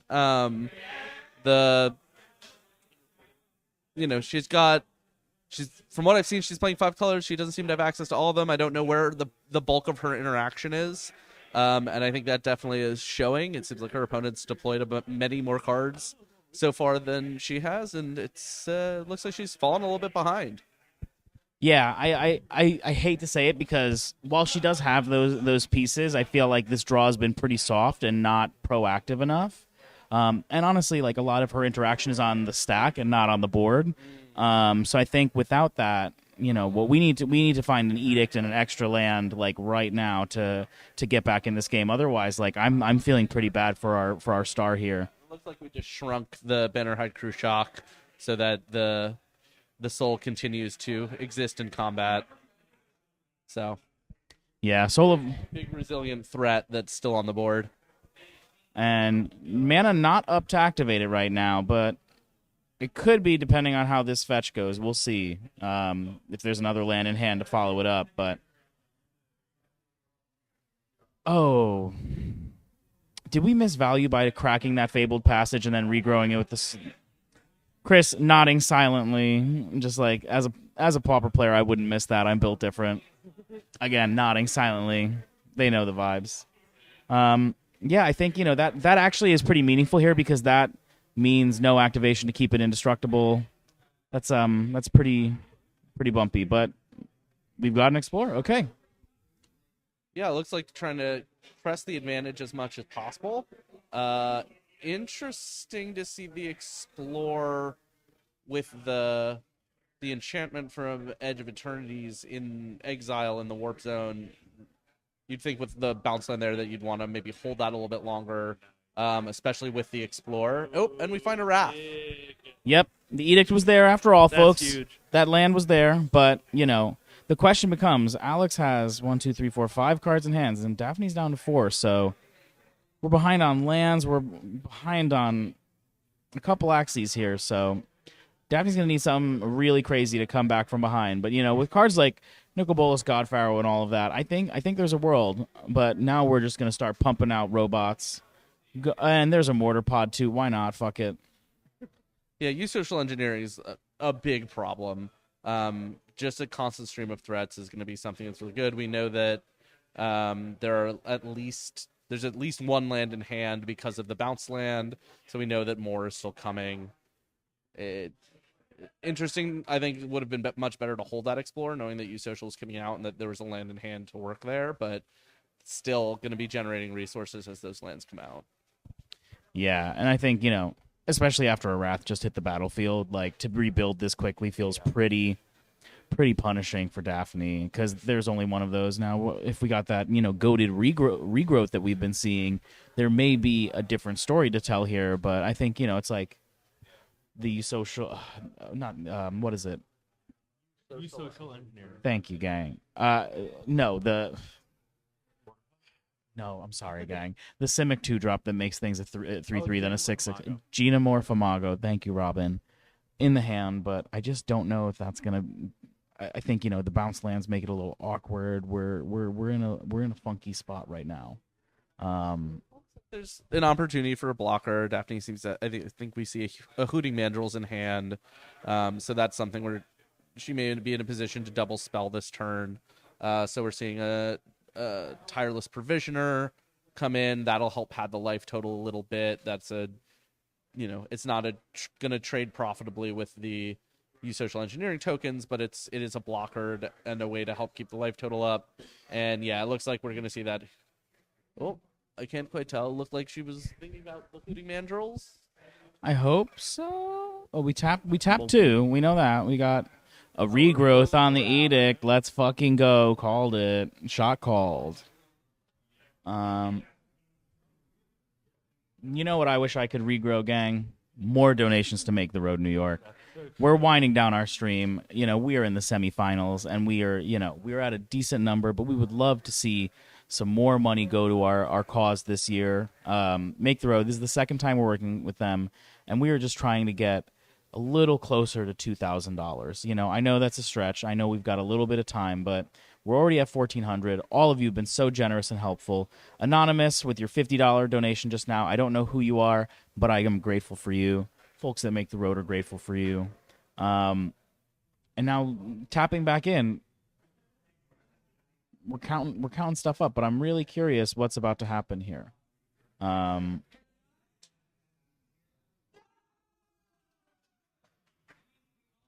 think we got some pop-offs in free play. The spirit of Magic is alive and beautiful. Folks are yelling. Commentary and judge staff exhausted, fried after a long weekend. And I just got a report in from the other result. Unsurprisingly, for anyone who knows him, Jed Pinky took it 2-0. Go to the finals. Oh, God. You see Jed, you know you're dead. That's my experience playing Limited, yep. Yeah, Jed, a real bracket demon from our play group. Oh my God, that's a World Souls Rage for a whole fuckload, and that's gonna be we've got the Edict still in hand, but Jed, we see you, King. We see you, King. We'll see you on the camera. Which was Lightning Axe. Turns out, folks, you heard it here. If you draft the Upkeep New York cube, Lightning Axe is cracked. Jed has a point. Oh my God, Archaeomancer, Jesus Christ. Anyway, like we were saying, an interesting and curious position here. We can go back up to 6, but I'm just curious where we go from here. We're gonna slam the Wrath, which is gonna put us into just a position to cast. Not casting the Wrath. I know she has a plan, but I am curious what it is.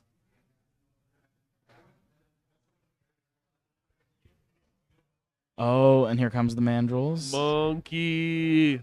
Ooh, ah.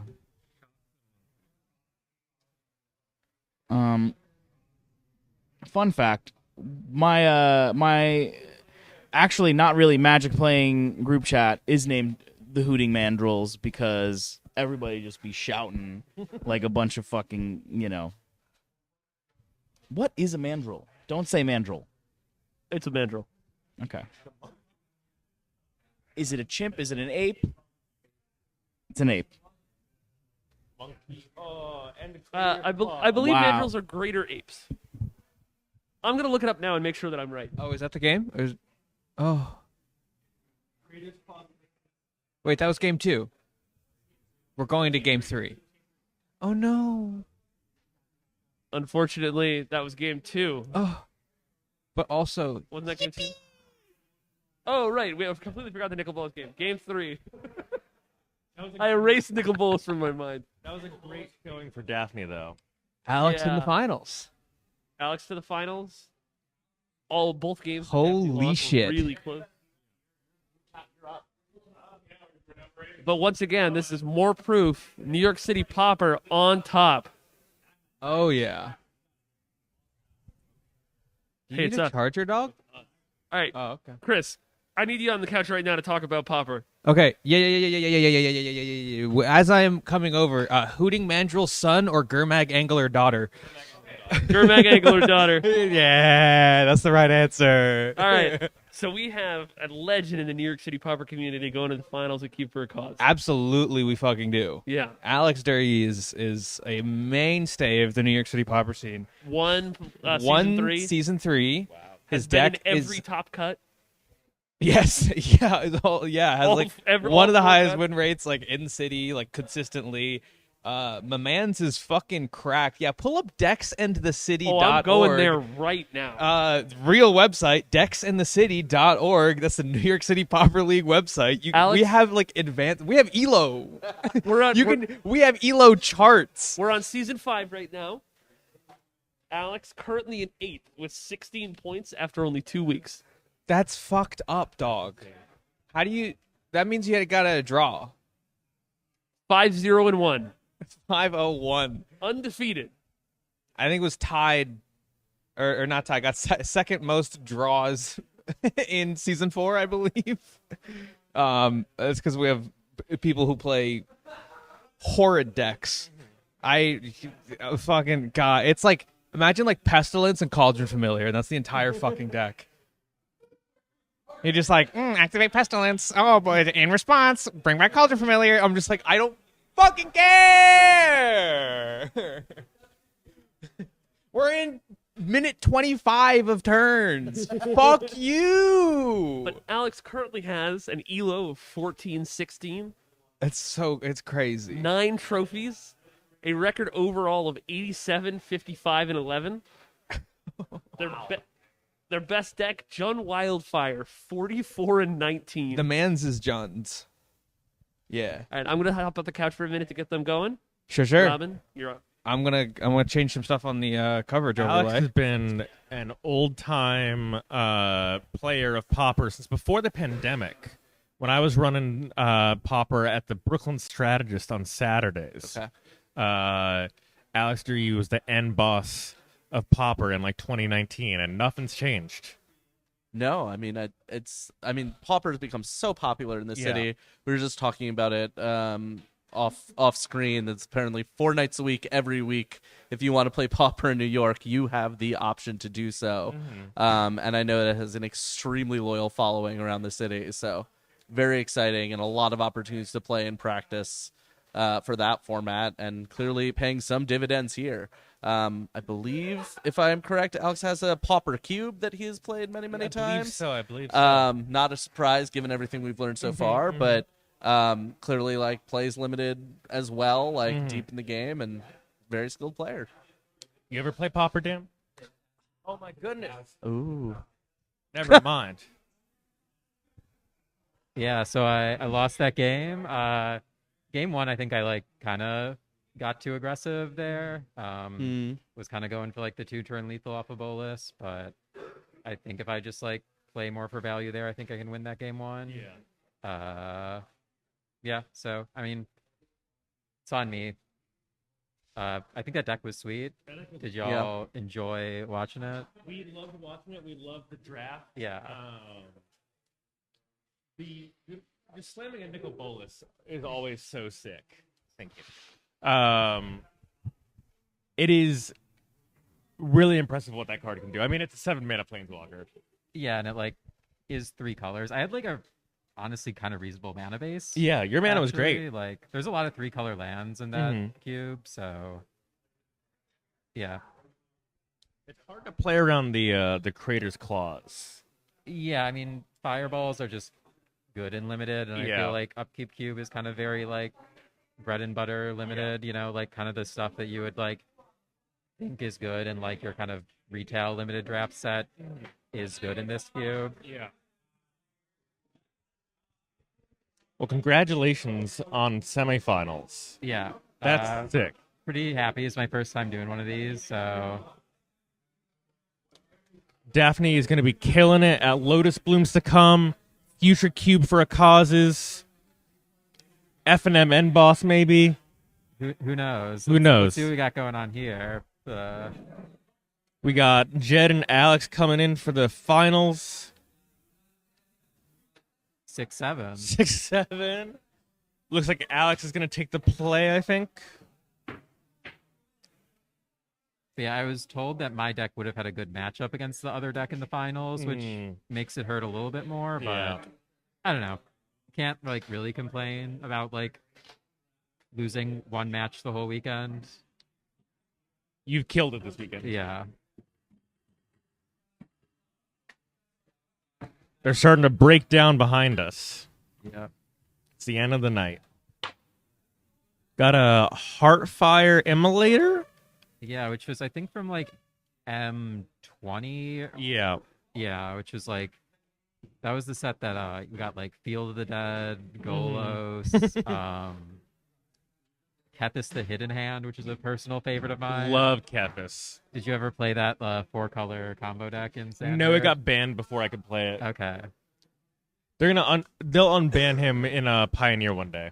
I hope so because I would love to play that deck again. Yeah. But speaking of this game, we got a Steam Core Scholar, which is I would say a very good card. Great filtering. Yeah. I imagine it probably trades for the Heartfire Immolator here. Oh, Wizard's Lightning. It's gonna eat a Wizard's Lightning. Another way to get rid of it, but Heartfire Immolator is just good value. It's a good attacker. Yeah. It cleared your Tatyova one game after swinging for free. Did. Yeah. I kind of had the option where it's like, oh, I could like block there, and then maybe like I save the 3 life, but then if there's like another prowess trigger, it's like a huge blowout. Yeah. Basri, Bozer's Lieutenant coming down. That card was very good in the game that I lost. It kind of made like my like plays with my removal spells a bit trickier. Also, maybe an M20 card. I think it was also M20, yeah, or maybe it was M21. I don't know. It was a core set card for sure. But I remember it being like very good in that draft format. Obviously, it's just like overstatted, can make extra bodies. It kind of gives you everything that you want in like limited bomb. Got a Prismari command, taking out the Heartfire Immolator and treasure, which treasure makes sense. I think feels like this blue-red deck is playing like a bit of a slower game plan. One thing we do know, Jed is of the opinion that Lightning Axe is the best card in his deck. We see it in his hand. Okay. I mean, it does currently kill the Basri's Lieutenant, so I believe it kills every card in Alex's deck. Oh, really? Except Hydra, in some cases. Yeah. Oh, yeah, there's the Lightning Axe, and let's see what we're discarding to it.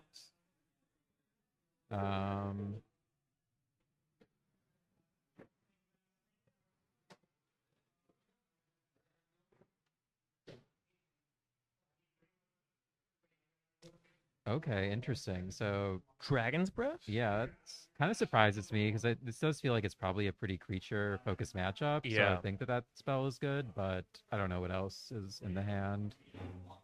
I do think I see an Archaeomancer, which kind of gets some things going with a loop there. We've got Fabro Elder and Dragon Master Outcast. Fabro Elder was originally from Throne of Eldraine. Has been reprinted since then. I think it's like kind of expensive because people play it in Commander. Yeah. I have one of the reprints of that card with a Pokemon Leaf Energy printed over it accidentally. Whoa. That's cool. 4th color here for Jed. I think I was also playing 4 colors. There was I think we got a lot of 4-color decks in this draft, which I mean, the fixing is not, you don't have fetch lands, but you have like the MH3 fetches. That's I think Thunderbreak Regent, right? Yes. Yeah. Yes. Which is like a 3/3 flyer, I think, that does some stuff. I don't remember all the text. When you target a dragon, you take 2. Yeah. I did really like in your draft how of your first 4 picks, 3 of them were fixing. Yeah, that was kind of like I think the approach that I took with this draft was like taking fixing and then looking for power outliers. In which case, we're like ended up for me being like strong landfall cards, the nickel bolus. Kind of felt like the only thing that was really missing was solid removal spells. Yeah, the removal package in my deck was definitely like on the weaker side. Like I had a couple counter spells. I had the Fires of Victory, and I had the Wrath, which I think is one of the best cards in the cube. Like I think Wraths are just like very valuable because like a lot of decks just end up putting a lot of things on the board, and there's this feels very creature heavy. So if you can clear, ooh. Yeah, because like when I took that Wrath, I didn't have any like black cards or lands in my deck yet. I'm just like, I think that like I just kind of thought that that card is good enough that I would take it and then make the mana work. And it came in great in that second game in the semis. Yeah, it was useful there. It didn't end up, winning, but it still, I think, performed well, kind of helped get me out of a sticky situation. I think that the use social engineering, like green enchantment that makes 2/2s is just something that's really hard to deal with for the kind of deck that I was playing. Okay, so we have Archaeomancer getting back the Dragonfire, which I imagine will probably be pointed at that Dragon Master Outcast before it starts making dragons. Mm-hmm.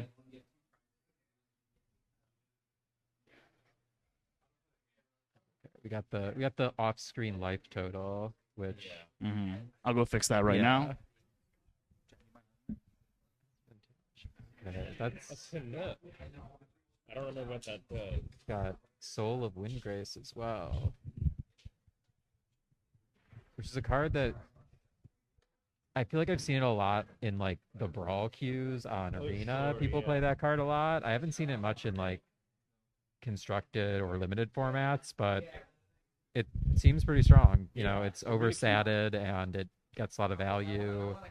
There's, that cycle of MH3 fetch lands in this cube, so it kind of gets a lot of targets from that. Yeah. So, and Arena Cube designer Zach Barish was here. Bye, good seeing you, Bones.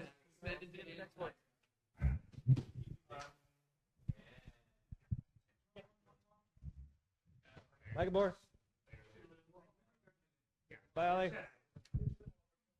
We're winding down here at Chris, can you cut to the couch cam for a minute? Where the fuck did everything go? Yeah. The room's empty. Everything disappeared. Back here, that's the feature match. Folks, if you need an area broken down, Let me tell you, if there's someone good at having a breakdown, Scott Mertz, organizer of Cube for a Cause, #1 breakdown haver. Okay, looks like we have a removal. Looks like it was a Terminate, maybe? Or what was that? Torrential Gearhulk. I didn't see that. Ooh. Yeah, Torrential Gearhulk. Just like Garfield intended. Probably, got to be up there in terms of one of the more powerful cards in the cube. Words right out of my mouth. Lasagna, loved it. Lasagna, flashing back removal spells, 8 Mondays, Richard Garfield. Okay, yeah, we got the Enter's Restoration, which I think has the bonus land that it gets because of the Soul of Windgrace, which just gets up to this huge land total, which, as we saw in my games, can kind of just games can end from that Crater Clause. Right. That was, I think, the most shocking insight for me was just how fucked up that card was. Like, it's like as I was saying earlier, like fireballs are really good, and that one's nice because when you have that ferocious trigger, like it's at worst it's a shot, right? Like you're kind of getting a good rate on the time, so like it's not just like going face to finish a game. Yeah. Okay, so we've got the Confounding Riddle that's doing the Anticipate mode, which I think it does put the cards into the graveyard, which is actually pretty relevant for cards like Gearhulk and the Archaeomancer. There's also some cards with Delve in this cube, so I said this earlier, but this is also kind of Jed's thing, is these extremely fucked up Jeskai decks in this format. Yeah. Jed is a known demon with Jeskai and the Upkeep cube. But I think hearing things like Fireball is really good, Dragons are cool, and Lightning Axe is good feels like this cube is a success on its design goals, I will say. Yeah, like I think it feels like a higher power level than just playing, a regular retail limited set, but the sort of cards that you see feel like the same cards that you would like be playing when you're drafting one of those sets. Like exactly, you're not kind of seeing as many like cards where it's like, oh, these are like big, constructed staple cards. A lot of them are cards that had some shine in their own limited formats, maybe saw a tiny bit of play in some constructed formats, but get beloved to shine heaters a of bit more yesteryear. here. Yeah. Lost to the sands of time. Okay. Like Oh, all so of us. we have Lauren of the Third Path. Oh, baby. Getting to blow up the torrential gear hull. Oh, which is God. a pretty big 2-for-1 there. Yeah. And also, life total of 3 is very dangerous given the burn spells that we know are in the deck on the left. Yeah. Jed's goose. Maybe cooked. No horses in this race at all.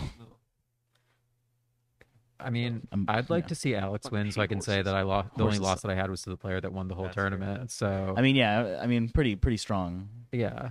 Also, I mean, shout out to my one draw this tournament was against Reyna of Lotus Bloom. Oh, Lotus Yeah, Bloom. shout out to Lotus out. Bloom. Shout out Lotus. Was Reyna slow playing? Reyna was playing blue-white control. I lost game 1 and then I won game 2, and like it's blue-white control. There's not going to be a game 3. True. Was that her approach deck? That was that deck did play approach to the second sun, which approach was cast against me in the game that Reyna won. Yeah. I had a Psychotog in my deck, which was fun. Baby. Yeah. That was the maybe. Yeah. Just that like was, it used that to was be. the zonal synergy cube. Okay, Oh, looks you like know we what? That's wrapped that. up that first game. I didn't see how it ended, but I But imagine Alex Lord, won it certainly did.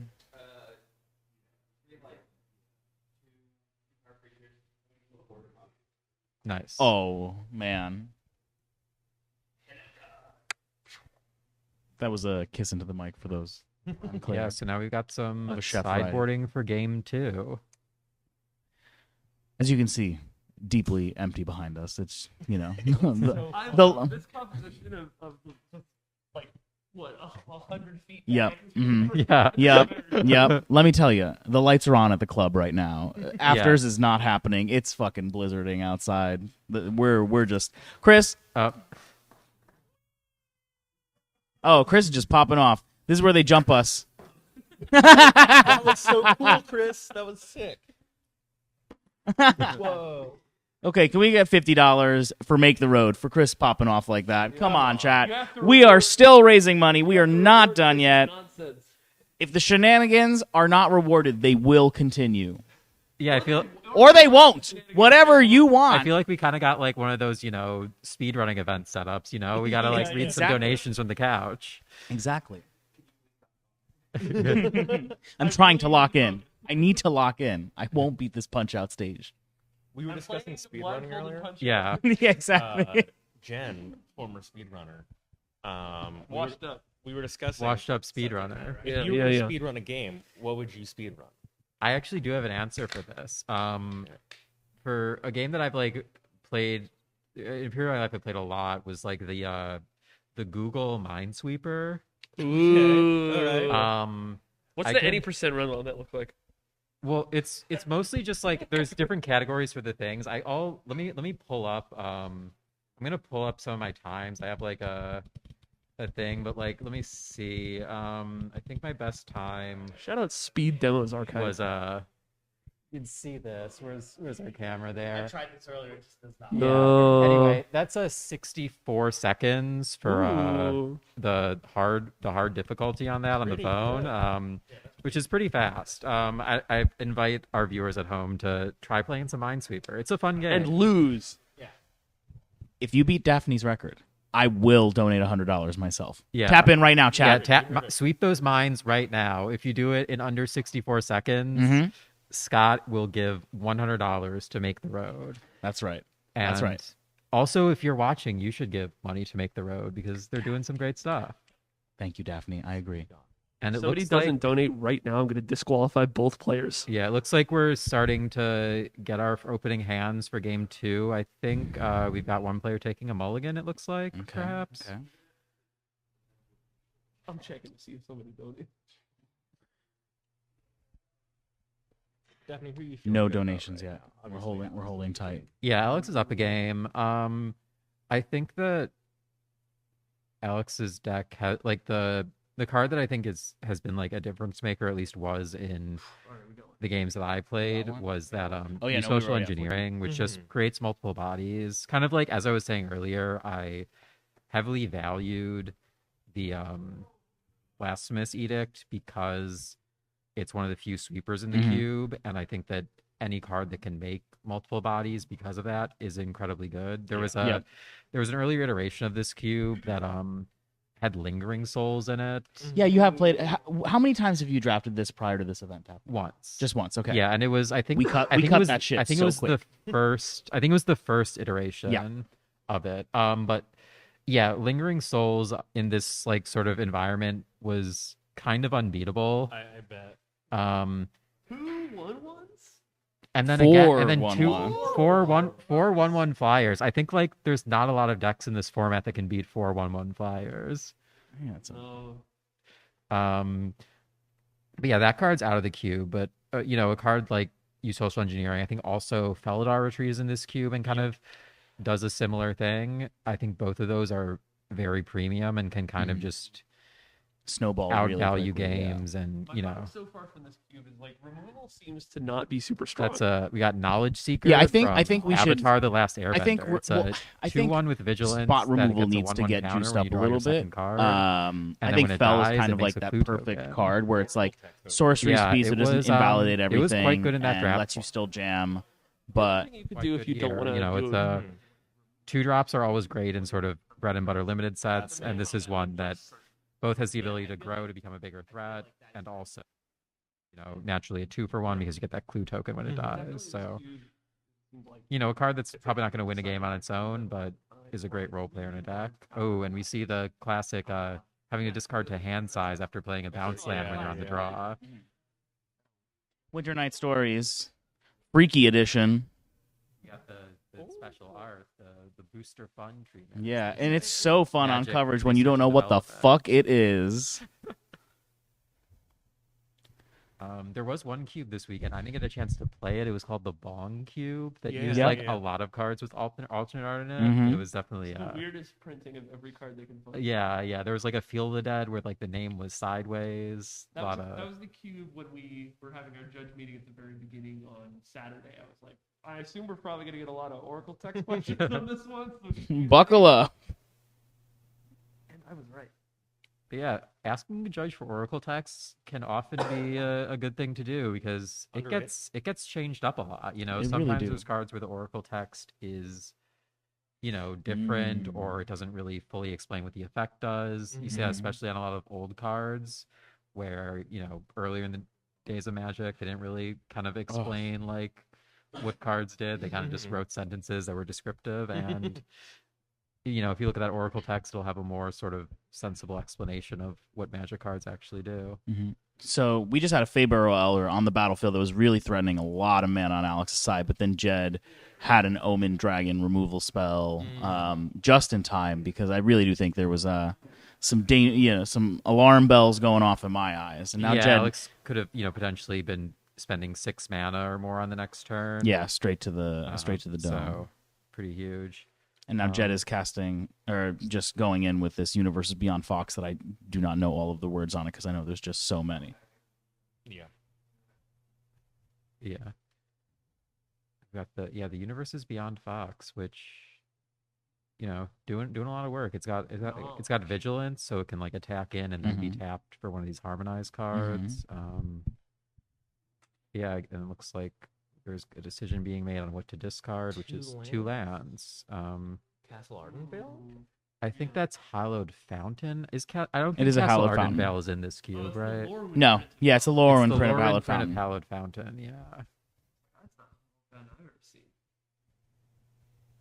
Gotta get with the times. Okay, we've got that one guy from Tanuk. the spaceship set. I didn't play that much of that set, so I don't know what that. Edge of card's Eternity. called. That's Yeah. Tanuk or Tanuk, right? Tanuk. Does something with landfall, right? Okay. Get it outta here. Got Silent Departure, and Yeah. earlier during this Jed put cast some this match, tempo. I said that Knowledge Seeker is not a card that can win a game on its own, but right now it's doing a lot of work. It's right now it's Overtime. kind of done, a very large portion of Alex's life total, and potentially can continue to grow because I imagine that this blue deck can draw a lot of cards. This blue deck? Yeah, the blue deck. Oh, Drawing cards. yeah. Drawing cards. Jed got the counter with the confounding Yeah. riddle. Fucked up. They shouldn't be allowed to do that. No. Somebody put a stop to this. And it looks like we had the confounding riddle. Oh, he has a counter spell on that creature. Yeah. Yep, exactly, Daphne.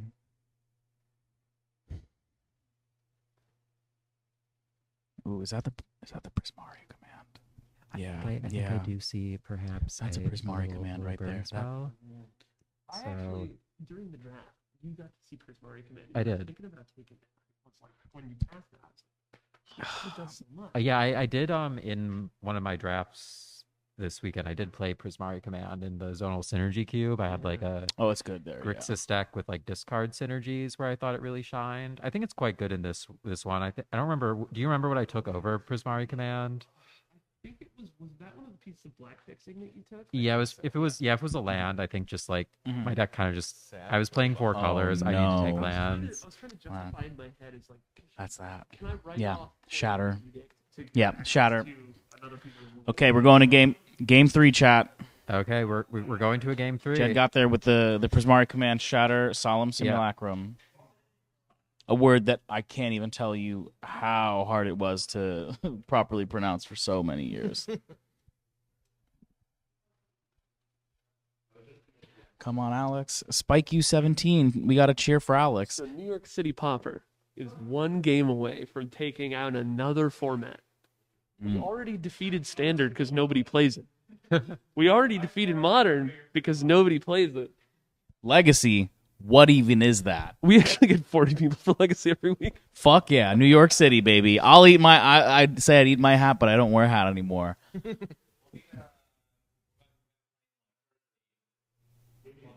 Oh yeah, that would be huge. So he stopped showing up the Legacy. What do you see for Legacy? The three biggest weeklies in New York City are Legacy, Pauper, and Pre-Modern. That's awesome. Hear me out. Value Vintage. I actually really Strategist does value There's a vintage. Value Vintage weekly at the Strat. I kind of want to tap in on that. That feels like extremely my type of like awful behavior. It's like 4 trans women every single week. Yeah.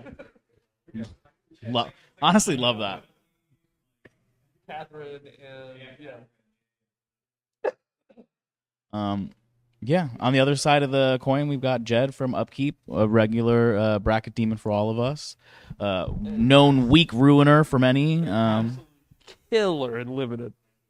Yeah, and it's really showing here. You know, Jed, whenever I see him in the pod, he always loves to walk up to me and goes, Scotty, I did it again. An absolute, this deck is sick. It's fucking sick. It's so cracked. Jed knows when he's cooked, and I feel like in this cube. Does not think that he's cooked right now. I don't know. I mean, Jed will cooked be in the on past tense, the on act of draw in cooking. this last game, which I think is Cooked. I think it's going to be tough Exactly. against this, deck that it ramps, but it's also pretty aggressive and has a lot of early creatures. So what are we seeing being on the here? back foot Oh. early can be tough. Oh, looks like we have a mulligan. I gotta say, watching people And draw their I see hands one that card at a Knowledge time Seeker on camera again is in like the opening most hand stressful for shit Jed. ever. So, yeah, kind of a bit of a literally white start knuckling from the Avatar casting couch. draft set limited format. Of course, in there you had the sort of synergy with water bending since it has vigilance, and also the clue that it creates can be used for that. But here it's just a really solid creature. And then, especially on the draw, Jed's going to be Yeah, it's something that can potentially trade off for an early aggressive creature and leave some value behind.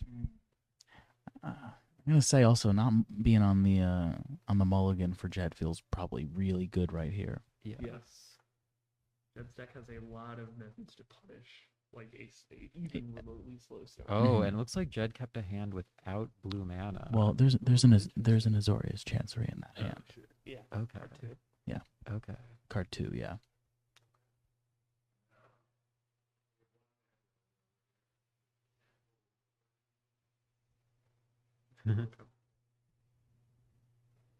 Okay, Oh. and this was a Final Fantasy card that I played against today that I had never seen before. It's so It has this interesting thing where it lets you play extra lands, but then you also have to return lands to your hand at the end of your turn. We also have not And figured out how to pronounce his last name. Dinched. Yeah. Do you know which Final Fantasy game this guy is from? Any Final Fantasy 8 is what I'm hearing. Thank you, Dan. Dan with the Dan, staff photographer, absolute legend, pulling up all weekend. Dan just jammed. And it With the looks Final Fantasy novel. and it looks Yeah. like Jed found No. an island for that knowledge Mm. seeker. So it's potentially going to start cracking in for damage unless Alex can get out a blocker. And that looks like a blocker to me. Yep. Trigger, ping, trigger, draw. Oh, and there's the Best card in Jed's deck. Best card in the deck.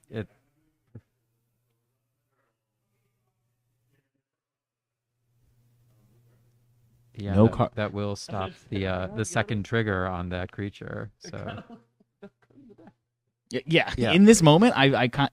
Jed was spitting. It turns out. yeah, I think even if it comes at an extra cost, I think just 1 mana removal spells at instant speed Mhm. are I know what this cube needs. very Fatal good. Push. I mean, low key. I think Fatal Push would be reasonable just because it's like there are a lot of a lot of decks are playing a top end that includes like 5 and 6 drops. Yeah. So, I think Fatal Push would be very good, but But your curve it could be well goes above 4 it here, could be just with the reasonable. dragon Like, density. it would be a very premium card for sure, but It I would be a don't. good answer for Knowledge Seeker. It would. It would be great. Oh, Ooh. I like that. Mulligan undone. Accelerate. And it looks like we're doing a little bit of speed running here Mhm. with okay, we've got a trade between the Knowledge Seeker and the Solemn. Simulacrum. Is Knowledge Seeker a 2/2? It's a 2/1 with Vigilance. But when it dies, as you can see there, it makes a clue token. Very aggressive trade-off. Mhm. Yeah, I think maybe it doesn't have a way to draw cards and grow that Knowledge Seeker. Feels like a sign of Essentially, strength too, though. getting some card draw, getting some more of those land drops, I think is going to be pretty important. And Got a torrential gear hole. Yeah, I'm seeing. There's a. yeah, which is potentially also one of the strongest cards in that deck. So Yeah, we'll see I what think happens. that that cycle is really so perfect in this cube because it gives every color an angle on artifacts, but it also just like is so clean with all the other synergies going on in here. It triggers I Kitch the noticed that Skimmer. there were like a whole bunch of those Gear Hulks in this cube, both from the original Kaladesh block and then also the ones from the Drift, that were Ether from Drift. Yeah. I particularly like the Ether Drift ones because they're just so committal. They really mean you have to be a 2-color deck. Yeah, I or think those, 2 to 3 color deck. Yeah, there is something that's like kind of that stands out about those like quadruple pip casting cost cards. Yeah. Which kind of made a big appearance in the third Ravnica block, Yep. like Guilds of Ravnica and Ravnica. Oh, Legions. yeah, those like I think like Frilled Mystic was the only one that really made it into standard from that cycle. That card. But Hook. yeah, was so that good. card and that sort of Simic Flash deck was was a real The mainstay. green one saw a little bit of play and it's kind of like a token mid-range deck. Yeah. I feel like the Gruul one was in play, but maybe that's Sunder Shaman? yeah. It saw play in other formats. Okay. I have like a weird sideboard option. Mhm. Oh, that's a dragon. That's a Thunderbreak. Thunderbreak. Yeah, and yeah, we've got Jedset getting very aggressive now. Yeah. Harmonizing with the region. Oh baby. Jed's in the driver's seat. Yeah, it really feels like that. Kind of very quickly switched to being the beatdown.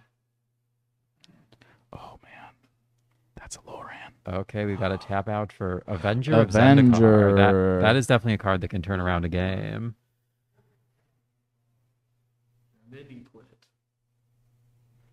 Yeah, I believe that'll be. Looks like there's 7 lands in play, or are there? Yeah, there's 7. I was wondering if maybe there's one of those bounce lands in play. There could have been 6, but yeah, it looks like 7 lands. So, but there is not another land drop for a landfall trigger. Bounce land. One of the best things we can draw right now. Mm-hmm. Yeah, or one of those MH3 fetch lands can be Yep. you know A pretty landscape. huge for getting multiple landfall triggers. Mhm. Yeah.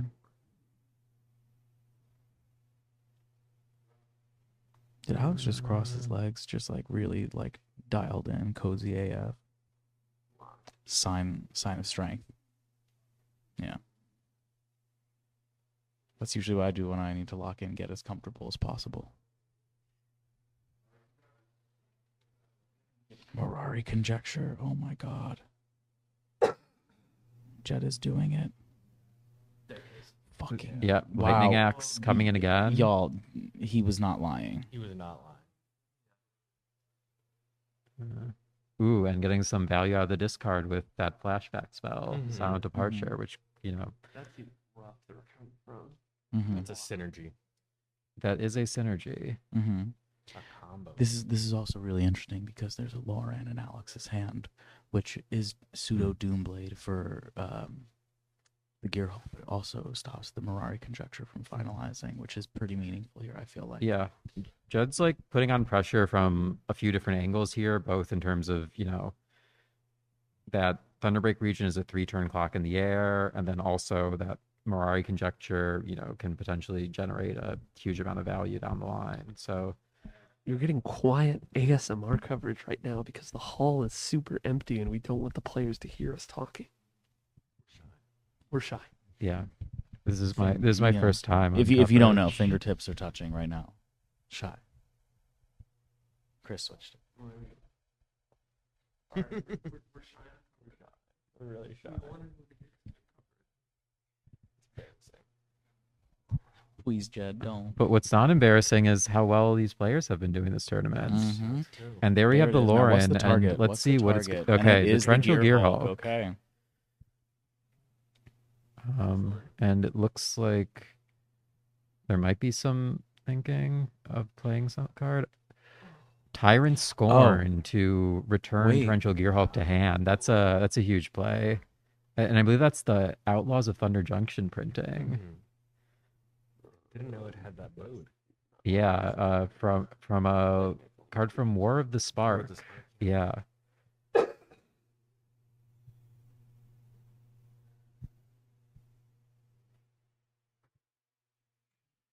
And it looks like that Mirari conjecture has returned Silent Departure to hand.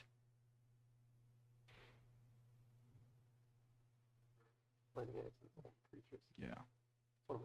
Yeah. But Lava Axe is both targets, right? It'll be interesting to see what Alex decides to Oh, it's do Lightning regarding this Lauren's abilities once, if that card ends up untapping and having access to that draw ability, because it's always one that's a bit tricky to, use. You don't know whether or not you want to give Parker. your opponent's cards. Hey, or not. Parker. Shout out. Yeah, it's tough. And it looks like Thanks, Alex Steve. is behind on cards.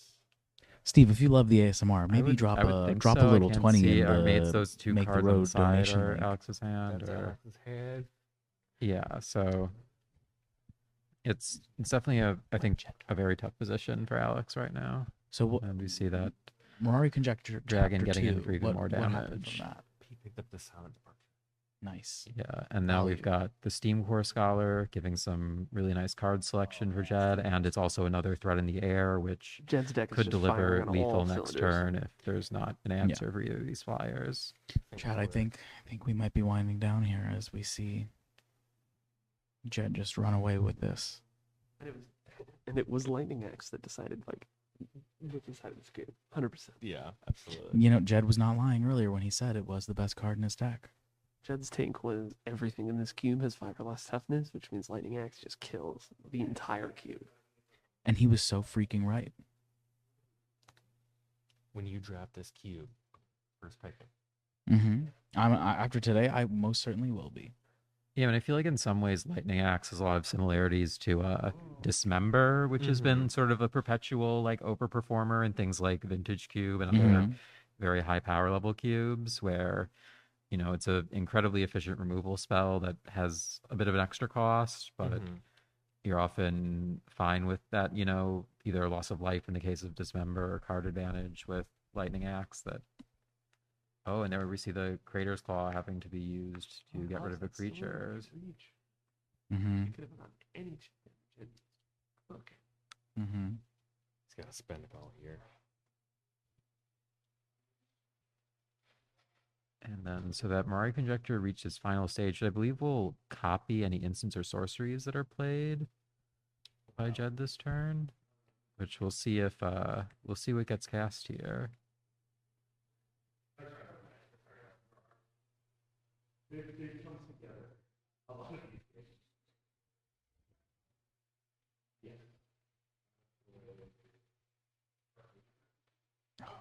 Another banger 5-drop for Jet. It's a 5-mana 3/6 that reduces the cost of instant sorceries by 1, and then whenever you cast an instant or sorcery, it draws you a card. Wow, Jed's deck is insane. I think it is Found Foundations, yeah.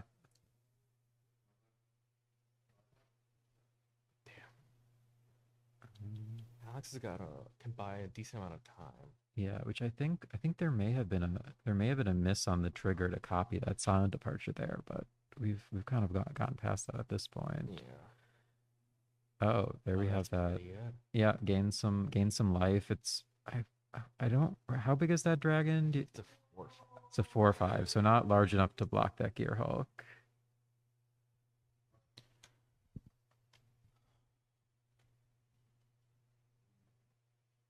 It is a 4/5.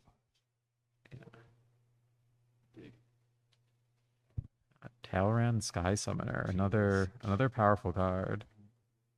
Jed said before the finals that he thought that my deck would have been good against this deck, but this blue red deck looks very strong, and I honestly don't know if I would have been able to beat it. I think it's got, you know, a lot of really powerful interaction, also just creatures that, you know, kind of do the things that you want in Upkeep Cube, stuff like, you know, 2-for-1s, creating multiple bodies. And yeah, it looks like a really synergistic and well put together deck we've got Jet here. has the Omen Dragon, all the treasures he needs. He's gonna take out the Regent.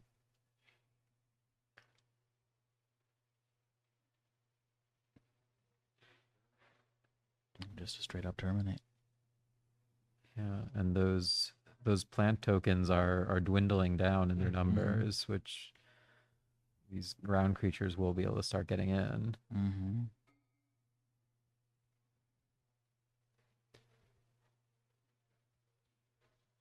All right, what you got? All right, looks like there we have it a is. concession, and that's our finals. Congratulations, Jed. Folks, we've got our winner of Cube for Ooh, it looks like Applause there's a for brainstorm. Autumn Winter This 26. was one of those drafts. I got this like pick Jed, 1, pick 7. the one, but the I only only. got this like Big Grizz, like the jersey says. Never forget the name. Yep. Yeah, let's go. Let's get this winner to say something, so you don't have to listen to my losing ass anymore.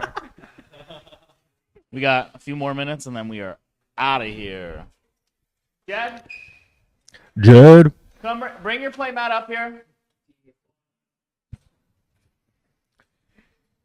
Folks, thank you for joining us. If you've got a couple more minutes, a couple more dollars, Cade, I totally agree. A couple more minutes, a couple more dollars, please join us. We're still raising money for Make the Road as we're wrapping this up. Hey, if, you know, payday was a little late, if you're wishing you could send it to some of your friends or anything, we will keep the link live until the end of the week just to, you know, do what we can.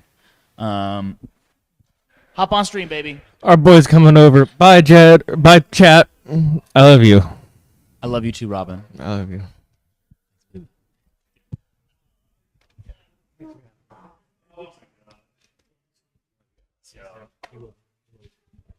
Jed, tap in.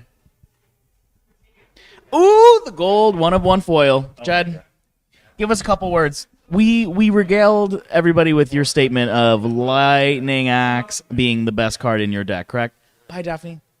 Good night. Tell us more. Yeah. I should. Can is Elliot? Yeah, you're live. It's a hot mic. Perfect. Yeah. So for reference, I'm one of the locals. I go to Upkeep a lot. If you're a New Yorker and you're watching this, Come game with us. Come game with us. Industry City every Wednesday, 7 right. p.m. Got to start with the plug. Brooklyn game night. So I have drafted this cube twice, and funny enough, I've drafted Archaeomancer decks 3 times, including top 8. There you go. I did not want to be an Archaeomancer deck. The Archaeomancer deck chose you, right? There was a pick 1, pick 7 Torrential Gearhulk. Winter Night Stories came really late. Blue was just very, very open. Yeah, interesting. Because we were watching Daphne, and Blue felt in a pretty accessible place for them too. Yeah, it was really just flowing through. There was like a Nicol Bolas that I could have played for my control deck, but I took a Mystic Monastery. It was so good on playables. Yeah. But yeah, I just found that in this, honestly, I took Lightning Axe, pack 1, pick 1 regardless, because I think it's a super efficient kill spell. Yeah. I was going to play red. Mid-range was how I started. Yep. Like Lightning Axe, Thunderbreak Regent. Yep. Dragon's Fury, Yep. et cetera, et cetera. Yep. But then just kind of pivoted. Honestly, it was not a crazy draft, especially because red was how I started.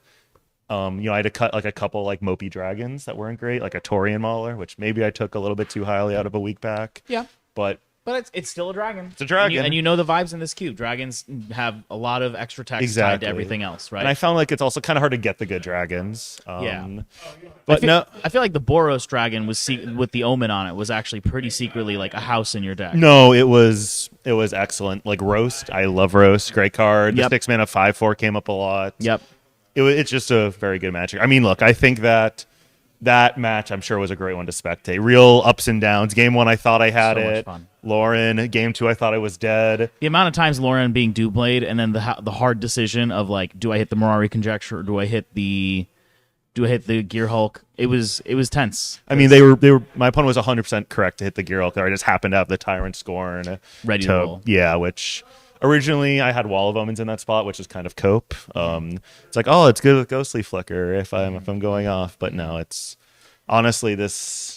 Take the gold power outlier with the good fixing and let it rip. Yeah, and it's also was one of those really nice drafts where because I had unplayables, by the end of pack 1, I had like 13 playables, including some lands, albeit part of the reason I took the lands later is because pack 1 had Steam Vents and Sulphur Falls and Shivan Reef. Yeah. So I knew that there weren't a lot of blue-red lands going around.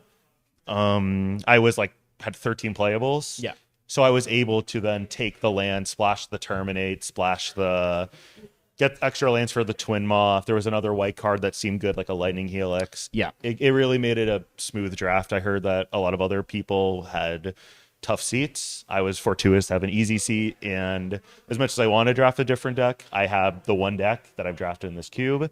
I think I played it pretty well. A couple things maybe. Sure looked like it from this side at least. But really, it feels good. Had a couple semifinals losses at these tournaments before. Yep. Honestly, just the community here for people who are not in this community is truly fantastic. A lot of great friends were here. A lot of people I've just known for a long time. Scott's a fantastic tournament organizer. Thanks, Jeff. And it was a really great cube. Lightning Axe, pack 1, pick 1. Get all the cards that I know how to draft. But it's kind of the same thing with Into the Flood Maw. And kind of why I like Silent Departure too, as much as Silent Departure also has like the Archaeomancer, Torrential Gearhulk value. When games get faster and cards are better, 1 mana interaction, even if it's a -1 or a bounce, just gets better. Like Into the Flood Maw a lot of times is like Terminate. Yeah. So honestly, did not think I was going to top 8. Had to win out a lot of matches. Incredible. And you got there, baby. Oh my god. Feels good? I mean, that's a finals where it's like it could have gone either way. My opponent's deck, I think game 3, they had once I disassembled the engines, didn't get there. Had a really sick landfall deck. It's the type of thing when you see all of the like colors, all of the splashes, like a deeper deck, you just know they're good at cube. Yeah. They know what they're doing, and just they played very well. Yeah. A lot of back and forth. Yeah. Honestly, shout out also to Winter Night Stories. Banger card. It won me. I mulled a 5 like in multiple of my earlier rounds, and it just unmulligans you right away. It's unreasonable magic card. But honestly, do you want to get on commentary for anything? Come on, pop in for a couple minutes, Alex. We No. wind down. My goat, Alex. Talk through it while I wrap up the last things I got to wrap up. Yeah. Chat, if I don't see you again, thank you all. But No, really. Jen, do you want to help us host? Are there 3 mics? But no. Got it. So how was your draft experience when you were doing this? Picks 1 through 3, pack 1 was like lands. It was like, I think it was like bound. It was like Slesny Sanctuary, Stomping Ground, Sacred Foundry. Hallmark of a good drafter, take the lands. Because I was like, you know what? I don't know what any of these cards do. I don't know the cube very well, so I'm like, I'll take lands and see what happens. And honestly, my pack 1 was kind of bad. It ended up in like always kind of like weird red spells. Like I had like a young pyromancer that I just like couldn't support. I had like that 3-mana dragon that like dings your opponent when he casts like spells or dragons. 2/2? Yeah. But I'm like, you know, like I don't think I'm playing spells like a spellslinger deck. I'm like, oh my god, this is a train wreck waiting to happen. Pack 2, pick 1. I saw what's it called? I can't remember what the card is. The 5-mana thing with warp, landfall, make a 2/2 robot. Oh, the social engineering. Yeah, I saw that and I'm like, you know what? Like, I have a little bit of land support from pack 1. I'm like, let's see what happens. You know, like, so you know what? Someone's got 03. It could be me. No, I mean, I think that's a really great way to approach it. I don't know what the rest of the pack was, where I feel like when I've been train wrecking drafts, try to take something powerful where even if it's a little bit risky, it's a really big build around. It gives you an out, even if you have like a janky looking deck to just steal games or win games outright. Yeah, like Winter Night Stories. I mean, that's Winter Night Stories. I should not have gotten like pick 3, pick 5. Blue was, it's just a 2025 Magic card, and it's one of the better 2025 Magic cards. Like I didn't play much VV Cauldron, but in that deck, it was like, it's just a broken Magic card. It's, it doesn't matter if you mold a 5 if you then draw 6, discard 2 or 3, like. And also had a creature that was getting bigger. Yeah, and like a clown. I put away I got rid of the what's it called, the bolt. Because I was like, I was like, I saw so few creatures on your side. They all seem kind of giant. I'm like, I don't need a bolt here.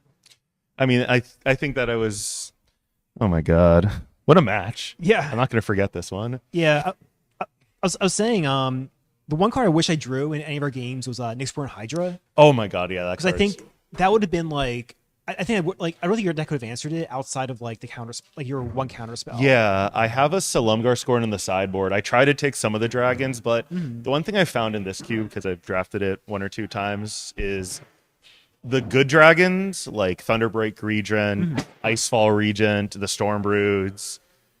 They're good, and then there's some changelings, but then the dragons really drop off from there. Oh yeah, there's not like a Dragonlord Ojutai. There's no Salumgar. So it's, I was thinking you seem to be a little bit too low to the ground where I didn't want to side into the Salumgar Scorn like crappy dragon package. But there was a world if I played versus the ramp deck that was showcased on coverage last round that I might have done that just to have an additional good piece of interaction. But yeah, because I was like, oh, like and then that's I got killed out by that.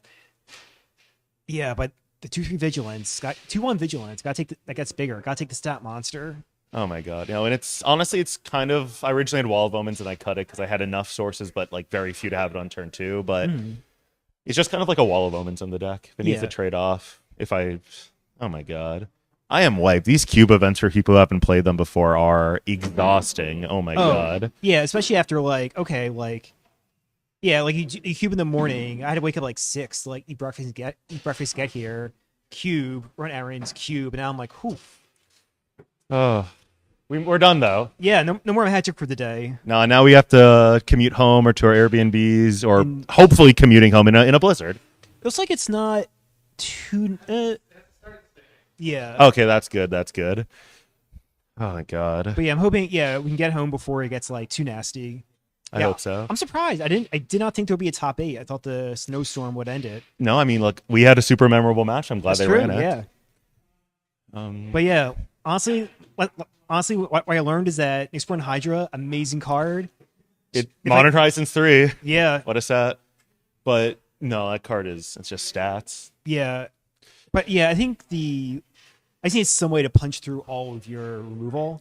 Yeah, and there's also some portions of my games I didn't really get to the point. It was about to game 1 before the interaction where like the Archaeomancer, like our ghostly flicker loops where you go Archaeomancer with either another creature on its own, ideally another creature. You Ghostly Flicker, get that ETB, and then you use the Archaeomancer to get back the Ghostly Flicker. Oh, is there Ghostly Flicker in the cube? Yes, it is. Yes. So that was something that happened in other matches where I just held up Talrand Archaeomancer and I just that's... Or with Gear Hulk, you can Gear Hulk, flashback Ghostly Flicker, get another Gear Hulk. What a card. Oh my god. Honestly, at this point, they have to remove Archaeomancer and Winter Night Stories from the cube, clearly. Archaeomancer's fine, because it's like, all right, whatever. Like, it's 4 mana regrowth, but... And, like, you can do a little bit of gimmicks with it, but, like, except for the Flicker, they all seem a little, like, kind of iffy. Yeah. It's honestly just... Yeah, I don't blame you, but the Ghostly Flicker gives me that super endgame that I felt like I needed to... The reason that I didn't take the Nickel Bolus, because I could take a land, is when you have this 8 late game, it's hard to beat. Well, nonetheless, it seems like... Are you guys packing up? Are we wrapping up? Oh, yeah, we need Scott to... Where did Scott go? Yeah, we need someone to give a final message for the event. Close out. Everyone show up. There's another Cube for a Cause coming up in August. I believe it's August 22nd and 23rd. Industry City, same place. I cannot make it, but alas. But come in. It's an amazing event. Really well run. Best food that you're going to have at any Magic event. Not just like a hot dog and a burger. I don't know, man. I had Costco pizza today. Okay, that's also right here. Also, W. Literal W. Such good food. Honestly, it was shockingly good. Honestly, Strawberry Sundae. It got me to second place in a great match. So Oh my god. Did the job. Okay, do you want to take it? I do. Gang, thank you for hanging out. We raised $1,400 here. Incredible. Chris, thank you for running the stream. Of course. Jen. I love this. Robin, Jay. Jen's the goat. Bones, the best judge teams in the world. Sorry, Jen. What the hell? It's true. Thank you all for watching. Thank you all for playing. Thanks for hosting. We're all going to go collapse in varying addresses. Get home safely. Yes. And my cube that was missing is found. So we're ready. Goodbye and good night. Love you all. Stay safe. Whoop, whoop.